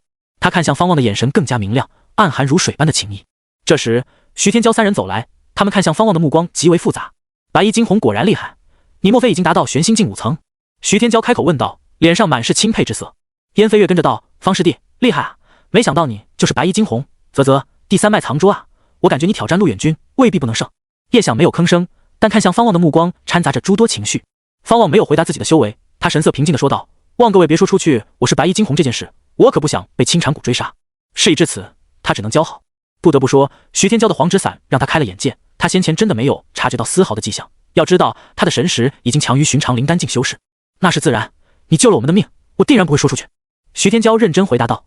燕飞月、叶想跟着点头。方望瞥向黑色蛟龙的尸体道：这里的邪祟极多，你们先出去吧，许浪师兄正在洞道里疗伤，你们带着他离开。燕飞月一听，欲言又止。徐天骄当即抱拳说道：那我们就不打扰你了。说罢，他朝燕飞月、叶想递去眼神。叶想立即抱拳，跟着徐天骄离去。见此，燕飞月只能作罢。方望看向顾里，道：“找个地方好好修炼吧，不要再闯这样的危险之地，凡事量力而行。”顾里点头，轻声道：“你自己小心。”他虽然想跟在方望身旁，但也怕拖累他。方望目睹他们走入来时的洞道后，方才收回目光。他暗自松了一口气，幸好顾里没有要留下来。他救顾里只是基于朋友关系，况且顾里还给了他天地宝录，神养剑气，也该救他。至于更深的感情，他暂时不去想。再活一世，接触到修仙，修仙肯定要排在首位。就算非要成亲，方望脑海里突然冒出周雪的面容，吓得他一激灵，赶忙抛开杂念。周雪是重生者，同样不会将爱情看得太重，他可不能乱想，免得在他面前露了怯。他们是共同进退的战友。方望继续前进，检查这一带，以免漏过天才地宝。他的态度就是看到就收，只要有用，不管他现在需不需要，全收了。地下空间陷入寂静中，那些洞口时不时会有鬼魂冒头，可一瞧见方望还在，全都缩回去，不敢靠近。方望在巨大老树上发现一朵大灵芝，呈肉红色，足有人脸般大。这玩意竟然不在天地宝录内，里面蕴含的天地灵气极为浓郁，怪不得黑色蛟龙盘踞于此。大概过去2个时辰，小子终于收集好血肉之宝。不得不说，这条黑色蛟龙浑身是宝。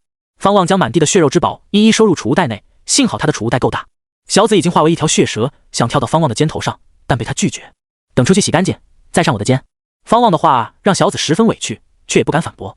随后，小子开始吃黑色蛟龙的血肉。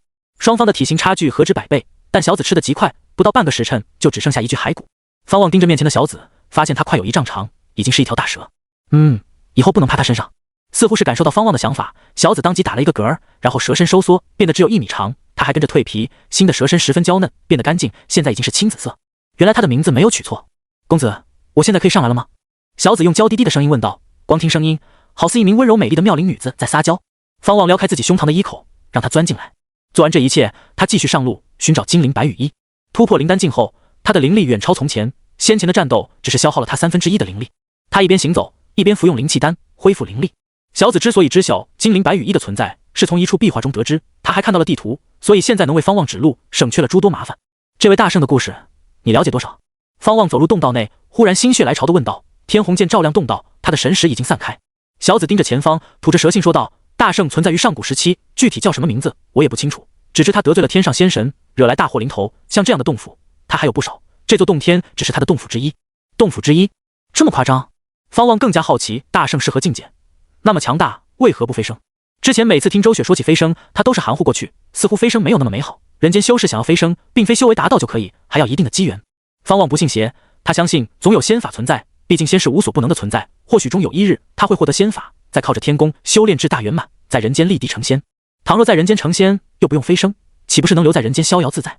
想到这儿，方望的心就变得火热起来。人总得有远大的目标。洞道内回荡着小子的声音，声音甜美柔弱，让这昏暗的洞道不再那么可怕。漆黑的洞口里传出脚步声，只见方望从中走出，他胸前的小子探头探脑。前方是一座金色的巨门，长3丈，高5丈，上面刻着2尊神秘的异兽，张牙舞爪，仿佛随时会从门中跃出。小子开口道：咦，怎么有扇门？好眼熟，这图案好像在哪儿见过。方望一听，忍不住搓了搓他的舌头，这厮究竟钻过多少秘境？小子思量片刻，恍然大悟道：我想起来了，这扇门被称为镜门，据说只有用毁天灭地的力量才能破开这扇门，得到大圣的认可。毁天灭地的力量？这么夸张？方望心中诧异，玄心境5层可不能毁天灭地，那气灵既然放人进来，应该是希望有人继承大圣的传承。若是如此，应该不会出现玄心境5层完全撼动不了的考验。等等，毁天灭地！方望似乎想到什么，眼睛一亮。他没有行动，而是走到边上开始打坐纳气。你帮我看着周围，我先恢复灵力。方望吩咐了一句，便闭上眼睛。小子跟着钻出去，来到洞口，舌头盯着黑暗，洞口仿佛一只深渊魔兽的血盆大口，随时可能吞噬他。就这样，数个时辰迅速过去，方望缓缓站起身来。小子精神一振，兴奋问道：公子，莫非你想用剑法强闯？惊鸿36剑的威力给他造成了极大的震撼，让他现在想起来都为之振奋。方望走到金色镜门前，他将插在地上，右手凝聚出天宫戟。小子，接下来我展现的法术，你可不要往外传，任何人都不要传。方望正色道。见他如此严肃，小子连忙点头。方望的右脚微微挪开，一股强大气势陡然爆发，肉眼可见的气焰盘绕周身，惊得小子后退。这气势可比方望施展惊鸿36剑时更加强大。周身的气焰迅速变成黑色，覆盖方望全身，凝聚成一颗黑色的龙头。这可比先前的黑色蛟龙更有威势，2只龙角弯曲朝天，龙须飘动。小子张大舌口，一副目瞪口呆的表情。方望单手握着天宫戟，低喝一声，右臂猛地往前一捅，龙鸣声炸响，庞大的黑色龙头突然冲向金色镜门。在冲刺的过程中，他的龙身显露出部分，仿佛从异次元空间冲出来的一般。轰的一声，九龙神变诀爆发出神威，金色镜门开始震颤，黑龙发出怒吼，震耳欲聋，洞顶洒落下碎石。不到3息时间，金色镜门开始打开。身处龙头中的方望眉头一挑，跟着向前一步，金色镜门轰然打开，黑龙好似冲破牢笼一般，疯狂地向里面冲去。方望立即收紧，霸气绝伦的黑龙跟着烟消云散，黑烟排开，一座金色大殿映入他的眼中。大殿辽阔，立着2排红木巨柱，一眼看去，方望的目光锁定在大殿中央，那里悬浮着一件衣袍，周身环绕金色龙气，迸发着璀璨金光。这座大殿之所以是金色的，正是因为这件衣袍。此衣以白色为底，金龙双肩头、小臂、腰带、小腿以及靴子上镶嵌着一片片精致的金鳞，大袖临风，衣摆飘动，宛若白羽飘动，能看到细致纹路，既有仙气，又蕴含着一股难言的压迫感。金鳞白羽衣，小紫惊喜地叫道。一看到大殿内悬浮的宝衣，他就激动起来，这证明他没有带错路。别看他一路自信满满，其实心底里也怕找不到金鳞白羽衣。方望杀伐果断，他心里对方望是充满恐惧的，平时只能讨好。方望没有直接前进，而是施展御剑术，让插在地上的天虹剑腾飞而去，飞入大殿内，迅速来到金鳞白羽衣前，用白光剑刃轻轻接触，没有任何动静。他让天虹剑绕着金鳞白羽衣旋转5圈后，再绕着大殿飞行，这样反复折腾1炷香时间，确定没有机关后，他才提着天弓戟前进。公子，你是真稳啊！小紫适时地赞叹道。对于他的马屁，方望已经习惯。一路来到金鳞白羽衣前，方望抬头望去，金鳞白羽衣悬浮在半空中，周身盘绕的金色龙气活灵活现，好似龙魂。看着金鳞白羽衣上的一片片金鳞，方望直接就喜欢上。纯白的底袍也并非只是白色，还有一些浅色的纹路，胸前印刻着一只神骏的飞禽，从不同的角度看去，显现的姿态不同，而且还得站在近处才能看清。如何拿？方望盯着金鳞白羽衣，轻声问道。小紫摇头道：这我就不知道了，应该直接拿吧。方望一听，抬起天弓戟，用戟尖将金鳞白羽衣挑下来。刹那间，金鳞白羽衣收敛金光，周遭的金色龙气全都消失，整座大殿都暗下来。就这样，金鳞白羽衣落入方望手中，他立即将此衣放入储物袋内，准备找其他地方炼化静置。强大的法器由自己的认主静置，就如同密码，必须炼化才能彻底掌握，发挥出法器该有的威能。方望正要转身离去，忽然瞧见一面墙壁上闪烁着淡淡的光字，这是金光消失后才显现出来的。他抬步走去，来到墙壁前，仔细看去。小紫也抬起舌头，大殿陷入沉寂中。看了3行字，方望便挑眉，心里一喜，这似乎是一部秘法，有修行法门的规律在。他将小紫从衣物里扯出来，吩咐道：你帮我看着周围。小紫回过神儿来，立即窜到他肩头上，警惕周围。一行行文字映入方望眼里，渐渐的，他仿佛看到一道身影正在练功，练的不是内功，而是各种身法，甚至还有兵器、法器。方望沉浸其中，明明只有数百字，却让他有种在阅读长篇巨作的感觉。许久，当方望瞳孔中的那道身影停下来时，他的时一乍，视野模糊，再次睁眼，方望已然来到天宫之中。他露出苦笑，刚才沉浸于秘法之中，竟达到了忘我的状态。此秘法高深莫测，他感觉自己至少要待200年。他深吸一口气，站在原地，开始回顾刚记住的秘法。在天宫的帮助下，那些困惑之处接连解开，越来越多的感悟涌上他的心头。斗战真功，此功不是内功，也并非淬体功法，而是战斗之法，炼至大成，可练出斗战之心，能将任何兵器、法器掌握到出神入化的境界，甚至能强行使用未认主的法器。除此之外，还能免疫有法器对肉身、心灵造成的迷惑、幻象等攻击。当然，斗战真功对法器的掌控和抵抗力还取决于自身的修为。倘若敌我修为差距过于悬殊，斗战真功也无法弥补差距。斗战之心能让其主进入一种全身心投入战斗的状态，毫无杂念，其战意甚至能主导其他情绪，例如面对不可战胜的强敌，能忘记恐惧，放下胆怯。很霸道的秘法。方望对这位大圣更加好奇。天罡圣体真功、斗战真功、九龙神变诀，皆是超越大齐修仙界的道法。他开始修炼斗战真功，想要入门，先得掌握各种类型的兵器，而在天宫内可随意创造出兵器、法器。然而，他低估了斗战真功的掌握门槛。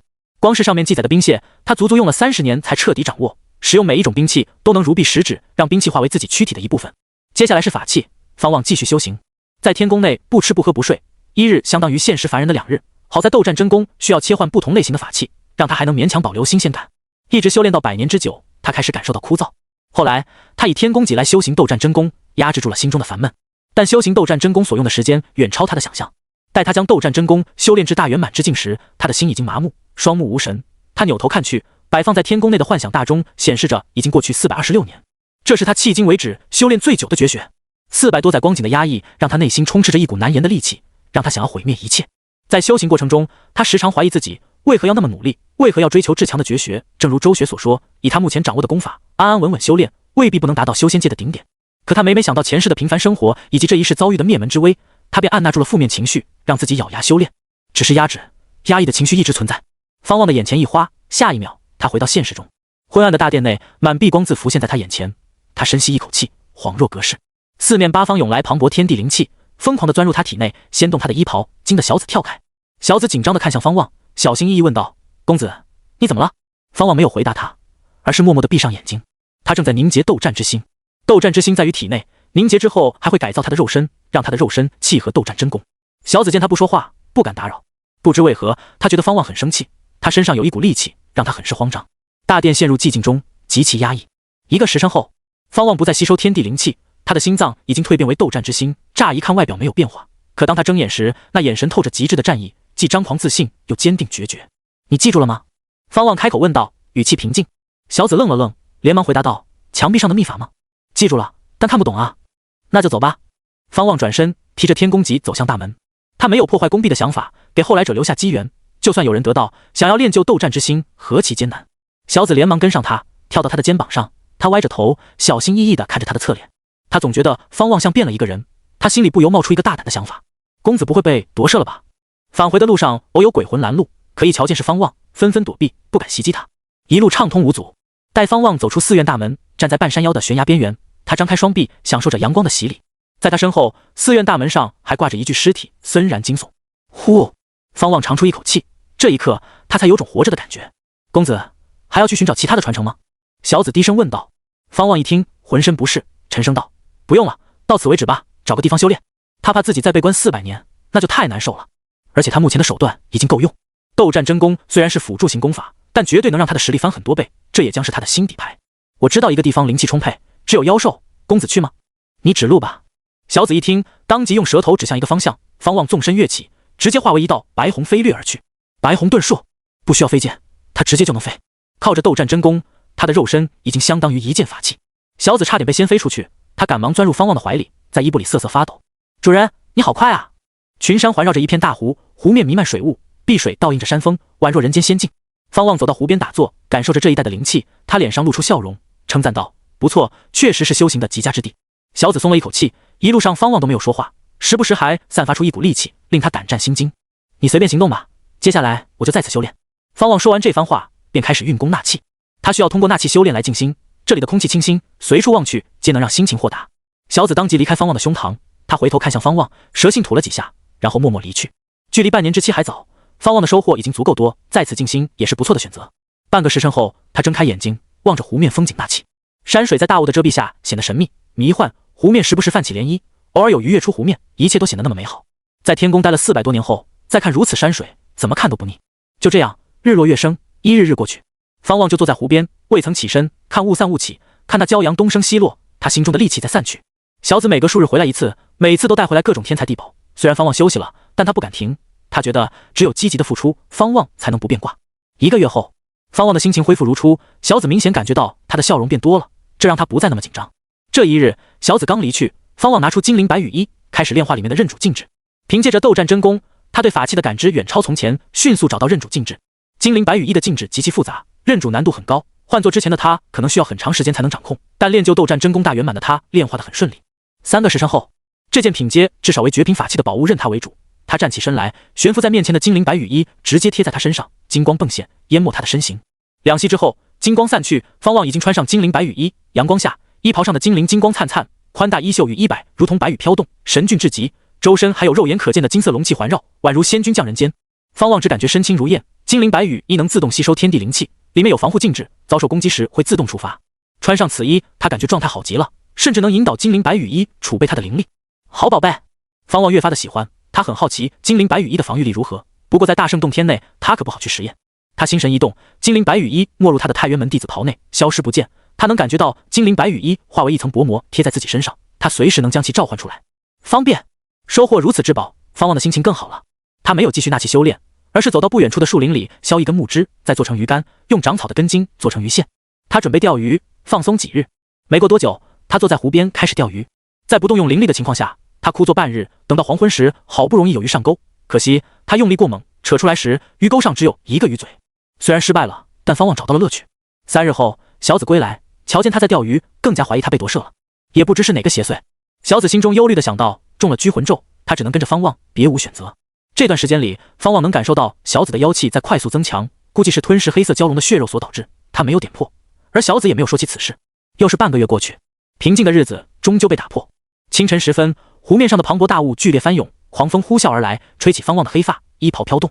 趴在一旁睡觉的小紫也被惊醒，抬头看去，小小舌头竟展现出惊慌的神态。你就是太原门方望，可真是让老夫好找。一道冰冷的声音响彻群山间，回荡于湖面之上。大雾如同骇浪排开，一道身影出现在方望、小紫的视野之中。那是一名身穿宽大黑袍的中年男子，黑袍印着血色焰纹，他披头散发，额头上戴着青铜护额，上面镶嵌着一颗红玉珠子。他长着暴眼浓眉，皮肤略显黝黑，一脸桀骜笑容，宛如人形厉鬼。方望没有见过此人，但能感受到对方的气息很强，比之前遇到的黑色蛟龙还要强大些许。你是谁？方望站起身来，开口问道。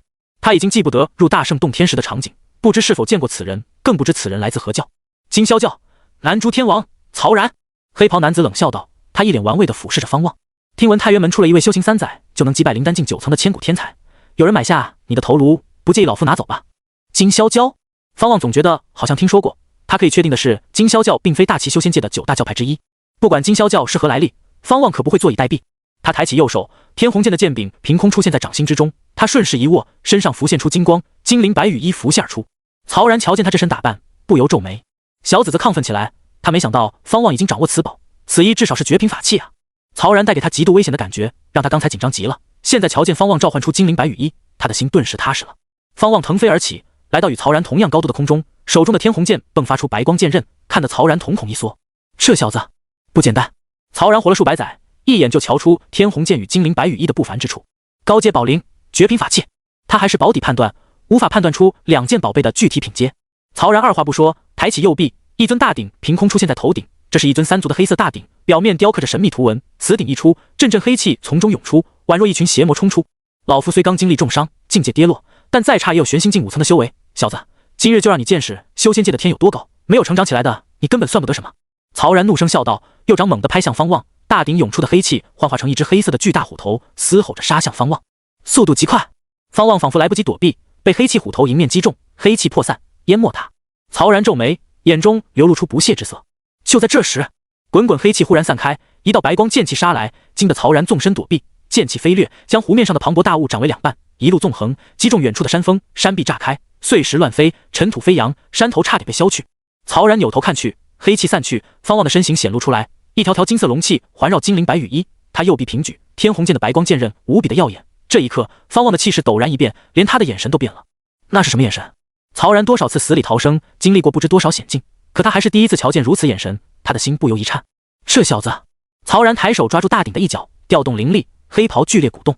方望刚才故意接招，试探了一下金鳞白羽衣的防御力，结果玄心境5层的攻击竟无法破他的防。就这，方望干脆不演了，直接施展斗战真功。此刻他只有战斗的意志，在他的眼里，曹然已经是一个死人。一道道剑形凭空出现在他周身，随着剑形增多，他的气势节节高升，一条条金色龙气竟发出龙吟之声，下方的湖面泛起一圈圈波浪，气势骇人。惊鸿神剑诀！曹然紧皱眉头，心中不安地想到。他一只手高举大鼎，一只手快速施法，滚滚黑气环绕他周身，形成龙卷风之威势，将湖水都卷向天穹。随着黑气龙卷风的最大直径超过5丈，湖边暗下来，仿佛即将跨入黑夜。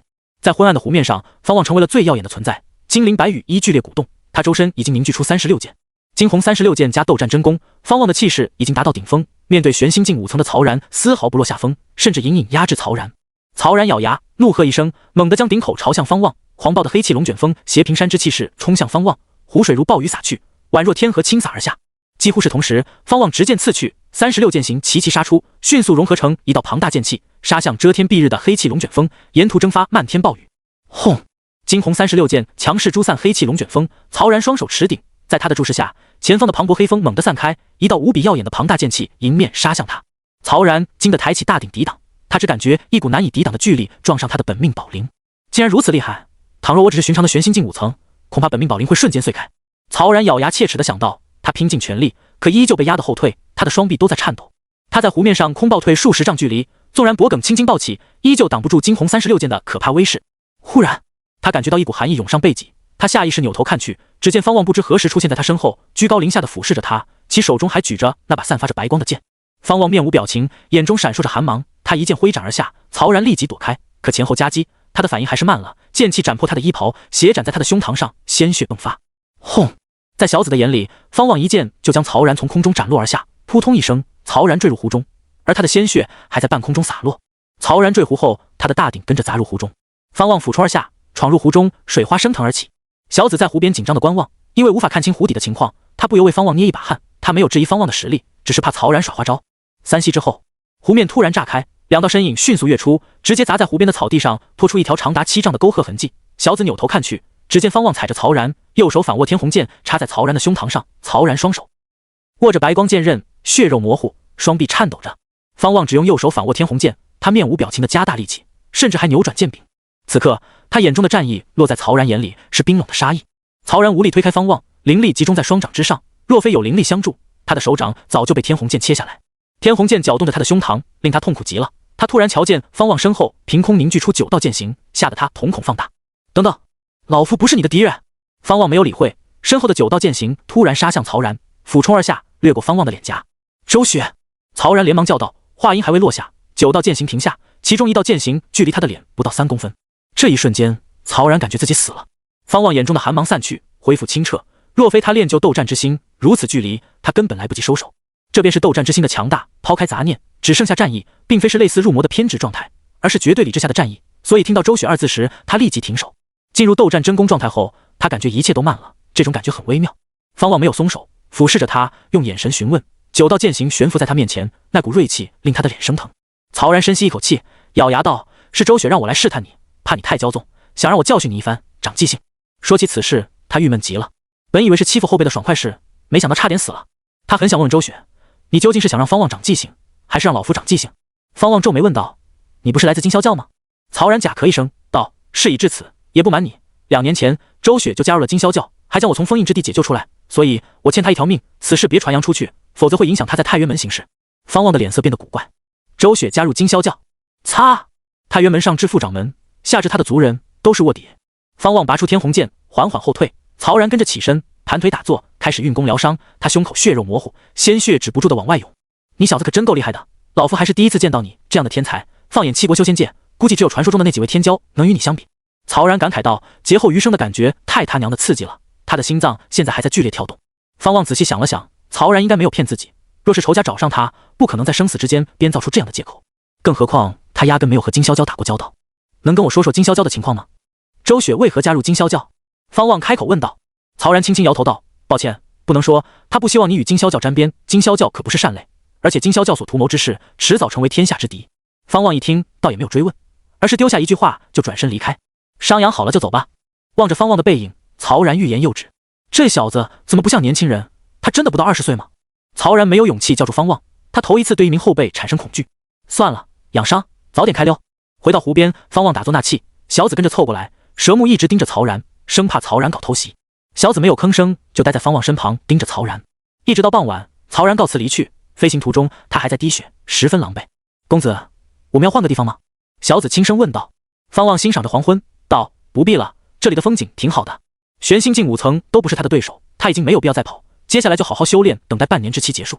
最近他一直在想，以后要不要行走天下，找一个僻静的地方修炼，开辟真正属于自己的洞府。他在太原门的洞府终究属于宗门，而且随着他越来越强，鬼知道陆远君会不会耍手段。广求仙可是凝神境的存在，他现在很强，但还没有强到无视太原门的地步。他的理念是永远得藏一手，至少不能让别人知晓他究竟有多强。小紫看了看他，然后跟随着他的目光一同看向湖面。落日倒映着湖面，波光粼粼，一人一蛇的背影渐渐暗下来。断崖之上，周雪迎风而立，她戴着斗笠，面纱遮蔽她的面容。曹然站在她旁边，身上缠满白布，十分狼狈，略显黝黑的脸竟有苍白的迹象。他将自己与方望的战斗讲述一遍后，忍不住咳嗽起来。你这位族人简直就是妖孽，这下可好，老夫就伤没有养好，又添新伤，接下来20年不50年内，别再让我帮你做事。曹然幽怨道，语气之中难掩感慨情绪。周雪沉默片刻，突然笑了起来，她轻声道，他还真是总让我惊喜，这一次确实是我低估了他。曹天王，我会弥补你的，祝你的伤势早日恢复。闻言，曹然眼睛一亮，追问道，当真？大圣洞天之事结束后，我会随魔君赶赴北境，到时候能为你摘来一朵万年玉骨冰莲。周雪回答道。曹然一听，顿时露出笑容，道，有教主出手，我自然放心。不过话又说回来，教主究竟去了哪儿？创教3年，护法4天王之位何时才能选齐？教主神龙剑首不见尾，他在哪儿？我可不知道，我也在等他。周雪回答道，语气平静，他依旧看着远方。断崖之下是一片荒原，一望无际，在天地尽头时不时闪烁强光，拉近距离看去，原来是2名修士在战斗，那些光芒是他们的法器产生的。曹然顺着他的目光看去，啧啧称奇道，见识过方望那小子实力后，再看这些天才，不过如此。你真的没骗我，踏入太原门只有3年。周雪轻声笑道：若是你怀疑，那就相信你所相信的。曹然冷哼一声道：就会装高深莫测，没意思，老夫走了。说罢，他转身离去。周雪扭头看向他，道：走之前别忘了我们的正事。曹然摆了摆手，然后化为一团黑气，迅速飞向天边。周雪则回头继续观战。大圣洞天的半年对于大部分修士而言是煎熬的，度日如年，但对于一些实力强大的修士而言，他们还觉得时间太短，他们还未走完大圣洞天。自从曹然离去后，就没有修士再来打扰方望，偶尔有妖兽路过，无需他出手，小子就能解决。小子的妖气每日都在变强，如今让方望感觉他已经不弱于许浪，这还只是从妖气去判断，待在大圣洞天这么多年，他肯定传承了一些绝学。终于结束了。方望站起身来，伸了一个懒腰。前2日他突破至灵丹境2层，所以这几日一直没有修炼，带着小子在湖边游玩，等待大圣洞天的气灵将他们送出去。小子趴在他的胸膛一口，自从知晓气灵会送修士们离去，他这几日跟方望形影不离，一直缩在他怀里，生怕一不留神方望被送出去，而他还留在大圣洞天。公子还有多久？小子紧张兮兮地问道，声音柔弱，惹人心怜。方望揉了揉他的舌头，轻声笑道：我也不知道，别担心，会出去的。小子被他打上了拘魂咒，已经属于他，气灵应该能判断出这一点。这段时间里，小子帮他收集了诸多天材地宝，他的2个储物袋都塞满了，他这么卖力，他自然要安抚他。等出去了，我就解开咒语，放你自由。你现在可以想想以后要去哪儿。方望一边扭着腰活动筋骨，一边说道。回到太原门后，他打算一口气闭关到灵丹境9层，那时仗着自身的绝学，放眼大气修仙界，应该没有多少人杀得了他。去哪儿？小子在方望怀里喃喃自语，舌目之中竟流露出迷茫之色。以往他只想着逃离出去，很少去想这个问题，尤其是遇到方望后，他满脑子想着如何讨好方望，没空想别的。是啊，他该去哪儿？他待在大圣洞天300多年，在外面他可没有家人，不仅举目无亲，一切都是未知的，他该何去何从？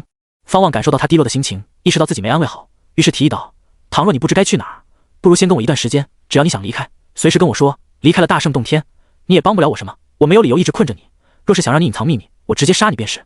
他让自己的语气尽可能的平和，避免吓到小子。小子听后觉得有道理，数月前方望已经不再寻找传承，倘若真想杀他，早就可以下手。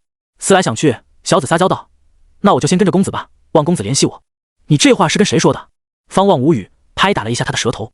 100年前，有一对男女误入大圣洞天，他们发现出不去后，女修士就是这样对那位男修士说话。从此以后，那男修士就一直宠着他，甚至遇到邪祟时还牺牲自己，换女修士逃出升天。小子眨着眼睛说道。方望没好气道：我可不会牺牲自己去救你，若是遇到危险，我还会将你丢出去，替我争取时间。公子说笑了，你怎么可能遇到危险？谁敢招惹你？完全就是找死啊！这话听得方望心里舒坦，只因他说得很认真，仿佛肺腑之言。一人一妖就这样闲聊着打发时间，一直到正午，一道强光从天而降，惊得方望抬头看去，他根本来不及躲避，直接被罩住，视野模糊。公子！耳畔响起小子的惊呼声，听得方望心里一沉，难道小子被落下了？可惜他现在动弹不得，什么也做不了。数息之后，方望感觉双脚落地，恢复了对身体的掌控，他下意识往胸膛一摸。公子！小子的声音再次响起，声音怯懦，似乎生怕是一场梦。我们出来了。方望应了一句，然后抬步前进。5步之后，他的视野恢复，映入他眼帘的是9大教派的副掌门、长老们。赵传前看到他，明显松了一口气，一向严肃的脸上竟露出笑容。走啊，愣着干什么？周雪从后面走来，用肩膀撞了一下方望。方望当即跟上他的脚步，至于小子，缩在他怀里，生怕见人，他甚至能感觉到他在瑟瑟发抖。各教弟子走向各自教派，迅速分出9个阵营。太原门只有7名弟子活着回来，分别是方望、周雪、顾里、陆远君、许浪、叶想、燕飞月。其他教派皆有伤亡，太原门还算好的。方望注意到青长谷的弟子只回来3人，那边的气氛无比压抑。副掌门陈安世看向许浪，失去一臂的许浪跟刚进去时判若两人，虽然狼狈，但他的眼神比以前更加凶狠。只死了2人，还算不错。陈安世开口道，这番话很残酷，但方望等人并非单纯之人，所以没有气愤。其他太原门长老倒是安慰起他们。这时，玄洪剑宗的徐求命、徐天骄走来，引得太原门众人扭头看去。方望，多谢你救我妹，我欠你一个人情，日后若是需要我相助，只要不损害玄洪剑宗的利益，随时写信给我。徐求命认真说道。他看似少年，可当他脸上没有笑容时，一股不怒自威的气势散发出来，极具压迫感。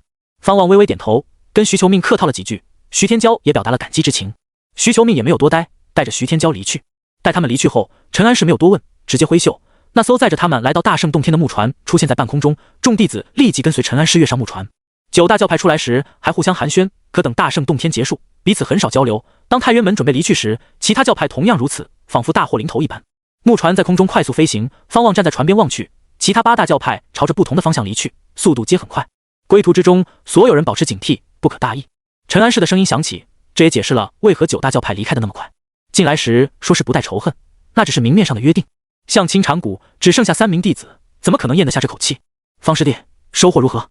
陆远君来到方望身旁，笑问道，他的笑容是那么的热情阳光，很容易让人有好感。卸下防备，方望笑着回答道，还行吧。陆远君低声道，不瞒师弟，师兄得到了极昊宗3大真功之一的阴阳玄冥真功，若是师弟想学，回了宗门，你可随时来找我。方望一听，连忙道，这怎么好意思，那是师兄冒着生死的危险得来的，我可不能享受。方师弟，你的天资如此厉害，我向你分享绝学，其实也是替宗门培养你，等我以后当了掌门，你就是副掌门，何必客气。陆远君笑道。两人的声音虽然很低，可船上都是修士，怎会听不见？长老们没有看向他们，倒是弟子们忍不住投来目光。听完陆远君的话，在感受着其他弟子们的目光，方望面不改色，他轻声回答道，陆师兄，这里都是太原门的未来，既然你要教师弟我，不如直接说出来，让大家一起学学。想架住我，那就别怪我让你下不了台。倘若陆远君真想传授他，完全可以用传音术询问，但陆远君是直接说出口，一旦他接受，那就坐实他要投靠陆远君，为其效力，同时也代表着他放弃掌门之位的竞争。方望觉得陆远君有些急了，以前他做事滴水不漏，如今目的太过于明显。闻言，陆远君脸色微微不自然，但只是一瞬间而已。他沉吟道，师弟说的有些道理，既然如此，等我回去，我会将阴阳玄冥真功书写下来，然后上交给宗门。不可，阴阳玄冥真功乃是极昊宗的3大真功之一，一旦传开，必定惹来滔天的麻烦，此功不能放入道法阁内。一道声音传来，方望扭头看去，只见陈安世站在阁楼2楼的大门前俯视着他们。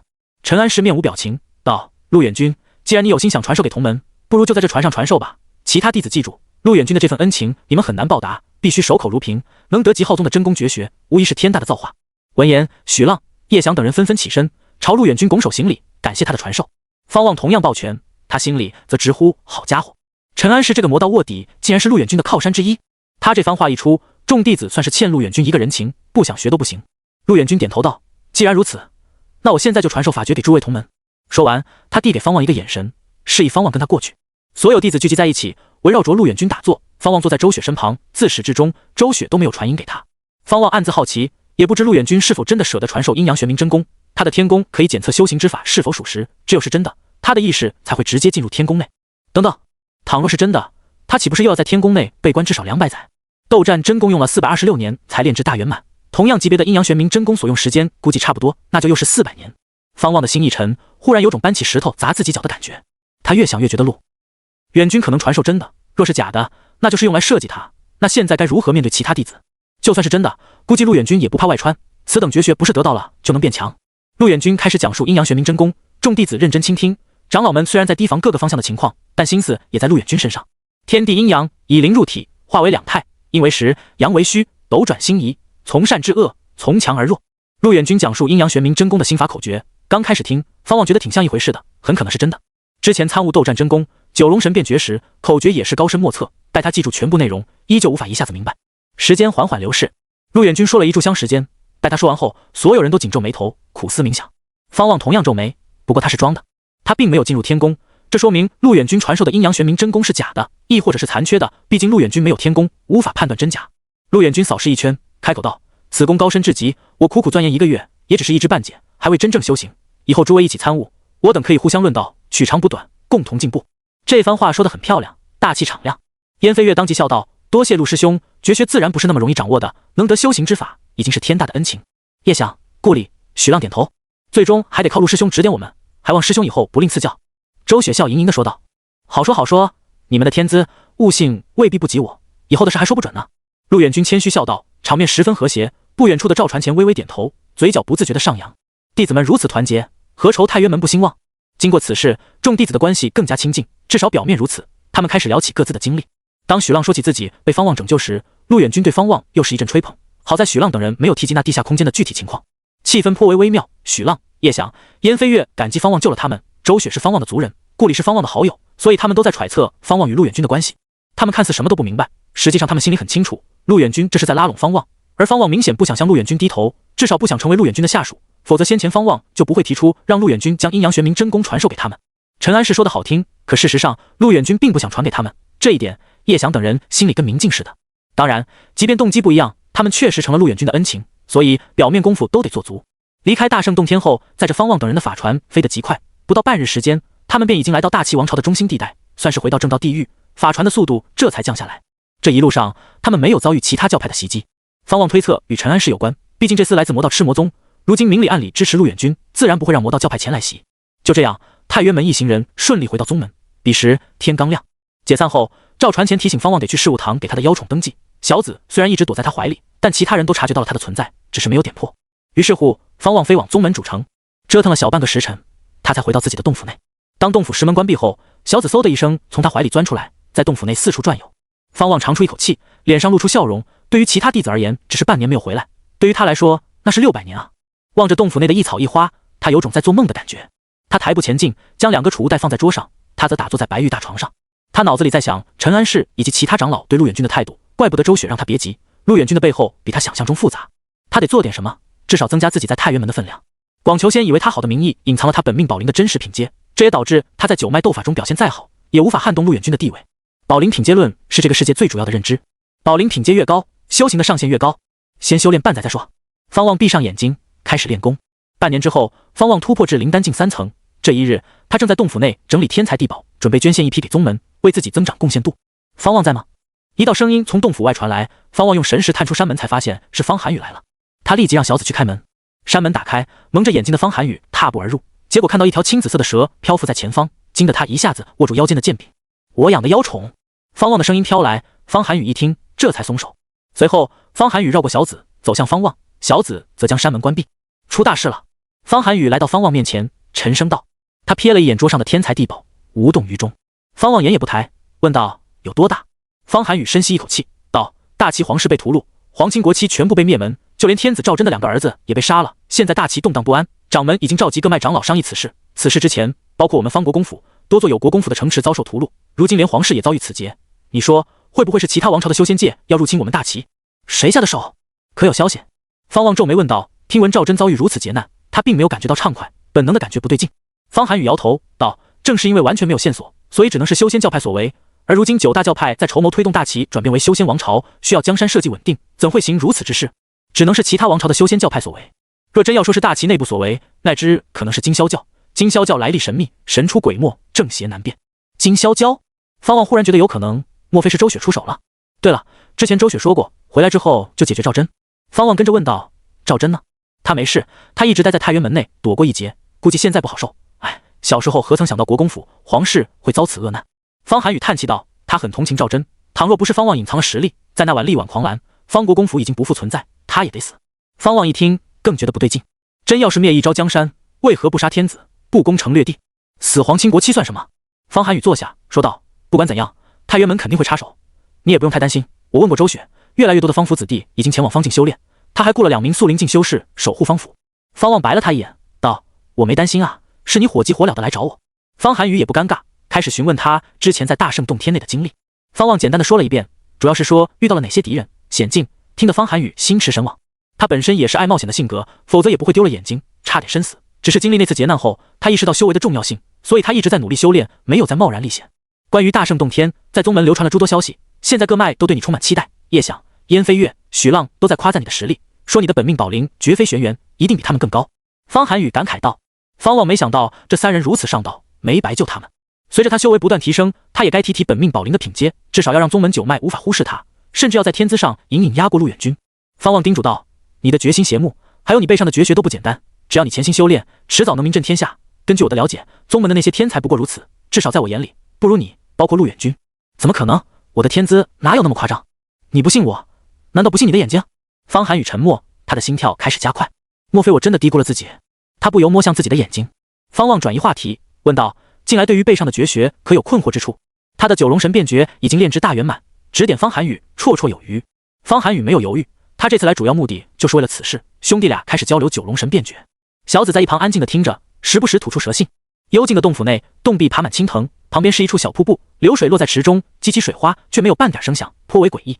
在小池旁，陆远军坐在石桌前，右臂压在桌子上，他的脸色无比阴沉。大齐天子赵祯则坐在他对面，脸色平静。陆远军沉声道：非要做到如此程度，那些可都是你的血脉至亲，还有你的2个儿子。赵祯面不改色，反问道：不这样做，我等死吗？当方望知晓真相，想杀我时，你会为了我与他敌对？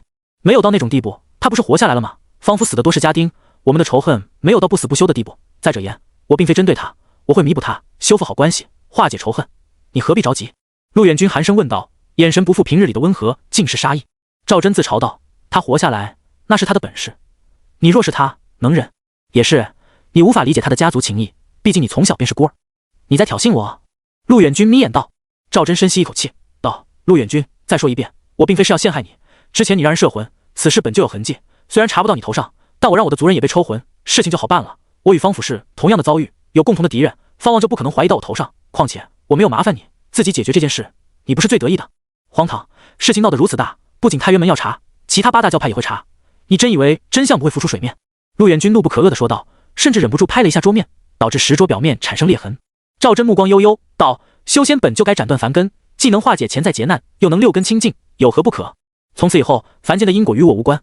而且为了防止大齐江山动荡，影响9大教派开启天地气运，太原门会更加看重我，生怕我出事。即便方望查到了真相，也不敢动我。陆远君冷冷地盯着他，杀意无法遏制。任凭赵真说的天花乱坠，陆远君知道对方是故意往自己泼脏水。屠戮各城的魔修是他的人，如今屠戮皇室的魔修又被怀疑是他的人，他日若是露馅，他的罪责岂不是更大？很显然，赵真不满他讨好方望。陆远君此刻真有杀了赵真的心，在他看来，他与方望的因果仇恨并没有到不死不休的地步。修仙界追求长生，只要他能在修行上帮助方望，即便方望知晓真相，也会放弃复仇。有什么比修仙逐长生更重要？他是这样想的，而赵真恰好也是这样想的，所以赵真为了长生，牺牲了自己的血脉至亲，只是两人所处的位置不同。陆远君看着赵真，见他还气定神闲地给自己倒一杯茶，陆远君忽然觉得他若是成长起来，定能搅动天下风云。好了，我的事你不用担心，你只需要让那些帮你做事的弟子消失即可。聊聊方望吧，你多次邀请他，他可有去一脉拜访过你？赵真抬眼看着陆远君问道。提起方望2字，他的语气毫无波澜。陆远君皱眉，赵真似笑非笑道：或许他早就知晓了真相，他的成长速度怎么可能是玄元宝灵？我听闻方望拜入太原门的那一年，太原门所有弟子的本命宝灵在同一日出现异动，事后各卖封主，长老去找掌门，掌门以炼制法器为由敷衍过去。你觉得什么法器能造成如此异动？闻言，陆远君的眉头皱得更紧，冷声问道：你什么意思？你说有没有一种可能，方望的宝灵品阶超越了地元，达到了传说中的天元宝灵品阶？各阶宝灵在塑造时有不同的表现，但没人知道天元宝灵会造成怎样的异象。现在想想，天元何其高，俯瞰芸芸众生，令众生的宝灵站立，也挺合理的，你说呢？赵真用一种平静到近乎没有感情的语气述说着，只是他握着茶杯的手在抖。你不要急着否认，你仔细想想，地元宝灵能做到修行3年就击败灵丹境9层吗？或许是掌门怕消息走漏，引来8大教派围攻，故意隐瞒他的真实品阶。陆远君的脸色愈发的阴沉，放在桌上的右手紧握成拳。赵真继续说道：以他的天赋，20年，说不定最多10年就能超越你。若是再等10年，他成为太原门最强者，那时他若是知晓真相，你觉得他一定会宽恕你吗？他若是想杀你，谁能拦得住？陆远君听得眼神闪烁，脑海里回想着与方望的交流场景。方望虽然笑脸相迎，但确实有疏远之意。例如半年前，他想以阴阳玄冥真功去拉拢他，并告诉其他弟子方望是他看中的人，但方望用另一种方式婉拒了。之前他还以为是方望怕其他弟子说闲话，如今看来，方望可能是想让他下不来台。其实早在知晓方府被他的人屠戮时，陆远君就对方望诞生过杀心，奈何方望已经拜入杨元子门下，他不敢动手，只能往好处想，尽可能的拉拢弥补。一想到方望可能超越自己，陆远君的心怎么也无法平静下来。方望跟着方寒雨一同走出洞府，两人分道扬镳，方寒雨回洞府修炼，方望则飞往宗门主城。他将自己在大圣洞天内获得的1/10收获拿出来，捐献过宗门，换取贡献度。他来到任务堂，找到张长老。当他拿出一批天才地宝后，张长老被惊到，这也太多了。张长老一个人忙不过来，于是便叫来几名弟子帮忙计算。最终，方望获得79万贡献度，一举杀入第3脉贡献榜前20。张长老夸赞方望有大格局，他定会将此事上报给主脉。任务堂弟子们看向方望的目光也都充满崇拜。客套了许久，方望才离开任务堂。回到第3脉，方望没有直接回洞府，而是来到山顶拜访师傅杨元子。恰好杨元子在。入清心殿后，方望弯腰行礼道：师傅，徒儿去任务堂奉献了一批天才地宝，刚好进来对惊鸿神剑诀有新的感悟，想给师傅看看是否走对了路。他从储物袋内拿出一本黄皮书，里面记载着他对惊鸿神剑诀最后9剑的感悟。此书他早就准备好了，以前是怕刺激到杨元子，如今听闻大齐皇室的惨案，他觉得自己有必要行动，至少要拉拢自己与杨元子的关系。杨元子皱眉，没有伸手去接。方望跟着说道：师傅，此绝学本就是您传承于我，我回馈给您，理所应当。我也想为第3脉出力，而不是坐享其成。广求仙说的没错，他这位师傅还真是小气，或者说杨元子太傲。杨元子犹豫许久，最终还是接过了方望给的黄皮书。近来大齐动荡不安，外有其他王朝教派的入侵，内有经霄教作祟，你就老老实实待在宗门内修炼，别出去。至于出不出力，别太有负担。已经为第3脉争取到数10年来最好的成绩，第三脉的整体资源已提高许多，全脉弟子都得感激你。杨元子语重心长地说道。方望点头道：徒儿听师傅的，徒儿准备闭关修炼，争取早日达到灵丹境9层，再去冲击玄心境。杨元子一听，感慨万分，道：天元宝灵确实超乎想象，你才入门4年，已经开始展望玄心境，等你真的突破到玄心境，我就封你为第三脉大弟子。倘若你以后想争太元门的大弟子，我也会支持你。哼，也该我们第三脉崛起，你的天资比陆远君强，就该去争。说起陆远君，杨元子的语气满是嘲讽。方望心中感慨，谁能想到对陆远君冷嘲热讽的杨元子能为陆远君去死？他突然很好奇，杨元子、广求仙与陆远君母亲的故事，不知是怎样的凄美故事，还是狗血桥段。师徒俩聊了许久，方望方才告辞。从山顶下来，沿途遇到的第三脉弟子见到他，纷纷热情地向他打招呼。如今的他在太元门内名声极大，除了他在9脉斗法中的战绩，还因为叶想、许浪、燕飞月时常当众夸赞他，使得他的名头没有随着时间而冷下去，反而更加深入人心。回到洞府后，方望打坐练功，小子也在修炼。方望拿出一部分黑色蛟龙的血肉之宝给他，让他兴奋极了。按照小子所说，妖怪的境界由低到高可以分为精怪、灵妖、大妖、妖王、大妖王，正好对应养气、素灵、灵丹、玄心、凝神5境。目前小子已经达到大妖巅峰，多亏了那条黑色蛟龙的血肉，现在他想冲击妖王之境。方望一想到他成就妖王，心里还挺期待的。太元门内可没有妖王，大多数妖宠都是灵妖之境，达到大妖级别的妖宠都在长老、封主手里。洞府安静，洞外日月流转。一年年过去，头1年，方府子弟都来拜访方望，知晓方望闭关后，后面几年就不再来打扰他。一晃眼，6年过去，灵丹境越往后，修行难度越高，即便有着大圆满的玄阳神经在，方望也只是达到灵丹境8层。而小子已经成功踏入妖王之境，只是他还不能化形，颇为离奇，连他自己都不清楚缘由。方望倒是不急，不化形挺好的，要是化了形被周雪看到，肯定会被调侃。现在当宠物养挺好的。正值秋季时分，第三脉染上了秋色，落叶纷飞。一道身影落在山门前，正是方寒雨。他身姿挺拔，长发盘在紫冠之下，眼睛被一条黑布缠绕，2缕长发顺着眼外角落下，微风吹过，发缕飘动，尽显潇洒气度。方望，方寒雨开口唤道，与6年前相比，他的气质更加风神俊逸，又透着一股无法忽略的锐气。山门轰然打开，方寒雨踏步而入，气息不错嘛，已经达到素灵境9层了。小子调侃道。对此，方寒雨只是微微点头，他径直走到方望面前。方望睁开眼睛打量他。6年前，方寒雨已经是素灵境3层，6年时间飞跃至素灵境9层，不可谓不快。虽然不能跟方望比，但绝对能算得上一流的天才。这不，方寒雨已经穿上了亲传弟子的衣袍。不得不说，绝星邪目确实厉害，青长谷钻研了那么多年都没有成功，可见成就绝星邪目的难度有多高。若非有周雪这位重生者在，方寒雨哪能得到这样的大机缘？素灵境9层了，没有让我失望。有你在，我就能更安心的修炼。需要我给你天才地宝凝结灵丹吗？方望满意笑道。方寒雨坐在桌前，一边摇头一边给自己倒茶，说道：不用了，周雪已经给我备好了。又是他。方望心中感慨，他娘的，重生者就是不一样，修为一直长，还能当卧底，再帮身边人收集天才地宝。他无法想象周雪的生活是怎样的忙碌。子庚他们也有各自的进步，现在地位级别最差的也已经是内门弟子。我们方家在太元门内也算小有名气，尤其是你与周雪在前，那些千年世家都比不过。方寒雨轻声笑道。方望听后心情也很高兴，若是追求长生这条道路上能有族人相伴，那自然是极好的。随后方寒雨继续说起这些年太元门发生的事情。大齐皇室的惨案最终无疾而终，如今朝政由新丞相独揽，与赵祯书信来往，商议江山大事。至于赵祯则一直待在太元门修行，他的天资不错，在宗门内证明了自己，他的本命宝灵乃是中品玄元宝灵，值得宗门大力培养。说完赵祯，方寒雨又提起修仙界。这些年里，金霄教叱咤风云，其4大护法天王先后袭击了青禅谷、黄玉山，让2大魔教损失惨重。他们还放话，要让金霄教成为大齐唯一的教派。4大护法天王皆是堪比副掌门级别的大修士，最强的一人甚至以一己之力独闯黄玉山，无人可挡。说起金霄教，方寒雨面露敬佩之色，因为金霄教袭击的是魔道教派，导致属于正道的太元门弟子对他们并不厌恶。修仙界就是更大的江湖，大多数修仙者对名还是很看重的，他们很好奇金霄教能走到哪一步。方望知晓周雪加入了金霄教，他同样对金霄教抱有巨大期待。什么教派能值得仙尊重生的周雪加入？对了，3年前陆远君遭遇金霄教教主魔君袭击，据说身受重伤，至今还在洞府里疗伤。掌门大怒，一脉封主更是下山前去调查金霄教。方寒雨提起此事倒是不吃惊，他感慨道：陆远君的运气真背，出去历练都能撞见魔君，好在魔君不想杀他。金霄教4大护法天王都那么强，魔君的修为自然高深莫测，所以陆远君虽受伤，但更多人觉得是魔君故意手下留情。方望听后也是这样想的，他甚至觉得金霄教内可能有陆远君的靠山，否则周雪为何加入金霄教？兄弟2人聊了许久，临走之前，方寒雨告知方望，等他突破灵丹境后，就会下山去刷宗门贡献。之所以这样做，一是宗门贡献能换取大量修行资源，他想帮助方家成为修仙世家；二是他对第二脉大弟子之位也很感兴趣。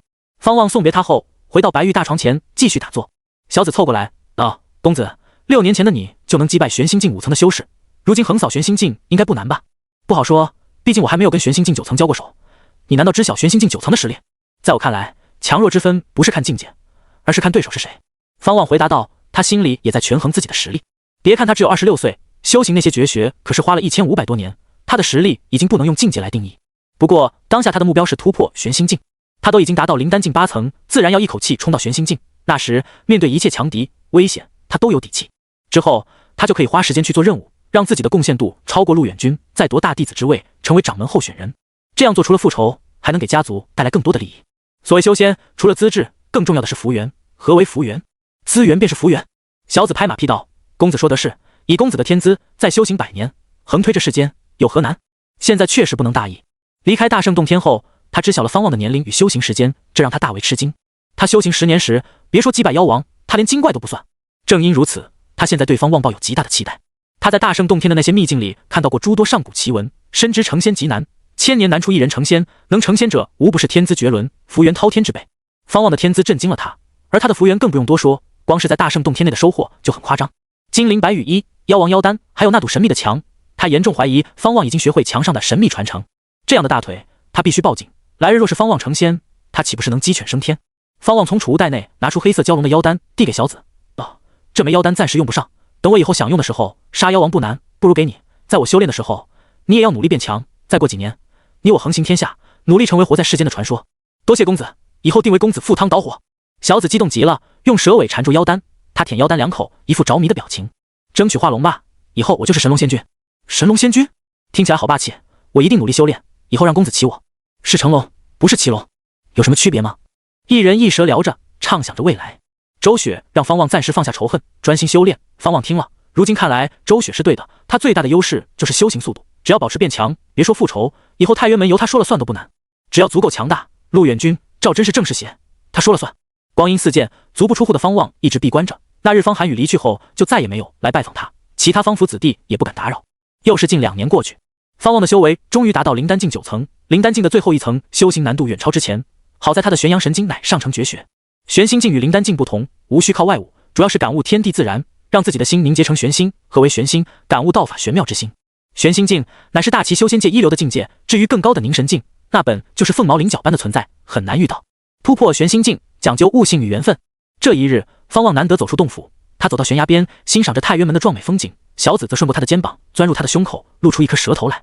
8年的修行让小紫已经彻底变为一条紫蛇，蛇鳞在阳光下散发着异样的寒光。当下正值夏季，烈日高悬，太原门的10脉山峰没有被大雾遮蔽，全都显现出山体，高耸入云，雄伟壮丽，一眼扫去，令人心旷神怡。10脉山峰环绕着宗门主城，好似一双手捧着宗门主城。方望眺望看去，能看到各脉弟子御剑飞行的身姿，还有一排排白鹤成群掠过。能这样一直修炼下去，也挺好的。方望突然感慨道：“远离世俗，暂时忘却仇恨，潜心修炼，这不就是他幻想中的修仙生活吗？”小紫扭头仰望着方望，问道：“公子，你不想当神龙仙君了？”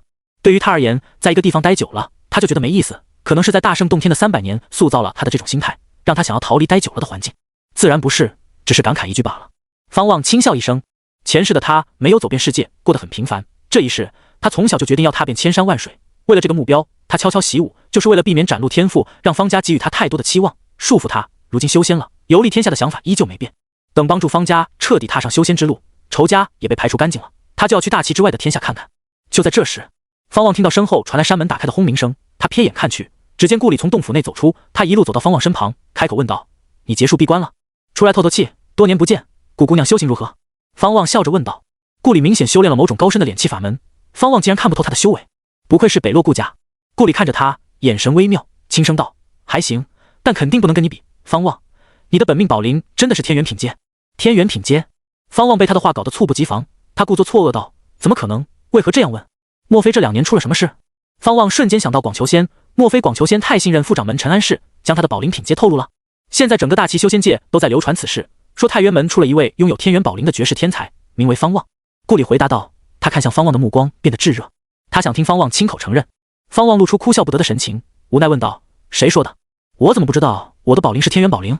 顾里紧紧盯着他道：“不知是谁传出来的，此消息已经流传1年。上个月，天书教太上长老符玄机扬言，他经过推演天机，确定太原门确实诞生了一位超越地元宝灵的天命之才。天书教9大教派之一，属于正道，与太原门的关系不算太好，但也不差。听到这儿，方望看似镇定，心里则懵了。他的宝灵品阶已经传遍天下了。虽然他之前想着抬一下宝灵品阶，但也没想过直接暴露天元品阶。周雪之前说过，前世的太原门因为出了数位地元宝灵的天才，导致后来遭遇魔道入侵，险些覆灭。正是熬过此劫后，太原门才蜕变，最后成为大齐的最强宗门。现在他的天元宝灵暴露，会不会将这一劫推前？你是不知道，你的天元宝灵引起了多大的动静，就连我父亲都给我写信，说一定要与你交好。顾里感慨道。说到最后，不知为何，他的耳根子红了。哇，公子，你的宝灵是天元品阶啊！小紫从方望怀里探出头，兴奋地问道。方望抬手将舌头按回去，跟着问道：师傅怎么说？掌门又是什么态度？不会信了吧？顾里回答道：师傅叮嘱我们，不得打搅你，也不准其他脉的弟子来拜访你，怕影响你修炼。至于掌门，他的态度我不清楚，但九脉封主都被掌门召见，具体说了什么，亲传弟子们都不知道。若非你自己出来，我也不会打扰你。他看向方望的目光充满惊奇。天元宝灵啊，活着的天元宝灵！他知晓此事的第一反应是难以置信，之后是恍然大悟，再是恢复了自信。怪不得他怎么也比不过方望，原来宝灵品阶差距悬殊。不跟方望比，他依旧是100年难得一见的天才。方望沉默，他脑海浮现出诸多后果，但当他想到自己的修为，再想到周雪的存在，他又充满底气。接下来只要突破玄心境，即便是凝神境对他出手，他未必没有反杀实力。事已至此，我只能摊牌了。我的宝灵确实是天元宝灵，本来想以玄元宝灵的品阶与你们相处，没想到……方望深吸一口气，一脸忧愁的表情说道，颇有高处不胜寒之风范。顾里虽然觉得他的话很怪，但没有计较，他一脸振奋的说道：现在你的风头已经超过陆远君，宗门上下皆认定你是太原门第一天才，甚至有人说应该将你培养成下一任掌门。